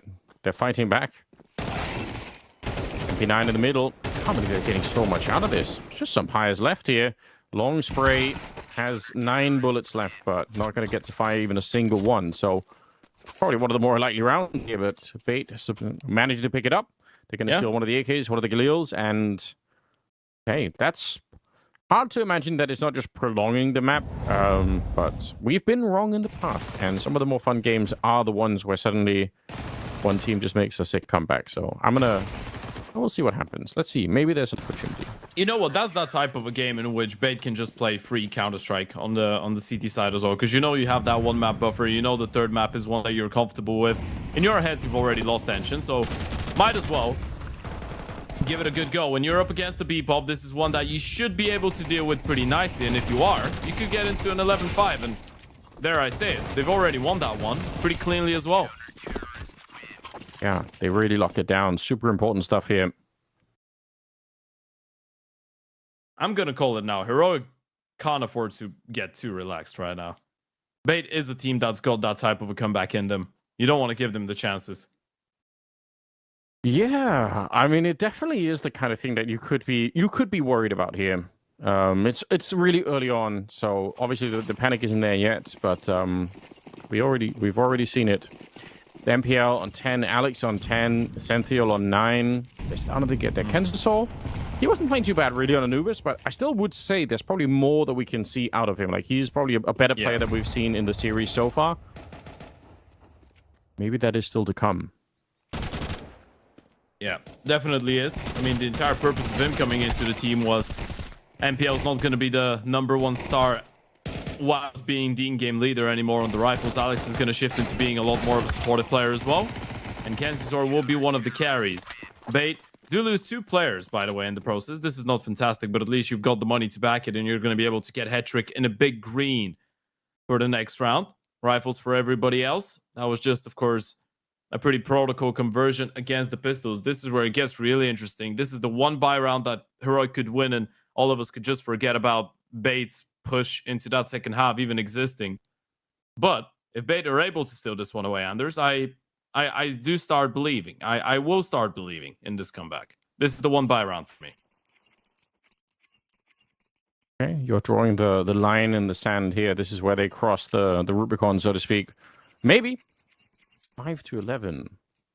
I mean, it definitely can happen. You could see that the team, in terms of the kills early on, I think it was like 5 or 6 rounds in, they had 7 kills in total. Bait. So they were very nearly doing nothing at the start of the T side half for them.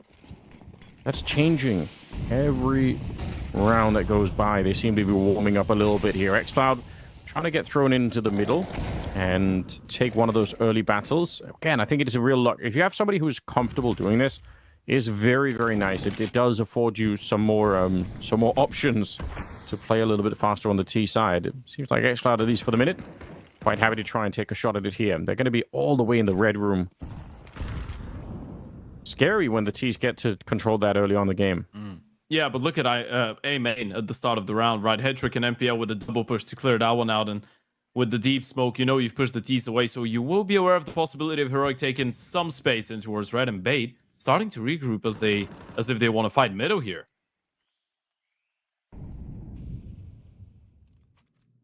Very close. Headtrick crouching on in. Actually had a second direct flood where maybe he could have landed the shot, but might have been occupied looking at the minimap or something else right at the same time because he didn't quite react.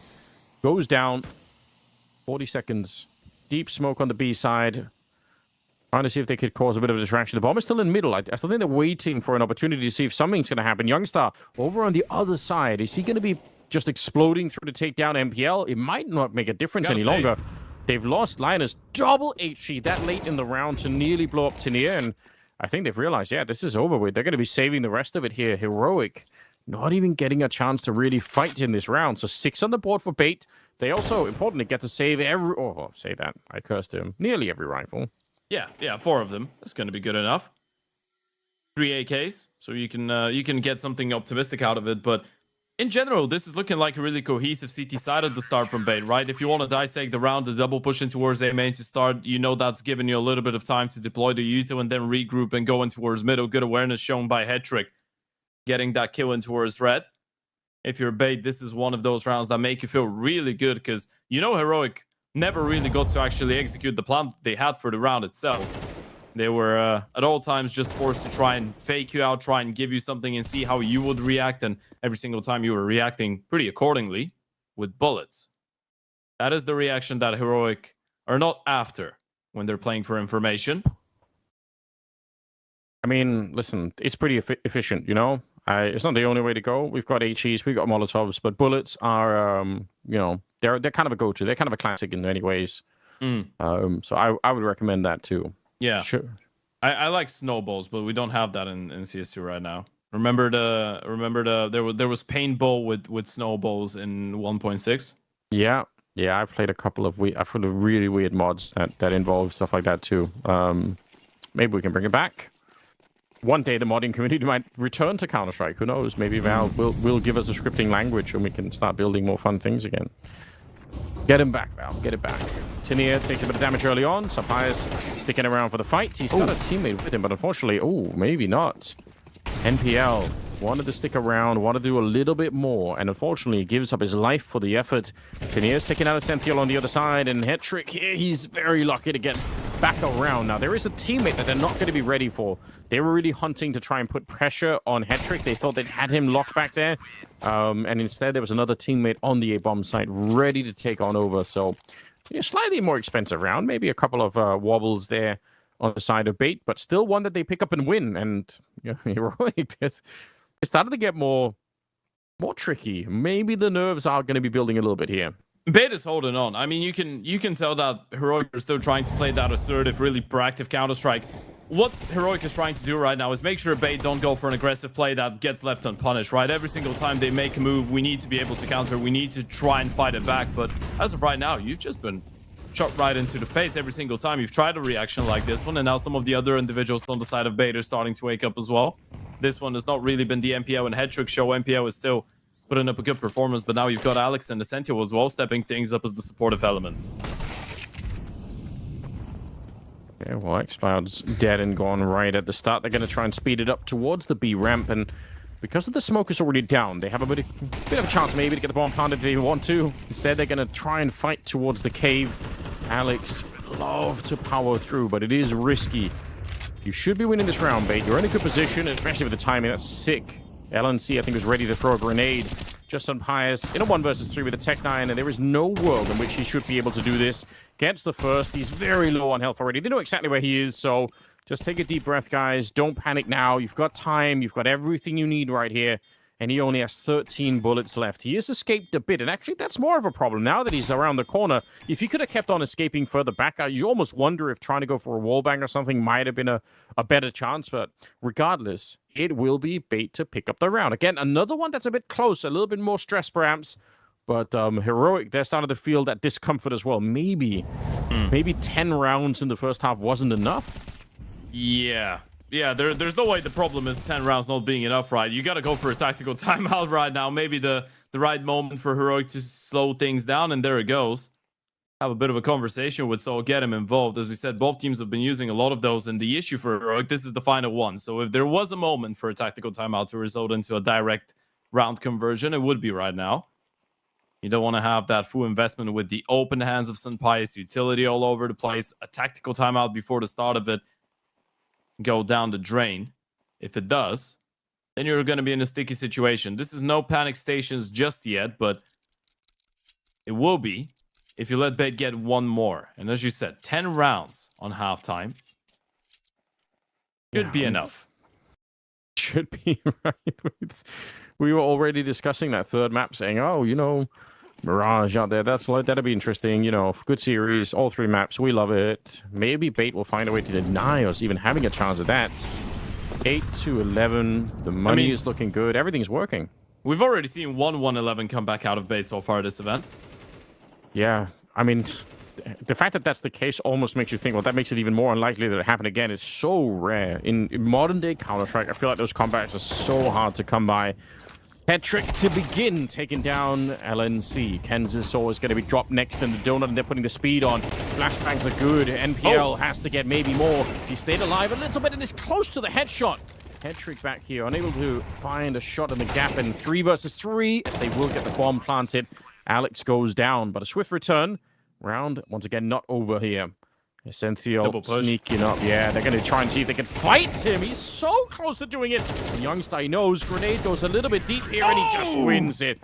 Nice slide out. The Swede coming up with a bit of a double in Sunrise. As you can see, oh, man. They have been stressed on the heroic side to find one more round. And finally, at least, they're going to be able to secure the overtime, if nothing else. I mean, Senpai's goes huge with the rifle as well, right? He threw that all out of the way, and he just picked up an AK-47. What a round out of him. What a round out of Youngster as well. Both of them getting the multi-kills.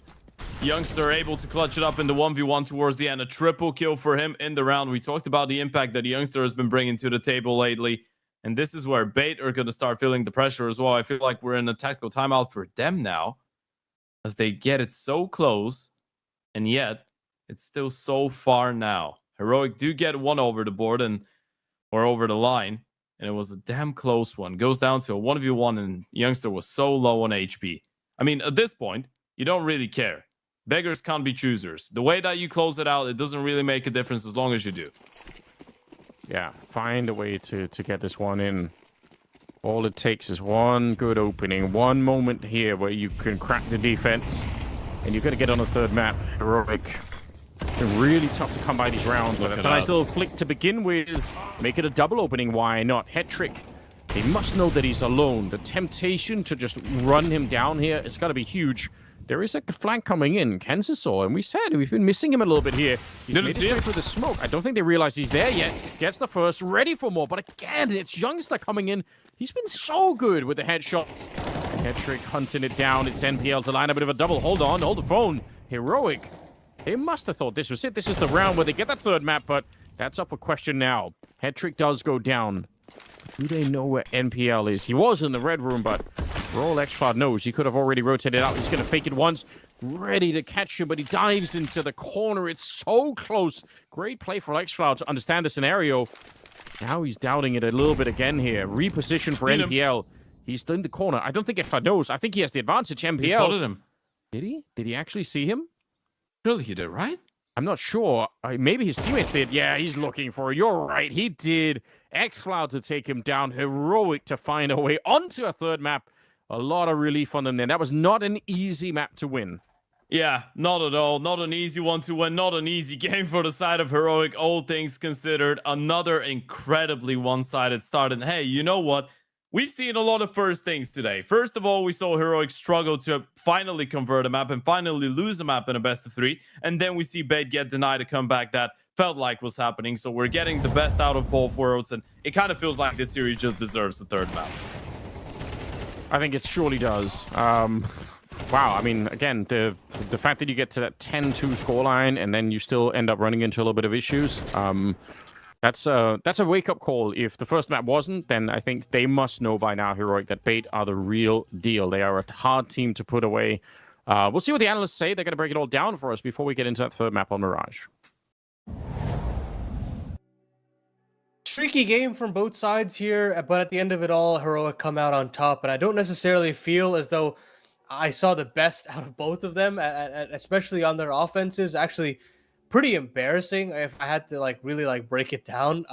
But to me, it just, and in this kind of stage of the game, it's just trying to get it over the line. You know, if you're going to play a team like Bait where they are going to be able to fist fight you in terms of just trading in 3v3s, 2v2s, you just got to find a way to rise above it. And luckily on the offense, they found a way to get it over the line.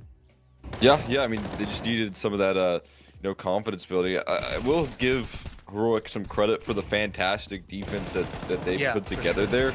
I want to like look at like the way that they when they lost just their first round, took control back in the server with the great mid aggression. There was a lot of like CT sided tempo changes coming through from them, a lot of great utility being tossed out towards some of those B pushes here, and it felt like for a lot of this map here, everyone being able to understand their role super effective, how they take control. I mean, this is what I was talking about here, the way that Bait opened it up finally, a fantastic clutch from Petrick, but you look at the way that they respond with this next round, dominating the mid control. So as soon as you get the win in your sails here, if you're Bait, you just get it sucked right out of you, and it just feels like that sort of control that Heroic take in the server, very valuable.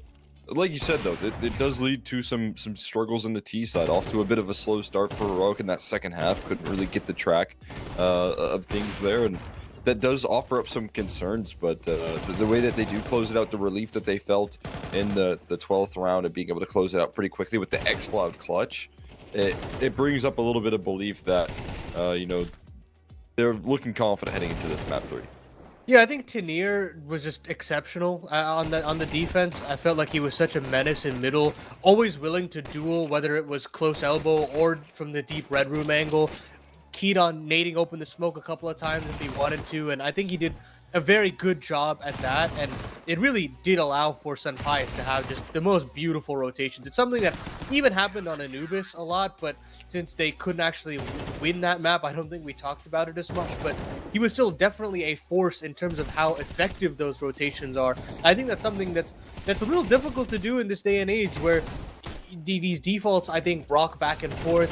It's a little bit harder to get more effective rotations. It felt like the flight paths in CSGO were very understood, but nowadays, I think that's the next step that the operators have to take, is figure out how solid their rotations are, and I think Sunbias really set himself up for success. On that offense, I do think that for Bait, I think that they were a little too sluggish at times. I think when they were most effective was when they went up the tempo just a little bit. And I'm not talking like these rushes. I think the anti-rush protocols from Heroic were fantastic with the nades, as you mentioned, where you would toss them down elbow at the perfect time. You'd be basically fighting half HP players across the board, and that alone made things a lot easier for them. But I think it's when they would skip one phase of their default and be able to skip through mid in a certain situations, be able to take that red room duel and split onto a bomb site as effectively as possible. And that's where I think it was good for them. But it was just so few and far between that they would get those chances that credit to Heroic to actually pull it back. But that being said, looking forward to Mirage.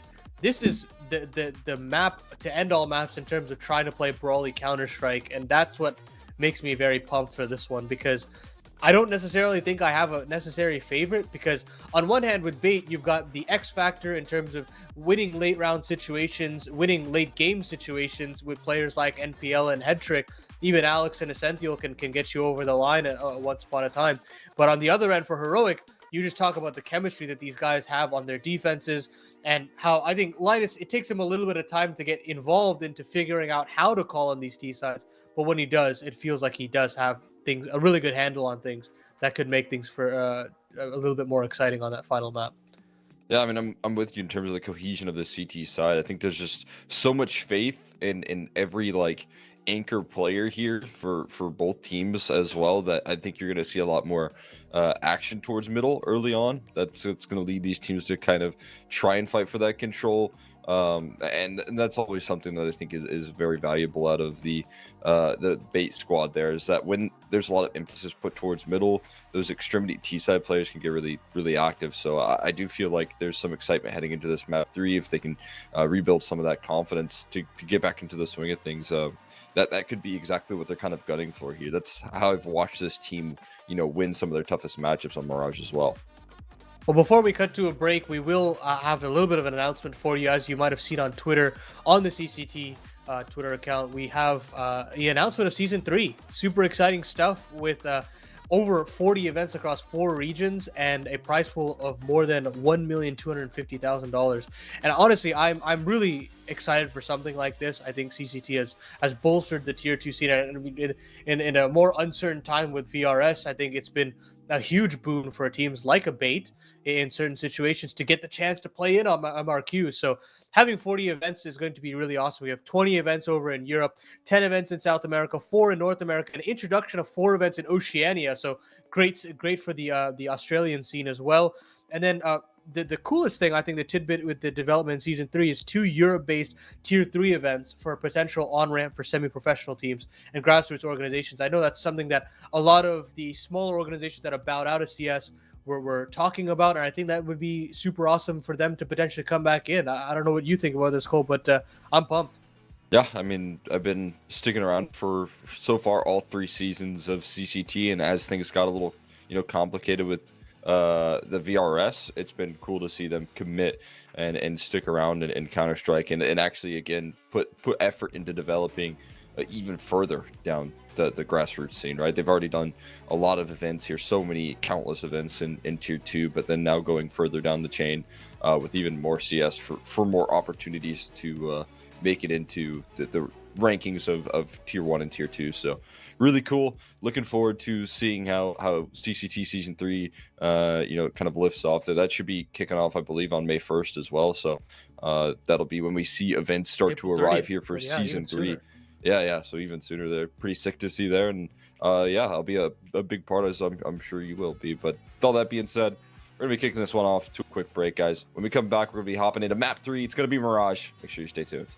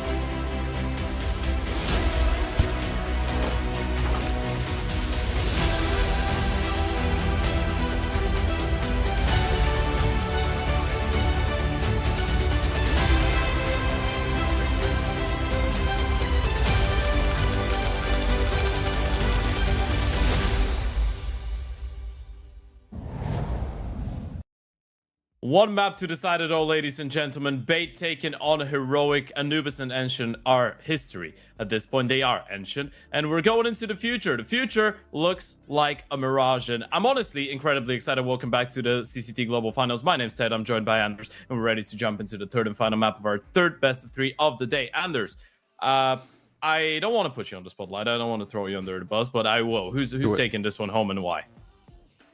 That actually genuinely is a hard question, right? It's not completely clear to me. I'm going to default back to Heroic picking it up. I feel like, even though you could doubt them a little bit towards the end or whatever, I think, again, they're showing a lot of good signs nonetheless, but it's obviously just a very, very close game, so I don't know. I'm going to go with Heroic, but I'm no longer going to be surprised at all if Bait take this one. I mean, they obviously can. I mean, Mirage is the ultimate decider going into this game as well, right? We had that conversation earlier. Bait have picked 6 times Mirage in their last 6 best of 3s. They've won their last 13 Mirages in a row. They're rarely losing a game on this map. Damn. Even when they start with a 1-11 deficit on halftime against Partizan, they still somehow find a way to win. And then on the other side, you have a Heroic team who's lost only 1 Mirage so far this year, even though the sample size isn't as large when it comes down to Bait. Yeah, I mean, that is kind of crazy. The fact that they win that much Bait on Mirage, hard to understand. I mean, I guess it's not good news that they had the 11-1 half. So, I mean, like, you can't expect to make your way back from that. But still, obviously shows that they have a lot of confidence and there's something that's working for them. And just sometimes, I mean, obviously you can have 6 strats and all the rest of it. Sometimes if you just have a map where everyone's pretty comfortable, like everyone loves playing the map, that in itself can be a huge advantage. So we'll see what happens when Bait get into it a little bit here, if they can have a good start. I feel like that's been something that they would love to have had on that second map, right? If they had a better start on Ancient, then imagine how much closer they would have been to either winning or maybe the overtime at the very least, you know. The comeback heroes is how we can pay Bait as a team in general, right? The entire story qualifying for the major after being 0-2 and getting 5 games in a row. The comeback against Partizan here in the opening round. For God's sake, even the way that they were able to win the first map on Anubis, right? They did have a bit of a slower start in the first 3-4 rounds and then picked up the slack after the fact. But the fact that they did get denied 1 comeback on map 2, you feel like it's going to put Heroic in a better mental state where they go, well, you know what, even when you do try, we know how to close. It's not an issue for us. Well, here we go, ladies and gentlemen. We're headed into it. It is Bait coming on the T side and Heroic on that CT side. Early on, we've got 1 smoke, a couple of flashes on NPL. It looks like this is going to be pretty straightforward. Not going to be messing around here. Linus trying to see if he can slow them down just a bit with an incendiary grenade, and it actually will be on Kazasaur. A rare sight that we see that actually works out. Centhiol still takes the kill onto Linus and keeps it going. He's been actually very good in some of these games. I feel like sneakily getting the kills exactly when you want him to. 3 in the round so far. And it does leave some Partizan youngster in a very awkward position, having to retake this bomb site. Not at all easy. First kill is everything, and it goes away at hat-trick. Just a confident swing into it. 1 versus 4, and Youngstars, he's got the message. He understands. He's no longer welcome. Yeah, you're just playing up the end of the round right now if you're a youngster, hoping that you're going to be able to hold on to that armor. Might help you support the decision to go for a forest buy in the next one, especially if you pick up a couple kills, but the one and done will be the story of it. Bait started off pretty well, and as we said, Mirage has been looking really damn good for them. The last 4 Mirages in a row, by the way, have all gone down to the wire. It was the 13-11 over Partizan, obviously, as we already spoke about this one, but then you're looking at the MRQ 13-10 over Astralis, 13-11 over Ants, and the 13-10 over 9 Pandas. They're not new to really close Mirage games, Bait, but they somehow managed to squeeze in the wins. And as you said, Essentio, and I'm glad you bring that up, he's been pretty spectacular so far today. Usually not the guy that you're going to be looking at for big performances individually. Yeah, that's my memory of having watched him play in the past, is that not that he's been bad, but just that he's been sort of more of a background figure in many ways. And that even has a value at times, you know, just being able to solidly get, you know, a couple of kills every once in a while. I feel like that's an underrated skill. Can't have just a team of all superstars. Typically doesn't do what you want it to do. Bit of a stack towards the B side, though. But we'll see if that's going to be enough. 2 scouts, 2 MP9s. They do need some early damage with it, though. It's not really going to be working out here as they just power right on through. I still don't hate the idea, but unfortunately, we're not going to see any of the scout action. Myself, I'm a big fan of the scout. I think it's a fun weapon. Yeah, it is. I mean, it's one of those weapons that make you feel like you're the best player in the world when you connect on a couple of headshots. You just feel like you're so much more skilled than the guys on the other side. And the setup was not bad there for the side of Heroic. You have the scout taking first attention, then the guy in towards the back of default with an MP9 trying to get into a fight, and ideally you'd have the third layer in the boosted player, but Bait give them only one layer, and that was the firepower layer. Only kills, only death on that B bomb side for the side of Heroic. So force buy doesn't work. Bait get a 3-0 start, and this is, interestingly enough, by the way, Anders, this is the first time we're going to see Bait open up a map with a 3-0 lead. So far, it's been only Heroic. Yeah, good start. Glad that they have an insane record on. I mean, that's... You know, I don't want to read too much into it, but obviously that is concerning for Heroic.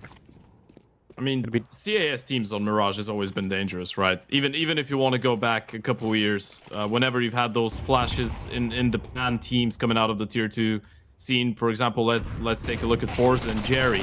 Even though, of course, that was a Russian project, Mirage has always been really good for those guys. It's interesting how some countries or some regions just end up kind of gravitating towards certain maps, and they just really love it. So yeah, it happens. It happens for some reason. Happened with the Danish Counter-Strike and Nuke for a while. It's just a permanent fixture.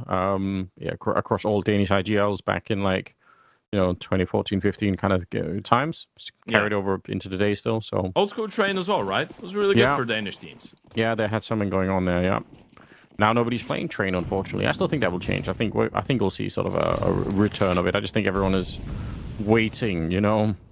Keep it in the back pocket. Let other people do the research and then pull it out just when you need to. I have no doubts about it. We are seeing one Galila on the T side. Not that it makes a massive difference. Going to be picked up for the AK instead now. As Kansas did go down, you can see Hetrick's up there stealing his rifle back. So nice beginning for Heroic. And important as well. They have a bit of a slow start on this map. You don't really want to end up giving this one over to Bait because they're going to be celebrating that. Youngster actually runs into the remnants of that Molotov and does take a little bit more damage, so uncomfortable to say the least. But still, they have a 4-on-5, and they've got some time left here at the moment to figure out for Bait what they want to do. Yeah, trying to figure out what the next plan is. Feels like it's going to be a B play here. Actually, they've changed up their minds. They know that MPL got spotted in towards the B bomb side. It's a clear signal the moment that you see LNZ stop jumping. And you know that you have done a little bit of damage with the utility in towards A. All you're banking on right now is Pius not being picture perfect with the AVP, though. If you can make him miss and capitalize and get the kill onto Youngster, then maybe you could have an opportunity. But you got to make him miss. They do have incendiaries or Molotovs for Youngster's position. The question is, do they throw them up or down? Because if they actually Molotov him out of here, then there's a really good chance to get in early. They have so much utility on the Bait side. Flash around on the other side. A little bit of noise over at the B bomb side, but just for distraction. Youngster not going to get Molotoved out, but he will get absolutely shut down. And you're right, it did work. Deep grenades coming in. Molotov as well to try and... No, not even, actually. Just the more flashes coming through. They've got some more left in the back. Double HE and a Molotov still alive on that Bait side, so be careful here.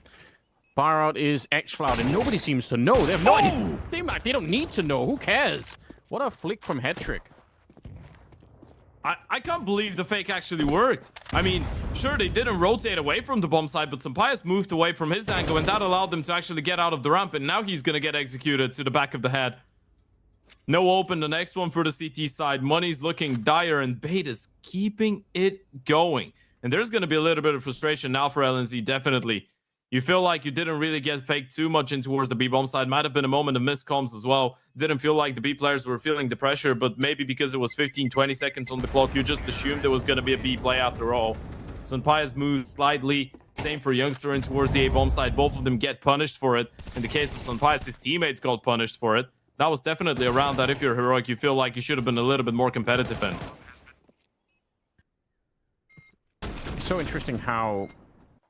Normally, if you just throw a flashbang into the B bomb side, obviously that's not going to cause a rotation anywhere on the map. But depending on how much time is left and the context for the rest of the round, I mean, if you do it with 10 seconds in the round, there's much more of a chance that the CTs will rotate. And it wasn't quite 10 seconds here, but you could just tell that, like you said, it's not that they rotated away, but they did just move. There was a bit of a call saying, oh, flash at B, and then somebody moves a little bit, and suddenly there's an opening. So... yeah, really close there. Bates pick it up and deny Heroic a chance to get onto the scoreboard early on. Still with 0 rounds. And by the way, maybe not quite 0 kills, but 4 in total. That's not a lot.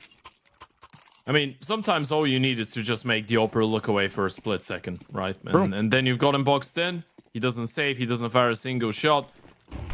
It's a great start for the side of Bait. And as you said, no money here for the side of Heroic. It's just a Nero on a Hero M4. Now would be the right time to show that you are the star player in disguise. Unfortunately, LNZ will get dropped. Even had his knife out. Poor LNZ. Had no clue they were going to break the smoke. He was just there to boost his teammate up. He wasn't even... He was just trying to get back. He was being real peaceful and everything. Just completely caught off guard here, just like Youngster is. Senathiel gets one. That M4 not doing anything at all so far. Going to be an MP9 picked up here in Hat-Trick, ready to catch them. So this is absolutely perfect round. I can't believe it, but Bates looking at that 5-0 start with all of their players playing very well at the moment. Senathiel 6-0, Hat-Trick 6-0, MPL 5-0. Got 3 people on that side that haven't even died yet. Yeah, this is going to be boosting up the confidence. And I feel like one of the main issues for this team has been having a little bit more confidence, right? When you think about the lack of a quote-unquote father figure inside of the server, I mean, even if you want to look at a coach, he's a fairly young guy and someone that hasn't had a lot of experience on the highest level. Both NPO and Hat-Trick, who are your most experienced players, are on their redemption arcs. And in general, you're looking at other guys that are not necessarily established names, so believing that the team can actually dominate is probably the toughest part of it all, especially with the high expectations towards the Shanghai RMR a couple months ago and the failure there. But now things have been starting to work out for Bait in this series. I mean, you take down Heroic. I know it's not instant elimination. I know Heroic are still gonna be one of the favorites into the lower bracket, but this could mean a lot to Bait. It'd be a really nice headline, wouldn't it, for them? Something that that kind of, you said, like, highlights the progression that the team has been on, because they really have been playing better over the last couple of months. And yeah, this would be such a nice way to prove that it's not just a little bit. They're actually making real progress here. I do like this push up from xFloud. I don't think Kensizor is going to be ready at all for it. Yeah, I mean, I don't know how he could be either. One of the downsides of playing alone that far up. LNC listening. He knows that someone's back there. The Molotov, does it spread into the corner? Ooh, it's close. And these kind of Molotovs are so dangerous because you might feel like you've checked the corner. You might think, oh, that's it. It's all good. We did throw a Molotov, so we're probably going to be fine. And then you end up actually dying to it. Now, he does come back to find that there's nobody on the site, which is almost true, except for the fact that Essential's back here. Oh, my God. Crouched in. I don't think Linus could see anymore. That's crazy. 35 seconds. And the bomb making its way in. Bomb plant's going to be going down. Bait, are they really going to fight their way out of this round once again? 2 versus 3 now, and they still have to worry about Essential. I love the fact that he's back here just staying alive. It's so annoying. xFloud has to spend the time to run there, and that, they don't at have the a end kit. of it, the extra 5 seconds is a lot of time. Now, Hat-Trick's taking this position, and xFloud is blown up. I'm even surprised that they're giving this one a go. I feel like at this point, you probably think that you need to throw the kitchen sink at them, but Tenier, he's got no kit, no utility. There's no way he's pulling off that 1v2. Yeah, you could see he's definitely sticking around to try and be annoying. Not even going to happen. Listen, you said it earlier. Bullets are a pretty good thing. Kitchen sink, not so much. You don't bring the kitchen sink. Bring a kitchen sink to a gunfight. How's that going to work out? I've never actually seen that, so I couldn't tell you. I'm trying to think. To be honest, I haven't either, but... You know what? I feel like it could work. It depends on how bad of a shoot the other guy is. Actually, maybe if you ever played like Half-Life 2 Deathmatch where you had a gravity gun, you could probably throw a kitchen sink at someone with a gravity gun and kill them. So there might be a precedent for it, but generally speaking, not really a route you want to try and go down. Kensizor here, that's a lot of chaos, that's a lot of confusion, a lot of flashbangs as well. I have no idea how he's alive. He should be dead. Go out and buy a lottery ticket right now. That's oh my God, insane. Yeah, and they've lost LNC in towards the B-bomb site. Tenier, Sunpaya is trying to fight back, trying to hold on, but no matter what you try, it's all going down to the same result and the same ending. And it feels like it's a black hole, actually. Hold on a second. The Youngster does find 1 kill towards the back of the bomb site. That's going to at least give time for Sunpaya to rotate back in, but down to 25 HP, and he's just being held for a couple missed shots, but there should be no way for him to pull this one off. Just the confidence in some of these fights is so crazy. Oh, you could see a little bit of frustration growing here on the side of Heroic, and for good reason. That's inexplicable, by the way. That is outrageous. I can't believe it either. He was out the smoke, gets blinded, gets a kill, goes back into the smoke, and actually falls back into his own spawn after that. The only way that works for him is because everyone else on the CT side is so flashed as well. Like, nobody has any idea what's going on. It's sort of a magic trick that's happening. Oh, no. What do you do? How do you recover this? They're sliding off the face of the cliff here, and there's nothing to hold on to. Not at the moment, anyway. Well, you're just falling into the abyss. The one good news right now for all of you joining in, and maybe for especially the Heroic fans, is to know that this is not an elimination game, right? If you lose here, you're not out of the CCT Global Finals. You're just going into the lower bracket where you're going to be facing off against Wildcard tomorrow. Yeah, and that is important to remember for sure. They're not going to be out of it yet. And like you said, probably are going to be favorites to make it through that lower bracket as soon as they get there. 7-0 in favor of Bates. Nice little flick here for Sunpies. That's a start. They need something. They just need to get on the board right now. Bit of a recovery if it's doable. It's another kill. Sunpies absolutely stepping it up. 3 in this round before he does go down. But they'll save the AWP, and not too many more guns, unfortunately. They couldn't really get there in time. But they finally pick up a round, and that is great news. Yeah, this is a start. Sampaio just gets the open, decides, hey, you know what? Combat opening when nothing else is working out. I'm going to start a round in towards Palace, shut them down. It's not a bad call coming out of Bait. You feel like the momentum has been going your way so heavily that you just group up, go for something pacey. And if it works out, you probably win the half there and then. Mentally, you just push Heroic out of it. But now Heroic still have an opportunity to come back. I mean, technically, Bait have won the half, but we're talking about the mental warfare right now. Heroic getting 4 or 5 rounds. Staying competitive potentially for the second half of play. This is what you're after. Nade. Could have been sick timing. Ends us all once again. Risking his life. Going out at top mid. It's going to... Wait a minute. Wall bang? Okay. Probably not all the way. Just did clips him, I'm guessing. Linus goes down. I'm not exactly sure how that came. Maybe he was jumping back there, but Hetrick has actually jumped down with the AWP, and Tanier is right underneath him, but this could go 100 different ways. Grenade? They know. Do they really know? I mean, the grenade lands right there, so maybe they did. Essential down and out, but they are, yeah, they're waiting for him. They're actually waiting for Tanier. If he jumps up, he's going to be dead. There's a firing squad up there. I think you're absolutely right, Ted. They have an understanding that something like that is going on, and now Hetrick making his way down, trying to check it out. Alex with a nice shot. Tanier, they're going to check it. You are dead on right. They knew everything about that. Oh, unfortunately, the scope betrays him. The timing on that is absurd, and suddenly it is a 2 versus 2. Heroic fighting their way back here. You're going to start finding a bit of discomfort here. Comes back for more and does get the kill on NPL, leaving Alex to try and save the day. Just him against the world. They line up for him. It's close. It's a team kill. But Alex goes down as well. The defuse is going to be coming in here. Heroic with a second round. Whew, you're barely staying alive right now. I mean, Bait should have had that round in their backs on the back of what Hetrick did there. Getting an opening kill onto LNC, being able to drop over. The reason he knows is because he did realize that this smoke towards Get Right, that was a CT side smoke, and that was a right hand side throw as well. So you trade positions, you don't see the player, you realize he's not back short, he's pushed through, he's somewhere on the bomb side. Hetrick was ahead of the play. It's really unfortunate that he just scopes and doesn't see I think Youngster crossing towards the right hand side. There's the replay. That was a great reaction. Yeah, nice attempt from Alex at the end. By the way, I don't want to make it weird, Ted. You know, because I'm not that kind of guy. But is it? I think you can see in the back of Alex, like you can see in the reflection, that he's playing without any socks on. I think. Now, I'm not trying to have. Oh my goodness! I'm not trying to start a conversation about anything weird. I'm just saying, for me, playing video games without any like socks or slippers or anything sounds uncomfortable to me. Maybe it's because I'm in Denmark and it's cold here all the time. You know what? I do agree. I'm not in Denmark. I'm in Bulgaria, but it's quite warm here. I think you get more sweaty if you don't have socks on. If that makes any sense. Yes. Yeah, I don't feel comfortable without socks on playing Counter-Strike either. Yeah. Okay. We're gonna let you off the hook for looking at the feet of Alex. Listen, I just said it out loud. You guys were all looking too. I just had the courage to bring it up. It was an atmosphere. It was in the room. Like nobody wanted to say it. Sure. And I just did it. So I'm not going to take any L's on this front. Okay. No, we support it. You guys are all cowards. Yeah, you stand up. You speak for what we all want to say, but no one has the character to do. Truth to power kind of moment. I call it brave. You know. It's anyway. It's round number 10. It's probably how Alex thinks of himself playing Counter-Strike without socks on. It's like, I'm a brave man. I mean, he's playing pretty well. Maybe there's a new meta. We've had the chewing gum meta.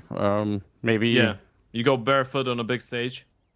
That could be. I think they've only outlawed Crocs so far, right? There's nothing against bare feet in the rules, so knock yourselves out. Yeah. xCloud, speaking of getting knocked out, he's down and out of this round. Heroic struggling to stay alive. No question that it needs to be the next 3 round goings their way. They needed a 7-5, and then they need to keep on going for a very long time with that. I do have a bit of a setup here with a flank coming in from lower dark as well, or underpass. So there is a big opportunity right now for Heroic to get the job done. Tanir with a fantastic start, but even that might not be enough here. Hetrick and Essential getting back into it. 25 seconds left. They know the orb is back here, so just smoke it off, leave it alone. Bomb being planted in front, and Sunpius not quite able to do it. Linus goes down, and it is just the Spaniard left. They're everywhere. It's insane that he gets that shot. Tries to get the wall. He will take down Alex, running for the flames and very nearly burning alive. And now he's up against Hetrick, the sniper on the other side. Nobody can scope or unscope. He's going to try and get a jump for it. He baits out the shot and takes him down. It's an absolutely disgusting clutch coming out from Sunpius. 1 versus 3. You can say that one again. Again, this is what it feels like to have a tier 1 Oper on the team. This is one that is going to sting. That leaves a mark on Bait. If you end up losing the map, if you end up losing a couple more rounds until the end of this half, this is the one that you're going to be looking back to and regretting. It was also perfect. Hetrick set up for the opening pick. Alex wins the fight that he shouldn't be against LNC, and then Sunpius with a 1 versus 3 clutch out of nowhere. Someone stand up and say this guy is not good and is washed. I dare you. That is very hard to understand, isn't it? They threw a flashbang to try and take a fight with him. He dodges the flash, swings back to take the guy who's, rushing out of Palace to bring him down. I mean, gets the wall bang for the next one, baits out the orb shot. It's just a whole sequence of mental stuff coming out. They're going to put an end to it this time. He did get the kill on the Sentinel, but it's worth it for Bait to just keep on going, power on through. And Molotovs raining down everywhere, but one of them actually landed in the smoke there, so Tanir got a bit of space to stand in. Not for long, though. You know everything, Bait. They're playing so focused at the moment.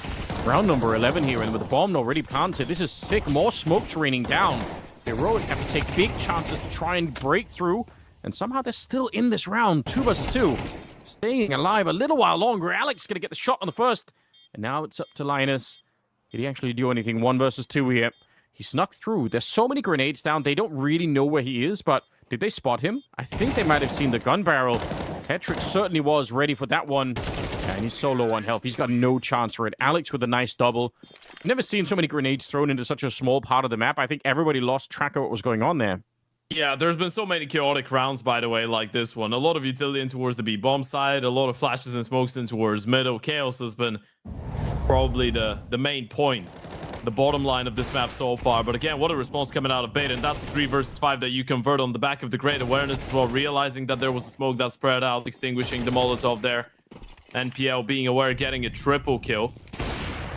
And you are stepping it up right now, Bait. They are trying to redeem themselves for the previous one, and they're doing a really fine job at it. Sunpius already ejected, minute 45, and you already find yourselves in a 4v5. Bait could still get 9 rounds out of this. He's looking good right now. Couple of pretty sick openings here. xCloud very nearly walking into straight death. Alex will take on over once again. Deagle trying to sneak closer, but it's not happening, is it? Kinnear with the flank. Doesn't matter when you're the only one alive. Doesn't really count, does it? And I'm pretty sure they've already heard him. So yeah, everyone started to rotate on in. They know he's coming. 9 rounds on the opening half here is just sickening. You already said it. I mean, you brought up the stats about how much they've been winning on the map, and that's fair play. But I wasn't expecting this. They look absolutely solid on this one. Alex will take the last one. Bait with a 9-3 lead going into the second half. Yeah, young, wild, and free. That's the definition. And on the other side, Heroic, oppressed, trapped, and a little bit suffocated. If it wasn't for Sunpius, probably wouldn't have had that 3rd round either. You would have been looking at a 2-10 half here. Bait are really taking Heroic deep here on Mirage. They really are. Makes you wonder, by the way. This is why Bait, I would say, is a massive enigma, and it's one of the most difficult teams to describe in tier 2 and tier 1.5 Counter-Strike. On one day, you see them post a 1-11 half against Partizan and struggle to get more than 1 round, and then the other day, you see them do that to Heroic. Yeah, I mean, it's it's sort of stuff that it makes it fun to watch. But you're right. At the same time, that kind of inconsistency can also be dangerous because up against a strong opponent at the right time, you might not have a chance to make a bit of a comeback. They don't need one this time though, because they have such a sick beginning to this one. Heroic shook from this whole scenario, and now you're thinking back and you're thinking, my God, that first map on Anubis, that it was as close as it could be. We played all the rounds there, and Bait just managed to sneak it away right into the end. If Heroic had a bit of a better start, who knows what could have happened there? Maybe it's 2-0 the other way, and we never even get to see the map at all, and we just say, all right, that's it. Heroic, the better team, they look unstoppable in the tournament, but this third map was a bit of a poison pill waiting for Heroic, it seems.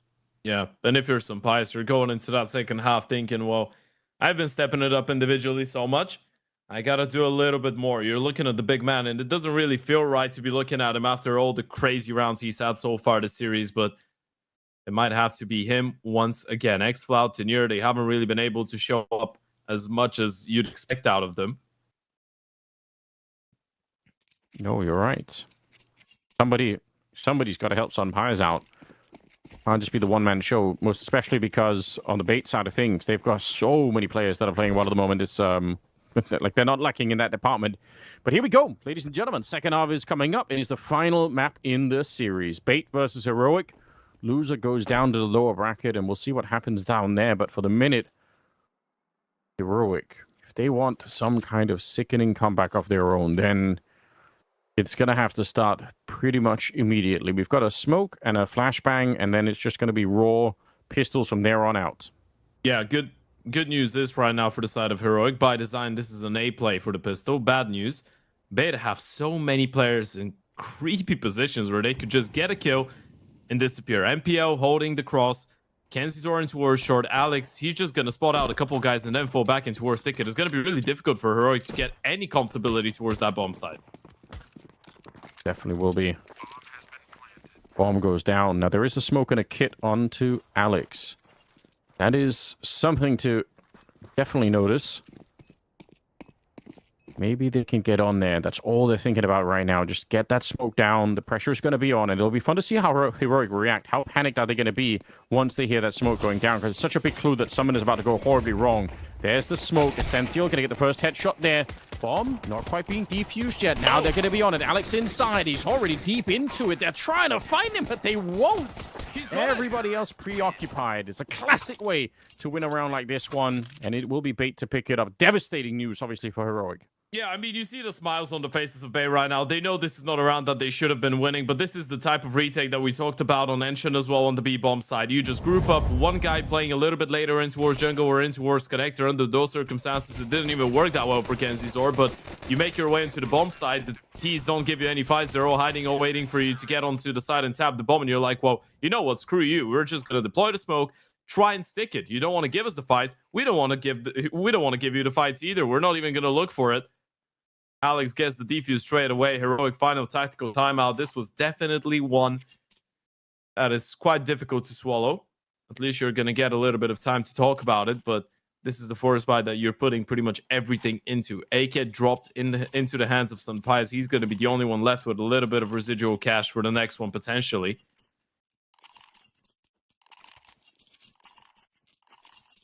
Man, it was a great setup. They had everything going for them, Heroic, but smoke kit combination, too much to handle. Back 10, Deagle as well, onto LNC.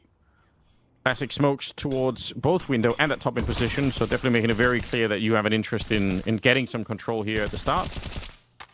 Bait, I mean, do they even need to do anything special here? I mean, I feel like they've got so much time to play their default.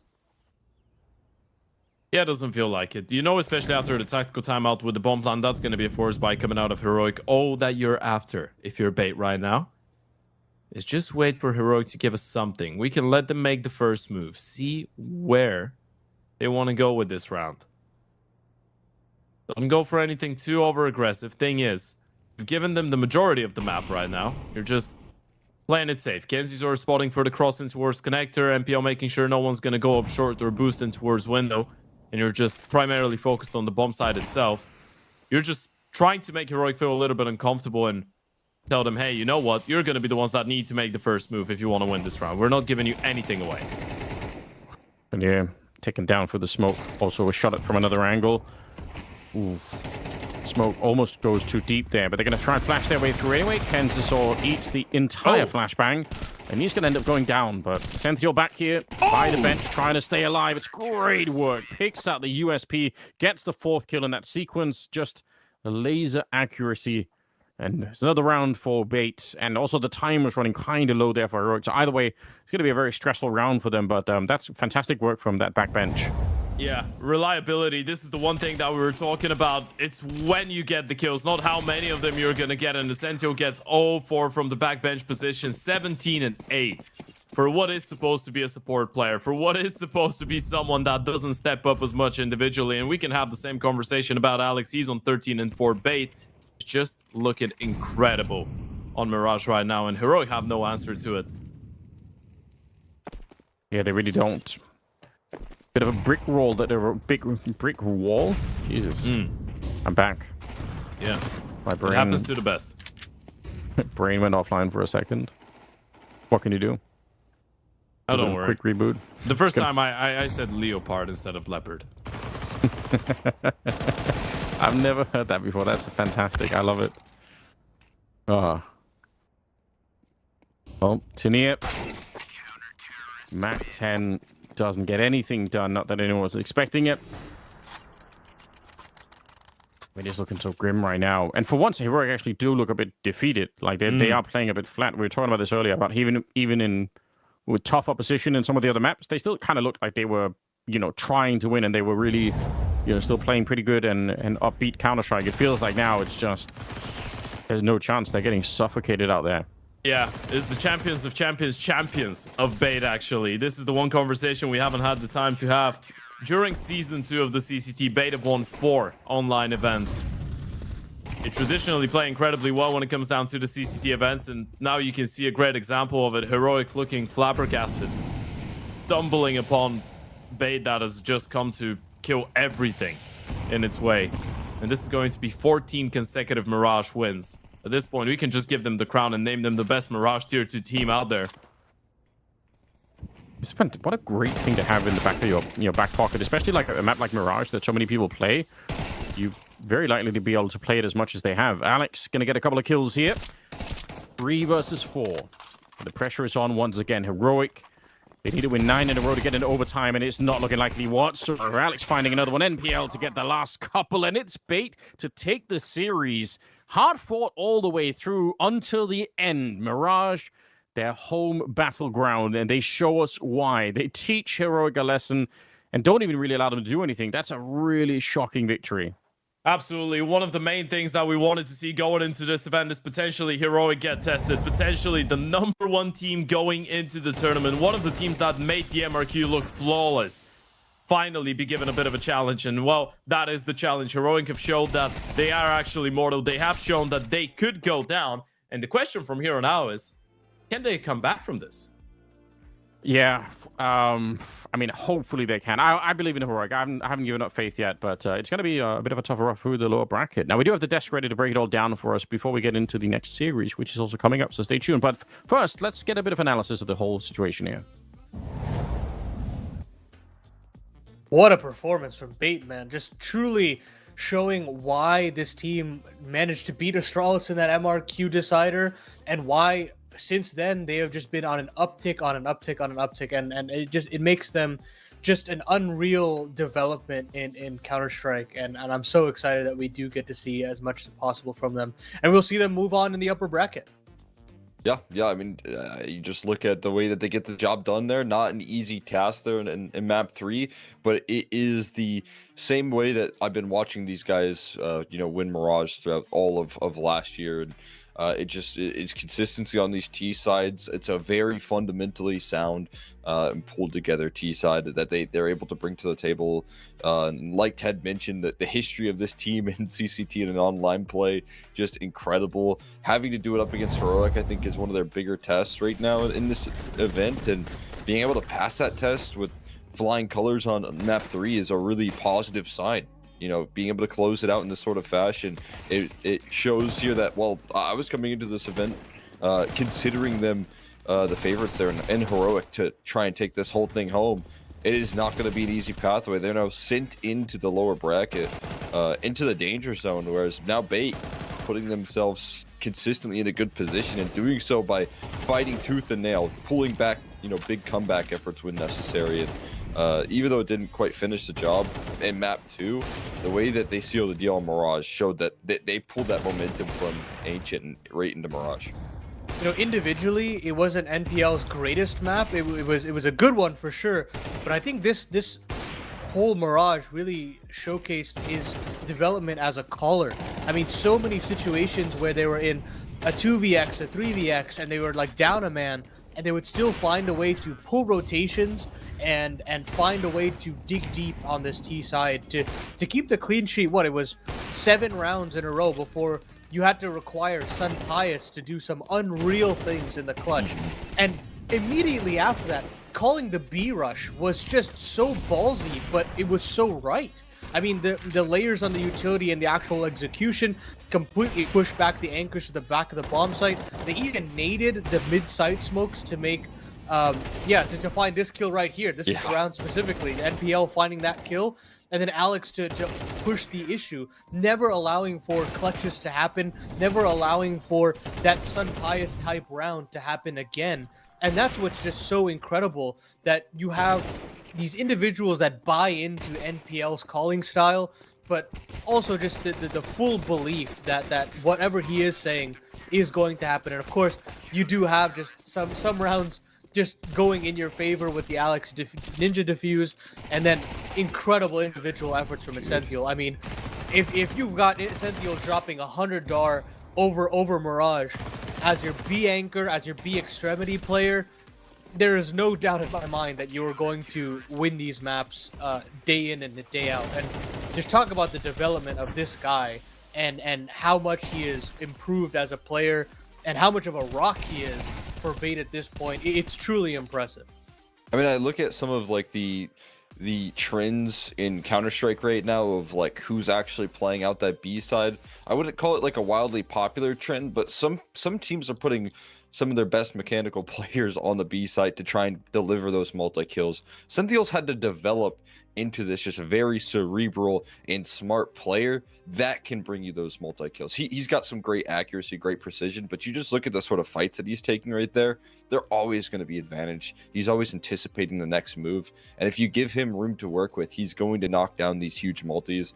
Brought it on Mirage here, brings it in a big way to close out the series, and that to me right there, like, again, his development on this team has been incredible, and being able to, trust that this is a guy that is able to learn, he is able to grow in this system, I don't think was an easy task for Bait. I mean, when he was struggling, it was looking really rough for this team, but the fact that they don't have to make a lot of adjustments in the roster just to get to a point where they last year are failing to qualify for the major in pretty heartbreaking fashion, to this year where we're seeing them carry forward some of their success in tier 2 to the big stages and to the important games. That to me is the biggest positive sign. That room to grow and develop for these players is a big part of that kind of trajectory for this team. Yeah, and I mean, I'm looking at the competition that they're doing up against. It's really impressive. We've got an interview ready and ready to go, though. We'll get that sorted, and looking forward to pick the brains of, not actually sure. And yes, of course, it's NPL. Congratulations today, man. I mean, I gotta talk to you about. One quick second. We're gonna get him back in here real quick.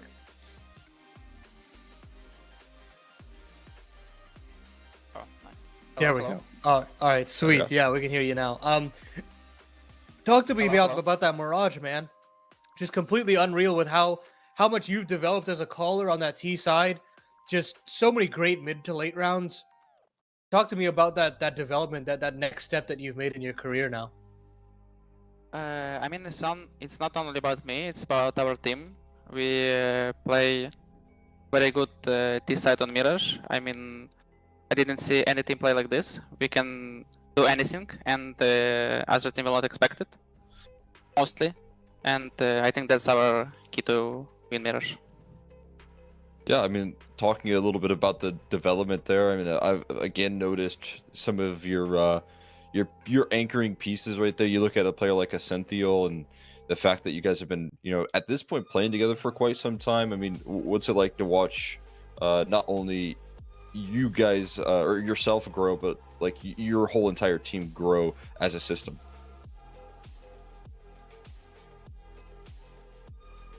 I mean, all I can say is just all hard work always pays off, and if you work a lot, you will always grow. So you just need to be consistent and just train, just sprint. I feel like this organization has gone through so much heartbreak over the last few years. When you talk about like the major qualifiers and what have you, I'm sure a lot of these players have suffered that. But it does feel like since the MRQ, you guys are mastering how to play close games and games that go down to overtime around 24. I'm looking at that Anubis game, and it definitely feels like a different bait. Is there anything that you guys have gone through to really rediscover yourself in these kinds of late game situations? I think that comeback from 0-2 on MRQ gave us a lot of confidence, and we just became more calm in game. And even if you lose map or lose important round, we just don't think about it and just continue to play. And it's not only about words, it's also about mindset and how players deal with it. I mean, it's always important to be cold-minded in these important rounds and these close games. Yeah, I mean, looking at now your path here, you've got the upper bracket final that you've been able to lock yourself in. Obviously, we've been talking about, with other teams here in the event, the kind of stress relief. Couple of other teams have been able to lock themselves in an opportunity at the major as well alongside you guys. So looking at like the potential, what would a win here mean for you all as a team? Mostly it's VRS points. It's a very important tournament for us, because if we win this tournament, we'll probably get invited on IM Köln, which will be after summer break. So it's a very important tournament for us, and we want to win this. Want to win this tournament. Yeah, and that's our goal right now. Well, sounds good, man. I mean, congratulations. We'll see you tomorrow for what should be an exciting upper final, and we hope you guys get the good rest you need. Thank you. Bye. Well, it looks like, I mean, I'm really excited to see more of this bait team and just see their development happen basically right before our eyes. But yeah, that being said, folks, we're going to cut it to a little bit of a break, and when we come back, the second upper semifinal between BetBoom and Imperial.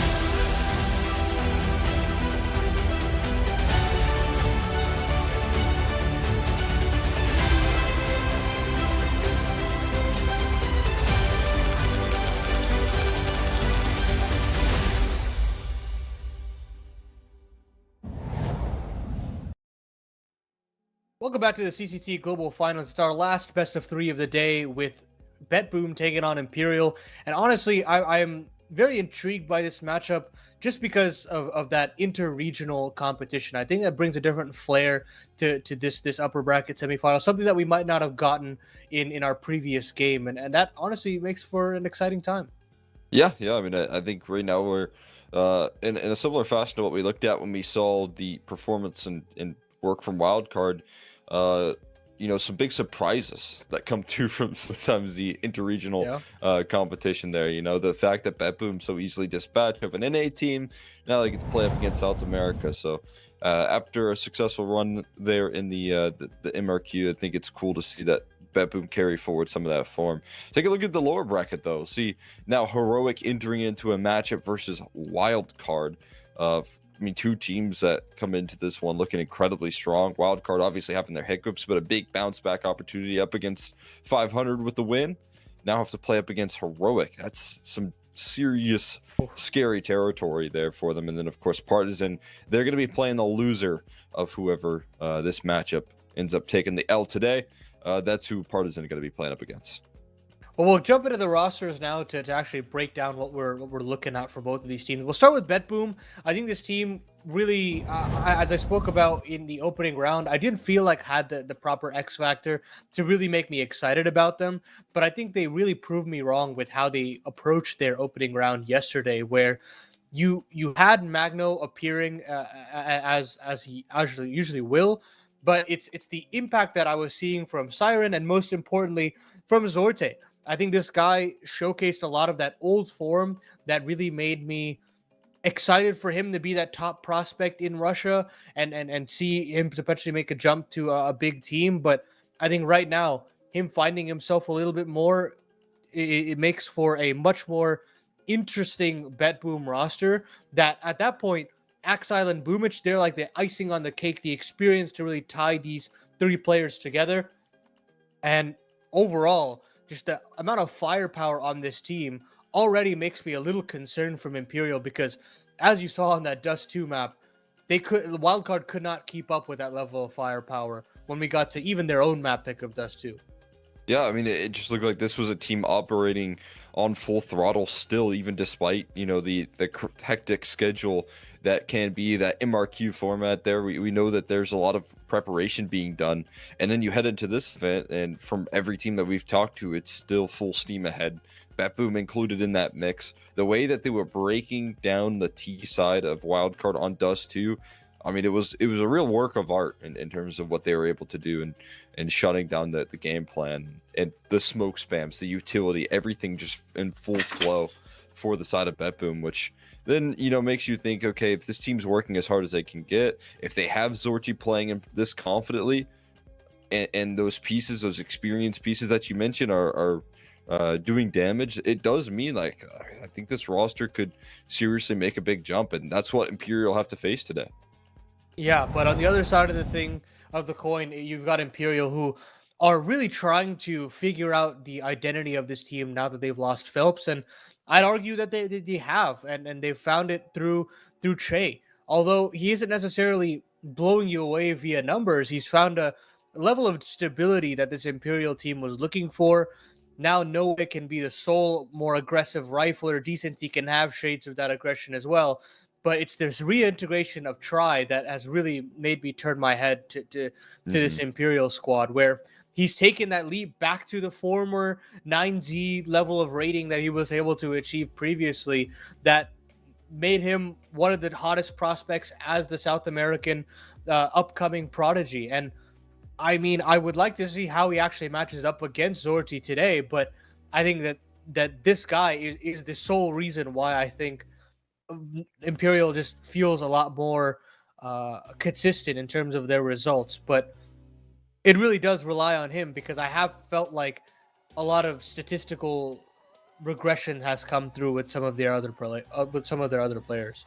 Yeah, I mean, you look at the story of like the big splashes of Noe and Decenty in terms of the like additions that they were there, and obviously I think Noe really hit this roster in the best fashion he could have asked for there in terms of the early impact. He looked like he was going to be one of the big prospects that this team discovered. I think the biggest like identity that you get though when you maybe lose out on a little bit of that impact and then you lose Phelps is I think kind of a more updated version of what CS needs to be played out, right? You've seen Phelps with his lurks, and while usually it's so effective, I do think it can feel a little bit outdated in terms of it's super readable. If you're Definitely. like if you're doing any research, you know what Phelps was bringing to the table. Whereas I do think you're seeing this roster now with a little less or a little bit more options in terms of how to win rounds on those T sides. It's not just Phelps getting himself entrenched into these wild positions every round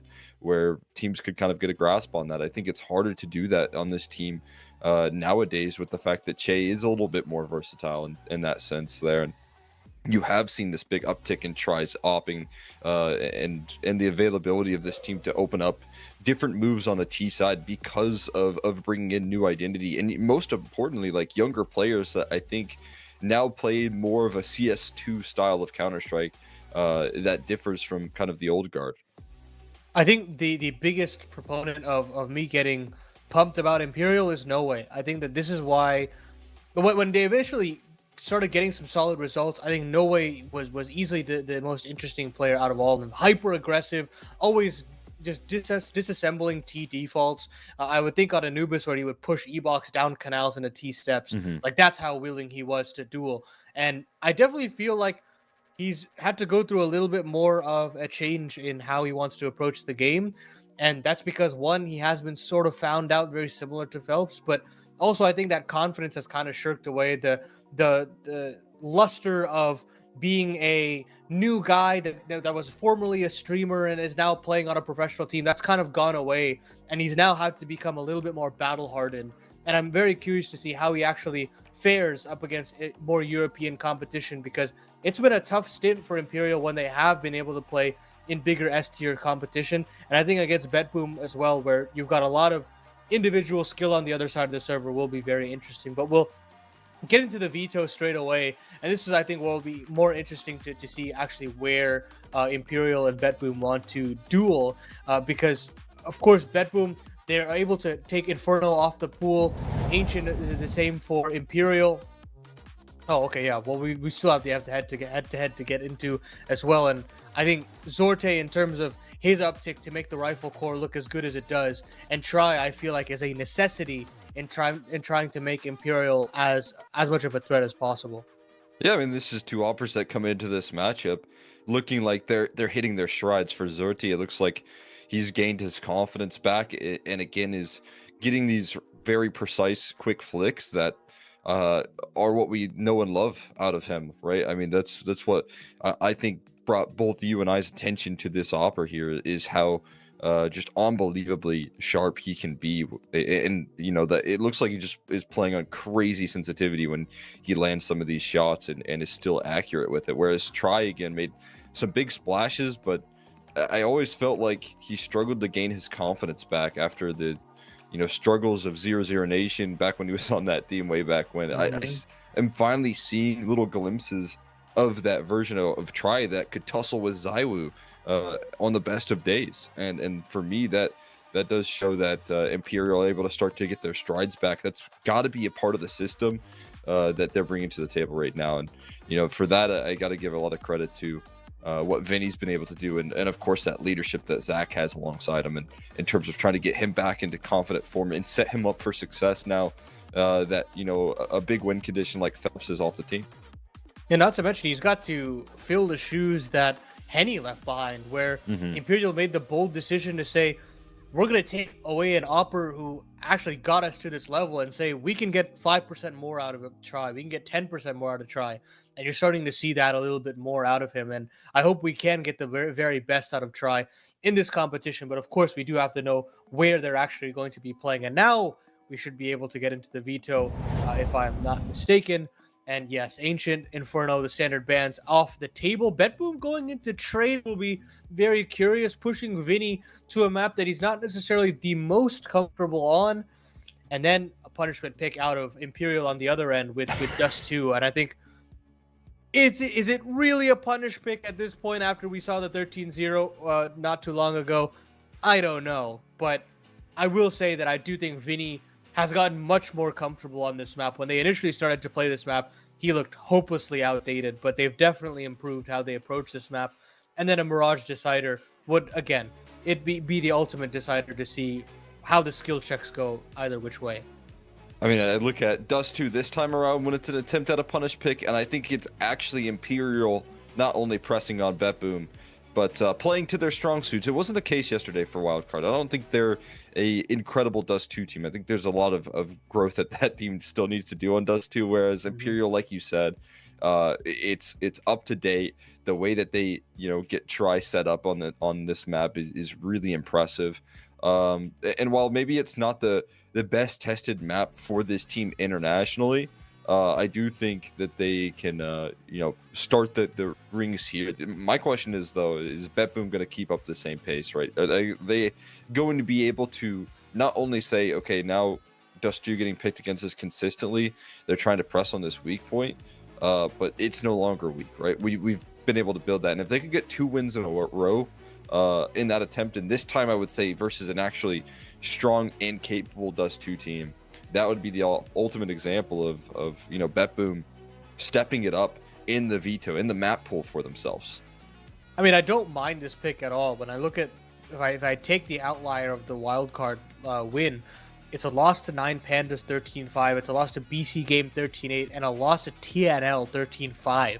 Like, these are losses that should not be happening if you are a team of BetBoom's caliber. And I think, backing yourselves up in terms of the strengths, in terms of what you've developed over a number of domestic competitions. Let's not forget how they cruised through the MRQ, how they cruised to another PGL berth as well through their closed qualifier system. And that alone makes me very excited for this team's development. It's only been about 2 months with this 5-man lineup, and already you're starting to see the fruits of their labor come to fruition. And on the other end for BetBoom, also finding this uptick in kind of individual performances.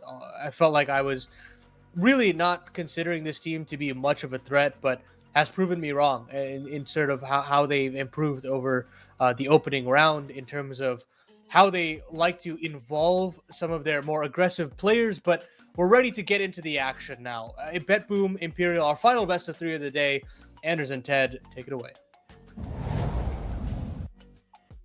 Yeah, thank you so much, guys. Let's get into this one. A final best of 3 here at CCT Global Finals, at least for today. We've got a lot more competition still to come going into the weekend. So I'm excited. I'm actually excited for this game as well. I think it's going to be really fun. Now, BetBoom, they've been looking so good recently. I definitely think they're going to be able to take this one. But honestly, I was beyond impressed by Imperial last time. They played some of the best Counter-Strike I've seen coming out of Brazil for a minute. That's really cool to see. Yeah, it really is, right? It's obvious that the improvement has been made there with the side of Imperial, and I feel like this is the exciting part of it all. The fact that Phelps goes out of the project and you're not trying to look for someone else that's going to be that aggressive piece that, as Paladin and Cole pointed out, is a little bit easier to predict. Now you have a little bit more depth to the play. You bring in a guy that's going to be completely all right and comfortable with being a supportive guy, being the second lurker, if you will, to the Senshi, and then you're going to have No Way Vinny take a little bit more space. Try feel like he's got a little bit more room to breathe as well on both the T and the CT side. So yeah, Imperial definitely bringing in a lot of exciting stuff, but there's no two ways about it. The most exciting thing about this game, at least for Yanders, is we can finally get to go on a train. So what are we expecting out of this one? BetBoom yet to actually drop a map when it comes down to a train. I'm excited. I think Trade's a fantastic map. I understand why it's not picked as much, because it replaced another map that people banned all the time. So there's a straightforward reason why people just keep the same ban and keep on going. But the map has so much fun. So I'm really into it. And I do expect BetBoom are going to be able to take that one as well. But my sense is that the closer we get to the major, and obviously we're very close already, the more people are going to prove that they probably know how to play train. They probably have some idea. They're just keeping it, out in the distance a little bit. So I'm sure it's going to be picked up more and more and more. But yeah, it used to be probably my second favorite map behind Nuke. And I still think it has a lot of those same qualities. Some changes could be made in the future, but we all know Valve don't do that very quickly. So we'll see what happens down the stretch of it. But I'm excited. I'm happy for train. Yeah, when you say Nuke and train, I mean, we talked about the Danish blood already and what maps people like, but yeah, I think it's going to be a really interesting one because of how more, I guess, well put together Imperial have been in comparison to what probably all of us expected going into yesterday, right? The one difference between Imperial on train and Imperial on the other maps is that train is one of the few maps on which we can't even have the argument about them having a really good record in South America. That was one of our main concerns yesterday. You're looking at the green and you're saying, well, this is not against the same level of competition. You play against a pretty struggling 500, you're able to annihilate them, but there still were some moments when you could see Imperial were letting 500 think about getting back into the game, and you feel like against a team like BetBoom, you're not going to be able to get away with those moments of lack of concentration as much. Train actually started really well for them. They had a really convincing win against Pain around February on it, and I watched that map and I remember I was thinking, well, you know what, Imperial's actually a sick team here. They have so much firepower. Vinny's getting up close and personal towards main on the CT side. Dissension towards Pop Doc is a menace to deal with, and Che is a really good B anchor, but again, they've lost the last 3 maps in a row. Now you're going against the BetBoom team that's played it 7 times. Sure, it's not the largest sample size, but they've won it every single time. So I feel like they need to individually at least show that they can step it up to the plate. I feel like this is the maybe biggest strength of this Imperial team, is the fact that they have a lot of firepower going on. I mean, we saw that last time, and I mean that's a nice position to be in, though. I think especially in sort of modern day Counter-Strike, it's hard sometimes when if you're down to like 1 or 2 players that have to perform every single time. I think having a bit of a broader field to rely upon is typically a bit of a strength. So yeah, I think this could be an interesting game. I hope I'm not like overhyping myself, right? I am really excited for how they managed to put together the last game that we saw Imperial. So just want to see more of the same and then building beyond that.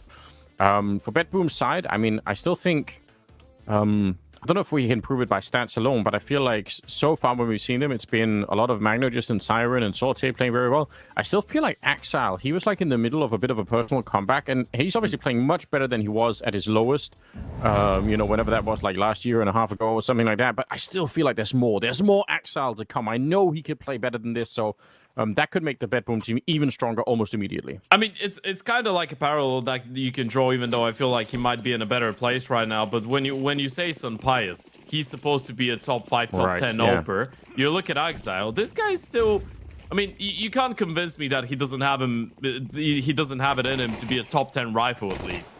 Yeah, 100%. Well, here we go. Speaking of Exile, maybe it cursed him a little bit. Try will take him down. Essentially, he's going to be coming in with a bit of a bullet to the face as well. It's Siren getting a double kill, and now the madness just won't stop. It's him and Magno just alone. The bomb not really in a position to be planted just yet, but they are looking for the kill. Vinny in the C connector, going to try and play it a bit more carefully. Backup is coming. Che is not that far away, and this 2v2 Imperial, they might not actually be in a bad position for this one, to be honest. I will say this for BetBoom, though. They're taking their time. They're really making sure they have the read. They actually understand that, yeah, someone could be sneaking up there. So they're going to try and plant for a bit of a safer position. Che really wants to go. You could see gravitating towards that position. It takes a while, but he does get the kill. takes down Magnogis, and now it's just Siren alone and shut down by Vinny. Nice headshot. And honestly, Imperial, for a long time, it looked like they just weren't winning the fights enough. I thought they were going to lose that round for sure. Yeah, I mean, it starts with a double entry coming out of BetBoom, right? You see that double kill coming out of Siren, the kill out of Magno, when you're thinking, well, BetBoom are just going to run them over. But then Imperial out of nowhere coming with a massive recovery, and a lot of it comes down to Vinny getting a double as well. You're able to keep it competitive. As we said, difficult to actually anticipate what level of play they're going to be able to provide. Really intelligent approach from Che and Vinny there in the 2v2, by the way. They open up the distance. They realize they have the information about where the T's were with the bomb. So you give them the angles. You just hold on. You let them plant the bomb so you can narrow down the positions where they could be. And then you start shrinking the circle around. Of course, the bomb plant will still solidify a full investment coming out of BetBoom into this one. Only 2 rifles in the mix, though.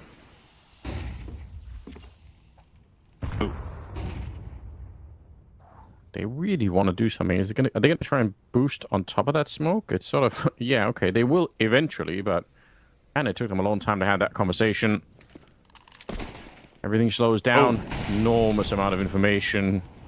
Incendiary to get dropped in front, but yeah, that's kind of frustrating for BetBoom to be spotted that many people. Still have plenty of time left, but of course, it's risky if you just keep on going like nothing happened when he did just see the whole team more or less. Yeah, and this is a crazy one, by the way. He jump spotted 4 people, didn't take a single point of damage. This is so much info, and that's why you see Che holding on to that aggressive position in towards the brown holes as well. As of right now, he's got all the information that you need in towards the B-bomb side, so you can have pretty much everyone else focused in towards Ivy. Speaking of time, 45 seconds here, and look at them. They are really doubling or tripling down Imperial here on this defense. One of the hard parts about this new version of Ivy is that when you pushed out where BetBoom are now, there are so many angles to cover. You can easily get lost in the fights. They are ready for this one, though. No way it's going to be dropped immediately.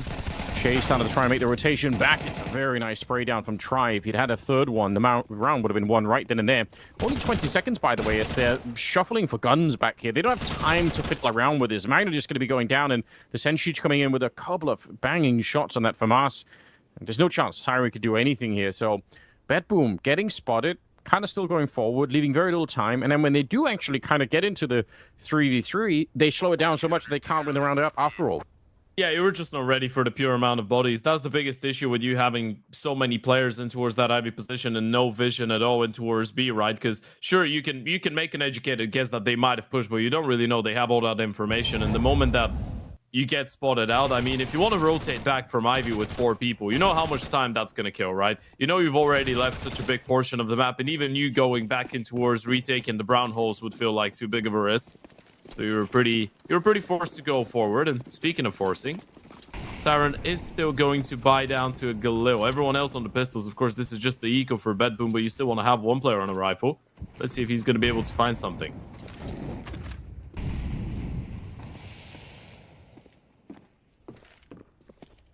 Try not sticking around to the high ground. No, thank you. Sorte is going to be the first to go down, so Imperial, another really nice start to the round. Important not just to win it, obviously, but to come up with a bit here, because some of the other rounds, even if they won them, kind of close, kind of enough to make sure that the economy is going to be low on that CT side, so this is looking much more comfortable. They won't lose even a single player, so yeah, that's really going to help the money. You can tell already.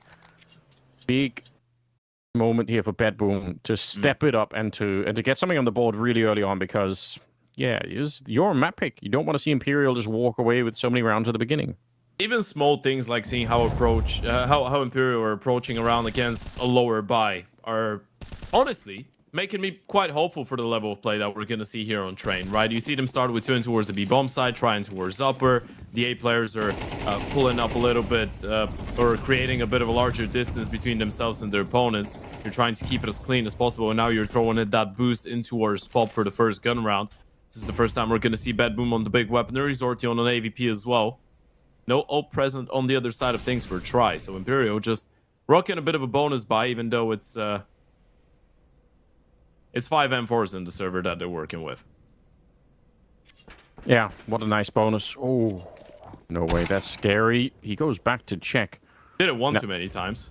Yeah, kind of get away with it a couple of times there. That was a run boost over as well. And it kind of seemed like there was something in it. I said, oh, wait a minute. I felt like maybe I saw something, a shadow of the corner of my eye. It was with an AWP, no less. A minute on the clock. And it is looking like we're going to have a bit of a B finish coming in here, which honestly, Chase up here, they don't have... Well, they have one Molotov on Magnogis. It's just to say you can Molotov this position, even though... For whatever reason, no team actually wants to learn how to do it. But it is doable. And that doesn't matter because Chase actually moved all the way up down below here. So hard position to clear out if you're coming in from the high ground. Now, low ground, sure, you can flash your way through. It's going to be the Molotov landing to push a little bit on try. Again, 30 seconds left here. He's eventually going to burn alive, but nobody's checking this. They're falling down right in front of him, running through their own flames and very nearly dying. Try is Chase ready. He's going to get that one, but Siren with the 180 spin. And yeah, the AWP sneaking into Senshi. He's got the right idea. We'll take down Sorte. He's going to be mad. I'd be mad if I was Sorte there. You've waited such a long time, but it doesn't maybe matter. The round is still going to be going to BetBoom here. AWP's worth too much, so Jay, he's going to be angry, right? That's a position where he expects to get at least a double. Yeah, issue is he doesn't know which one of them is low on HP as well, right? So it's really difficult to make up your own mind in that situation. You didn't believe that they wouldn't see you for such a long time. You wanted to confirm the kill into the side player, and then you're unable to flick to the right-hand side. Maybe felt a little bit more comfortable as the right guy was a little bit closer to him. If he gets a double out of this and the Senchi's patient enough still to get the kill onto Zorti, then there might have been an opportunity, especially with Vinny being on the B bomb side as well. But BetBoom do get around on the board pretty early here on the D side, even though it does get a little bit scrappy. Yeah, that's all you need, right? Just get into the field, into the flow of the game. Started off with something at least. No way, the beginning of this absolutely crazy moment. If he got one more kill, it would have made for a more interesting round there. 3-1. And we're going into round number 5. Yeah. Trading places, though. This time the CTs are going to be in with a big green. Zort, you know, really having the finances to go for one, so Try might have a bit of a free reign. And as we said, the last one, they didn't have the open on the CT side. Now we get to see Imperial in full force. Yeah, and taking over control of that pop dog, long dog, up dog. Like 5 different words for this position. But they're doing it early on BetBoom by Molotoving out the CTs from even getting in there, which is a nice way to try and do it. Now they're flashing their way through. Magnogis and Siren. I can't believe they're getting all these openings. There are so many CTs out here. Somehow it is the last person on the site, Vinny, to try and save the entire round by probably had to get more than just double, which normally would have been enough. But the other players that were in position, they got taken out one by one with no chance for any kind of a refrag coming in, or at least none were happening. That's disappointing because Imperial actually had the people in position to stop that kind of a push. Look at the little X's here. Now, Vinny is the last one to go down by Pop Dog, but the other 3, they're just all out there dying for nothing. I wonder if maybe there was one player on top of Red, one playing behind Red, and one into worse hell. The flashes must have been great for BetBoom to actually just walk out through the smoke like that, pop and find all the kills, right? It's really difficult to believe that there is a world in which they just swing through the pop and main smokes and they catch 3 people off guard without them winning a single fight, without being blinded as well. Yeah, I agree. I mean, that sort of has to be the explanation, but frustrating, no question. You feel like we have so many people here. I mean, how much more can we do? You know, we already have 4 in the A bomb side, 5. Yeah, at the start of the round you can, but pretty quickly you're going to have to rotate somebody back, so not exactly ideal. Yeah, and we had that conversation, by the way, and Cohen Paladin had that conversation about the great performances that we've been looking at from a lot of the rifles. Never mind, that's how you go out. Magno just pre-fired people. Okay, he's playing a pre-fire map, but we're talking about the individual performances out of Zorti and Siren, and I've got a really crazy one for you. Zorti, in the last 7 events he's played, 6 out of them, he's been able to finish on over 1.10 rating, so we're looking at him being rejuvenated, and Siren is playing the best Counter-Strike since when he joined the BetBoom organization, which was around August 2023. So consistency-wise individually, both Siren and Zorti are really popping off number-wise in a massive way in comparison to the last, let's say, 1 year. And that's obviously a real luxury for them. Don't know how Che wins the second fight there. Fine that he got the first nice flank coming in. They will take down the Senshi and leaves the rest of it here at 3 versus 3. Bomb going to be planted. Obviously, Che's position is known, so you'll have to try and rotate around. He's just going to be a bit of an annoyance, presumably at this point, to try and, sneak in something. If they get an early kill, then there's someone to fight for. But Sorte, ready for it. See if he realizes that Tri is also sneaking back there. Gets the leg shot against him. Who's trying to save the M4 at this stage of the round. Nice little click away. All right, that's not bad at all. Tri going to be moving in. He'd love to pick up that AWP, but it just is so unlikely. Oh, in fact, I think the fact that he moved forward into this is what catches Magno just off guard, because it's such a crazy play. Got to be careful that the bomb is the real danger for him now. They're going to try and make a bit of a run for it here. AWP not going to be recovered, but BetBoom will around nonetheless. Kind of an expensive one, given what they really had on that CT side. Yeah. So, that's something to at least celebrate if you're on Imperial here. Yeah, pushing towards the brown hole. Che is able to get a double kill in towards Pop. Those are some of the things that you got to be careful about. Desenchi and Che putting a lot of pressure in towards the brown holes a lot of the time. You see it here with the pistols, of course, a bit of a bonus by Che was the only rifle in the mix, and you're still able to get away with a double. Try holds on to that, had enough money to purchase an AWP for himself, so not really worth the risk to go and save the other one. Still, we are leveled up. BetBoom, on the back of a bit of a slow start on the T side, have been able to come back into it really quickly. And it's all about keeping it going. This time around, they just spread around, a nice little default, control the map, see if Imperial want to hit you hard with something. As of right now, doesn't really feel like it. This boost, they really enjoy, and I mean, it can be. Yeah, it is. But my feeling is almost that it's almost too meta. I feel like I see it checked quite a bit at the time. Yeah. It can work. Maybe it's like one of those boosts, like if you're playing ramp on nuke and you boost up on the boxes, like it can work once per half, and then the rest of the time they're probably going to be looking for it. So, not saying it's bad or anything. Just notice that it does also get checked quite a bit. 50 seconds, and they're back at T-spawn here, Ted. What's going on? They're lining up for another A-pop here if I've ever seen one. Last time around, they tried something like that. Biggest issue right now is that the CTs actually do have a little bit of util left. No way, he's been holding on to the HE, the smoke, and the molly. Okay, maybe that's going to be enough to slow them down.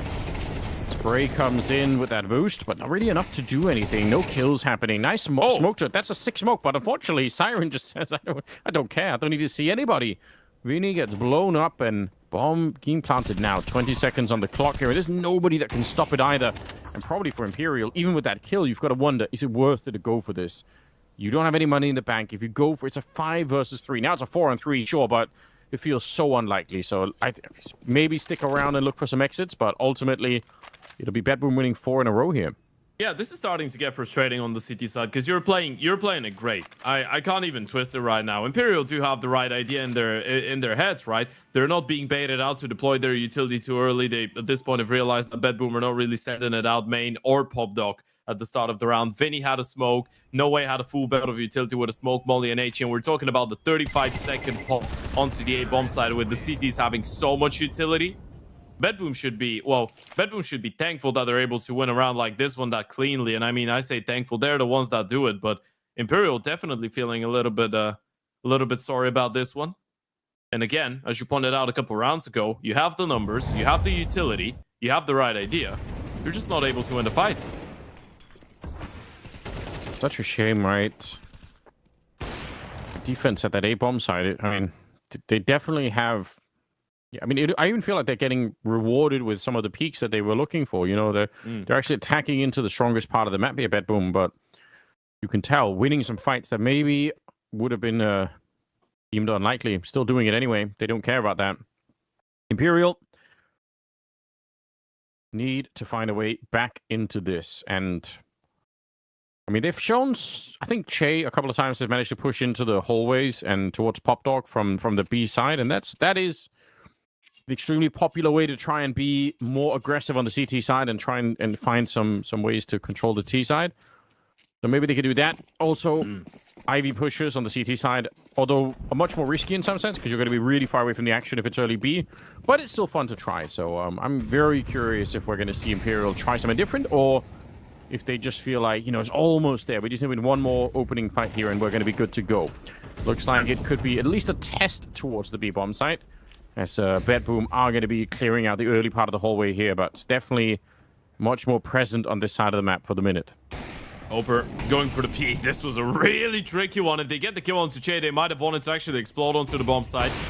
Now you've seen him though, but the fact that you spot out the AVP means that Tri can actually re-peek into the Ivy fight without really being too afraid about anything.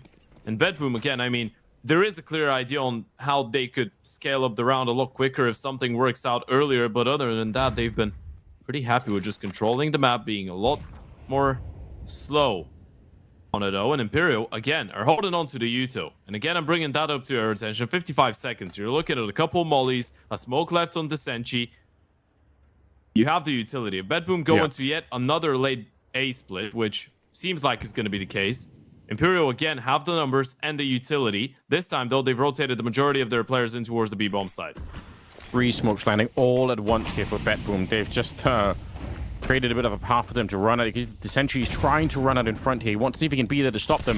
Very similar attack here, but they need the opening, and it's the Sentry instead. Huge double spray down. That should slow down BetBoom, and maybe even enough for them to actually win a round here. You could see Sorted trying to see if he can get onto the side. It's obviously going to be not enough time here for Magnages, so very nicely done. Imperial making it work. But honestly, for BetBoom there, the kind of smokes they had set up, you got to wonder again, if the Sentry doesn't get that kind of a spray down, if he only gets one and gets traded, is there enough time for the rest of Imperial to rotate in and actually do something with? Well, that's wild. How did Che not see him? I don't know. But hey, you know what? It is the beauty of Counter-Strike. Sometimes it happens. He won't know until the end of this game that he was centimeters away. But yeah, you're bringing up a really good point here. The Sentry is able to step up with a massive double kill. Thing is, if he doesn't get that double, you don't really know if they're going to be able to find their way back into the round. But still, if you're Imperial, this is how the last couple rounds probably should have gone for you on the A-bomb side. This time you don't play it up close and personal. You open up a little bit of a distance.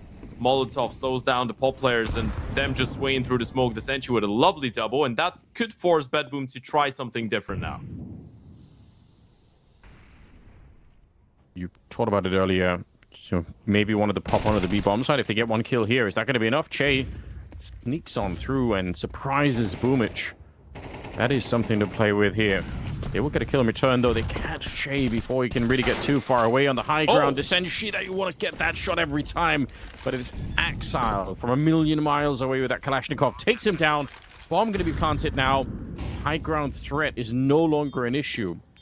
Imagine if they would have been able to stay alive up there on the high ground. That would have been such a different round now, but Imperial really want to risk it. You're a man down, got a little bit of money in the bank, but nothing too special here, and this could be insanely tough if you lose everything.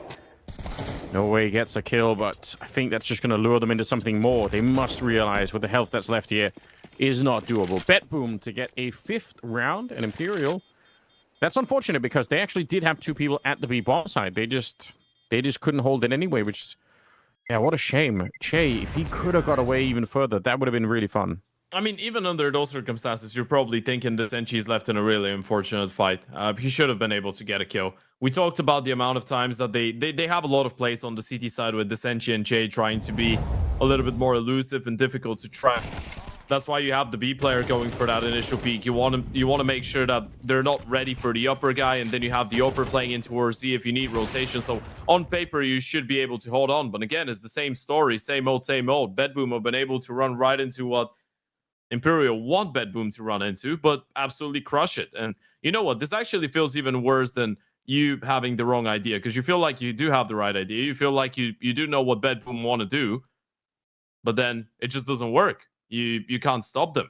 So how do you change that? You can't make a readjustment. You can't really look for, I guess, the mistakes in your initial plan. You should focus maybe a little bit more on just purely individually winning the fights, which is not an easy thing to do mid-game. It isn't 5 for BetBoom, but I agree. I mean, it does seem like some of these situations, unfortunately, just come down to BetBoom really picking it up, and Boomich has got 1 kill. Axile's got 1 kill, so they've got really 3 players right now, BetBoom, that are doing the majority of the fragging, and somehow they're still... Magnolia's era, baby. Yeah. Oh, man. What do you do here? Round number 10. And again, they're immediately in the hallway. Dangerous position right here. Trying to decide. If he dies, they might just go for it. takes him down. And because it's Try, because it's not Che, they have a very good idea that he's going to be the only one there. It's such a tell that you've got the AWP playing that position. Smoke goes deep. No Way still finds a shot on the Boom. He's having a bit of a tough time getting it. I mean, his team's winning, but him individually just getting blown up a bit. So is Siren. He goes down. BetBoom. A clear path to the bomb site. They didn't really need to do any of this stuff. They could have just planted the bomb and stayed safe, but they decided to do a little bit too much, perhaps, and it could come back to haunt them. Now it's just up to Sorte and Axile, and they hold on. It's technically a 2-on-4 now, and they've killed one of them. Moving forward close, and Che and Descenchi going to be coming into it with or assist from Che, I suppose, and Vinny with the other one. Imperial, they pick up the round here, but BetBoom maybe overplaying their hand a bit. Yeah, that's what it felt like, right? The moment that you have Zorti picking into the AWP of Try and just winning a straight up 1v1 like that, you want to use the Joe a little bit better. He didn't even have any support from a rifle. We're going to check it out on the replay. This is so quick. But the CT is able to deal with the main player. This fight here from No Way is absolutely massive. Siren pushing through the Z smoke, trying to be, well, not trying to be, but ended up being a little bit overzealous. It kind of felt like BetBoom wanted to force their hand into, I guess, making Imperial safe or just stopping them from even attempting a save before the retake had even begun. So you give them a lot of kills. You're looking for a little bit of comfort, getting deeper map control, but you just get denied on every single level of it. It's a good one to pick up for the Brazilians. 5 rounds on the CT side of Train. Far from sufficient, though, Anders. They need to get the last 2 rounds at least if they want to stay competitive for the second half. Yeah, that feels like a reasonable estimate here. Weirdly, it's still kind of a very doable scenario here for Imperial. It's just the vibe of the game, isn't it? You don't feel like there's rules to CT side Train right now. You feel like both teams could lose and win every single round. Yeah, pretty much, right. And it is also because you end up really stretched out. There are a lot of positions, like the one at the bottom of that B ramp, where all it really takes is 1 kill, and suddenly the floodgates open. Oh my god, that's a lot of damage in the beginning, but as much as Sorte running in. Do they even stop to shoot, or are they just running and hitting headshots here on the BetBoom side? It's so insanely fast. No Way shot in the back of the head just before he could fire that gun, and the round is over and done with. My god, that's quick. They even had a double up setup, by the way. We didn't even have the time to talk about it. No Way was on the AVP. I'm not sure if... It must have been a double up setup. I think he had a second one for Ivy. I'm not sure if that was just Try's AVP and Try died early on, but there is a big chance that that was Imperial just being like, hey, you know what, we're going to throw in a curveball. They're not going to be ready for it. BetBoom just switch up the pace completely, and this is a genius move coming out of Boomage. It's the first time we've seen BetBoom just run out of main so early, and at this point, Imperial have been conditioned to hold on to their early utility, just smoke it off, throw an HE, but don't invest too much into the Molotovs and nades flying in towards main early on, and BetBoom just take advantage of it. A lot of damage done, no kills found for the CT side. And this is 6 already on the T side with quite a chance for a 7th. Look at that, only 1 smoke. Wow. Sorte. Very, very nicely done. I can't believe this is how he presses his keyboard buttons, by the way. Look at that. I wonder if he's a piano player. That's the kind of stuff you would expect. Like that's the posture. Yeah, wrist staying a bit loose there. And it's gotta keep it. Maybe he does. Makes sense. Here we go, ladies and gentlemen. Round number 12 is coming up, last of the half, and again, speed here behind BetBoom. Look at him running, and Magna he had a plan, he had a vision in mind, but unfortunately the FAMAS bests him. Boomage going to get flashed in.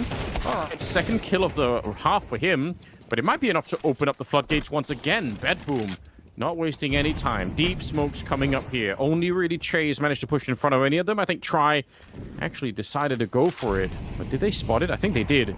They're throwing some grenades his way. Che decides, I can't stick around on the bomb side any longer. It's so close here. 3v3. No bomb plant yet, though. Imperial, 1 more round, and I mean, what a interesting first half if they actually can tie the game. And it feels like BetBoom's been dictating the pace. They've been having so many great entries, but Imperial really aren't backing down so easily. Axile's going to get a bit of a headshot there.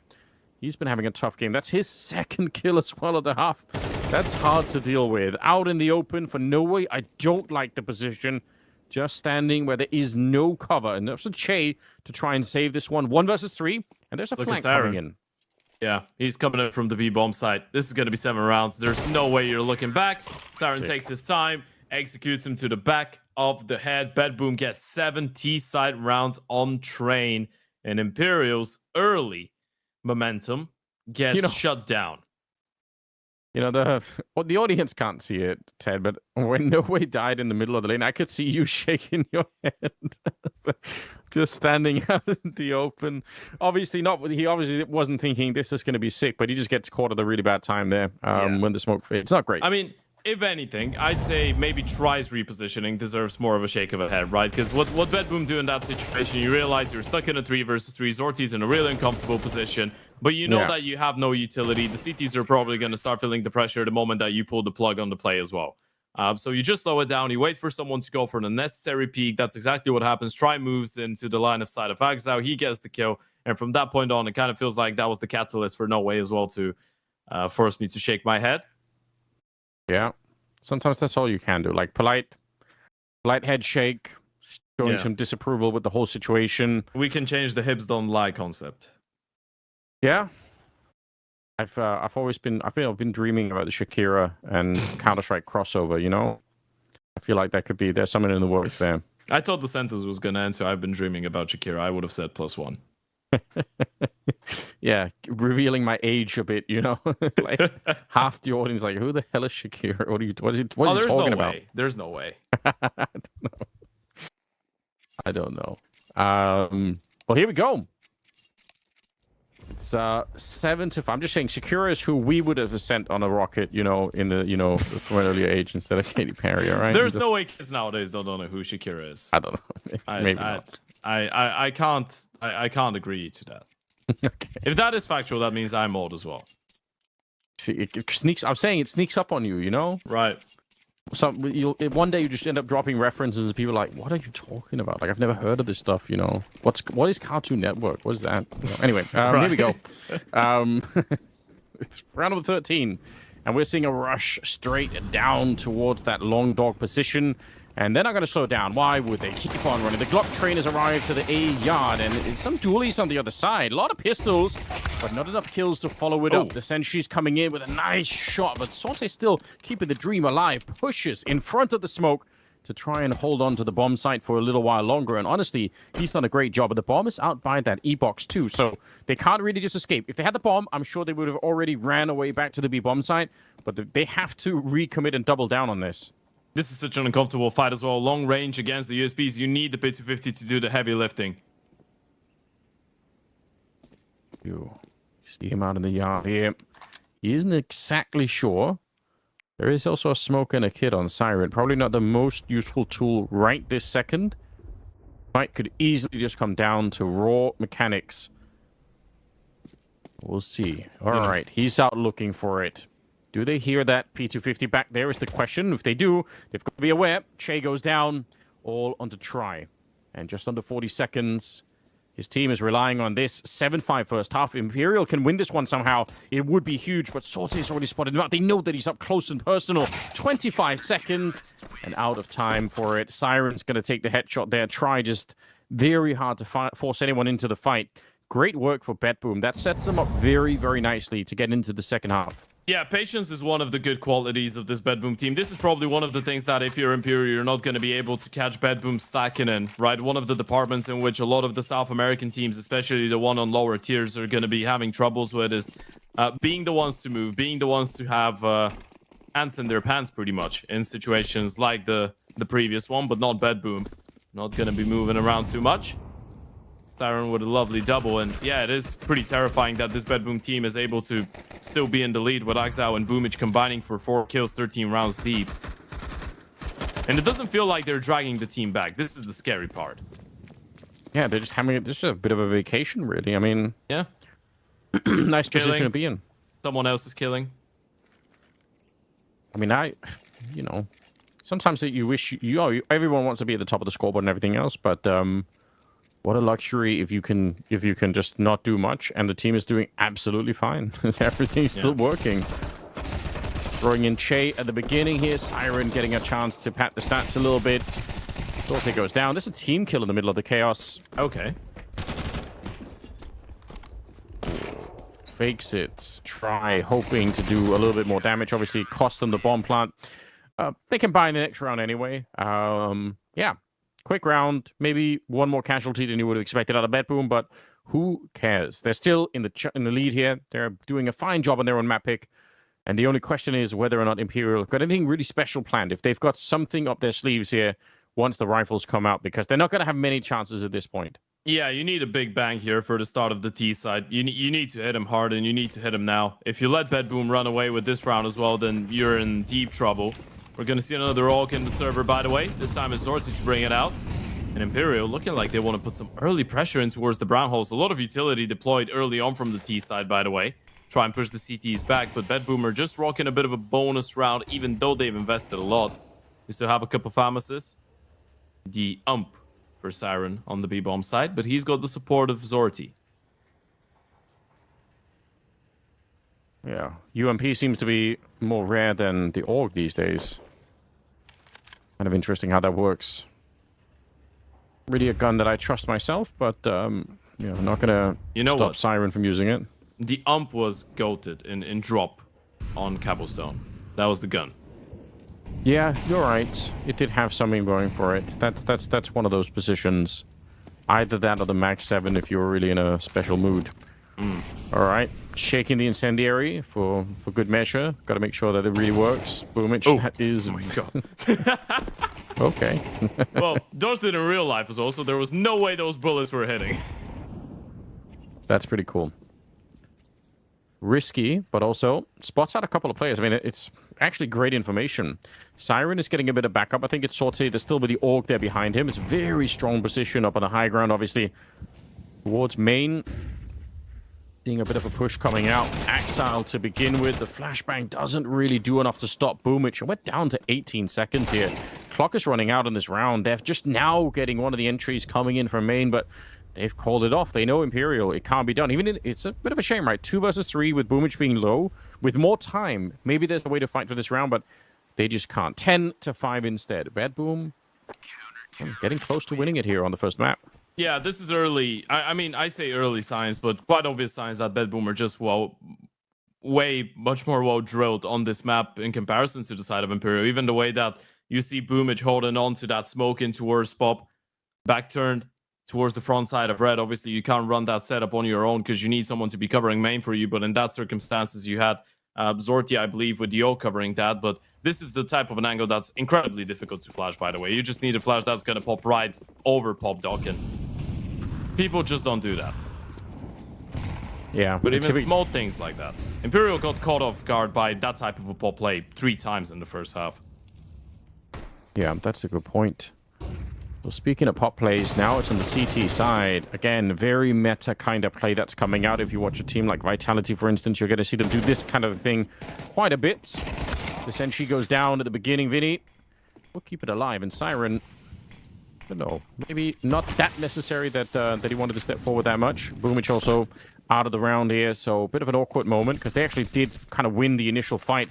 Magno just doing the best that he can to bring it back. He gets one and a lot of damage on the try. Don't know how he's able to get that angle. Deep HE. And it won't blow anyone up, but Axel gets a headshot at the very same time, and he was pushed out of the B hallway. So he's just, again, very aggressive back here. And now the map has shrunk for Imperial. Where do they go from here? Yeah, the big issue is right now that you didn't know if they were out the A bomb side. I think now Magno and Zorti have realized that Axel's angle is going to be so important. He gets 1 kill, he gets the information. This is going to be everything. 40 seconds on the clock, and Axel, he's just going to jiggle, play it safe. Yeah, no reason to do anything else. Just the only thing is staying alive. That's the only thing that matters. Finds a great timing. 30 seconds on the clock. You're going to put down that smoke. They will try and run straight through, and the results are very much like you expect. Gets the 1. Double kill could have been in the mix as well, but Che just barely staying alive. But it's not going to be for long. They will find him. Magna just to take him down. Good double for him. And just a brilliant round once again here for BetBoom. And again, some of these rounds are kind of close. It seems like Imperial, they're all the time, one more entry, one more good flashbang away from maybe winning the rounds. But BetBoom are winning all the 3v3s, all the 2v2s. Yeah, we see a really impactful round coming out of Exile as well. We were talking about individually him struggling a little bit so far on train. He gets a triple-double in his kills in this one, winning the first fight. Magno as well, pushing them single-handedly back away from that A play. Exile pushing through the smoke, then playing it safe, able to get another kill onto the two players trying to make their way into the B bomb side. You're getting a lot of impact coming in from Exile and Magno, and this is one of the more exciting things about this BetBoom team. The fact that if Magno is able to, I guess, fulfill and unleash his full potential to be a star player, that is probably going to open up a little bit more space for Exile as well. As we know, Exile can be the star without really having all the quote-unquote star positions, right? He can have some anchor spots and still be one of the best players on your team, or at least that's what you're hoping for. Yeah, I think at the best of time, that is absolutely true. Is one of the reasons why he was so dangerous when he was at the at the top of his game. Just reliable with a rifle, super fun to watch. I feel like maybe the fact that he's not as reckless anymore has handicapped him a little bit, by the way, because it's obvious that he's a lot wiser in the decisions that he's making around the map nowadays. Yeah, but also he's got maybe back in the day it was a little bit easier to try. If you're like, oh, even if I screw something up, Shiro's going to be there to help me out. Like there would have been, I think, a deeper team behind him to try and help out. So maybe the trust in that sense was also there for him to go for some crazier plays. That is insane. Oh my goodness. Magno he's very nearly taken out both. I mean, he's about to kill two people with the smoke if this keeps going. Tries on the other side, wondering how does he know, but there is a bit of justice as Tri will take down Magno in return. Hold on. That's wrong. Oh! Damn, that is a very nice shot coming out. But Boomage now, is he going to have his one round where this really makes a difference? That was his 4th kill in 17 rounds. So yeah, if he could step it up right now, BetBoom not just make a quick run for it here and win the map. Without Imperial getting a chance to do much of anything in this second half. Axel sneaking close and missed shot. Tries going to be dead every single time. Boomage is down. So there is a way. 2 versus 2. They're bringing the bomb out onto the site. Axel back here has picked up the AWP in the meantime. And one of them hiding by that E-box. We're down past 30 seconds now. They're really running the clock down low. Vinny, does he sneak through without getting spotted so far? But immediately taken down. 1 versus 1. Health is about equal, so maybe not the big difference here. The bomb's going to be planted as well. And now the question is, could Che keep the dream alive here for Imperial? They've had no chance really to get into the second half whatsoever. And look at BetBoom. Look at Siren. Yeah, he's rotated around. He must have heard him. You're absolutely right.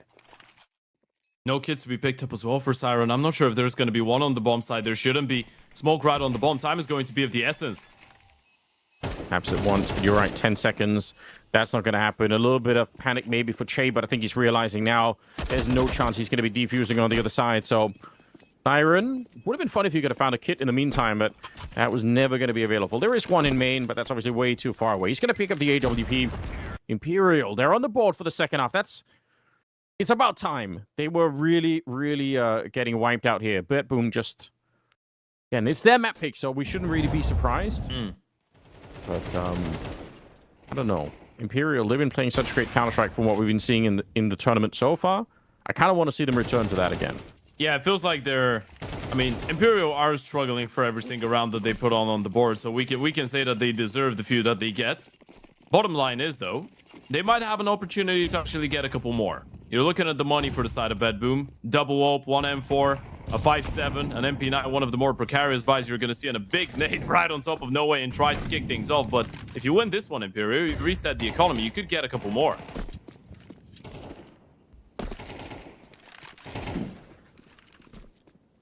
Weird buy, you're right. Forte goes down. AWP picked up an Axel instead. Catches Vinny right off the bat, ready for more. We don't think about Axel AWPing. Not his usual role. That flick is a step too far. And he does go down. Unfortunately, they're going to lose Magno just at the back of the site too. Very nice Molotov. Even if he doesn't burn alive, just reveals the fact that he's back here. Some spray on the crossfire. That's a grenade. And that's going to blow up Tri. He goes down. One way or another, he was going to die there. 2 versus 2. It's a close round. They do have that kit from the previous round that they picked up a Siren, able to steal it in main.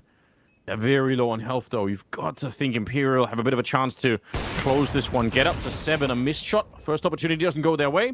And I think Siren's realizing that was the only chance they had. Wish he could have, ran away with something more than an MP9, but so far not available to him. Now this is starting to get a little bit more exciting here for Imperial. As we said, this was the round. And you shut down Zorti straight away. Axel goes huge for the double kill on the big green, and you're still not able to convert it. And Siren will even go down, so you don't even have that MP9 to hold on. That was a straight up wall bang. Did Vin even hear him? Or that was just a spam?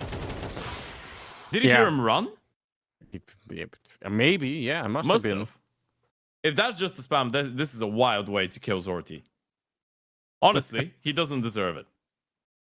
Well, if the universe was keeping track of that kind of thing, maybe if there was real justice like that, then maybe not. But that's not the universe that we live in, Ted. Yeah. Sometimes you just win anyway, even if you don't deserve it. Imperial, they are they're in an interesting position. They actually could make it back. I think you're right. This is sort of the tipping point where a little bit of momentum has been picked up. They're starting to maybe feel a little bit more, safe on train. 11-7. It's still a 4-round gap, but the money is becoming a problem for BetBoom. And again, some of their players had a rough start. Axel is starting to pretty quickly catch up, but they still lack Boomich at the moment. Yeah, there's been a couple closer rounds here on the T side. The majority of them going in favor of the Brazilians. Okay, they're fine. They're all right. Damn. They run into 5 USPs. They lose 2 players, but they win the round. It's all good. That is pretty quick. Get it over and done with. I appreciate that. Don't waste our time messing around in those kind of rounds. Just get it out the way quickly. Why don't you? BetBoom. Give me the odds on this comeback, by the way. Ooh. What do you think? We can go percentage-wise. Yeah, I still think it's like a 60% chance that BetBoom win this. 60-40-ish. But that's scary to think about, I think. Yeah. Not at all out of the question, I think, that Imperial can do this. And I'm really thinking about the economy of the situation here. 11-8. Think of how quickly that becomes, 11-10 from Imperial just winning a single round here. Yeah, and this is this one. That is the round. A lot of the utility already deployed in the form of HEs and mollies from the CT side. You've left yourselves with a lot of smoke. Siren is playing a really interesting anti-flash, and Zorti just peeked into by try. Siren, gotta hold on. All alone, Axel on rotation, but they're just winning every single fight, even the ones of their own teammates. I mean, whatever it takes. Get him out the way. Nice spray. Oh, he sees just the tip of somebody's boots back there.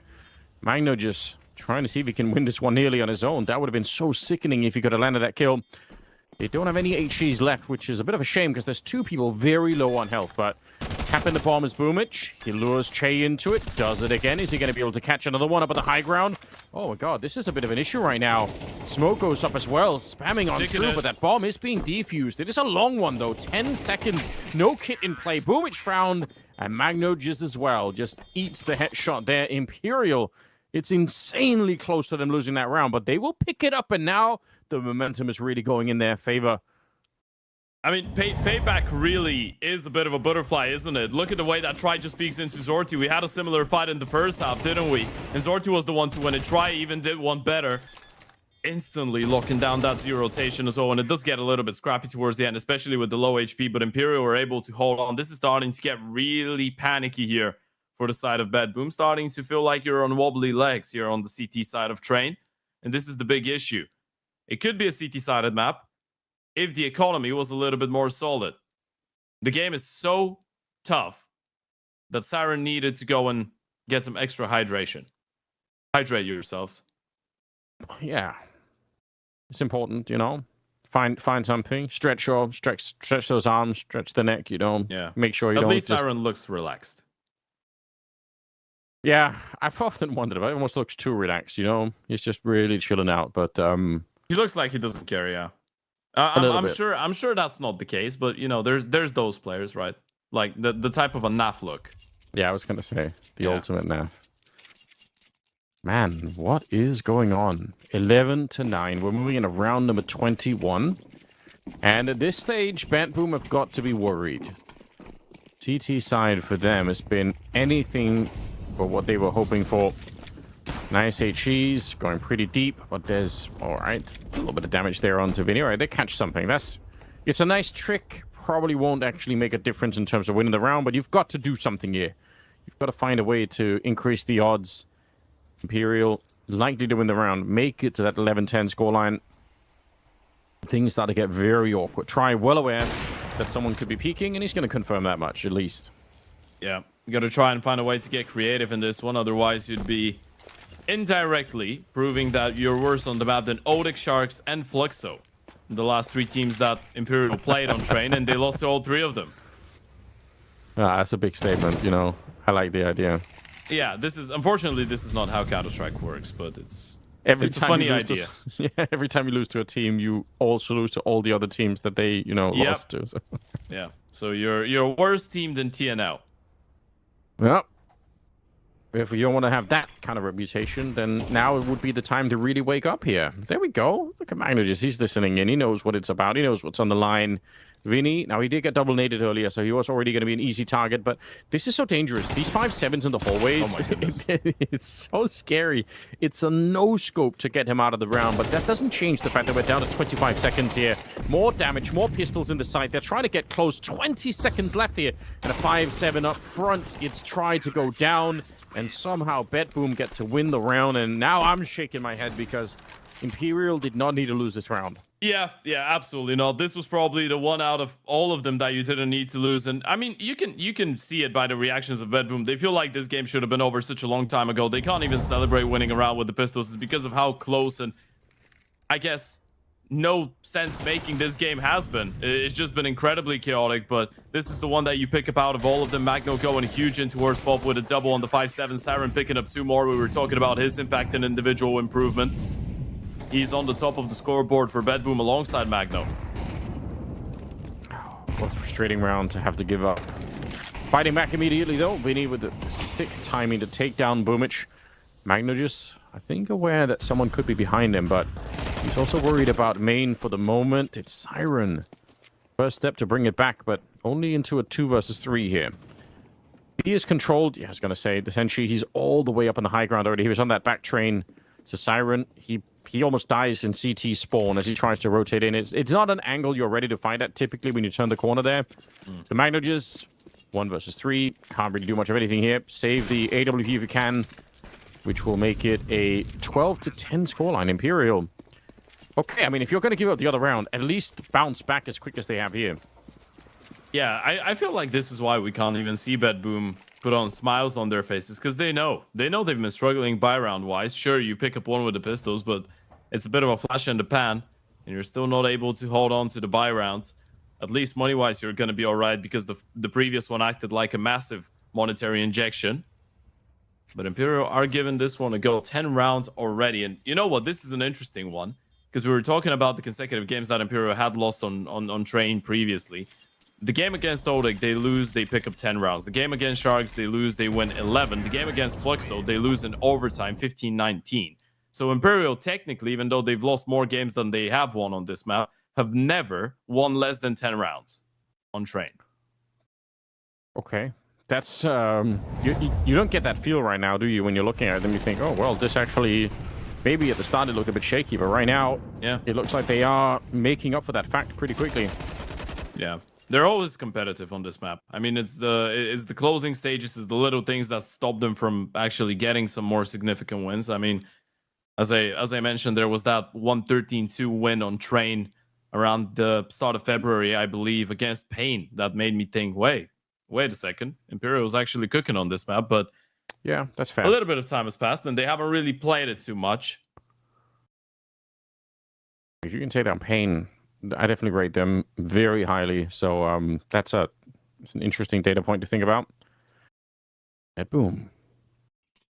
I mean, overtime is secured, right? They've got that kind of a luxury, but maybe the luxury of the double Orc making its way back again, and they've got the AWP on Sorte, so the scopes really making a bit of a comeback here. BetBoom have been doing this recently, not just on Train, where even, it used to be popular way back in the day. They're doing it on all maps, as far as I can tell. They just love the Org at the moment.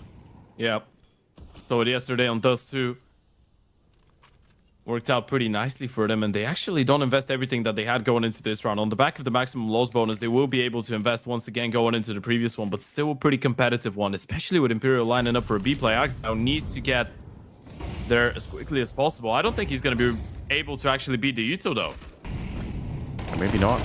Siren up here feels very lonesome. He goes down. Axal blown up, and yeah, they're rotating in one by one by one, and they're all meeting the same fate on the other side of that smoke. Lorte gonna have to try and make an escape with the AWP. There's no question about it. Imperial, massive step in the right direction. The money is looking busted for BetBoom as well, so even the MP9 right now for Boom, which is actually an important thing to be saving if you can at all. We could be seeing overtime here, Ted, for the opening map in this best of 3, which is kind of exciting. You know, it's already a bit late. Not too late for gamers, I suppose, but still.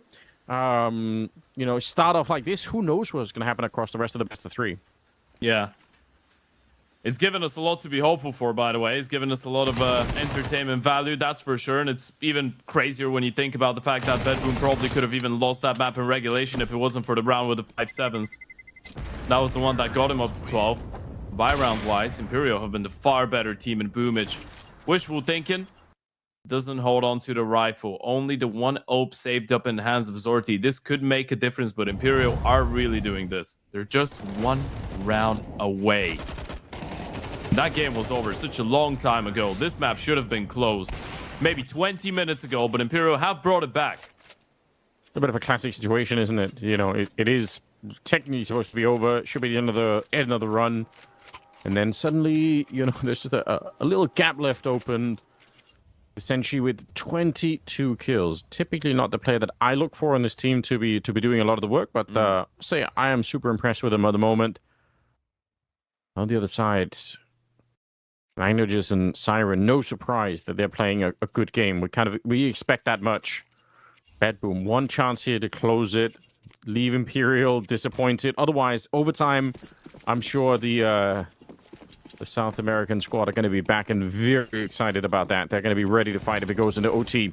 Deep smokes outside as they set up for a couple of flashes as well. Deep utility in general. Molotov goes all the way back there, but Magno just pushing down Ivy and catching No Way, and that actually could be a sick play. That might win the map right there. Imperial, they're going to be feeling the pressure.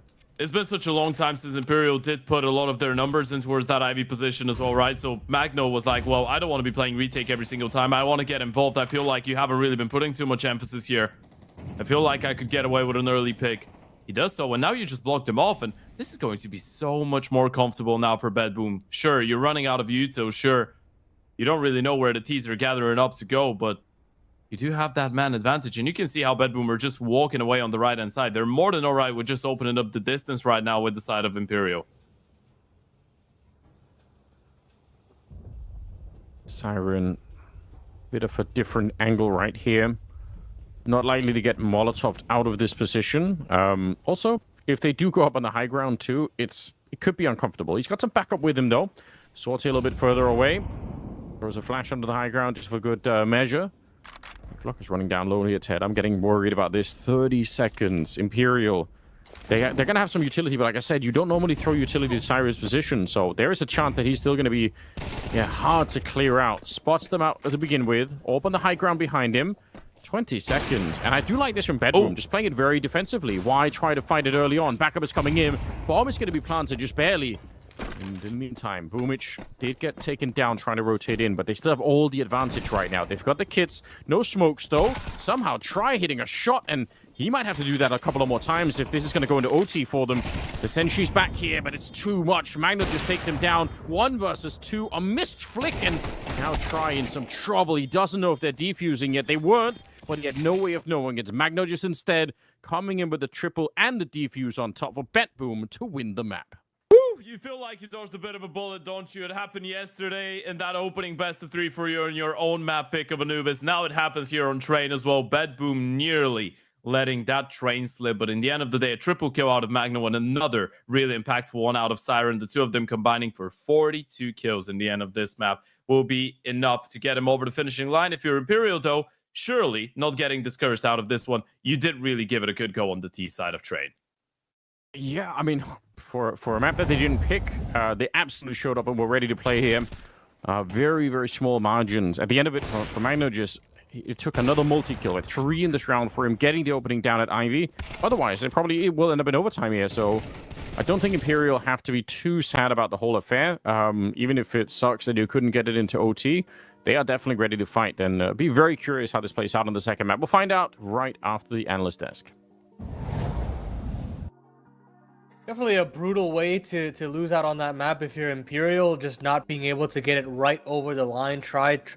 Definitely gave it his best effort, but just missed that one last flick to really put the pressure on in the 1v1. And I think that kind of spells what was wrong with Imperial for most of this game, is that felt like Try was putting himself in good positions, but it wasn't able to necessarily capitalize, at least on the defensive end of the game. And BetBoom really had a solid idea as to how they wanted to approach the offense. I mean, constant aggression in terms of taking Pop Dog control and taking T-Con control, splitting into that A bomb side as much as possible, mixing it up with a little bit of B aggression to really throw the CTs off. I think really massively called from Boomich. And after I watched that first half play out, I was thinking, this should be a smooth sailing win for BetBoom, and this should be an open and shut case. But you got to give credit to Imperial to pull it back in the way that they did.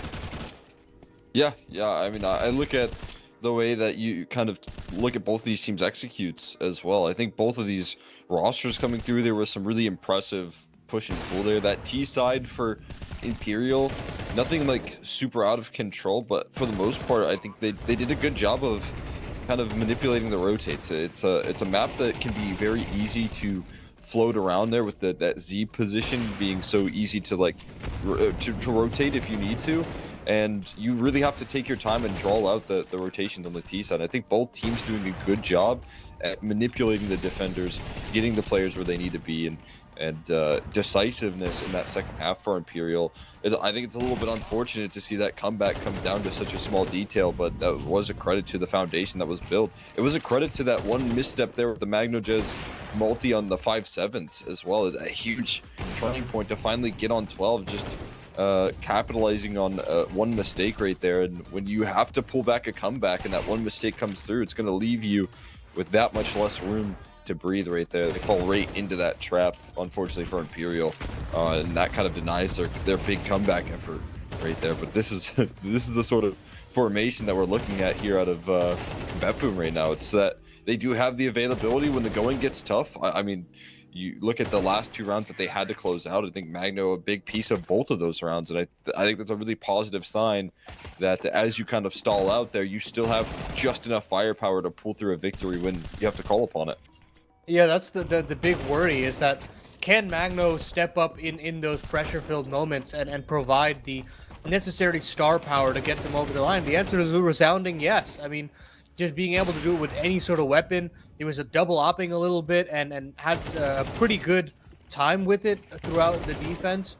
But yeah, to me, I think the highlight of the offense was Zorte, or probably more so. Yeah, the offense. Yeah, with that first kind of rifle impact that he had, where he would be able to burst out. That you saw that double kill with that there, and then even offensive opening kills from the base of T-Con, from Ivy in certain situations, very willing to get stuck in. And I like this re-energized Zorte. I feel like I felt like I had a very demotivated version of him over the last few months, but he's really turned a corner in how much more comfortable he feels. Of course, he doesn't end with anything just insane in terms of the scoreline. It's a 66 ADR game, 16-14 KD, but I just feel like he is putting himself in more positions where he wants to duel way more, and I think that is very important in this stage. And you see, as you see in that round there, that kill onto the player crossing into the bomb train, that was a very important one.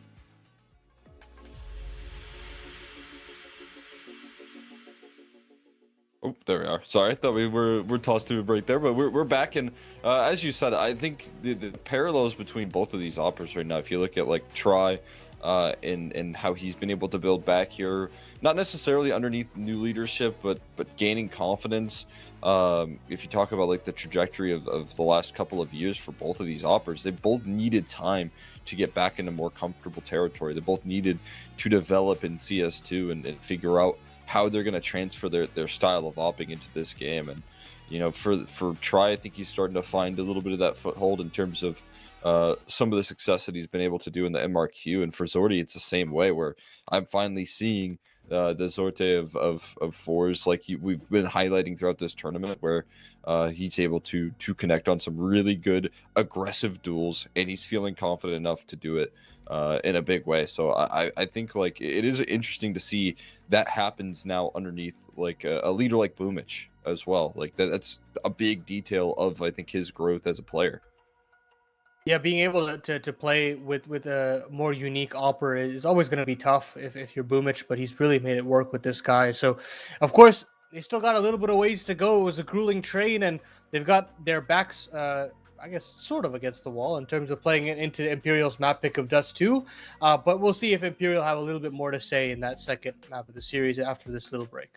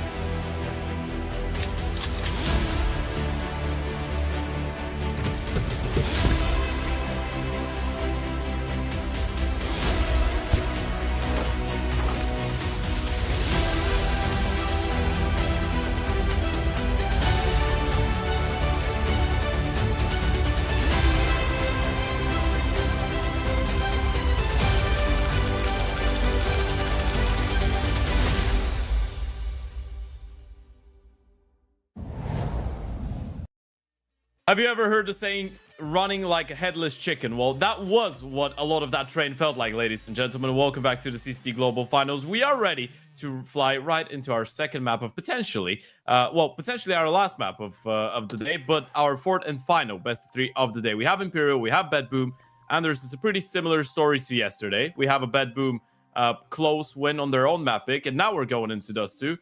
How are we rating their chances for another 2-0? Honestly, probably pretty good. The fact that they played kind of as well as they did, BetBoom, with only 3 out of 5 players playing about half the match there. Shout out to Axel. He started to bring it back a little bit. But that in itself is a bit scary. And I think Dust 2 is a map where they're going to be a lot more free to have pretty much all of the players playing well. So I'm excited. I think there is a good chance here for BetBoom. But to be honest, Imperial, they kind of deserve our respect. They proved that last best of 3 that we saw. And even in this one, obviously, you could see they weren't super comfortable on this map. This wasn't a map that they are immediately going to call a home map. And regardless, they almost fought their way back in overtime. So more power to them. I'm not going to discount the fact that, they just look like a good all-round team at the moment. So it's not like it's meant to be here, but I would say it's not out of the question that BetBoom are going to be pretty fired up. And we'll see how much strength do they have left in them. But it was a really wacky train, even though it was close.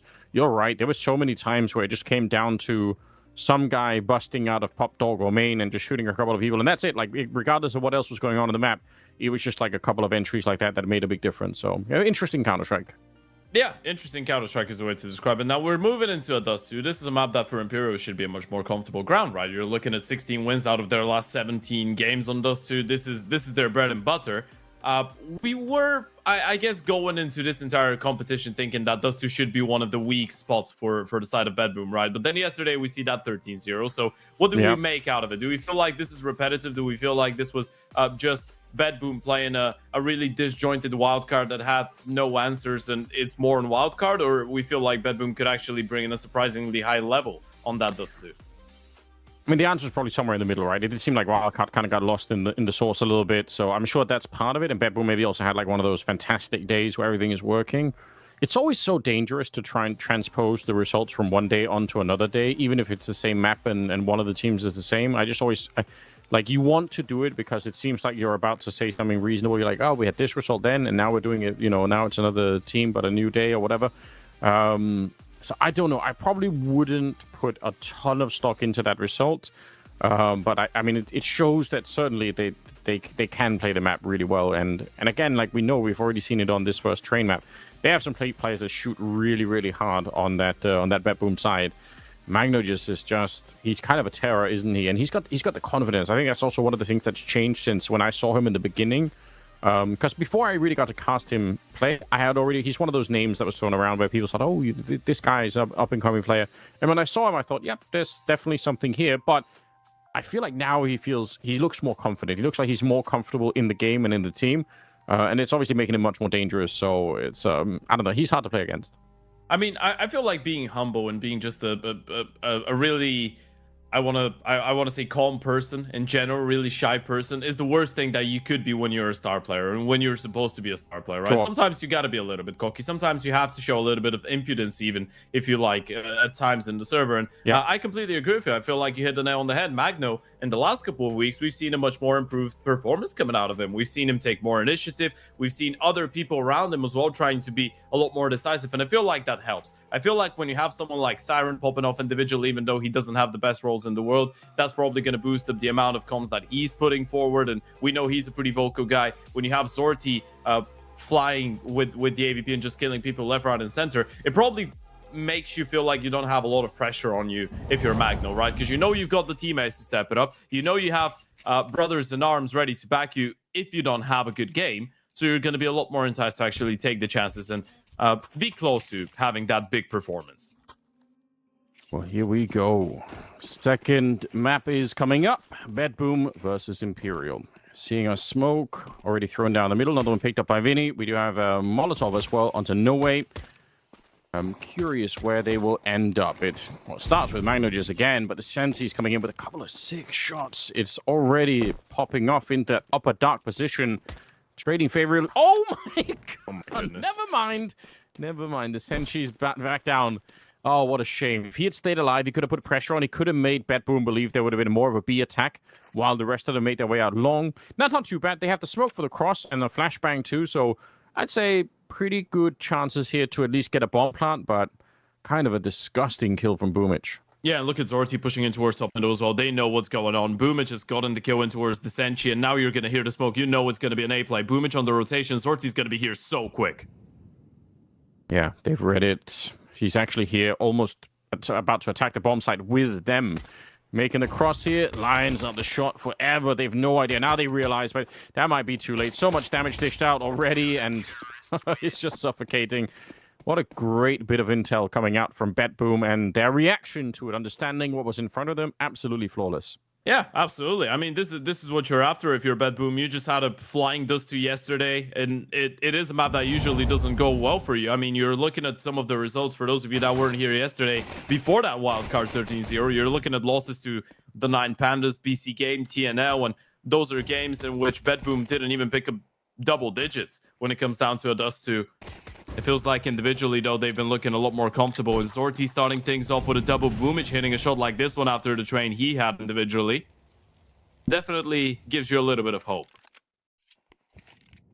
Probably fun for Boomich, too. Comes out of that first map thinking, I didn't even do anything at all. I mean, probably did a lot of calling, but in terms of the scoreboard, just pretty flat, all things considered. Now he's in a good position to drop an enormous amount of damage with a grenade. Just jiggling this corner. Gonna spot one. Ooh, throws the smoke instead. All right, there we go. There's the high explosives. He's gonna be assisted on the kill if nothing else. He has to do something. It's not perfect. Making the way across. I don't know how they're making the dinks. It sounds so brutal when you hit the Glock dink from a range there, but in truth, it doesn't do almost any damage. The Axal, 74 health after it. But the bomb does get planted, so yeah, BetBoom. Maybe giving up a couple of casualties they didn't need to. Yeah, I mean, you bring in only 5 Glocks, I think. Not a single Pity 50, not a single Deagle. Maybe No Way did have a Pity 50, but that would have been about it. No utility, you get 2 kills and a bomb plant. You're going to be pretty happy about this one if you're Imperial. And BetBoom on the other side, as you said, maybe a little bit too expensive. But hey, you hold on to the rifles. At least you don't lose any of those. It's just 2 MP9s that you throw away. And it's all about the buy rounds now. Yesterday, BetBoom were really assertive. They were putting a lot of pressure in towards the tunnels, picking up the fight in towards middle, going for a lot of late re-aggression plays in towards short. Let's see if they're going to try and put a little bit of pressure on the T side early on here as well.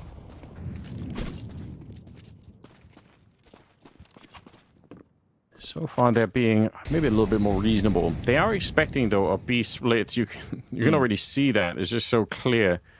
And honestly, that scaffold position for Axal that he's in, if they do go for a B split, that's probably one of the few positions you're very unlikely to clear coming in on the T side. So let's see if they're right. I mean, this looks to me like they've done some homework. Yeah, this is what you're expecting. And Zorti starting long, he's being really aggressive, not really challenged. Boomich is just delaying with utility in towards that short position. And I'm not going to lie to you. I mean, if No Way starts going back, this is going to be a clear indication that this is a B split. BetBoom might be cooking right now. Imperial are really shifting back into it.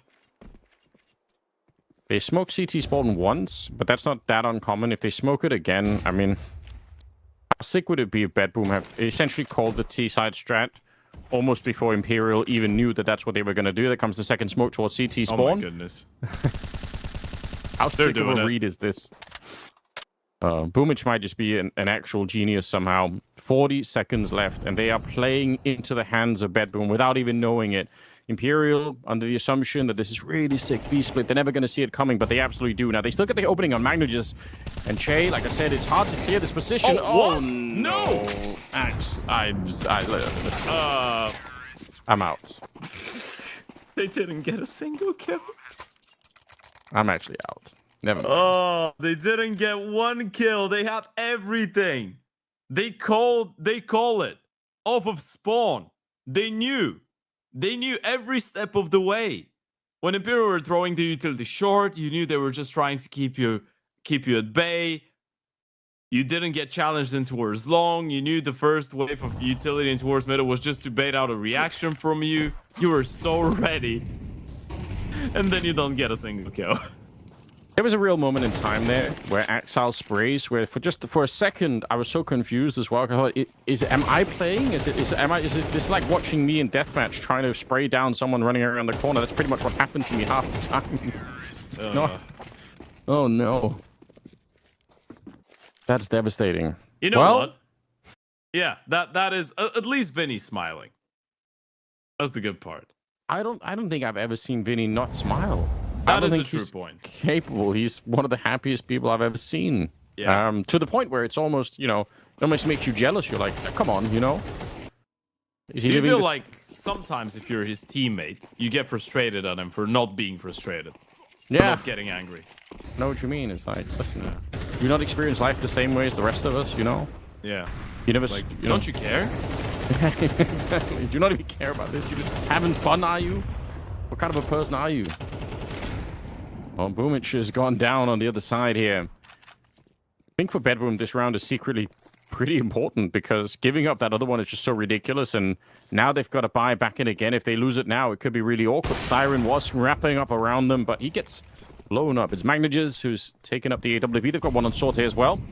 There's really no one on the other side of the map. Awkwardly, the bomb is down to the pit, so they probably would have run away otherwise, because once they kill Siren, who's flanking them, they can just walk away from that AWP up at the bomb site. But they have to keep going back here to fight the other one. Magna just picks up another one. They're still fiddling around somewhere in the back here. 3 versus 2 as Magno just finding shot after shot at range. Axile finally goes down as Che able to find it. But now the second orb is put into play. What do you do back here? No way. He gets a kill. Still, they know where Sorte is, so no way. He could run back, but instead he looks like he's going to commit to the fight.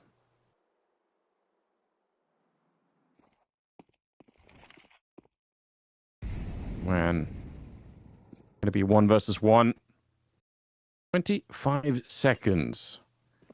He is just creeping up. There's no more utility on either side, so no HEs to try and destroy the round for us here. It's going to be an attempt at a straight-up clutch. The fact that he's low on health might not even make a big difference here because he is playing against the AWP, so it's all or nothing. Oh! That, but the wall bang to take him down. Double AWP on the BetBoom side, and they do make it out with only one of them alive, but still, important victory here, I think, for the CT side. Yeah, you absolutely needed this one, right? You couldn't afford to let that one slip there. You make such a big investment bringing in the 2 AWPs, and if you let a round like this one go against you, then you would have been in a really difficult spot. But look at the shots that are being hit. Magno, not known to be an AWPer, still able to collect the triple, and Zorti with 2 more to close it. The double AWP was the answer, and Zorti wins a straight up 1v1 try. Not too far away, but still unable to connect. Jay, is he aware? An AWP right in front. Oh, they're going to hunt it down. Sorte gets dropped. Very awkward for that last B defender now. Plenty of time as well. Imperial just going to recall that aggression. The bomb is in T-spawn, so they probably could have made a quick push to the B-bomb side anyway, but yeah, BetBoom, what do you do at this stage here? They're actually all gravitating towards the middle. Are they just going to move up and try and go aggressive? Maybe they are. That's what it feels like. Images. Ends up going down. 4 versus 3.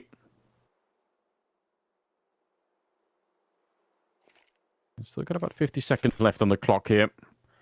Boomich on the one side, just hoping for a bit of a miracle right now. But out on long, I mean, they're pretty much setting up to just walk straight up long to that A site. Oh, he's in him. Oh my god. What is happening?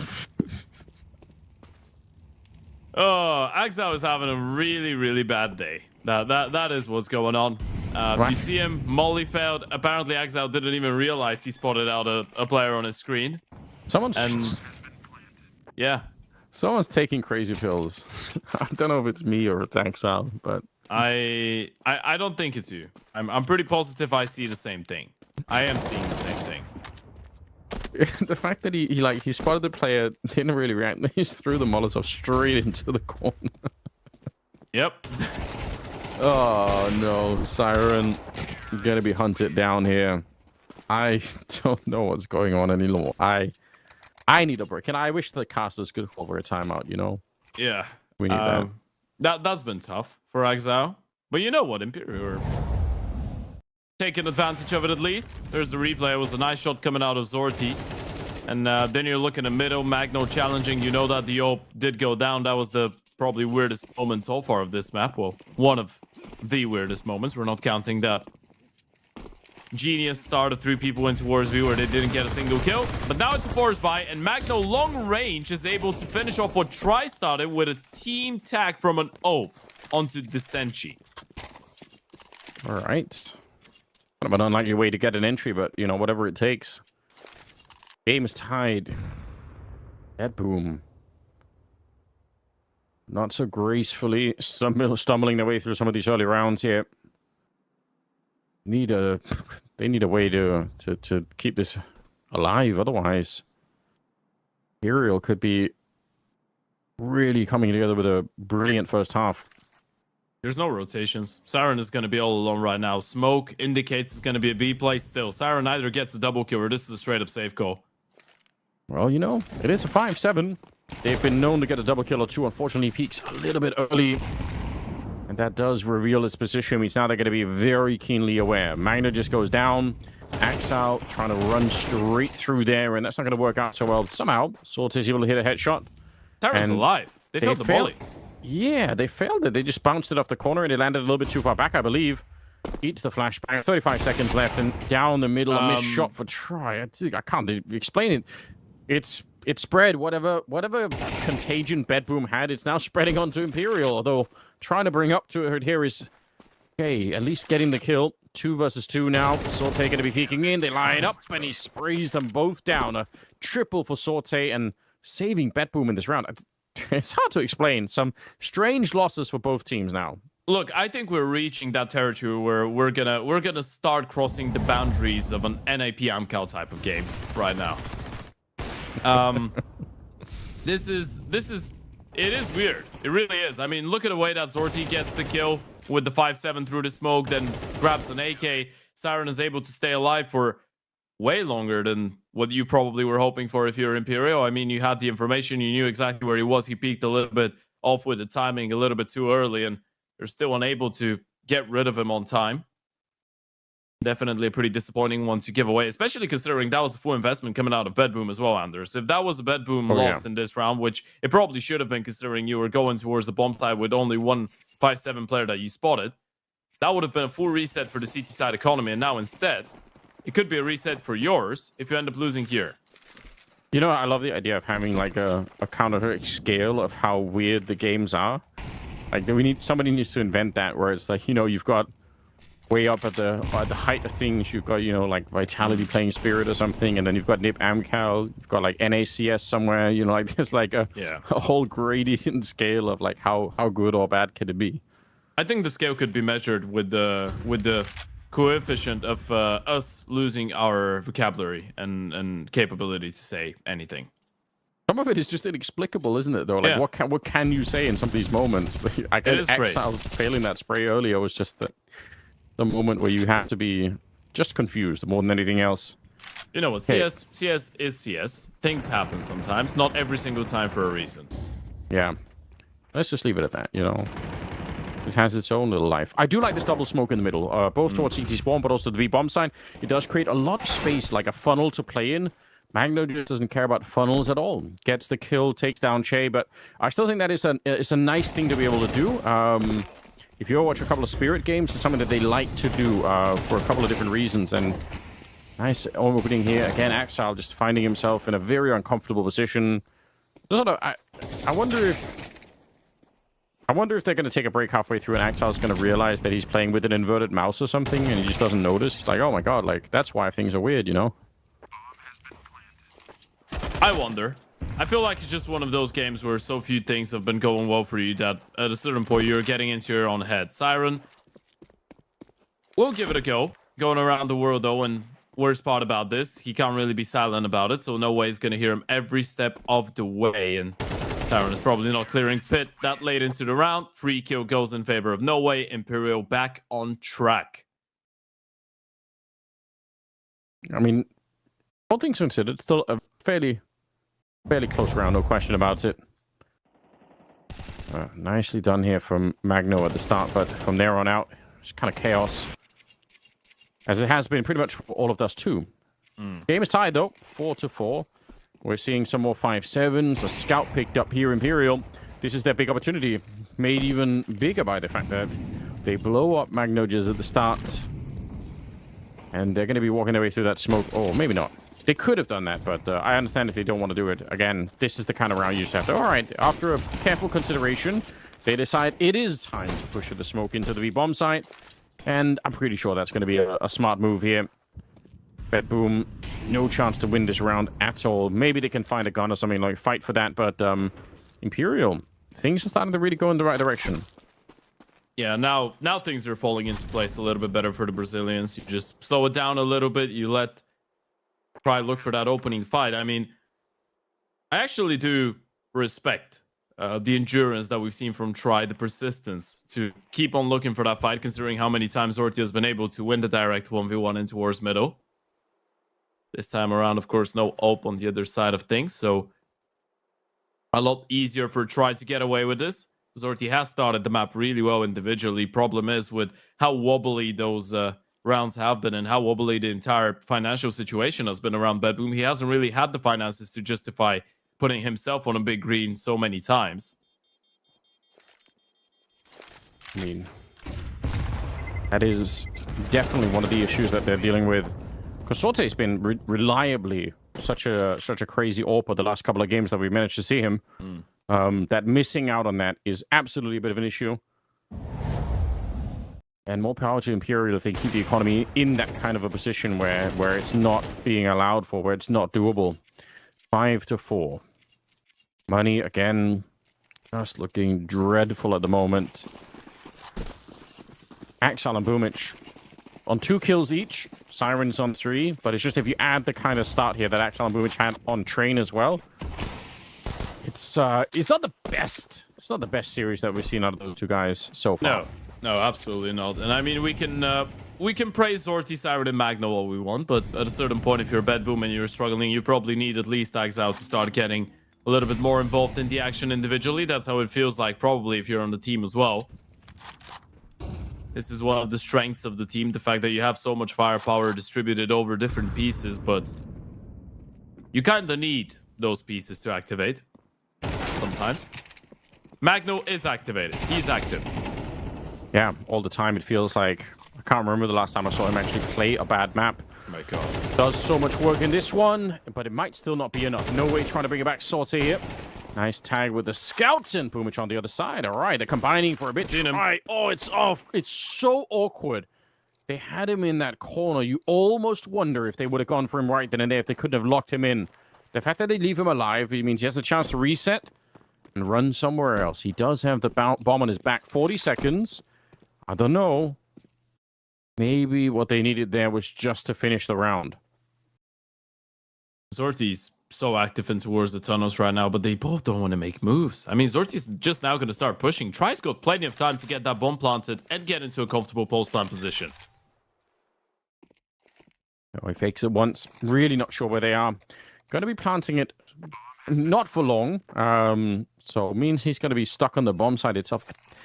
Kind of don't like it. They do also actually have a Molotov picked up, which means if they find a way to throw that, it could really put the pressure on. Missed flick on the first one. He's not quite sure where they're going to be coming from. No Molotov thrown yet, but they are getting close. There we go. Sortie trying to set it up, but it doesn't matter. Try to save the team here. Magno just trying to do whatever he can to win this round. Right? 3 kills in that lower dark position. He really tried to push BetBoom across the line here, but somehow it's not enough. Yeah, you gotta feel like Magno couldn't really do much more there. Able to get the first one on the pistol, you grab the rifle, and then you just refrag people left, right, and center. Retake doesn't work out. Try able to isolate both those fights in a perfect way, and this is what we wanted to see out of him, especially with how well Zorti's been playing. Imperial gets 6 rounds on the T side, looking to push for a little bit more. And Try starting to feel it. A lot of early pressure in towards long. No way somehow able to get away with a kill, regardless of him just being sent all alone.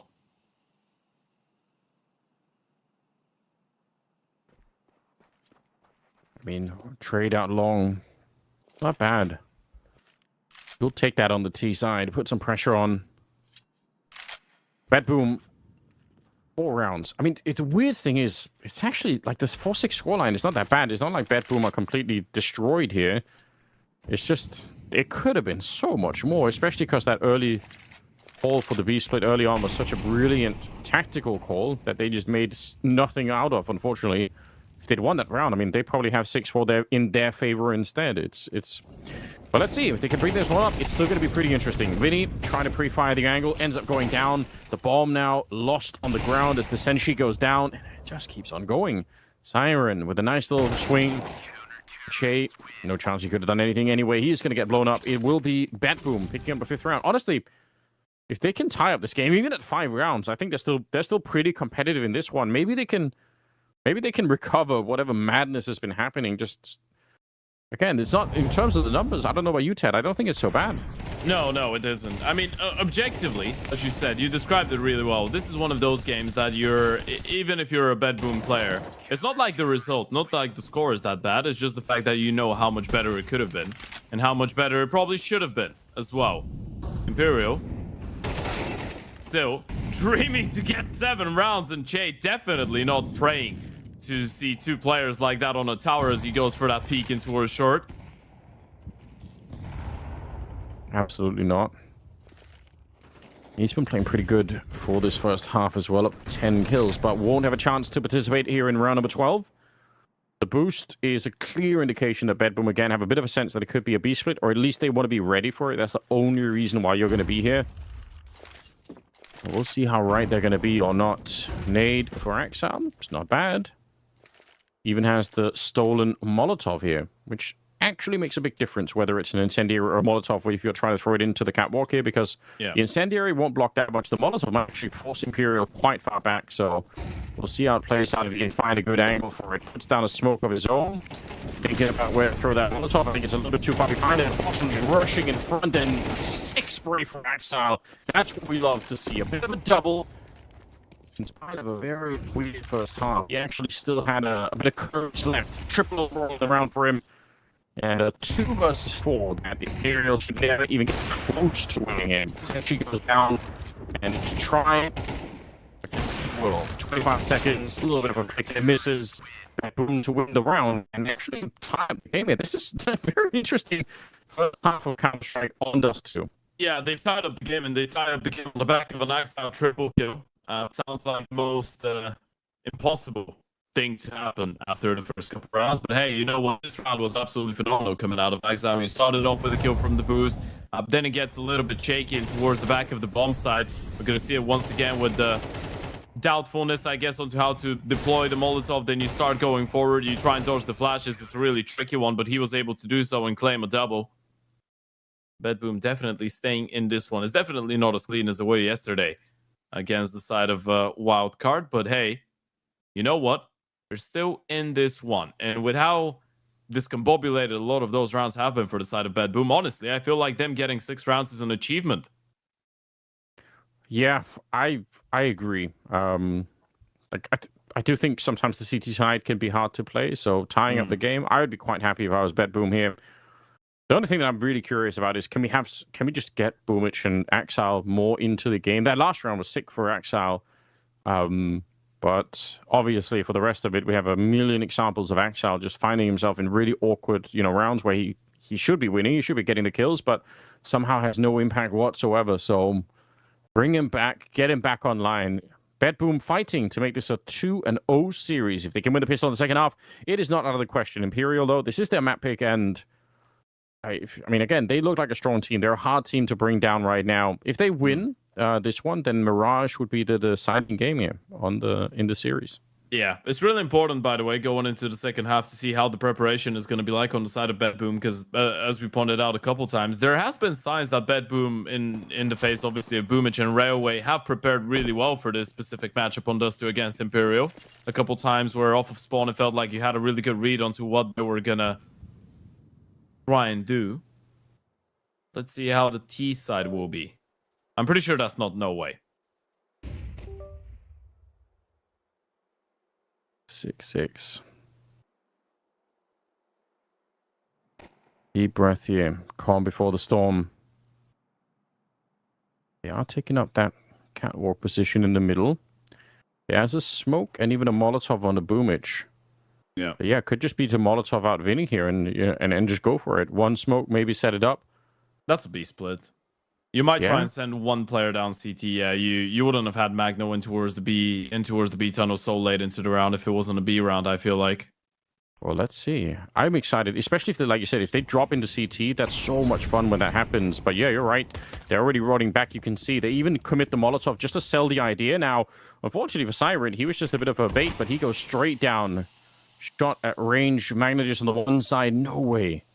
Trying not to cough inside of the smoke to reveal his position.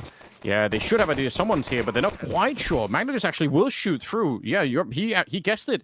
Just on the fact that there was nobody on the site. That's a very smart read. 4 on 5, but the bomb is gone down. BetBoom, they're halfway there, but still 5 people alive on the CT side. No way. Important kill. Axel back here, a good chance for him to show that he could do something, even if he's low on health here. With the clock, it's just a question of timing. The sentry takes him down, and Try will get one more kill. They clean it up and retake the bomb side like it was nothing here. Imperial, strong position, 7-6, winning the pistol round here, and that could set them up for a bit of an early run into the second half. Yeah, I mean, not often you're going to see such a heavy fake into a pistol round, by the way. So much utility just for a fake on the pistol. So, again, this is a good call coming out of the side of BetBoom. This is a good read on the situation. You're able to keep those 4 CTs occupied and towards the A-bomb side, so No Way doesn't receive any support. He just plays it perfectly, though. Pushes right through the smoke, exchanging positions with Magno, and then even being able to get the kill after the fact. You can see Zorti. I feel like I'm not sure if he's praying to the Che Jesus or to someone else, but he is praying to someone.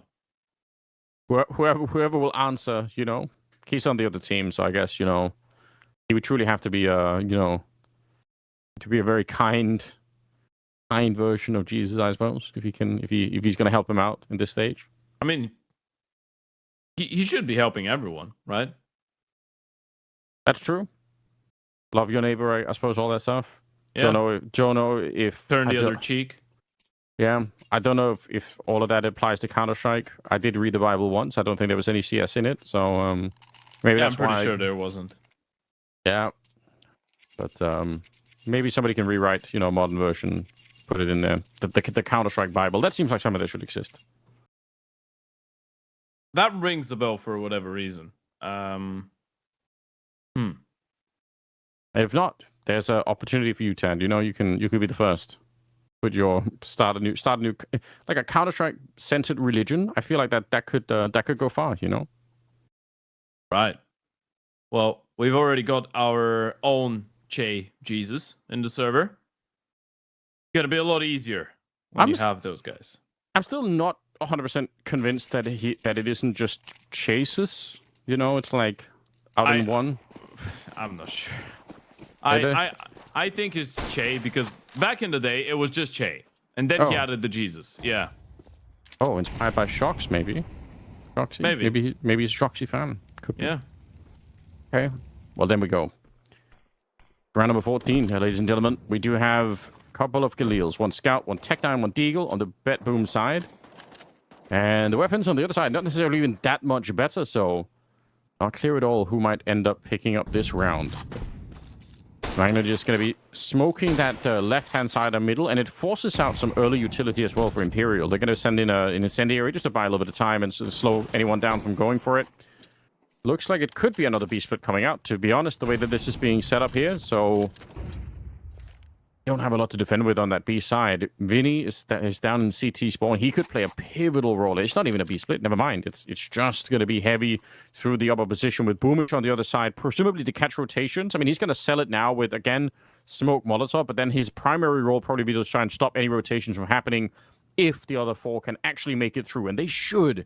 M4 and MP9. A little bit of a raised position for No Way up close, but they should power their way through. Axel gets a clean entry, and essentially here, there's nothing you can really do. I think already you should be saving.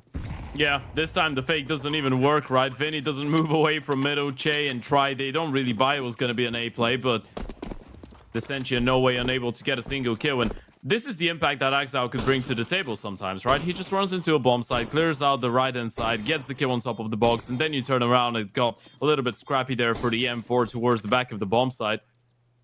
Axel with a big double kill in BetBoom with the force. will keep it going. It's going to be a leveled up game once again. We've been going toe-to-toe. It doesn't really get any closer than that. It was the same energy, I guess, in the same way that the game was going on map number 1 for those of you that are just joining in. And we keep rolling on Dust. 5 alive as well. That's going to boost up your T-side economy.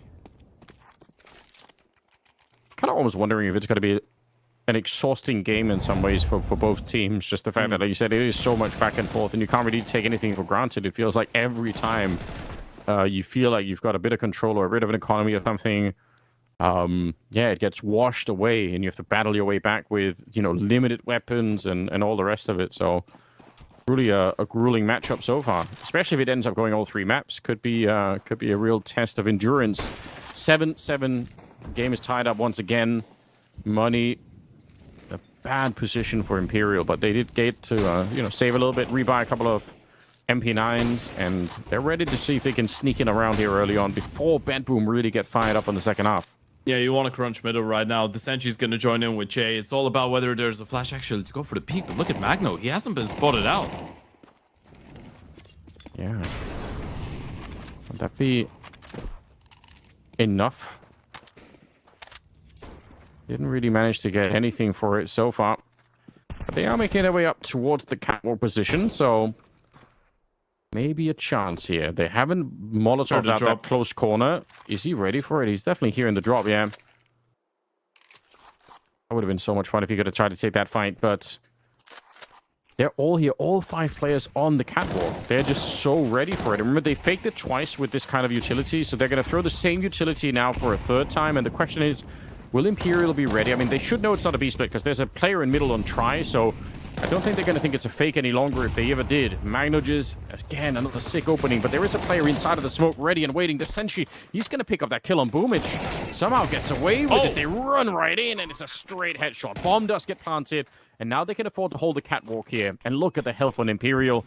They really should never get close to winning this one. Just no way with 1 MP9 and no head armor. He's flashed around the corner, and he will get the first kill there, but yeah, just escape. Just disconnect here from BetBoom, and again, they should have every chance to do it. They get 1 more on the Siren. No way, just powers on through. A 1 Galil versus 3 players on the BetBoom side, and they don't even stand a chance. I mean, the first one was even an MP9, right? Look at the HP on this engine try. Vinny can't believe it. No way is just too good. This is what Vinny's saying right now, definitely. No way just came into this one and said, hey, you know what? I'm going to win 3 1v1s. I'm going to show you guys, unless you play this one safe, you're not winning. That was supposed to be such an easy conversion. With the low HP as well, Waxout gets blinded though, and 1v1 after 1v1. Siren wasn't even looking towards short there. A little bit discombobulated from the side of BetBoom, isn't it? That's, I mean, another, I would say, an unforgivable round. There's no way, no pun intended. There's no reason why they should be able to lose that round. Yeah. It's like they weren't speaking to each other. Yeah, I mean, that is what it looks like, right? All it takes is a little bit of communication, playing it a little bit more safely, and you should be fine. Try bringing it home.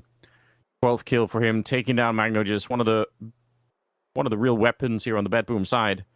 And again, they're all up on catwalk. I kind of understand why. I mean, if I'm BetBoom, I almost want to replay that last round. You pretty much did what you needed to. You got the kills. You got into the 3-3 after plant. That sounds like a 1 round right then and there. So maybe you try and do it again. But they've lost a player. They have the utility, and they've slowed it down. They're expecting that Imperial might have pushed into upper dark. So they're just taking a look. They're just making sure. We could see Imperial being very passive. And Imperial look like they, on the other hand, are expecting more of a B-split here. Yeah.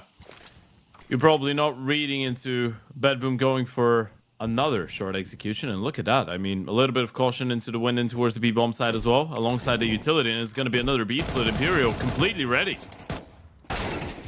Oh, what an entry for Axal. Takes down the Senshi. Finds himself in an awkward position. Vinny is, or there's no way, inside of the site here. Boomich trying to control the rotations, but it doesn't matter if they can't actually win the fight at the site. It's up to Sorte. Try and keep this one going, and he will. Had 15 bullets, and he takes down No Way. And with just 12 seconds on the clock, they're going to get the bomb planted. And because Boomich was just playing a bit of a bouncer down in CT spawn, they couldn't really rotate without running into him. Very awkward, but BetBoom, they get 1 more round. Again, it's just nobody can actually run away with this game. They're keeping it neck and neck throughout the second half here. Yeah, and one round you see Exile missing one of the easier sprays that you've ever seen him miss, and then the other you just see him get an incredibly impactful opening kill in towards that B bomb side, right? The fact that he clears out the right-hand side, this is probably the big difference maker in the round, that he gets a 1-for-1 refrag. No way, again, doing God's work in towards the B bomb side, trying to stay alive, but unable to win a key fight against Zorti. And Boomich, as you said, doing a really good job at cutting off the rotations. It could get a little bit scrappy if your teammates are not able to storm down the B bomb side in what was essentially a 3 versus 3, with Boomich being out of the equation. Same for Magno after the start of the round, but the moment that they get the kills and they get the refrags, Boomich just needs 1 kill to confirm the round. That's exactly what happened. But as you said, toe to toe, round for round, we get a tactical timeout, we get another investment coming out of the CT side. At this point, whoever loses 2 in a row would be stuck in a really difficult position. I'm not even sure if Imperial want to buy into this one. Oh, they do, with a double op as well. Okay. All right. That's a risk. I kind of like it. I mean, because this game has been so mad already, it feels like somehow this kind of is the recipe to try and do something. Just, fight fire with fire and all that. Why not? Lean in, instead of trying to dodge the damage, just lean into it. Just accept the fact that it's going to be a weird game. Try and win it with double AWP, double MP9, and 157. And the Senshi is actually going to be pushing down into lower dark, in front of the smoke here. Now, they are aware that someone could be here. They're going to know about it. You can see the Molotov throwing down from the T side, so they definitely realize that something else. A very, very deep Molotov onto the catwalk as well, but it's just not deep enough, unfortunately. Try gets to stick around. They're going to lose the other AWP down and lower. Oh, nice shot onto Magnogis, and actually, it's kind of working. The fight is happening in so many places. We can't even keep all of it. Axile steps up. He seems to have been activated. That was his 10th kill. And suddenly it's a 2 versus 1 here. Flash in, otherwise maybe Try could have had a chance, but he's been spotted as well. And now the backup is going to be there. He tries to get the no-scope in, but Axile will punish him. BetBoom to win the round. Oh, this is so crazy, man. And Axile's unlocked as well. He started getting impact kills. That crunch in towards middle, in towards the tunnels nearly works out for Imperial. The way that Try attempted that peak with the Opposo, he was fully on running towards Exile. They're playing with so much confidence, both teams right now. But as we said, this was probably the one that could make the difference. And you can see the reaction. Vinny does actually care. That is the result. We've seen him slightly frustrated. Finally. For the first time, maybe ever. I said, surprised. Yeah. I can't remember the last time I've seen anything but a smile on his face. But I guess it had to happen. I think, let's use that as like a barometer for how absurd this game has been. I mean, Train, I think in many ways was already, kind of a slightly wacky game, to be honest, but it somehow got worse on us too. What's happening? I don't know. We keep on digging. We keep digging. Yeah, what else could we do? Just we're just along for the ride anyway, we're not in control of this. Managers, nice Mac 10. All right, it's gonna get that one too. And the cool thing about having the Mac 10 here, it doesn't really matter if he dies. We all know that. So they're gonna discover him. Fine, they get the Mac 10 back. Nobody actually cares, and they will go and plant the bomb. So that means BetBoom for finally, with a couple of consecutive rounds here, right, up to 10-8. That could be a sign of things to come. It'll certainly help out their own economy going into the later rounds here, but Imperial as well. I mean, it was a risk of going for that double up setup, but honestly, it looked like it was going to work too. But then now the economy will absolutely be an issue for them going forward. Yeah, thing is, because of how long actually those force by wars, if this is what we can call them, took, and for how long it lasted, you're not even working with a maximum loss bonus right now. You're going to need a little bit of time for all of that to get built up. If you're Imperial, they will try and play for a couple exit kills. Maybe try and get their hands on a rifle, I guess. They fake flashed him with a smoke. I like it. Nearly. Write that one down, folks. This is for an Out Here video. It's creative, you gotta try and reinvent a couple of things. You just wasted a smoke. $300 out the window. I mean, it's not as creative as fake flashing with an AWP-like simple, but, still pretty safe. Yeah. Yeah, you can rate it. We're getting back to the same conversation, though. 2 rounds the difference. 10-8, no money for a big green on try. Loss bonus being a little bit of an issue. Zorti will have free reign, and having that free reign that late into the map, into the game, could be everything. This could be the difference maker. And speaking of a difference maker, BetBoom looking to switch up the pace, and that might be it. The Senshi, no way, so far have been pretty solid in towards the B bomb side, but a couple times BetBoom were able to breach the defenses. Yeah, especially for whatever reason, it seems like Axal is suddenly starting to hit some shots, so maybe they can rely on that and just get him to create one good entry here. The B split looks like it's going to be on right now, and the truth is, if the Senshi goes down here, then the bomb site's going to get wiped out. They can't really stop it. Some good damage, some nice grenades coming in from the other side, but still, no way. You could see he's very much on a bit of an island here if his teammate dies. They are back into a decent position, and they're actually going to get Brumich to go with the rest of the team, leaving Magna just very low on health, up on the catwalk position. He doesn't have any more utility either, so there won't be a lot of fake or anything else going on here. Incendiary waiting for it. He sees the grenades coming up over the wall, and he throws it down, and the question is, do they want to risk waiting it out, or do they just try and go for it here by smoking it off? And it seems like now is the time for it. No way can he actually get something done. He gets the one, but the trade is in. Boomich, he was already tacked up from earlier, but he gets a clean double entry. And suddenly, 4 versus 3 now. Some of them are very low on health, but Che on the other side, he's going to stay alive as well. Takes down Magnogis, who was up on the catwalk. 3 versus 3.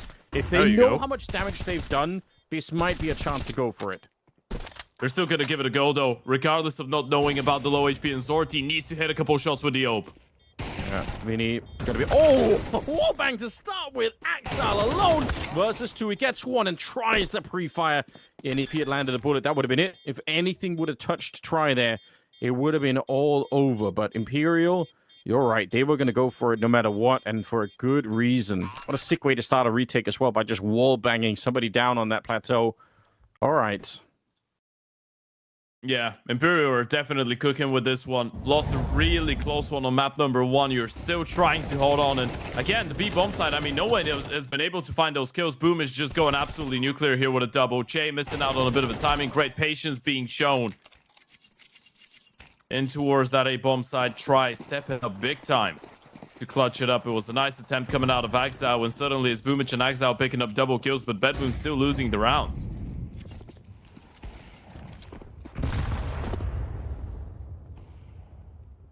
Even after a victory, you look at the money, I mean, unfortunate to be in this position.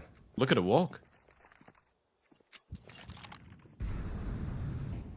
Gonna go for it. Look at this. Out the middle. No real slowdown. Flash going on over. Careful now inside of B. Again, this is super scary. The bomb is in middle, but I mean, they are putting a lot of pressure on that B position. No way goes down. Inside of the site, just a single defender left.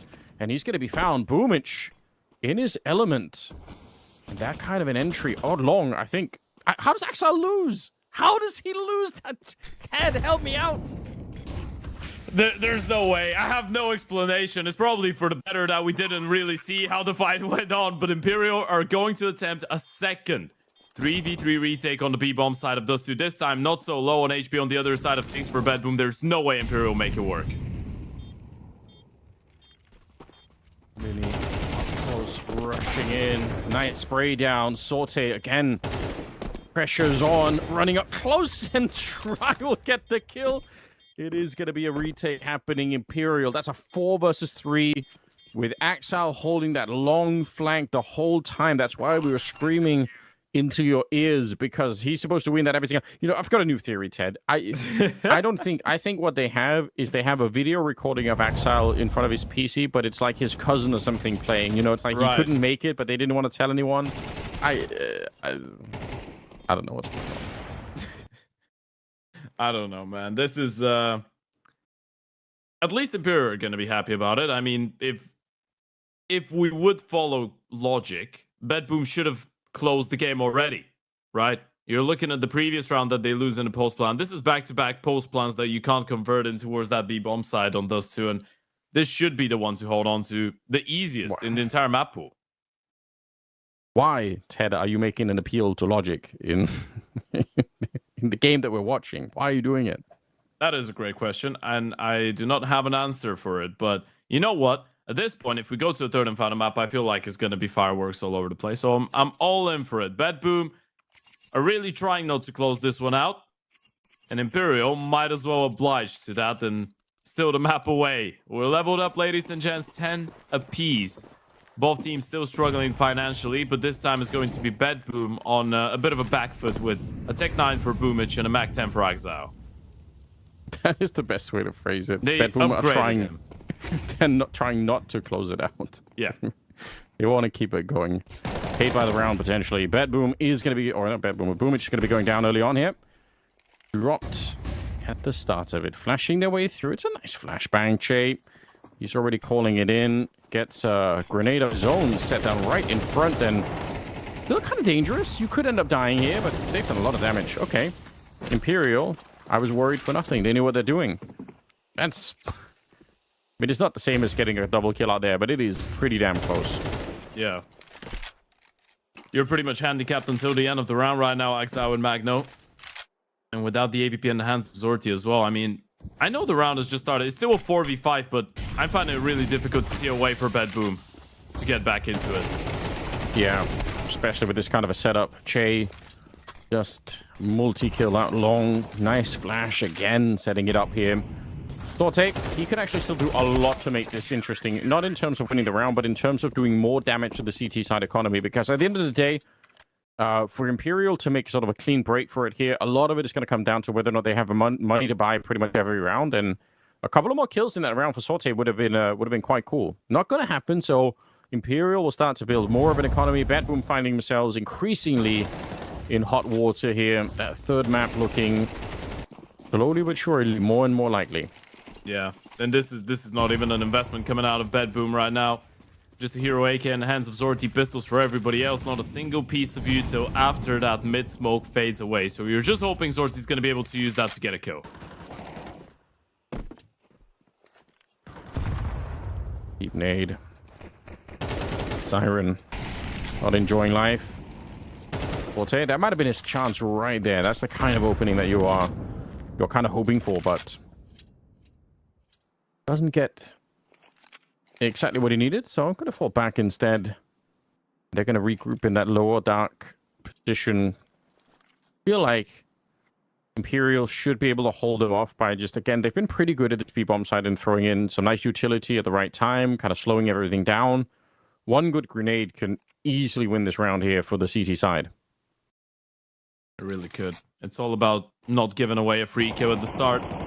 The rifle, they'll try and set him up for a multi-kill. Not really going to happen, though. It's a mold down, a 4-piece. Well, actually, a 3-piece coming out of no way. A double coming out of the Senchi, but a clean hold in towards that B-bomb side. Imperial get 2 map points and 2 chances. Send us to a third map. Do they have it in them? I mean, at this point, it feels like it, doesn't it? The game is tilting towards Imperial. If I had to make a guess right now, just based off the last 3 or 4 rounds, I would say yes, Imperial are now in a position to bring us that third map, which again, not that bad. What else are we going to do on a Friday night but watch some good Counter-Strike? Say good. Watch some Counter-Strike. Yeah. It depends on what your definition of good is. You're having a good time with it. I am. I actually am having a good time. I would say it's it's exciting. It's unpredictable in a way. Mirage third map. Classic. Let's just do it, To hell with it. Might as well. Unless BetBoom want to send us into OT first and then go to a Mirage. That sounds like an even better idea, even more fun. I mean, it would be in line with how the map's been playing out so far.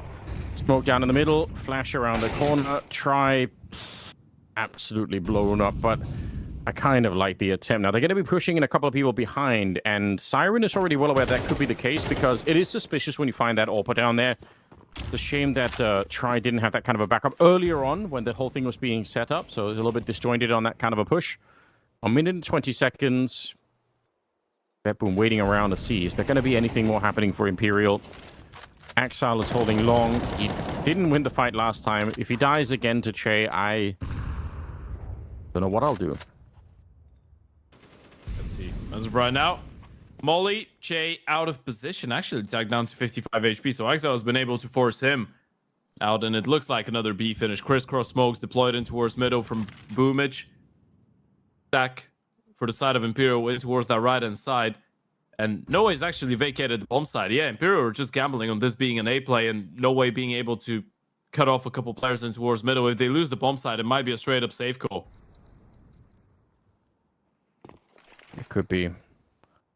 Honestly, I mean, it's not the end of the world, right? You're right at the closing point. Boomage. Some of the entries he's had in the, at the end of the half year has been pretty interesting.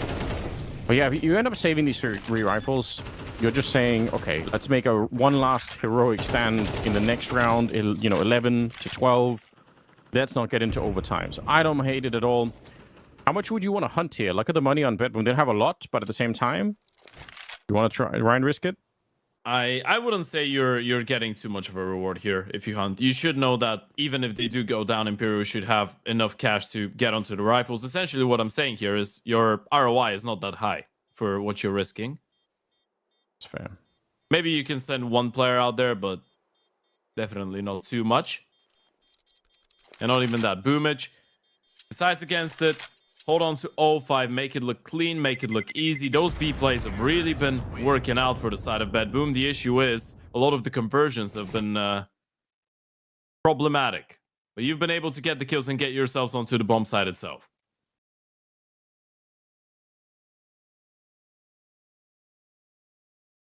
Boomage taking charge of the conversation. One more round. And it's overtime. Been an insanely unpredictable round. I feel like half the time when there is a bit of a setup and you can kind of see, all right, they've got someone in the corner, it's going to be sick here, then it just somehow doesn't work out the way that you're expecting. Like I said, unpredictable to say the least. Sorte gonna get smoked off, so he will just back off into the corner here a little bit, and no fight happens.